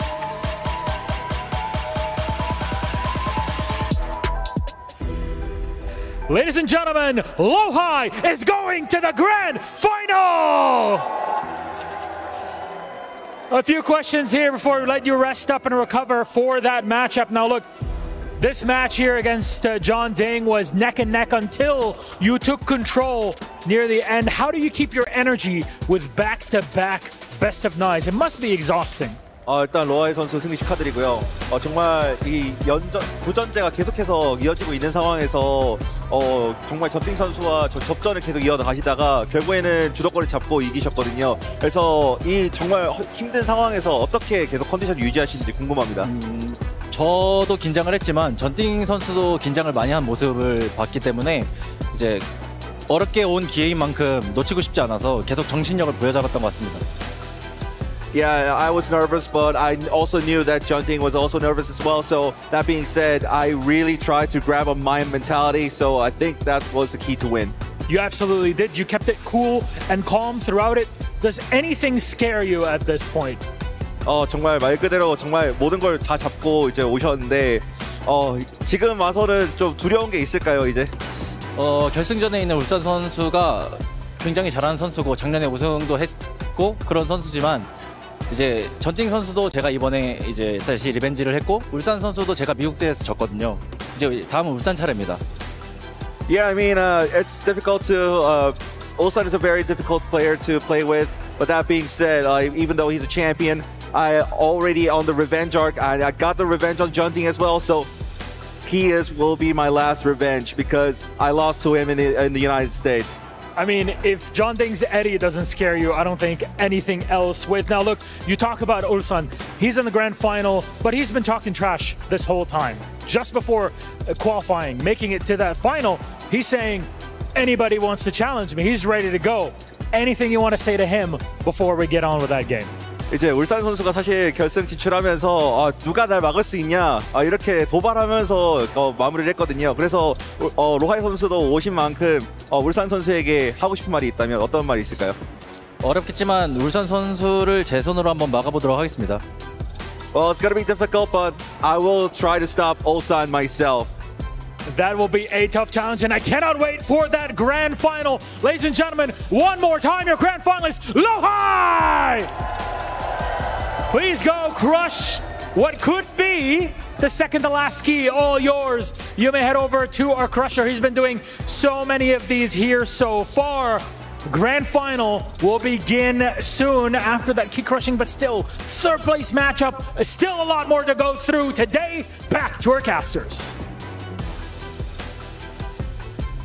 This dude, Lo-Hi, looking super strong headed into this grand finals. He even brought up the fact that Ulsan was like, yo, give me somebody that can beat me. Lo-Hi looking like he's ready to take that challenge head on. But man, we gotta say one more time, I'm a big fan, I'm a friend of John Ding. This dude has been playing for so long, putting a lot of his heart into this, traveling around the world, and on top of that, staying in shape. My guy, John Ding, is one of them you need to show some love to, man. Shout out to Team Vitality. You can see him right there, out there supporting this dude through and through, and I just can't say enough, man. Shout out to those guys for picking up a player like my boy John Ding, and as well King Ray Jr., bro. They got players from all over, and they're still showing love, but that sets up our next match, our third place match actually coming up. Look at Chanel going crazy right there. You talk about working out. Chanel's buff as hell right now. Lo-Hi getting to crush the key of John Ding here at Esports World Cup. He's like, yeah, you beat me, now I crush your key. He's like, yeah, my man didn't blink. He's crazy with it. He ain't even blink. He was like, yeah, like a construction worker. Oh man, but here we go. Third place, you see it right there. CBM, the Spider-Man dancer himself, coming up for a third place battle to see who's gonna take that acclaimed spot. Still a lot of money on the line, and still just the fact that he has an opportunity to still get this third place. Who is gonna be there? Is it John Ding? Is it CBM? Who do you guys have? I would love to know. Let me know in the chat and tweet it out, man. Let people know we're getting to the grand finals here for EWC, but first is third place, and these guys are on the stage about the RPS besides. Oh, look at that. CBM wins the RPS, but let me tell you the stakes here in this one. Third place will get $70,000, while fourth place will get $50,000. $20,000 difference, but there's also club points available for Vitality here as well. 300 if he gets fourth, but 500 if he can get third. So that's an extra 200 points. That's a significant amount. Let's see what happens here. This is going to be another first to five between these two, and the last time they met, 2-1 John Ding. And now you can even see it on the side of those punishes. They all came from the side of CBM. 58 to be exact. Heat engagers 34, which is kind of crazy because we've seen how John Ding goes crazy with the heat engagers, but the heat burst 80 on the side of John Ding, 60 on the side of CBM. Now the question is, what character are we going to get? Oh, I think it's the same. Well, for John Ding, it's still the Eddie. It's the Eddie. CBM is the question mark. Is this the Jin or is this the Clive?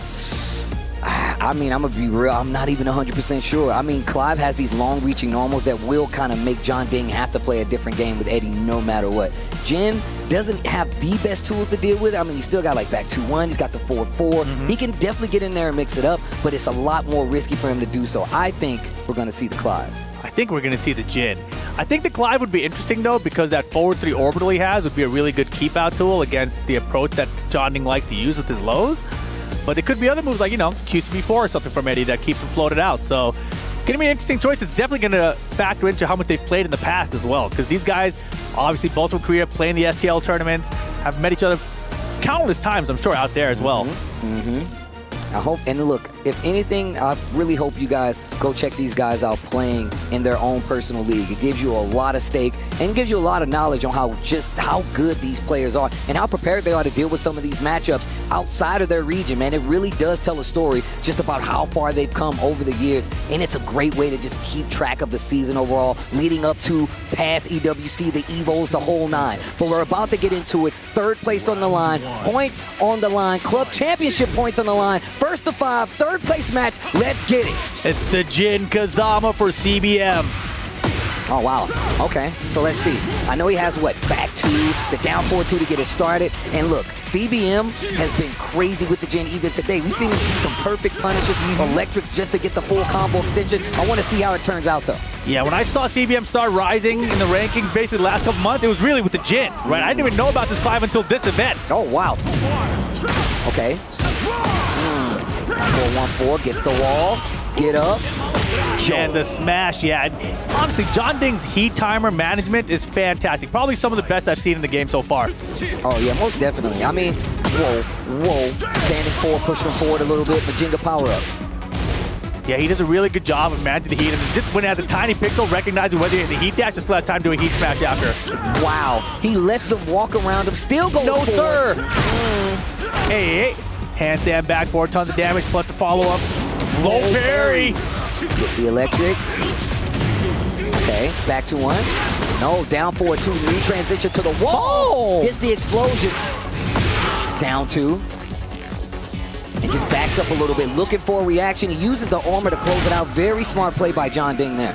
Yeah, when you have a big life lead in Tekken 8 and you have a lot of health to spend, armor is usually a really good round-ender option. That's true. They have to attack and to get that life lead back, and armor only loses to lows and throws. Yeah, so they really got to call it out. I do like that, though. Sets the pace already. And look at the pace. 4-4-2, the demon fall. Trying to keep him on this wall, but the handstand sway gets him out of trouble. Yeah, that was really interesting. The handstand was so far away that time. Makes up time, relax the handstand, the backboard doesn't get it, nice step. Yo, 3-1 heat dash, he can get a big combo here actually. He might be able, yeah, gets real close to the other explosive wall. Boom! And that's gonna do it. All he has to do is close it out. CBM. All right, he's on the board. You know, he's a little bit cold right now, right? We didn't see the Jin from him for like a couple hours, it feels like, at least, right? John Ding, he just got done playing Eddie a second ago.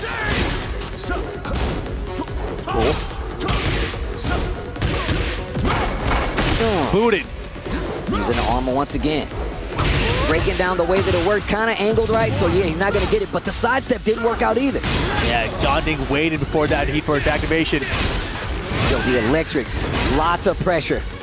Sidestep to the right to try to keep that wall to his back. Down 4-1-4 to try to get the wall flat. Didn't work, but now the position is switched. John Ding with the pressure on the wall. CBM trying to fight out. Duck! What a duck, committing to the duck right there after down 4-1-4 from Eddie. And no heat on the table, but rage on the side of John Ding. And that combo is so good. He sidestepped left to make sure the combo wasn't going to hit the wall so he could take him to the other wall with the full combo. Beautiful stuff from CBM. Final round, game 1. 4-4. I like how he doesn't hit the second part of that string, just to see how he's going to react. What a block. You're definitely going to the wall. You're lucky it's already exploded. Hey. Savage short-ended. Wow, the handstand transition, getting him out of trouble. QCF3, heat burst, get up. Wow, out of the airborne. Re-splat. Back 1-2, fighting him along the wall. Down 4. Nice try. A little bit later that heat smash attempt. Good timing there. And the wall splat for the tornado. Not going to get the kill. Oh, I like Doki. 1, 2 times. There's a game on the board, CBM. Oh, man, $20,000 money match here. A lot on the line. You think they know how much money's on the line? Oh, yeah, they know. I'm positive they know. Here we go. 1 game apiece once again. This is first to 5. 3rd place on the line. John Ding really does utilize the wall pressure, not only just for like combos, but just leaving you there with the stances, right? For sure. And just a down forward walk from CBM. And he's throwing out some, some down forward 1-4s, a little bit crazy sometimes. I mean, just the fact that CBM was willing to hold down in that string there and get the big launch, put him back on the board, right? Mm-hmm. That was a very important block. Whoa. Okay, while standing forward, but he was a little bit off axis. He was a little bit off axis. Yeah, that hurts though. Not too much of a lead for John Ding right now though. CBM still has access to his heat. Stuff the armor activation on the heat first, and he's gonna go for it again. Wow, he went for the throw right there. That was actually pretty smart. Hey. Okay, John Ding Getting the first round of game 2. All right, blocking down for late on the punish. Mixing it up with the stagger pressure. No, sir. A little bit late on the wild stand, too. Oh, I like that transition. That was slick. 4-4-3. And those QCB4s. A lot of pressure. Nice hop kick, but off axis again, but he's going to get a wall splat out of it. Nice. Sidestep, realign, just to get the full combo. Electric, 1. Yes. Oh. Dive kick. Okay, Savage Axe on the close. Just making him block it. Majinga power up. I got 2 of them now. Uh-oh. 4-3-1. Heat dash. He can get a full combo extension. If he gets the wall, this is for sure the round. There's the wall. There's the round. Okay, okay. Taking the momentum back. 1 round apiece. Game 2. Oof. Nice back 1+2 there. Laser scraper. He's been using it a lot.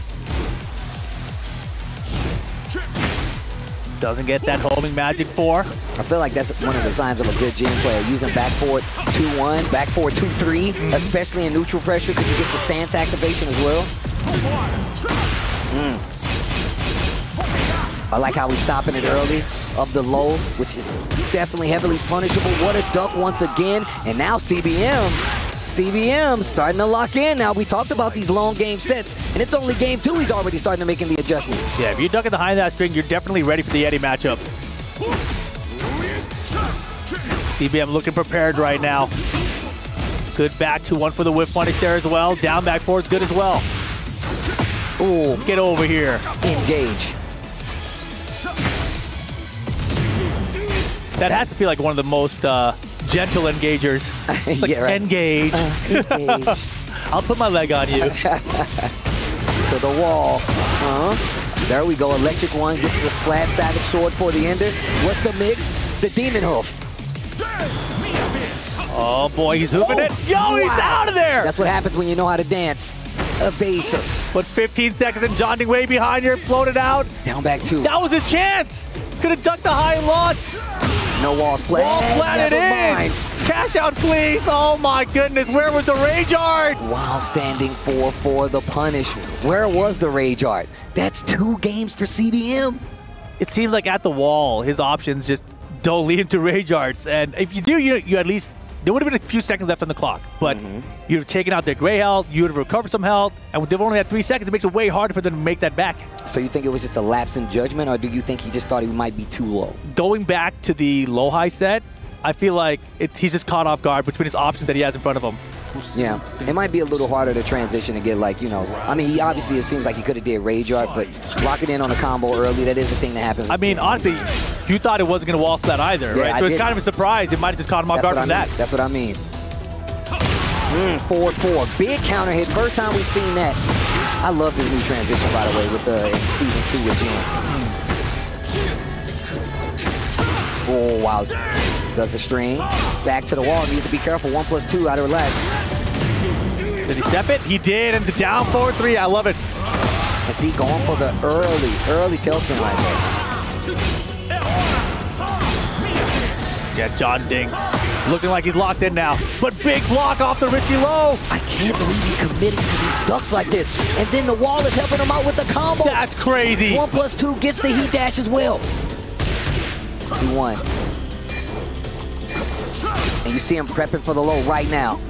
Nope. Wow. Yo, CBM is playing great. Like I said, man, I said this early on. If CBM finds a way to slow down your game, it becomes significantly harder to close out on him because he's really going to try to exploit that to get the W. Yeah, you saw John Ding there. He seems like he's frustrated right now. Whoa. Whoa. Give me that stack of Majinga. Whoa, counter hit. Big full crouch low there. Down 4-2, transition back 2-1 to the wall. Kind of caddy corner. Hey! Down 2 out of stand. Hey! 2 times. 2 times. Taxing the legs. You can't dance if I break your legs. That's a good point. Finishes it. Punish that. Nice block. But nothing came from it. Wow. Wow. You were talking about this earlier. In the earlier set versus low high. Now he's a lot more sure in doing it. Yeah, for sure. 4-4. Back 4-2-3, goes in the heat instead. Yeah, good usage of that heat smash and the parry from Jin.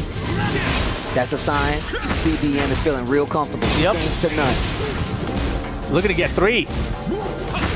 Ooh. His feet are going crazy right now. 2 stacks of Majinga knocking him out of 3 rounds straight for game 3. At this point, do you think John Ding starts considering a switch to another character? I mean, you should at least start considering one. Vitality, they need you right now, bro. He needs you right now. Don't give up on him now, bro. 3rd place. He's going to character select. He does have other characters he's used in the past. CBM definitely looking prepared for the Eddie. The Eddie's gotten him this far. And we saw him do this last time. Go back, check the buttons, take a breather. Think about what you could do better. Oh? The Anna Williams from John Ding? Maybe? I mean, he definitely had one of these Annas in the take when the character first dropped. Yes. So it does make sense. And he always has another character. I remember for a while he was playing the Asusena. I mean, if you go back to Tekken 7, he had the Lucky Chloe as well. We'll see what happens here. Yeah, I mean, he had the Asusena here. He has also had the Reina for a little bit. So many choices, so many options. But it's going to be the Anna Williams right now. Round 1. All right, here we go. Fight. All right, John Ding switching to the Anna. Just when you guys all thought an Anna wouldn't be in top 4. Wow. And John Ding now the down forward 1 pressure. Hold this magic forward. I thought we took those out of the game. It's a homing one. It's okay. Well, somebody needs one, right? I guess if it's homing, sure. Whoa. Turn purple. More chip damage. Holy debuffs. chip damage. The debuffs. You got to hit her to stop the chip damage. Hop kick, the trade. Heat burst, you can't kill with those. And he's so risky, but he does it. The down forward 1 forward for CBM. And here we go. John Ding trying to turn things around with Anna Williams. And typically you're locked into these characters. Wow, what a quick sidestep does. And typically you're locked into these characters, but this is a longer set. If he does get the dub, he still has potentially one more game where he could switch back to Eddie. Yeah, that stop does a grip of damage in this game. Oh my goodness, Wow. 2 counter confirmed. Big damage. Goes for the mid option this time. No dub. Wow. The QCF1. Jeez. Yeah, he's just going in right now. He's playing free. Round 3. No restraints. He broke the chains. He broke the chains? Got to break the floor because it is lava. You get a big combo extension if you get that explosion. You'll make it purple first, though. Got to get the hit. Good block. The debuff. Boom! Off the floor for the combo extension. Beautiful punish from CBM. Back 2-1. Oh, wow. Down 4-4. Down 2 to close it out. We talked about the fact that we believe that a lot of the Korean players definitely have a strong knowledge of Anna just from the fact that they know they were going to have to deal with it at a higher capacity. CBM looking like he knows a little bit what to do. A little gray life left on John Ding's bar. No life at all now. CBM stopping the bleeding. Yeah, very nice choices there on defense. John Ding trying to force the full crouch mix right now. Woo! Just duck and do the wild standing too. You know, we saw that from Molgold against Atif as well. Just trying to backdash out of Anna's range and throw out a wild standing launcher. I feel like it's definitely something you need to consider, especially if you want to deal with those tricky lows, right? Or just a down forward 1-2 string, etc. Just got to space it out. Make them whip. You got electric. That's actually one of the things a lot of other characters don't have.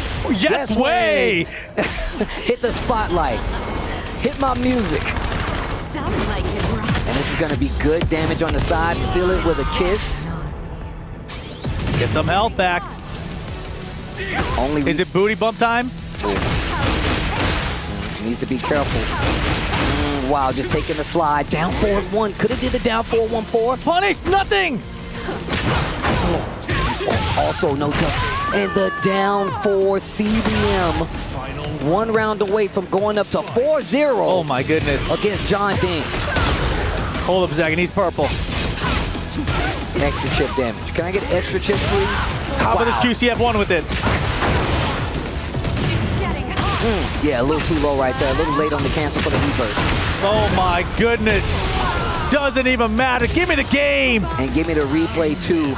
4-0 for CBM. You wish it was. 3-1. 3-1. Excuse me. You looking in the Anna future? worked. That's a different multiverse you went to, bro? John Ding, Anna Williams. She don't lose out here. Unless it's John Ding. I don't know. I mean, but here we go. Ortiz form. The Anna. Keeping him alive in this set, though. Yeah, John Ding always has had multiple characters. Well, let's see what happens here. 3-1. Is the Anna going to be enough to bring it all the way back? He's definitely been able. He's definitely been able to have these secondary characters. John Ding play at a very high level over the years. Wow, what a duck calls out the QCF1. Yeah, he's really calling out the approach, right? Because a lot of John Ding's approach has been either down back 4 or QCF1. He hasn't really abused the down forward 1 series. It's a little bit harder versus Jin because he has like down 4-1 and 2-1 is there as well. Hey, smash! John Ding.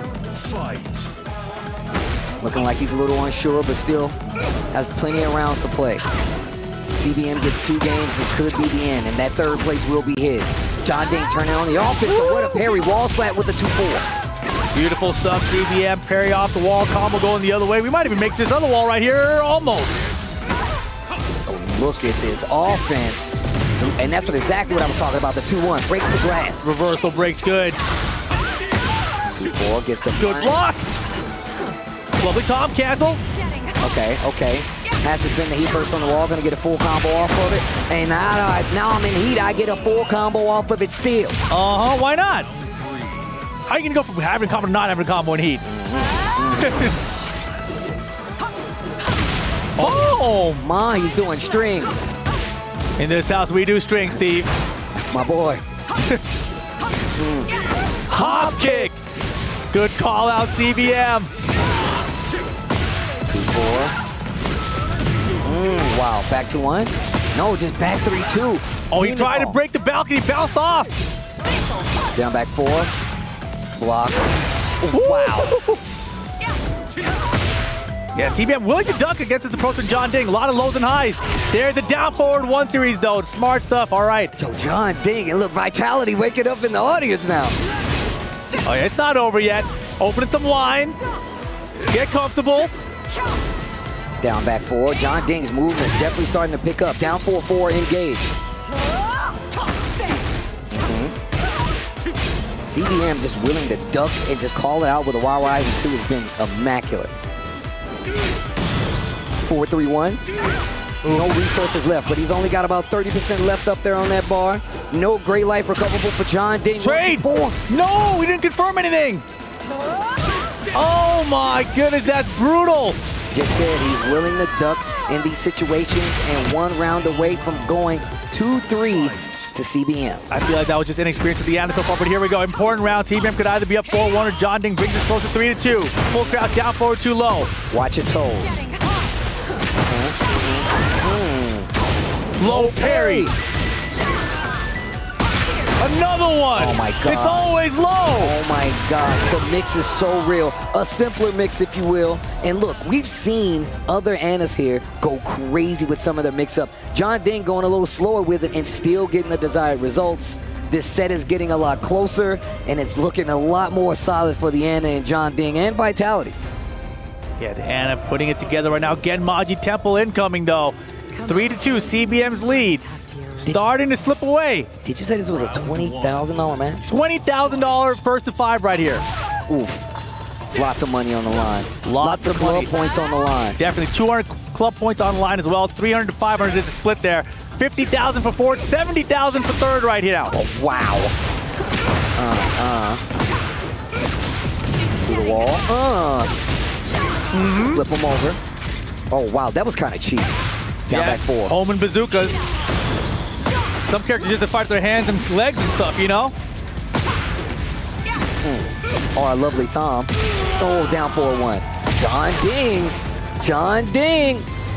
He's like, come on. Come on. Wow, good call. That's the 2nd time he's done that in this set, by the way. Gotta duck it. It is a high, it is a homing. Oh, slide. Yeah, give me the chip. That's all he's looking for right there. Get some gray health built up. Counter it down back 4. Doesn't go for the engager. Ooh. Wow. Whoa, quick sidestep to the left side. Walk to the left. He's got heat, but let's see if he uses it. There it is. High enough to get the full combo. Double down 4. More down 4. More down 4. Oh, there it is. Now the mix. Intent, down back 4. Spins the heat, cancels it. John turn go low again out of the full crouch. Tornado. He's got why? Down back. What? Oh, it already hit the tornado.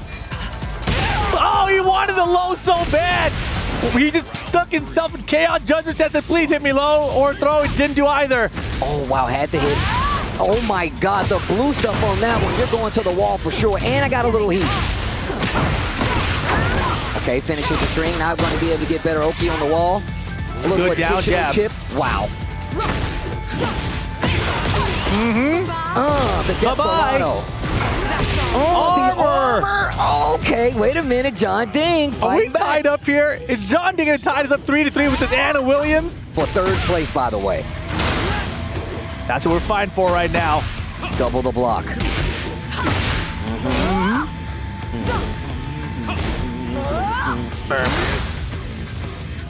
Dancing. Dancing. Nice block. Bad punish. Good block from CBM right now, calling out these lows. 2-4. Looking for a reaction so that heat burst can hit. Side step. 3-1 heat dash. The combo can make a big difference here. Electric 1, not going to be able to get the kill, but you're in trouble, John Ding. What are you going to do? The down forward 4, and now CBM is stealing the momentum back, riding side by side in the race to 5. John Ding either going to tie us up, or CBM going to take the lead back. Okay, good punish. 2-4. Down forward 1-4. That's exactly what I was talking about playing that up-close game. Down forward 1-4, 2-1. Yeah, John Ding falling behind here just a little bit. CBM has that heat available. Can't get hit by heat smash right now. Keep in mind, if John Ding loses this round, he will not be able to switch. Oh, excuse me, he won't be able to switch. He can switch. It's one more game. Oh boy, and that is going to be the game. CBM 4-2 now. Extends his lead just a bit further, and now John Ding has to decide. Do we stick it out with this Anna here? Do we go back to the Eddie, or is there another character? And this is what I meant. He sticks to the Anna, and now he's locked in. Now he's locked in. No more changes moving forward. It's got to be 3 games straight for this Anna Williams. CBM just needs to win 1 to get that 3rd place. For a good time. All right. Round 1. Fight. Had the 2 counter. Ooh, and look, he's getting a lot more confidence ducking. 4-4-3-1. First time we've seen him do it in this set versus John Ding. Savage sword. About 35. Great. Man, CBM is playing fantastic. Wall splat.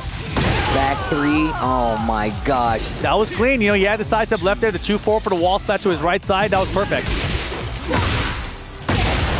Wow. Full crouch down 4-2. And it's all lows, right? There's never. I think he did the mid-mix once. And this is exactly what I was talking about, but this is also why CBM doesn't have a problem ducking just to call it out and getting a wild standing 2. That was the mid that time. Okay. Pretty far away, still has to hold the heat burst.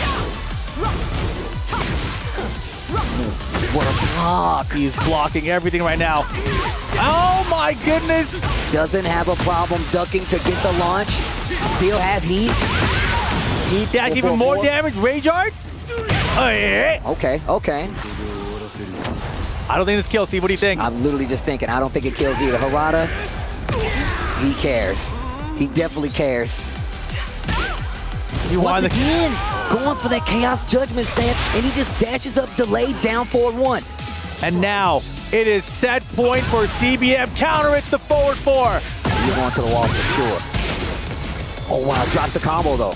Keeps the positioning though. Counter hit 2, engage. Oh my gosh, late on the punish. Chance for John Ding. Hits him with a missile. Get up. Oh, wait a second. Signs of life from John Ding. Good block from CBM, though the wall saved him. Great launch here. I thought it saved him. Never mind. Get up. Oh, duck. CBM. He's got heat. He and should rage. be able to close it out. Wait a second! Combo! That's fantastic for John Ding. Can he make something happen? Not gonna get an LLRK. CBM secures a third place finish for DN Freaks. And shout outs to John Ding. Valiant effort, but just could not stop CBM in that gen, even with the switch to Ana. DN Freaks actually gets this third place. Shout outs to CBM. Obviously an amazing showing. I've been love seeing him throughout the years, especially when it comes to Tekken 8. He's been adjusting. He even has another character that he can play with. We didn't see it here, but he came out of the gate swinging versus John Ding. John Ding sticking with the Eddie at first, and it just seems like this was all going to go his way. But they were going back and forth. I mean, it looked close in terms of the rounds, but the games were definitely in favor of CBM, right? Look at those lips flapping there. 3 games straight for CBM against this Eddie Gordo. And, you know, typically when I see them play, it's not that one-sided, right? Yeah. And Johnny obviously was just coming off his loss he just had before that against Lohai, so he probably had a lot on his mind. Switches up to this Ana Williams, which was starting to look good, right? He was making good decisions, but you could tell there was some character inexperience, which is why he hasn't been using this character in this tournament overall, right? But here it is, all the cards on the table. He's like, all right, it's time to try it out or I'm over, right? And it was close. Made it 3-2, was getting to that point where he almost got to tie it up. And that was really going to be the turning point, I felt like. Because then you might have pushed CBM to consider switching to Clive himself. Is that something you want to do, though, in a matchup like this, especially considering we already know that he's been fighting these Clives, they have experience versus each other, and it does come down to that character matchup or the player matchup, and they are no stranger to each other. The gen is looking so solid. The fact that he does have this roster of characters, even though it is, too, is very good. You make him learn how to fight that character, Clive, but you also have the gen there as well. Yeah, so fantastic stuff to CBM, securing third place. John Ding going out at 4th. But let's send it on back to the stage. Our third place is confirmed. It's CBM! And what a fight you had to get here. Now look, top 3 finish is pretty darn impressive. $70K at the end of it, 500 points. Hey, you're loving that. 500 points for Club Championship for Freaks. How you feeling at this moment? It's so weird to say that. I didn't care about the money, I just want to win. And at the end, you absolutely did. I want to ask you, were you surprised by John Ding's Ana swap? Because that was not something that we had in mind.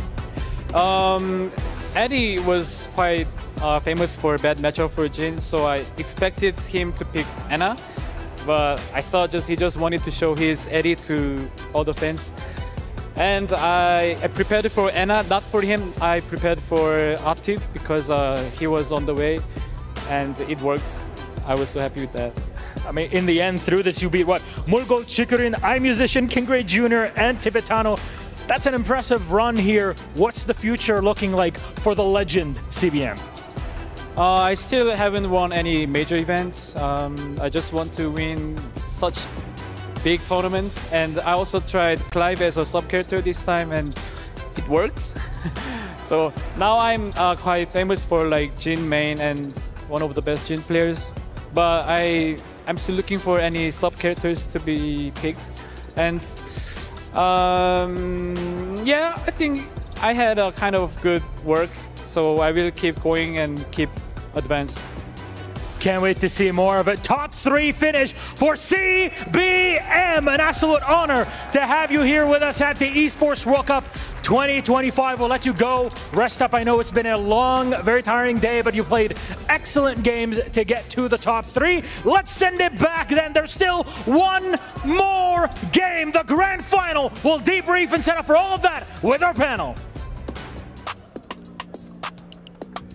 No one has won a back-to-back EWC title. Now, Ulsan has the opportunity to make history here in Riyadh. Ulsan versus Lohai will be your grand finals for Tekken 8 at the Esports World Cup 2025. DRX versus DNF. Korea versus Korea. Here at the analyst desk to give their professional insights, of course, as always, Bubsy, MYK, and Rukang.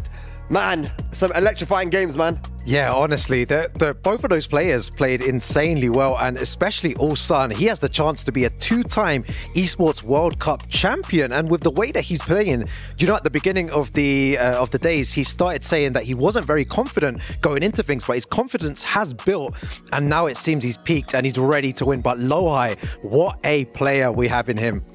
Definitely going back to Ulsan, actually, when looking at his first set, actually against CBM, he actually didn't start too well. CBM came out with Clive, and it looked like he had his number, but it's just the adjustments in the set. One of the things that I really noticed was CBM was going for the forward 3 a lot. And in the first game, he actually did hit, but then he started stuffing him out, going for a lot more mids and actually stopping him. And it just seemed to kind of start to run away from there. Yeah, no, absolutely. CBM, first game, he took it, but then Ulsan, he did mention that, like, he feels like he needs to play from behind, you know, back against the corner. That survival instinct kicked in, and then he just turned it up from there. Yeah, I mean, the punishment was quite weak from CBM. I feel like his movement all weekend has been amazing, right? But it's just like he wasn't able to get the punishment, you know, like the 1-2s where he could have got a launcher. You know, the amount of lows that were being used by Ulsan against Clive there in that situation, forcing CBM to go for this very risky forward 3, which is -14, of course. I mean, MYK, do you think that was something that played into CBM's head a little bit, those lows hitting him so often? No, definitely. The forward 3 is a great low crush move, but like you said, -14, and it's also like slower than a hop kick at 20 frame startup. So it's like not the best thing. It could crush some jabs and mids, but sometimes you might just need a hop kick or like better call outs, like with like a low parry or a low block and punishing properly. All right, well, moving on to the next match, it was John Ding versus Lohai. I think that was a big one there, right? Because John Ding, of course, had the support of Team Vitality there right behind him, but Lohai was looking so good, man. One thing I've noticed from him is that consistency, man, and that no fear type of playing, and I feel like his timing was so good. Yeah, we saw I think the thing about that match was literally the counter hits. We saw counter hit back ones. We saw counter hit round start 3+4s. I think it ended even with the cannonball straight counter hit. He just found the timing throughout the set. And at the beginning as well, this was one of the matches where I was thinking, John Ding may take it. I watched him play at STL before. John Ding took it convincingly. But one of the things I did notice is at the beginning of the match, he started disrespecting a lot with power crushes, making John Ding, you know, hold the brakes a bit. Yeah, and then of course, John Ding versus CBM, our third place match there. Rukang, I mean, he started off with the Eddie, and as CBM said, I wasn't really expecting him to go for the Eddie there because it's a pretty good matchup, you know, 4-4-3, -14, blah, blah, blah, but he went for the Eddie, 3-0 switches to Anna, and then it became a bit close. You think there was a mistake to go for the Eddie? Do you know what? He did say in the interview as well that he wanted to do it for the fans. He knew that they wanted to see his Eddie, so, you know, very well played to him for doing that. But Anna, he started to gain a lot more success with the character, you know, the 50-50s. It was just a bit too late there, but well played to CBM, who played so good. But as you said, right? I mean, everyone was preparing for Anna, so that had been the reason why maybe he stuck with the Eddie. That's like, everyone's been preparing in Korea for Anna. I think that was a big statement because there's like, look, we're gonna run into Atif, so I think everyone was, like we said from before, the Koreans came really prepared for the Pakistanis. Yeah, absolutely. But CBM ending up at third place, and that's 2 years in a row now he's made that top 8 there. And, you know, it's not been easy for him to qualify. It's always been stressful for him, you know, and to see him be able to rise up to the occasion here has been fantastic. And I think the biggest story is Korea, MYK. Korea dominance, man. The practice has been paying off, and you know that really goes to show you how coming together and putting aside your differences and training together really pushes your training and your skill level higher. Should the NA and EU push our differences and train together? Is that what we need to do?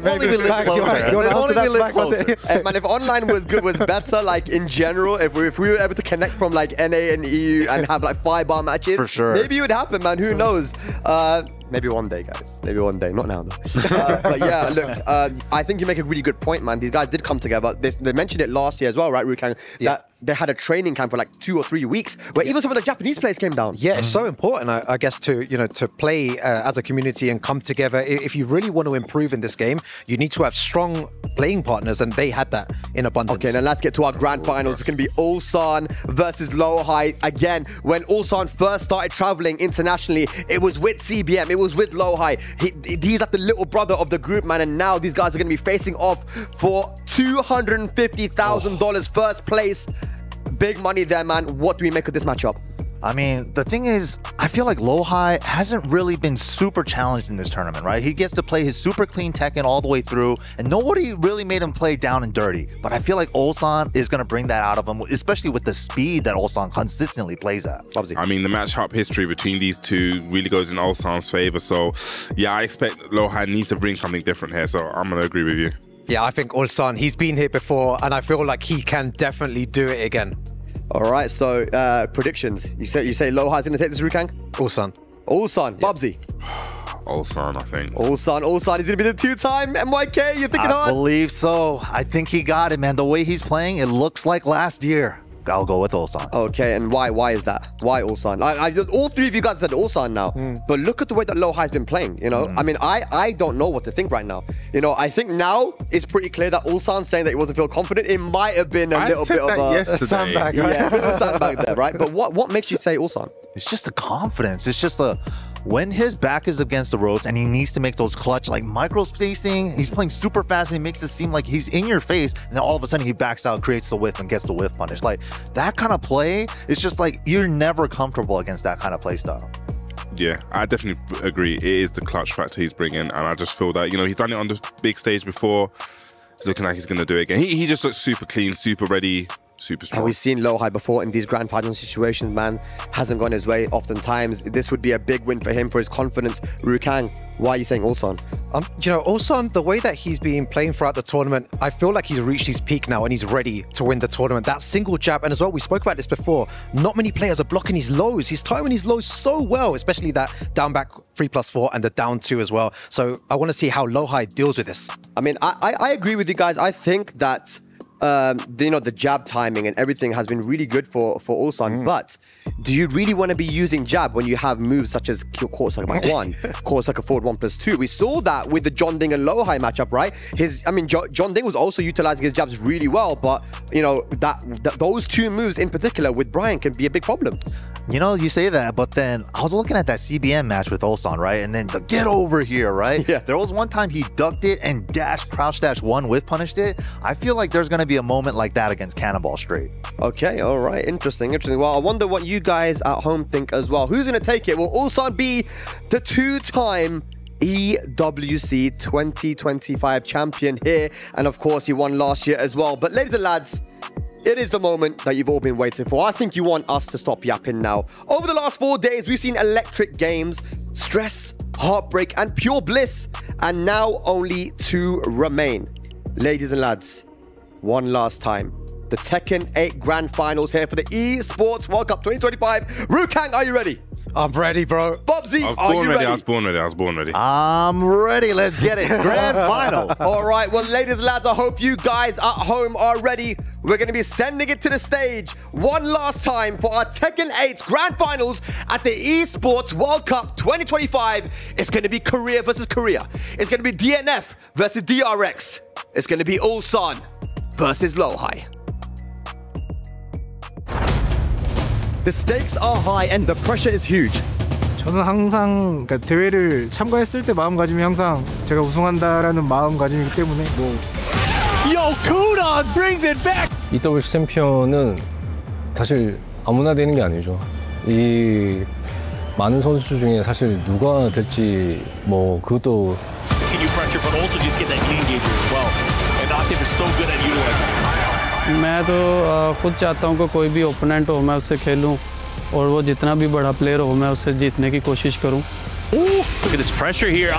지금 이 게임에서 모든 선수가 다 위험하고 게임이 좀 위험하다고 저는 생각을 하기 때문에 우승하면 글쎄요. 이때까지의 그 고생이 모두 보상받는 느낌이 아닐까요? If I win this tournament, it's gonna be the first and the biggest tournament I won. They're the best Tekken players in the world. It's gonna be crazy. Let me introduce myself to you. I am the proof.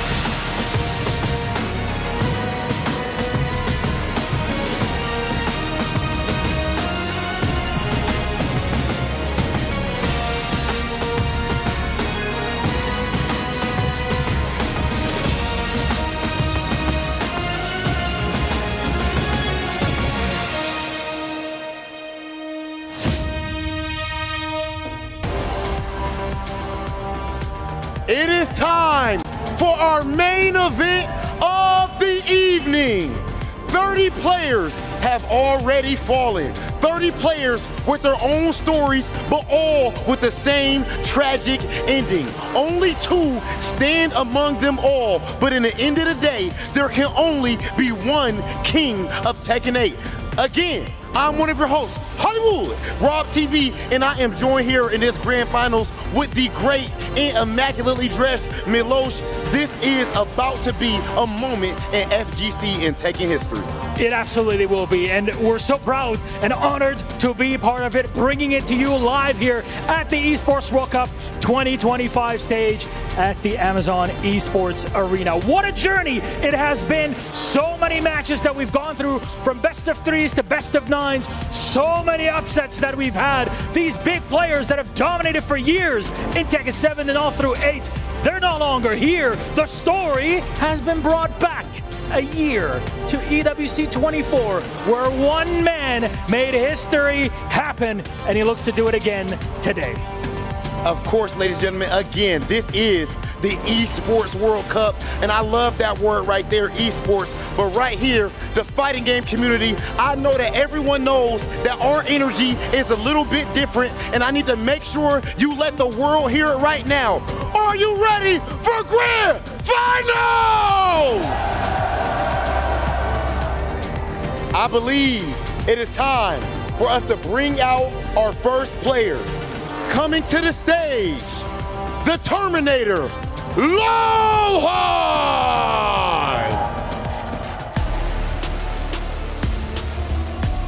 This man has been on an absolutely unbelievable tear throughout this entire event. His energy has been nothing but exactly that, the Terminator. This is a 2018 Evo champ, and he has let it be known that he is actually on a revenge arc. He's taken out players like John Ding, Mulgo, Manja, Chikurin, all players who have defeated him in the past, and now their heads are actually following behind his galloping horse as he is here in grand finals trying to complete the arc.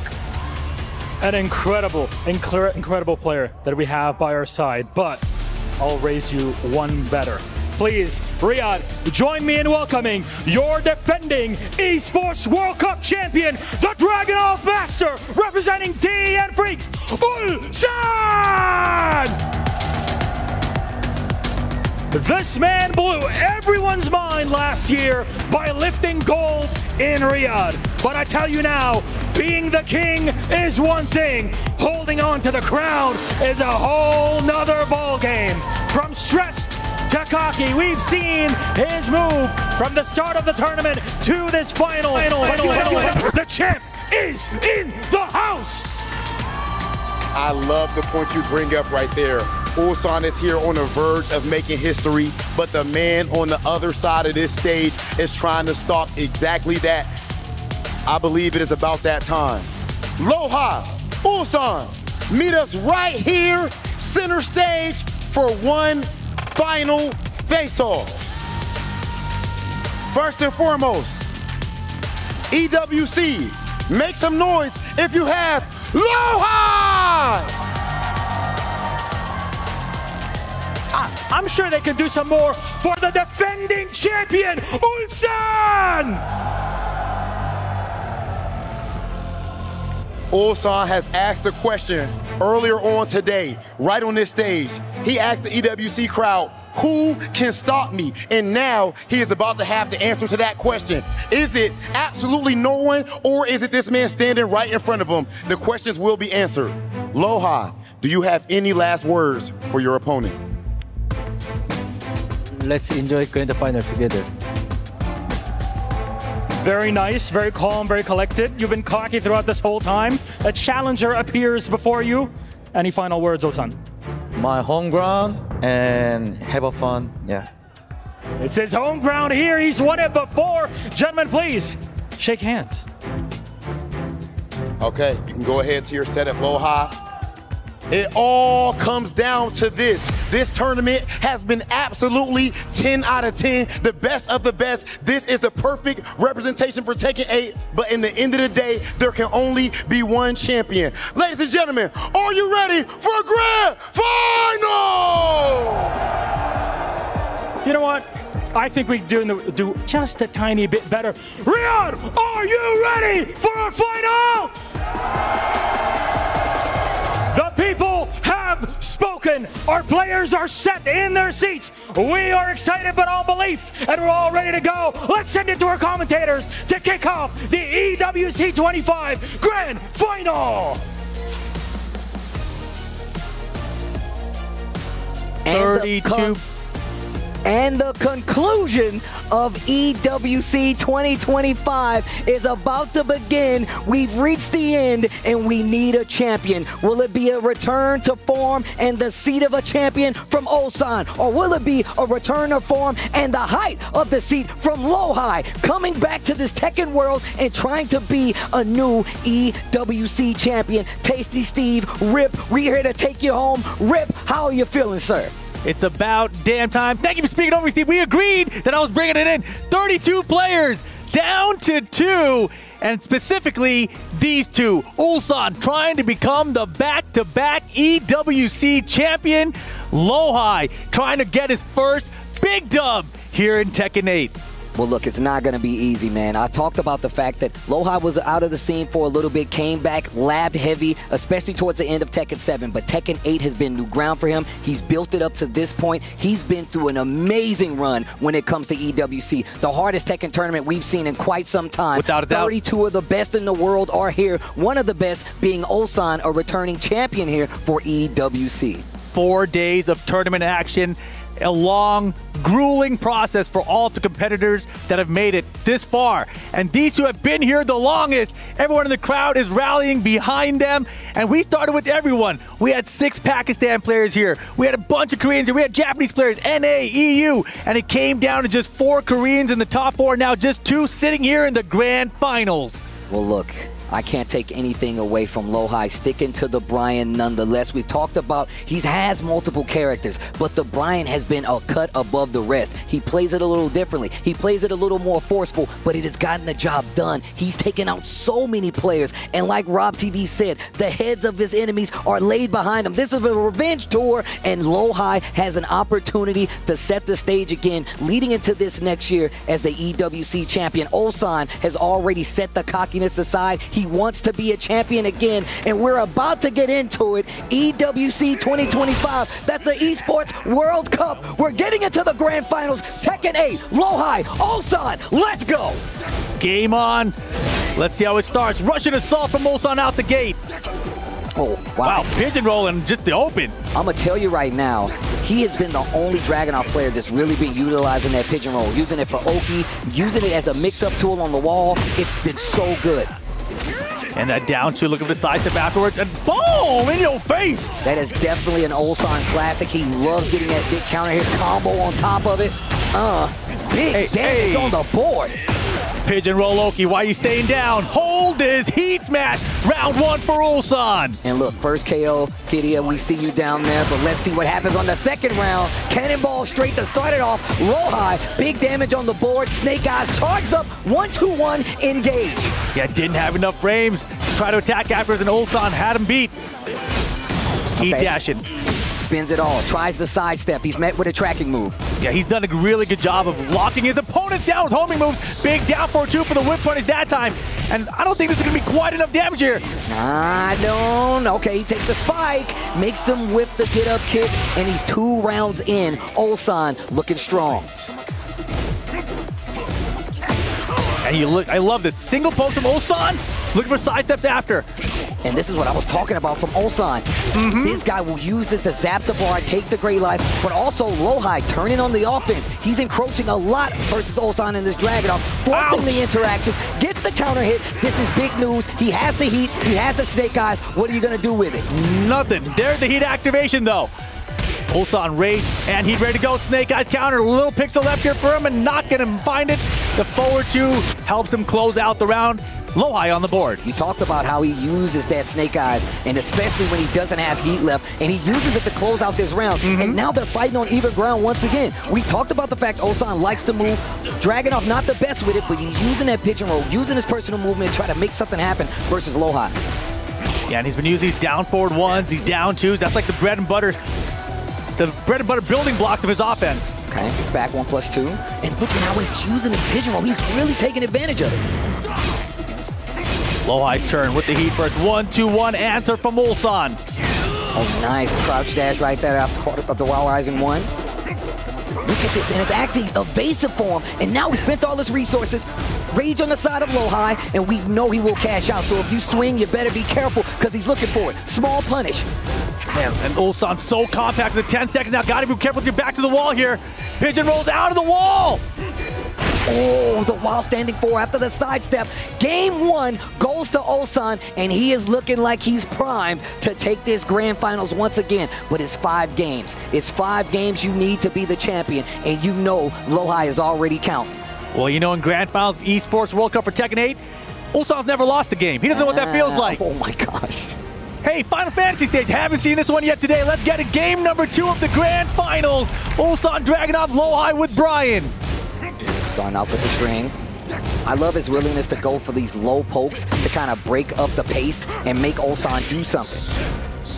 Hey. Counter hit the trade. He's still going to get the combo with the down back 2. That is a counter. Take him to the wall. Fantastic trade situation for Lo-Hai, and that's 1-2-1 engage. How has he found so many counter 1-2-1s already? It's all about trying to push into that space. He knows you're going to try to dash up to make something happen. Primes it with the 1-2-1. I mean, if you still got heat, it's always a good option. Okay. Oh, boy. He burst cancel. He does it so many times. I think this is the 3rd time we've seen him do it today, if not more. Big damage on the table. Man, Ulsan with a round count lead. This is looking really hard already for Lo-Hai. Counter and grab. 1+2, no break. The bar fight. Knock him down. And another one. I'm telling you, bro, you try to run in on me 1-2-1. Did you see the movement? Look, I said, look, Dragunov doesn't have the movement that Ulsan likes. Well, he's making it happen. Hey! Back 4, mock breaker, engage. Spins it. Step down forward to Requiem, I don't think so. And this should be it. The wall is right there. Lo-Hai down 2 rounds in the 2nd game. Ulsan is playing like a man possessed in these grand finals. How does he do it? And you see the big exhale, controlling the breathing. Lo-Hai taking his time. But once again, this is long set format. He's got games to play, but you obviously don't want to fall behind when there's so much on the line. You don't want to fall behind, and specifically don't want to fall behind against Ulsan. Forward 3, counter it for Lo-Hai. Don't forget, we got that floor explosion that can really do big damage. Add a lot to it. Take it away from Ulsan. Oh, dodge and upper from Lo-Hai, but he drops the combo. Wasn't prepared, but Ulsan How can you not be prepared for a dodge and upper? Both of them in heat, spending a lot of it. Lo-Hai has an opportunity to steal this round. 1-2-1. There's the heat dash. The low, back 1. Pigeon roll to get out of there. Oh my goodness, another jet upper. Will he drop another combo? There you go. Important to close that round out. 2 rounds to 1 now, game 2.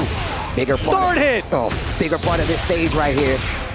Just a big combo starter. Man, that's a lot of damage. And he's so close to this wall. Get up attack to stop the pressure. They go back to the neutral. You see him priming that 1-2-1 already. Yo, Ulsan is rolling all over the place right here. Doesn't fall for this while standing 3 bait there for the counter hit. And good wall positioning around. Good life lead, but hold this while standing 3. You see the snake dash pressure coming here from Ulsan. Lo-Hai takes his turn back. Really close to rage, so he's going to pop that heat already. Back 1. Man, he's been finding so much success with that back 1 in these matchups. We saw it versus John Ding and a lot of his other opponents. And you see it's just as effective versus Ulsan. And right now still has heat available. A lot of gray health. Here comes the heat burst activation. Now building back that gray health. Looking for the grab. No go. Hold the shoulder. Instant while standing 1+2. Ulsan's been going to it all day. Finding it with the heat dash here to keep it safe. Burning the clock here with his combo. Give me the round. Give me the game. Ulsan 2-0. 3 more to become a back-to-back Esports World Cup champion. Well, let's see what happens after this. Lo-Hi instantly locks back in, man. I don't know how to explain to people that feeling when you're playing in a tournament match. You're like, no, let me get right back in the ring. They send you to your corners in the boxing match. When you want to get back out there, that's exactly what you're seeing right here. The down 4-1 finds the hit. Wow, that one there from Engage. Low parry. Man, he's been trying to use these sneak ones to take advantage of Lo-Hi, and he is not having it. Not a great combo there for Lo-Hi. Now Ulsan behind it. Still recovering that gray health. Man, that was a great defensive movement there by Lo-Hi to block that tracking move after the sidestep. I like the 1+2 for the tracking there as well. And Lo-Hi, he's finding sidesteps, but he really isn't even trying to get small punches like a 1-4, down 4-2 after it. I mean, we've been seeing how Ulsan has been using it. These sidestep just to block. The down 4-2s have been working out. Is that enough? No. Oh, good. Okay. Around on the board. Game number 3. Yeah, solid down 4-2 check there from Lo-Hi. Just a safe mid. And look at him pushing him to the wall with the Russian assault. That's what you got to do. Control the space. It's a 3D game. Quarter circle 4, 1+2. And look, and now you see him pressing the brakes a little bit. That's been successful 2 times already. And now you see Lo-Hi starting to adjust on this 3rd game. Yeah, and Ulsan, he really just seems so prepared for what Brine players want to do against him. But also, at the same time, it looks like Lo-Hi starting to adjust to what Ulsan wants to stop him with. Like I said, man, the long game format. I thought he had a sidestep early in, just locked and loaded. Beautiful. There it is. Get up. And stalker. Jeez, 2 times, 2 rounds, 3rd game. Lo-Hi is waking up. Oh, we might have a set here. Oh, I hope so. Do it again. While rising 3. Wow, the sidestep. That was wild. Man, I talked about the movement. Man, I must have been mistaken. This dude, Ulsan, sidestepping like crazy. I mean, it's so hard to appreciate just what he's doing there, but nice orbital call out with Lo-Hi. And look, he still got heat, so you know something big's coming. That wall's a ways off, so let's see how far he can get. Not close enough. Spins the heat and instantly burns the resource, but he can close out this round with He definitely can. He can close out this whole game. That sidestep. Float conversion, though. Oh, he's going to capitalize on this small mistake here from Lo-Hi. Get up, takes the Oki, ignition switch, and then the wild rising 4 hits on the ground. He moved. Oh my gosh. And how many times last year in the grand final his opponent be up 2 rounds and Ulsan bring it back? And you know what? I think what we saw last time, oh my God. To the wall. Hey. Heat burst, stays on the ground this time, and he tries to take a little too fast, hits the shoulder, heat dash combos from wall to wall. All the way, you're up here. Still on the wall. To the other wall. Oh my, this guy, Ulsan. Wait a second, chance. Heat burst, too low. Pigeon rolling around. Nice punish here from Lo-Hi. That's gonna break this hard wall. Now with the combo. With rage and heat. Wall's gonna be right there. What's the Oki though? It's not gonna kill here, right?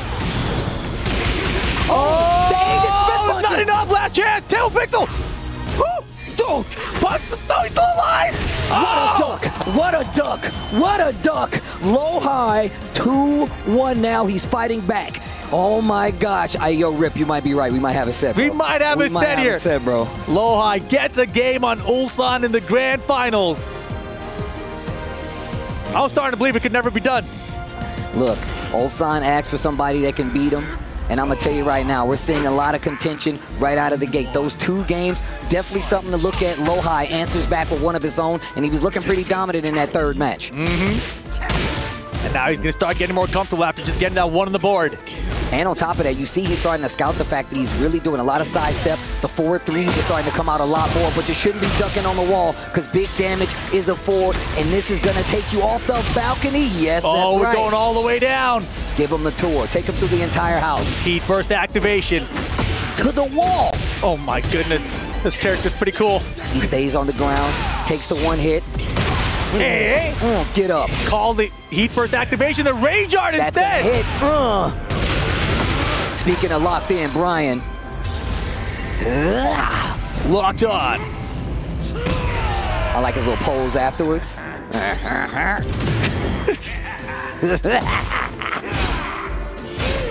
Spends the heat immediately, still got snake eyes. Oh my goodness. 15 seconds on the clock. Oh, Requiem works out this time. Okay.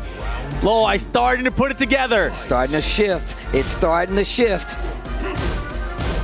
Putting Ulsan on tilt just a little bit. Breaks the 1+2 right back to the machine gun blows. 1-2-1, engage. And you're getting closer to that wall. We've seen him use that Russian assault just to push you to the wall and force you to make a mistake. And now, back 1+2.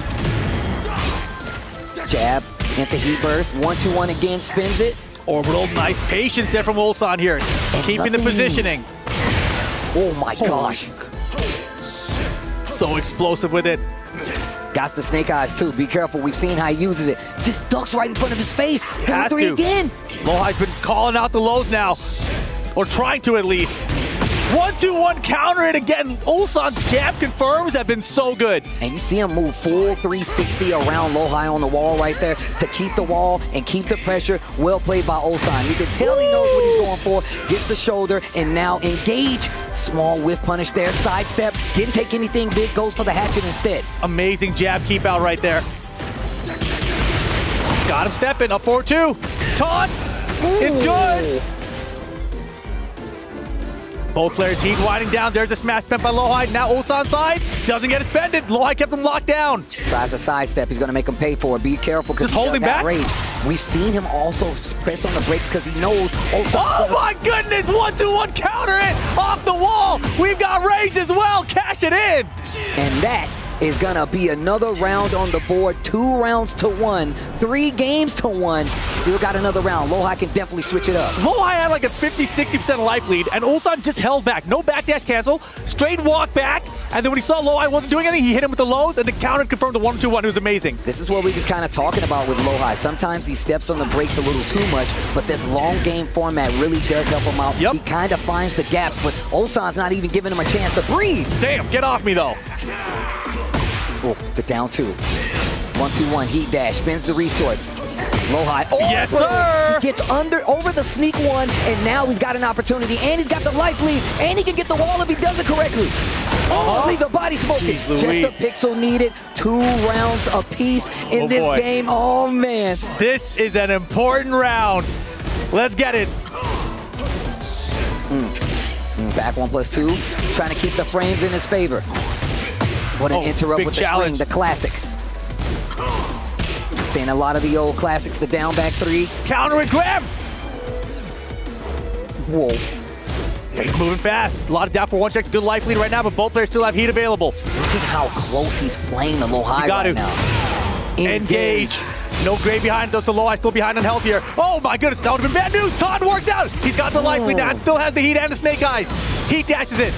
Oh my gosh, that's enough damage. Lo-I ties it up 2-2. Oh man, this dude Lo-I is about to do irreparable damage to the Brian discourse on the internet. I'm gonna tell you right now. And if you guys are just tuning in, this is the grand finals. There is no reset. It's first to 5. Whoever gets there first wins first place and $250,000. Second place, $130,000. It's a $120,000 money match right now. Gosh. I'm telling you right now, that's a lot more money than any fighting game player would see. I can tell you right now. But we're getting into the next game. Remember what Rip said, there are no resets. You either win or go home. You put up or shut up. Let's go. This first to 5, now tied 2-2, makes it a first to 3. That's secluded training ground. The stage we're going to. Switch of the outfit here from Ulsan. My man's going to the tactical gear for a tactical reason. Ooh, that was a close while standing 3 attempt there. 1+2 switches position. Ooh, the trade again. Lo-I has been typically prepared for it, and just the jabs to catch the sidestep, small delays, no punish. But this is what we're talking about. Both of these players are hesitating because they know they're playing small Tekken right now. Big small time! Jabs. Oh my gosh. Man, the success rate on this has got to be studied, man. How many players has he hit with this? You said small Tekken, he put big boots to face right there. Good interrupt, good lockdown. Smart stuff from Ulsan. Man, Lo-I, you can see him racking his brain for the answers. What a sidestep once again. The 1-2-1 of his own. Engage off the back 4-3 this time. Punish, just a jab. Ulsan is trying to stay small, right? Because he doesn't want to get countered by Brian. Brian has so many counter launchers. Run into, rush this off, finds the counter of his own, and breaks the wall. Oh, cannonball counter! Still there? Well, the regular wall is. Oh, Requiem off the heat dash straight into Rage Art to tie up the round count. I love that he's aware enough. You see a lot of people go through these extended combos, use that Rage Art, that's why it's there. Don't even have the chance doing a big combo, close out the round. All right, one apiece here in game number 5. I like the question mark. 5?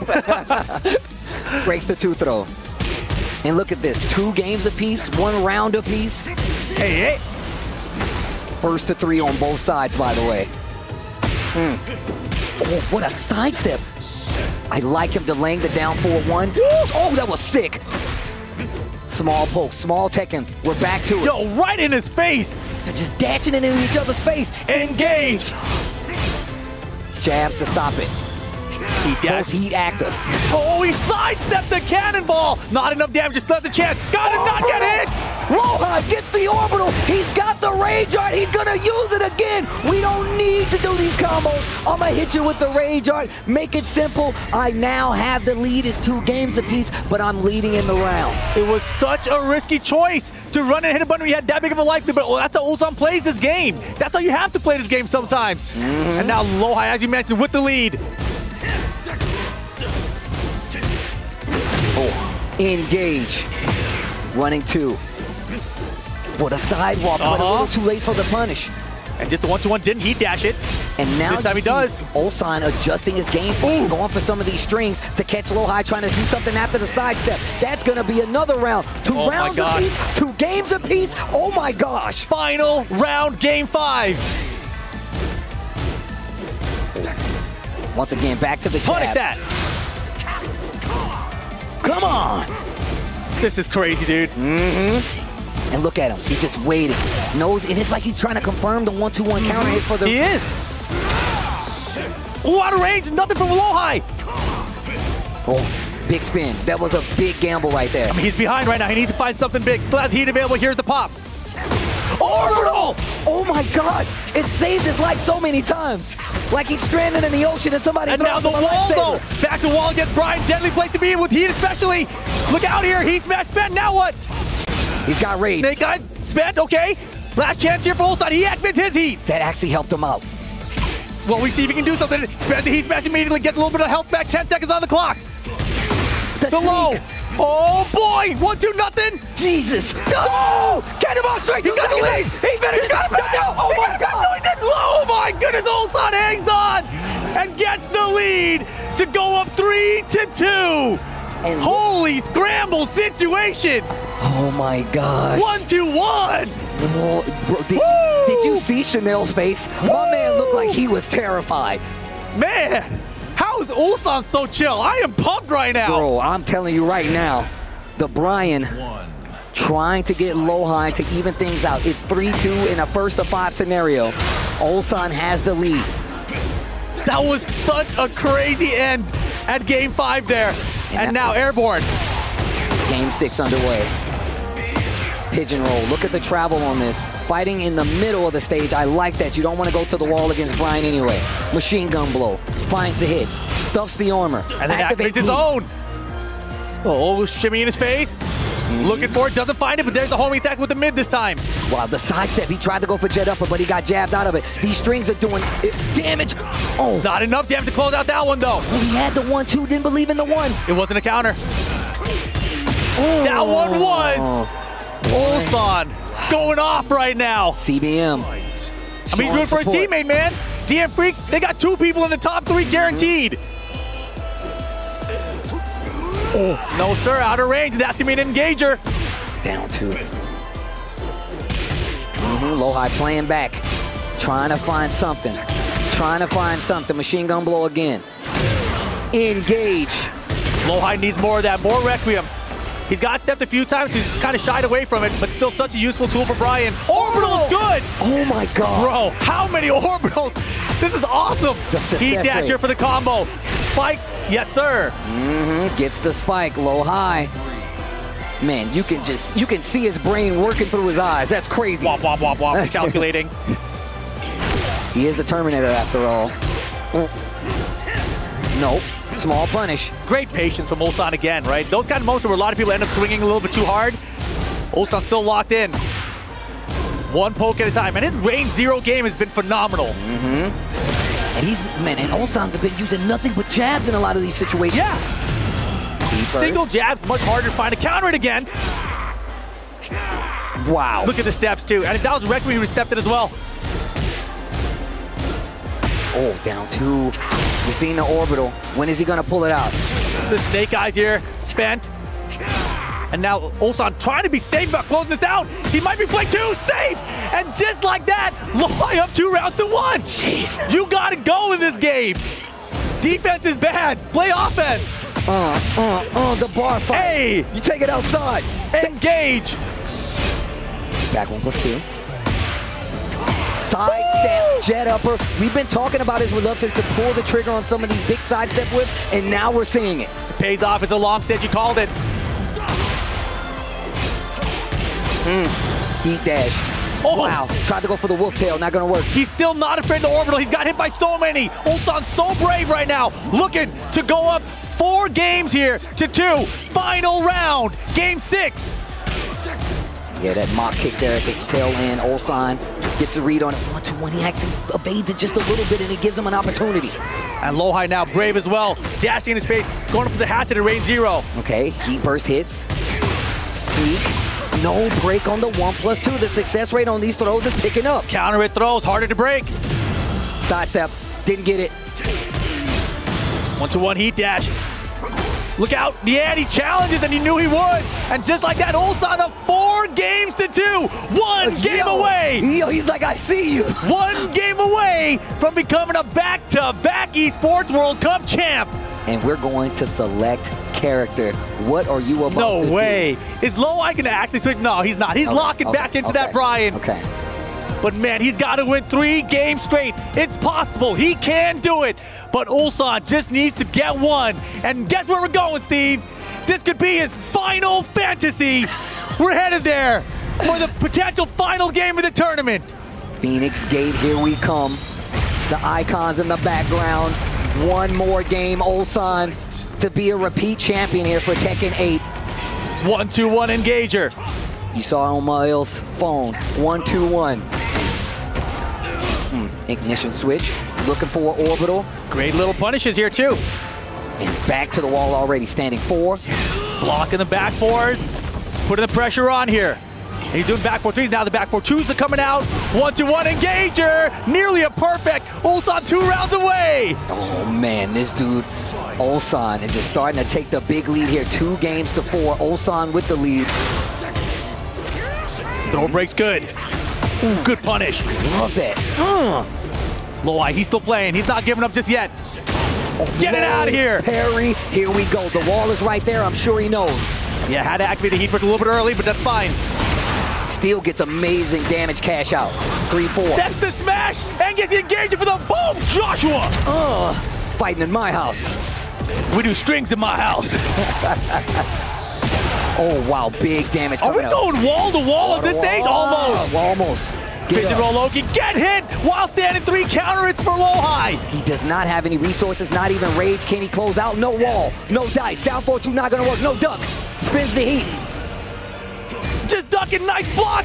Lohai still locked in right now. Very risky to duck in the wall, but he did it there.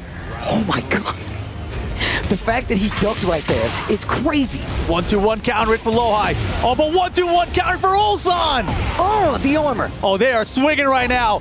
This is aggression. Oh, that's going to hit. 1-2. Those sidestep lefts, they're starting to look like something. And you know Ulsan's keeping track of it. Gets the big heat dash after the shoulder, and now he's going to get a full combo conversion. And the floor has an opportunity to make this combo go even further. Hey, step on it. Oki, step on it again. Oh my gosh, locking him down. Lohai, how are you going to get this gray health back? How are you going to make this comeback? Oh. Any poke will do it here for Ulsan to send to a potential final round. That'll go there. Down to round point, tournament point, championship point, EWC point. Here we go. Ulsan, is he going to be a repeat champion? Will Lohai put up some resistance? Lohai's trying. He's got the step, but nothing off the step. Down 2 from Ulsan. 360 around him. This is the third dimension we're talking about. It's a 3D fighting game. Oh, he's rolling with him too. He's a pigeon. Big block. Fisherman. Combo from Lo-Hi here. He still has heat to extend this combo further if he chooses to. Okay, and he's got the wall. Hard spike. Oh, just too close. The slower get-up kick actually gave him an opportunity to take a turn back. Jabbed out of the air, the 1-2-1. He still got heat. Ignition Switch doesn't hit ground anymore. It's a big change from Season 1. What are you gonna do, Lo-Hi? He's in the lead right now. Just got to hang on to this somehow, but can't get hit by a heat. Why would you risk it? Why would you risk it?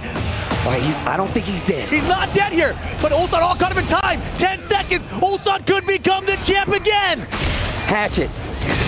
He got the E-Smash! Ulsan is your back-to-back Esports World Cup champion for Tekken8! And that's what you like to see. He said he wanted somebody to beat him. It turns out it was nobody, but man, did Lo-Hi put up a fight, and the fight's gonna go to Ulsan, your 2-time, not 1-time, EWC champion. And man, what a run from all the players here, but you know everybody was looking at Ulsan. Once again, he did not show up to a lot of these events. These last few tournaments, he's been absent, but he definitely showed up for this one. It was such a long road, but there it is, putting his totem into the trophy to once again be the Esports World Cup champion. My man's got 2 of them in his house now, and it's the champ. Real quick, hold it up like you're supposed to. My man said he came to be champ. You see the confetti? Man, that might as well be money because he's going to be rolling in it. Ulsan running it back again. 2-time, count it, 2-time EWC champion. Absolutely amazing play throughout this entire event. Against all odds, Ulsan does it again. Look, man, he cannot be denied, and what a run for it to be, and what a run it has been, man. I would just want to say shout outs to all the commentators, Mark, man, the boy MYK, Spag, Bubsy, Ru Kang, of course, Majin Obama, and my homie, my brother from another mother. It will always be Rip. It's always a pleasure, Brody. And with that, we're going to throw it to the stage to talk to our champion, Ulsan. It has been a pleasure. Thank you guys for tuning in, and let's go. Ladies and gentlemen, another time for your back-to-back EWC champion, Ulsan!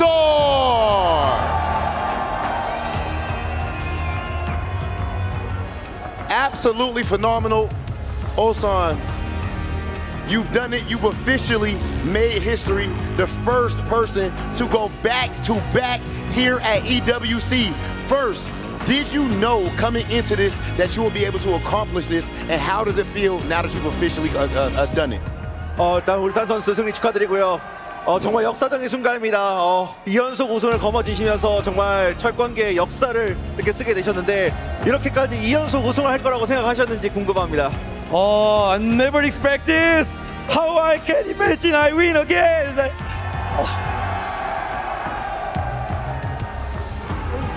I had the pleasure and the honor of being there last year when you won EWC 24. For you now, back-to-back champion, what's the difference between winning last year and winning again in 2025? 작년에 우승하셨을 때랑 또 올해 우승하셨을 때랑 어떻게 기분이 다른지 정말 궁금하거든요. 작년에도 우승하셨지 경험하셨지만 이번 우승은 또 남다르실 것 같은데 어떻게 다른지 궁금합니다. 일단은 올해 정말 시작이 좀 어려웠기 때문에 드래곤 오프도 너프도 좀 있었고 그랬는데 정말 증명하러 오고 싶었다라는 생각이 좀 많았는데 지금 할 수 있어서 정말 꿈만 같습니다. 네. I mean, this year I had a rough start. I mean, there's a Dragunov nerf and I have a lot of difficulties. But that being said, I wanted to prove myself here in this stage, and I have done it. It's like a dream right here. And prove yourself is exactly what you did, to say the absolute least. The last thing I want to ask is, can you please give a message to all of your fans here and all of your supporters at home? Thank you who support me for everywhere. My team, my friends, my partner friends, and especially the King of Saudi Arabia for making this amazing, the biggest tournament in the world. Thank you. And I need to say, okay, last year I said my dopamine is I forgot. But I'm still hungry. I just make legend myself. Yeah. Officially a legend. You know what? Let's back off. I need to see you raise that trophy one more time. Ladies and gentlemen, your back-to-back champion, Ulsan!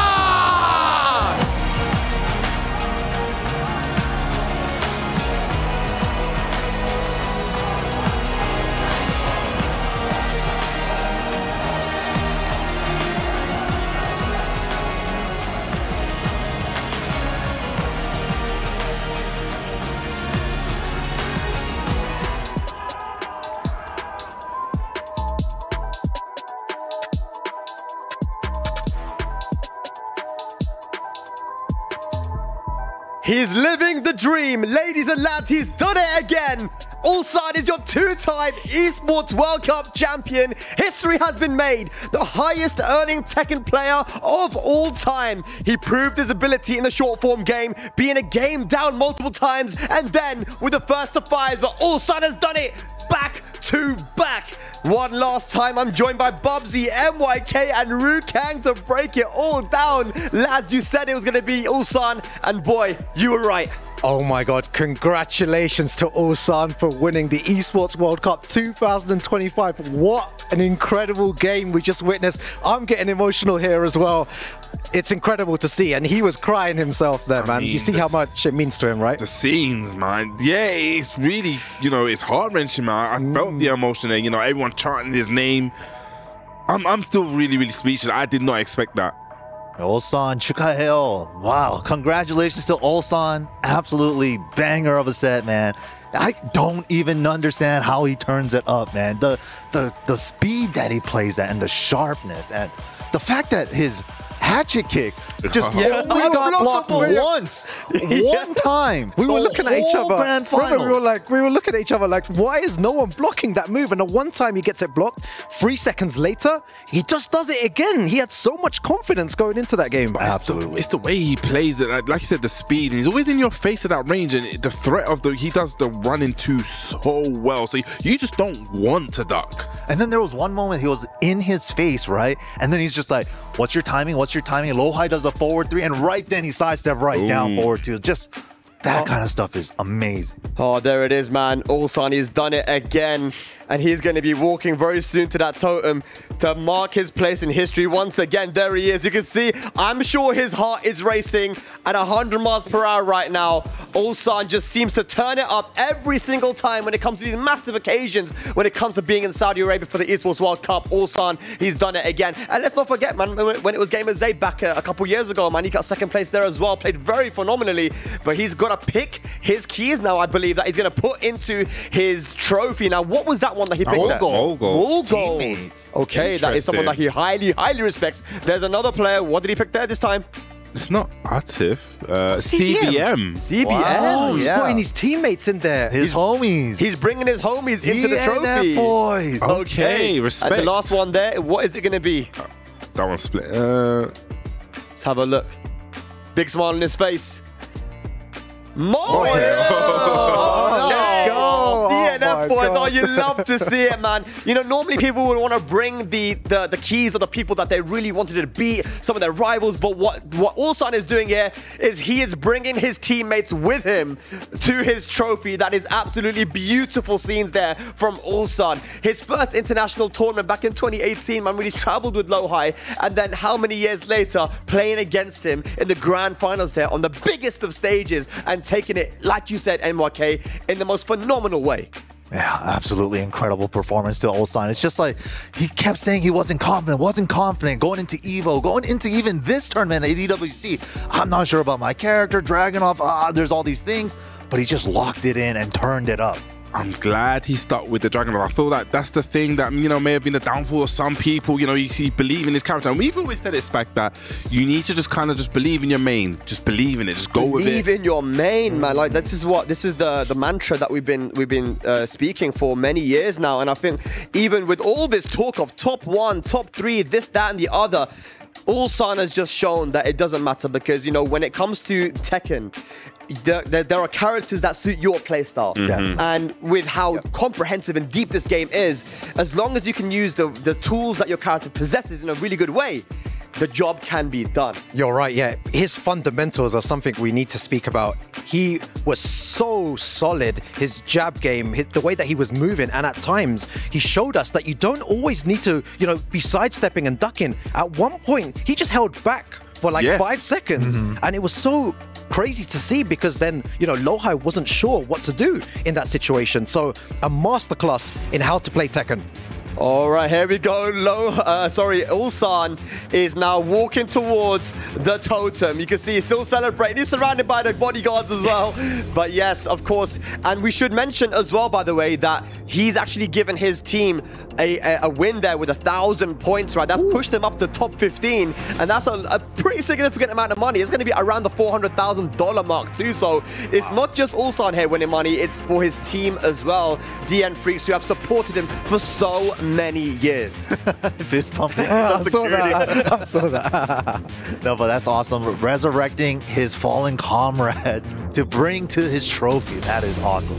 We're heading to the totem. Here we go, ladies and lads. Ulsan to mark his place in history once again at the Esports World Cup.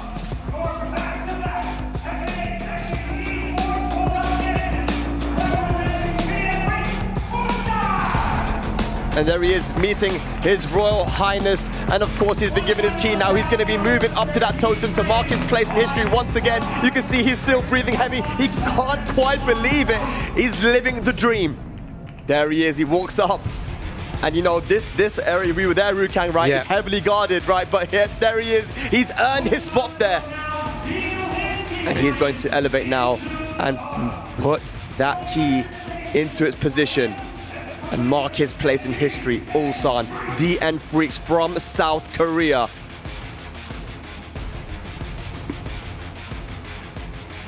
Let's go, marking history right now. There it is. And he's put it in.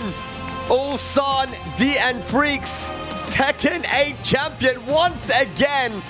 He is a legend and the sky is the limit. He's still so young, but two-time back-to-back Esports World Cup champion. Ladies and lads, it's been an amazing 4 days of Tekken action here in Riyadh. Thank you so much to everyone who tuned in and to everyone that helped to make this happen. Congratulations once again to Ulsan for the back-to-back. History was made here in Riyadh.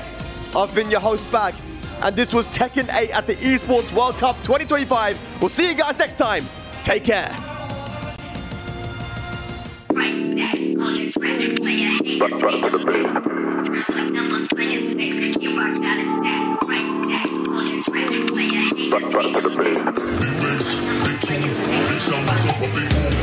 Only get started when it's midnight, keeping it tight. If wanna go to war, it can get dark, but we stay bright. Coming like a night, it's on sight. If it touch my sleeve, around there wanna disagree when it's clear that I'm speaking facts. Man like me, I'm proactive. Never gonna stop till I see the big man's on flats. Hop on the front door, it's like midnight. Don't lose your grip, cause you might fall out again. Off-white whip, need for speed. I'm not switching the lane. Pick up the pace. Bro like that, and we're back to the base. Back to the base.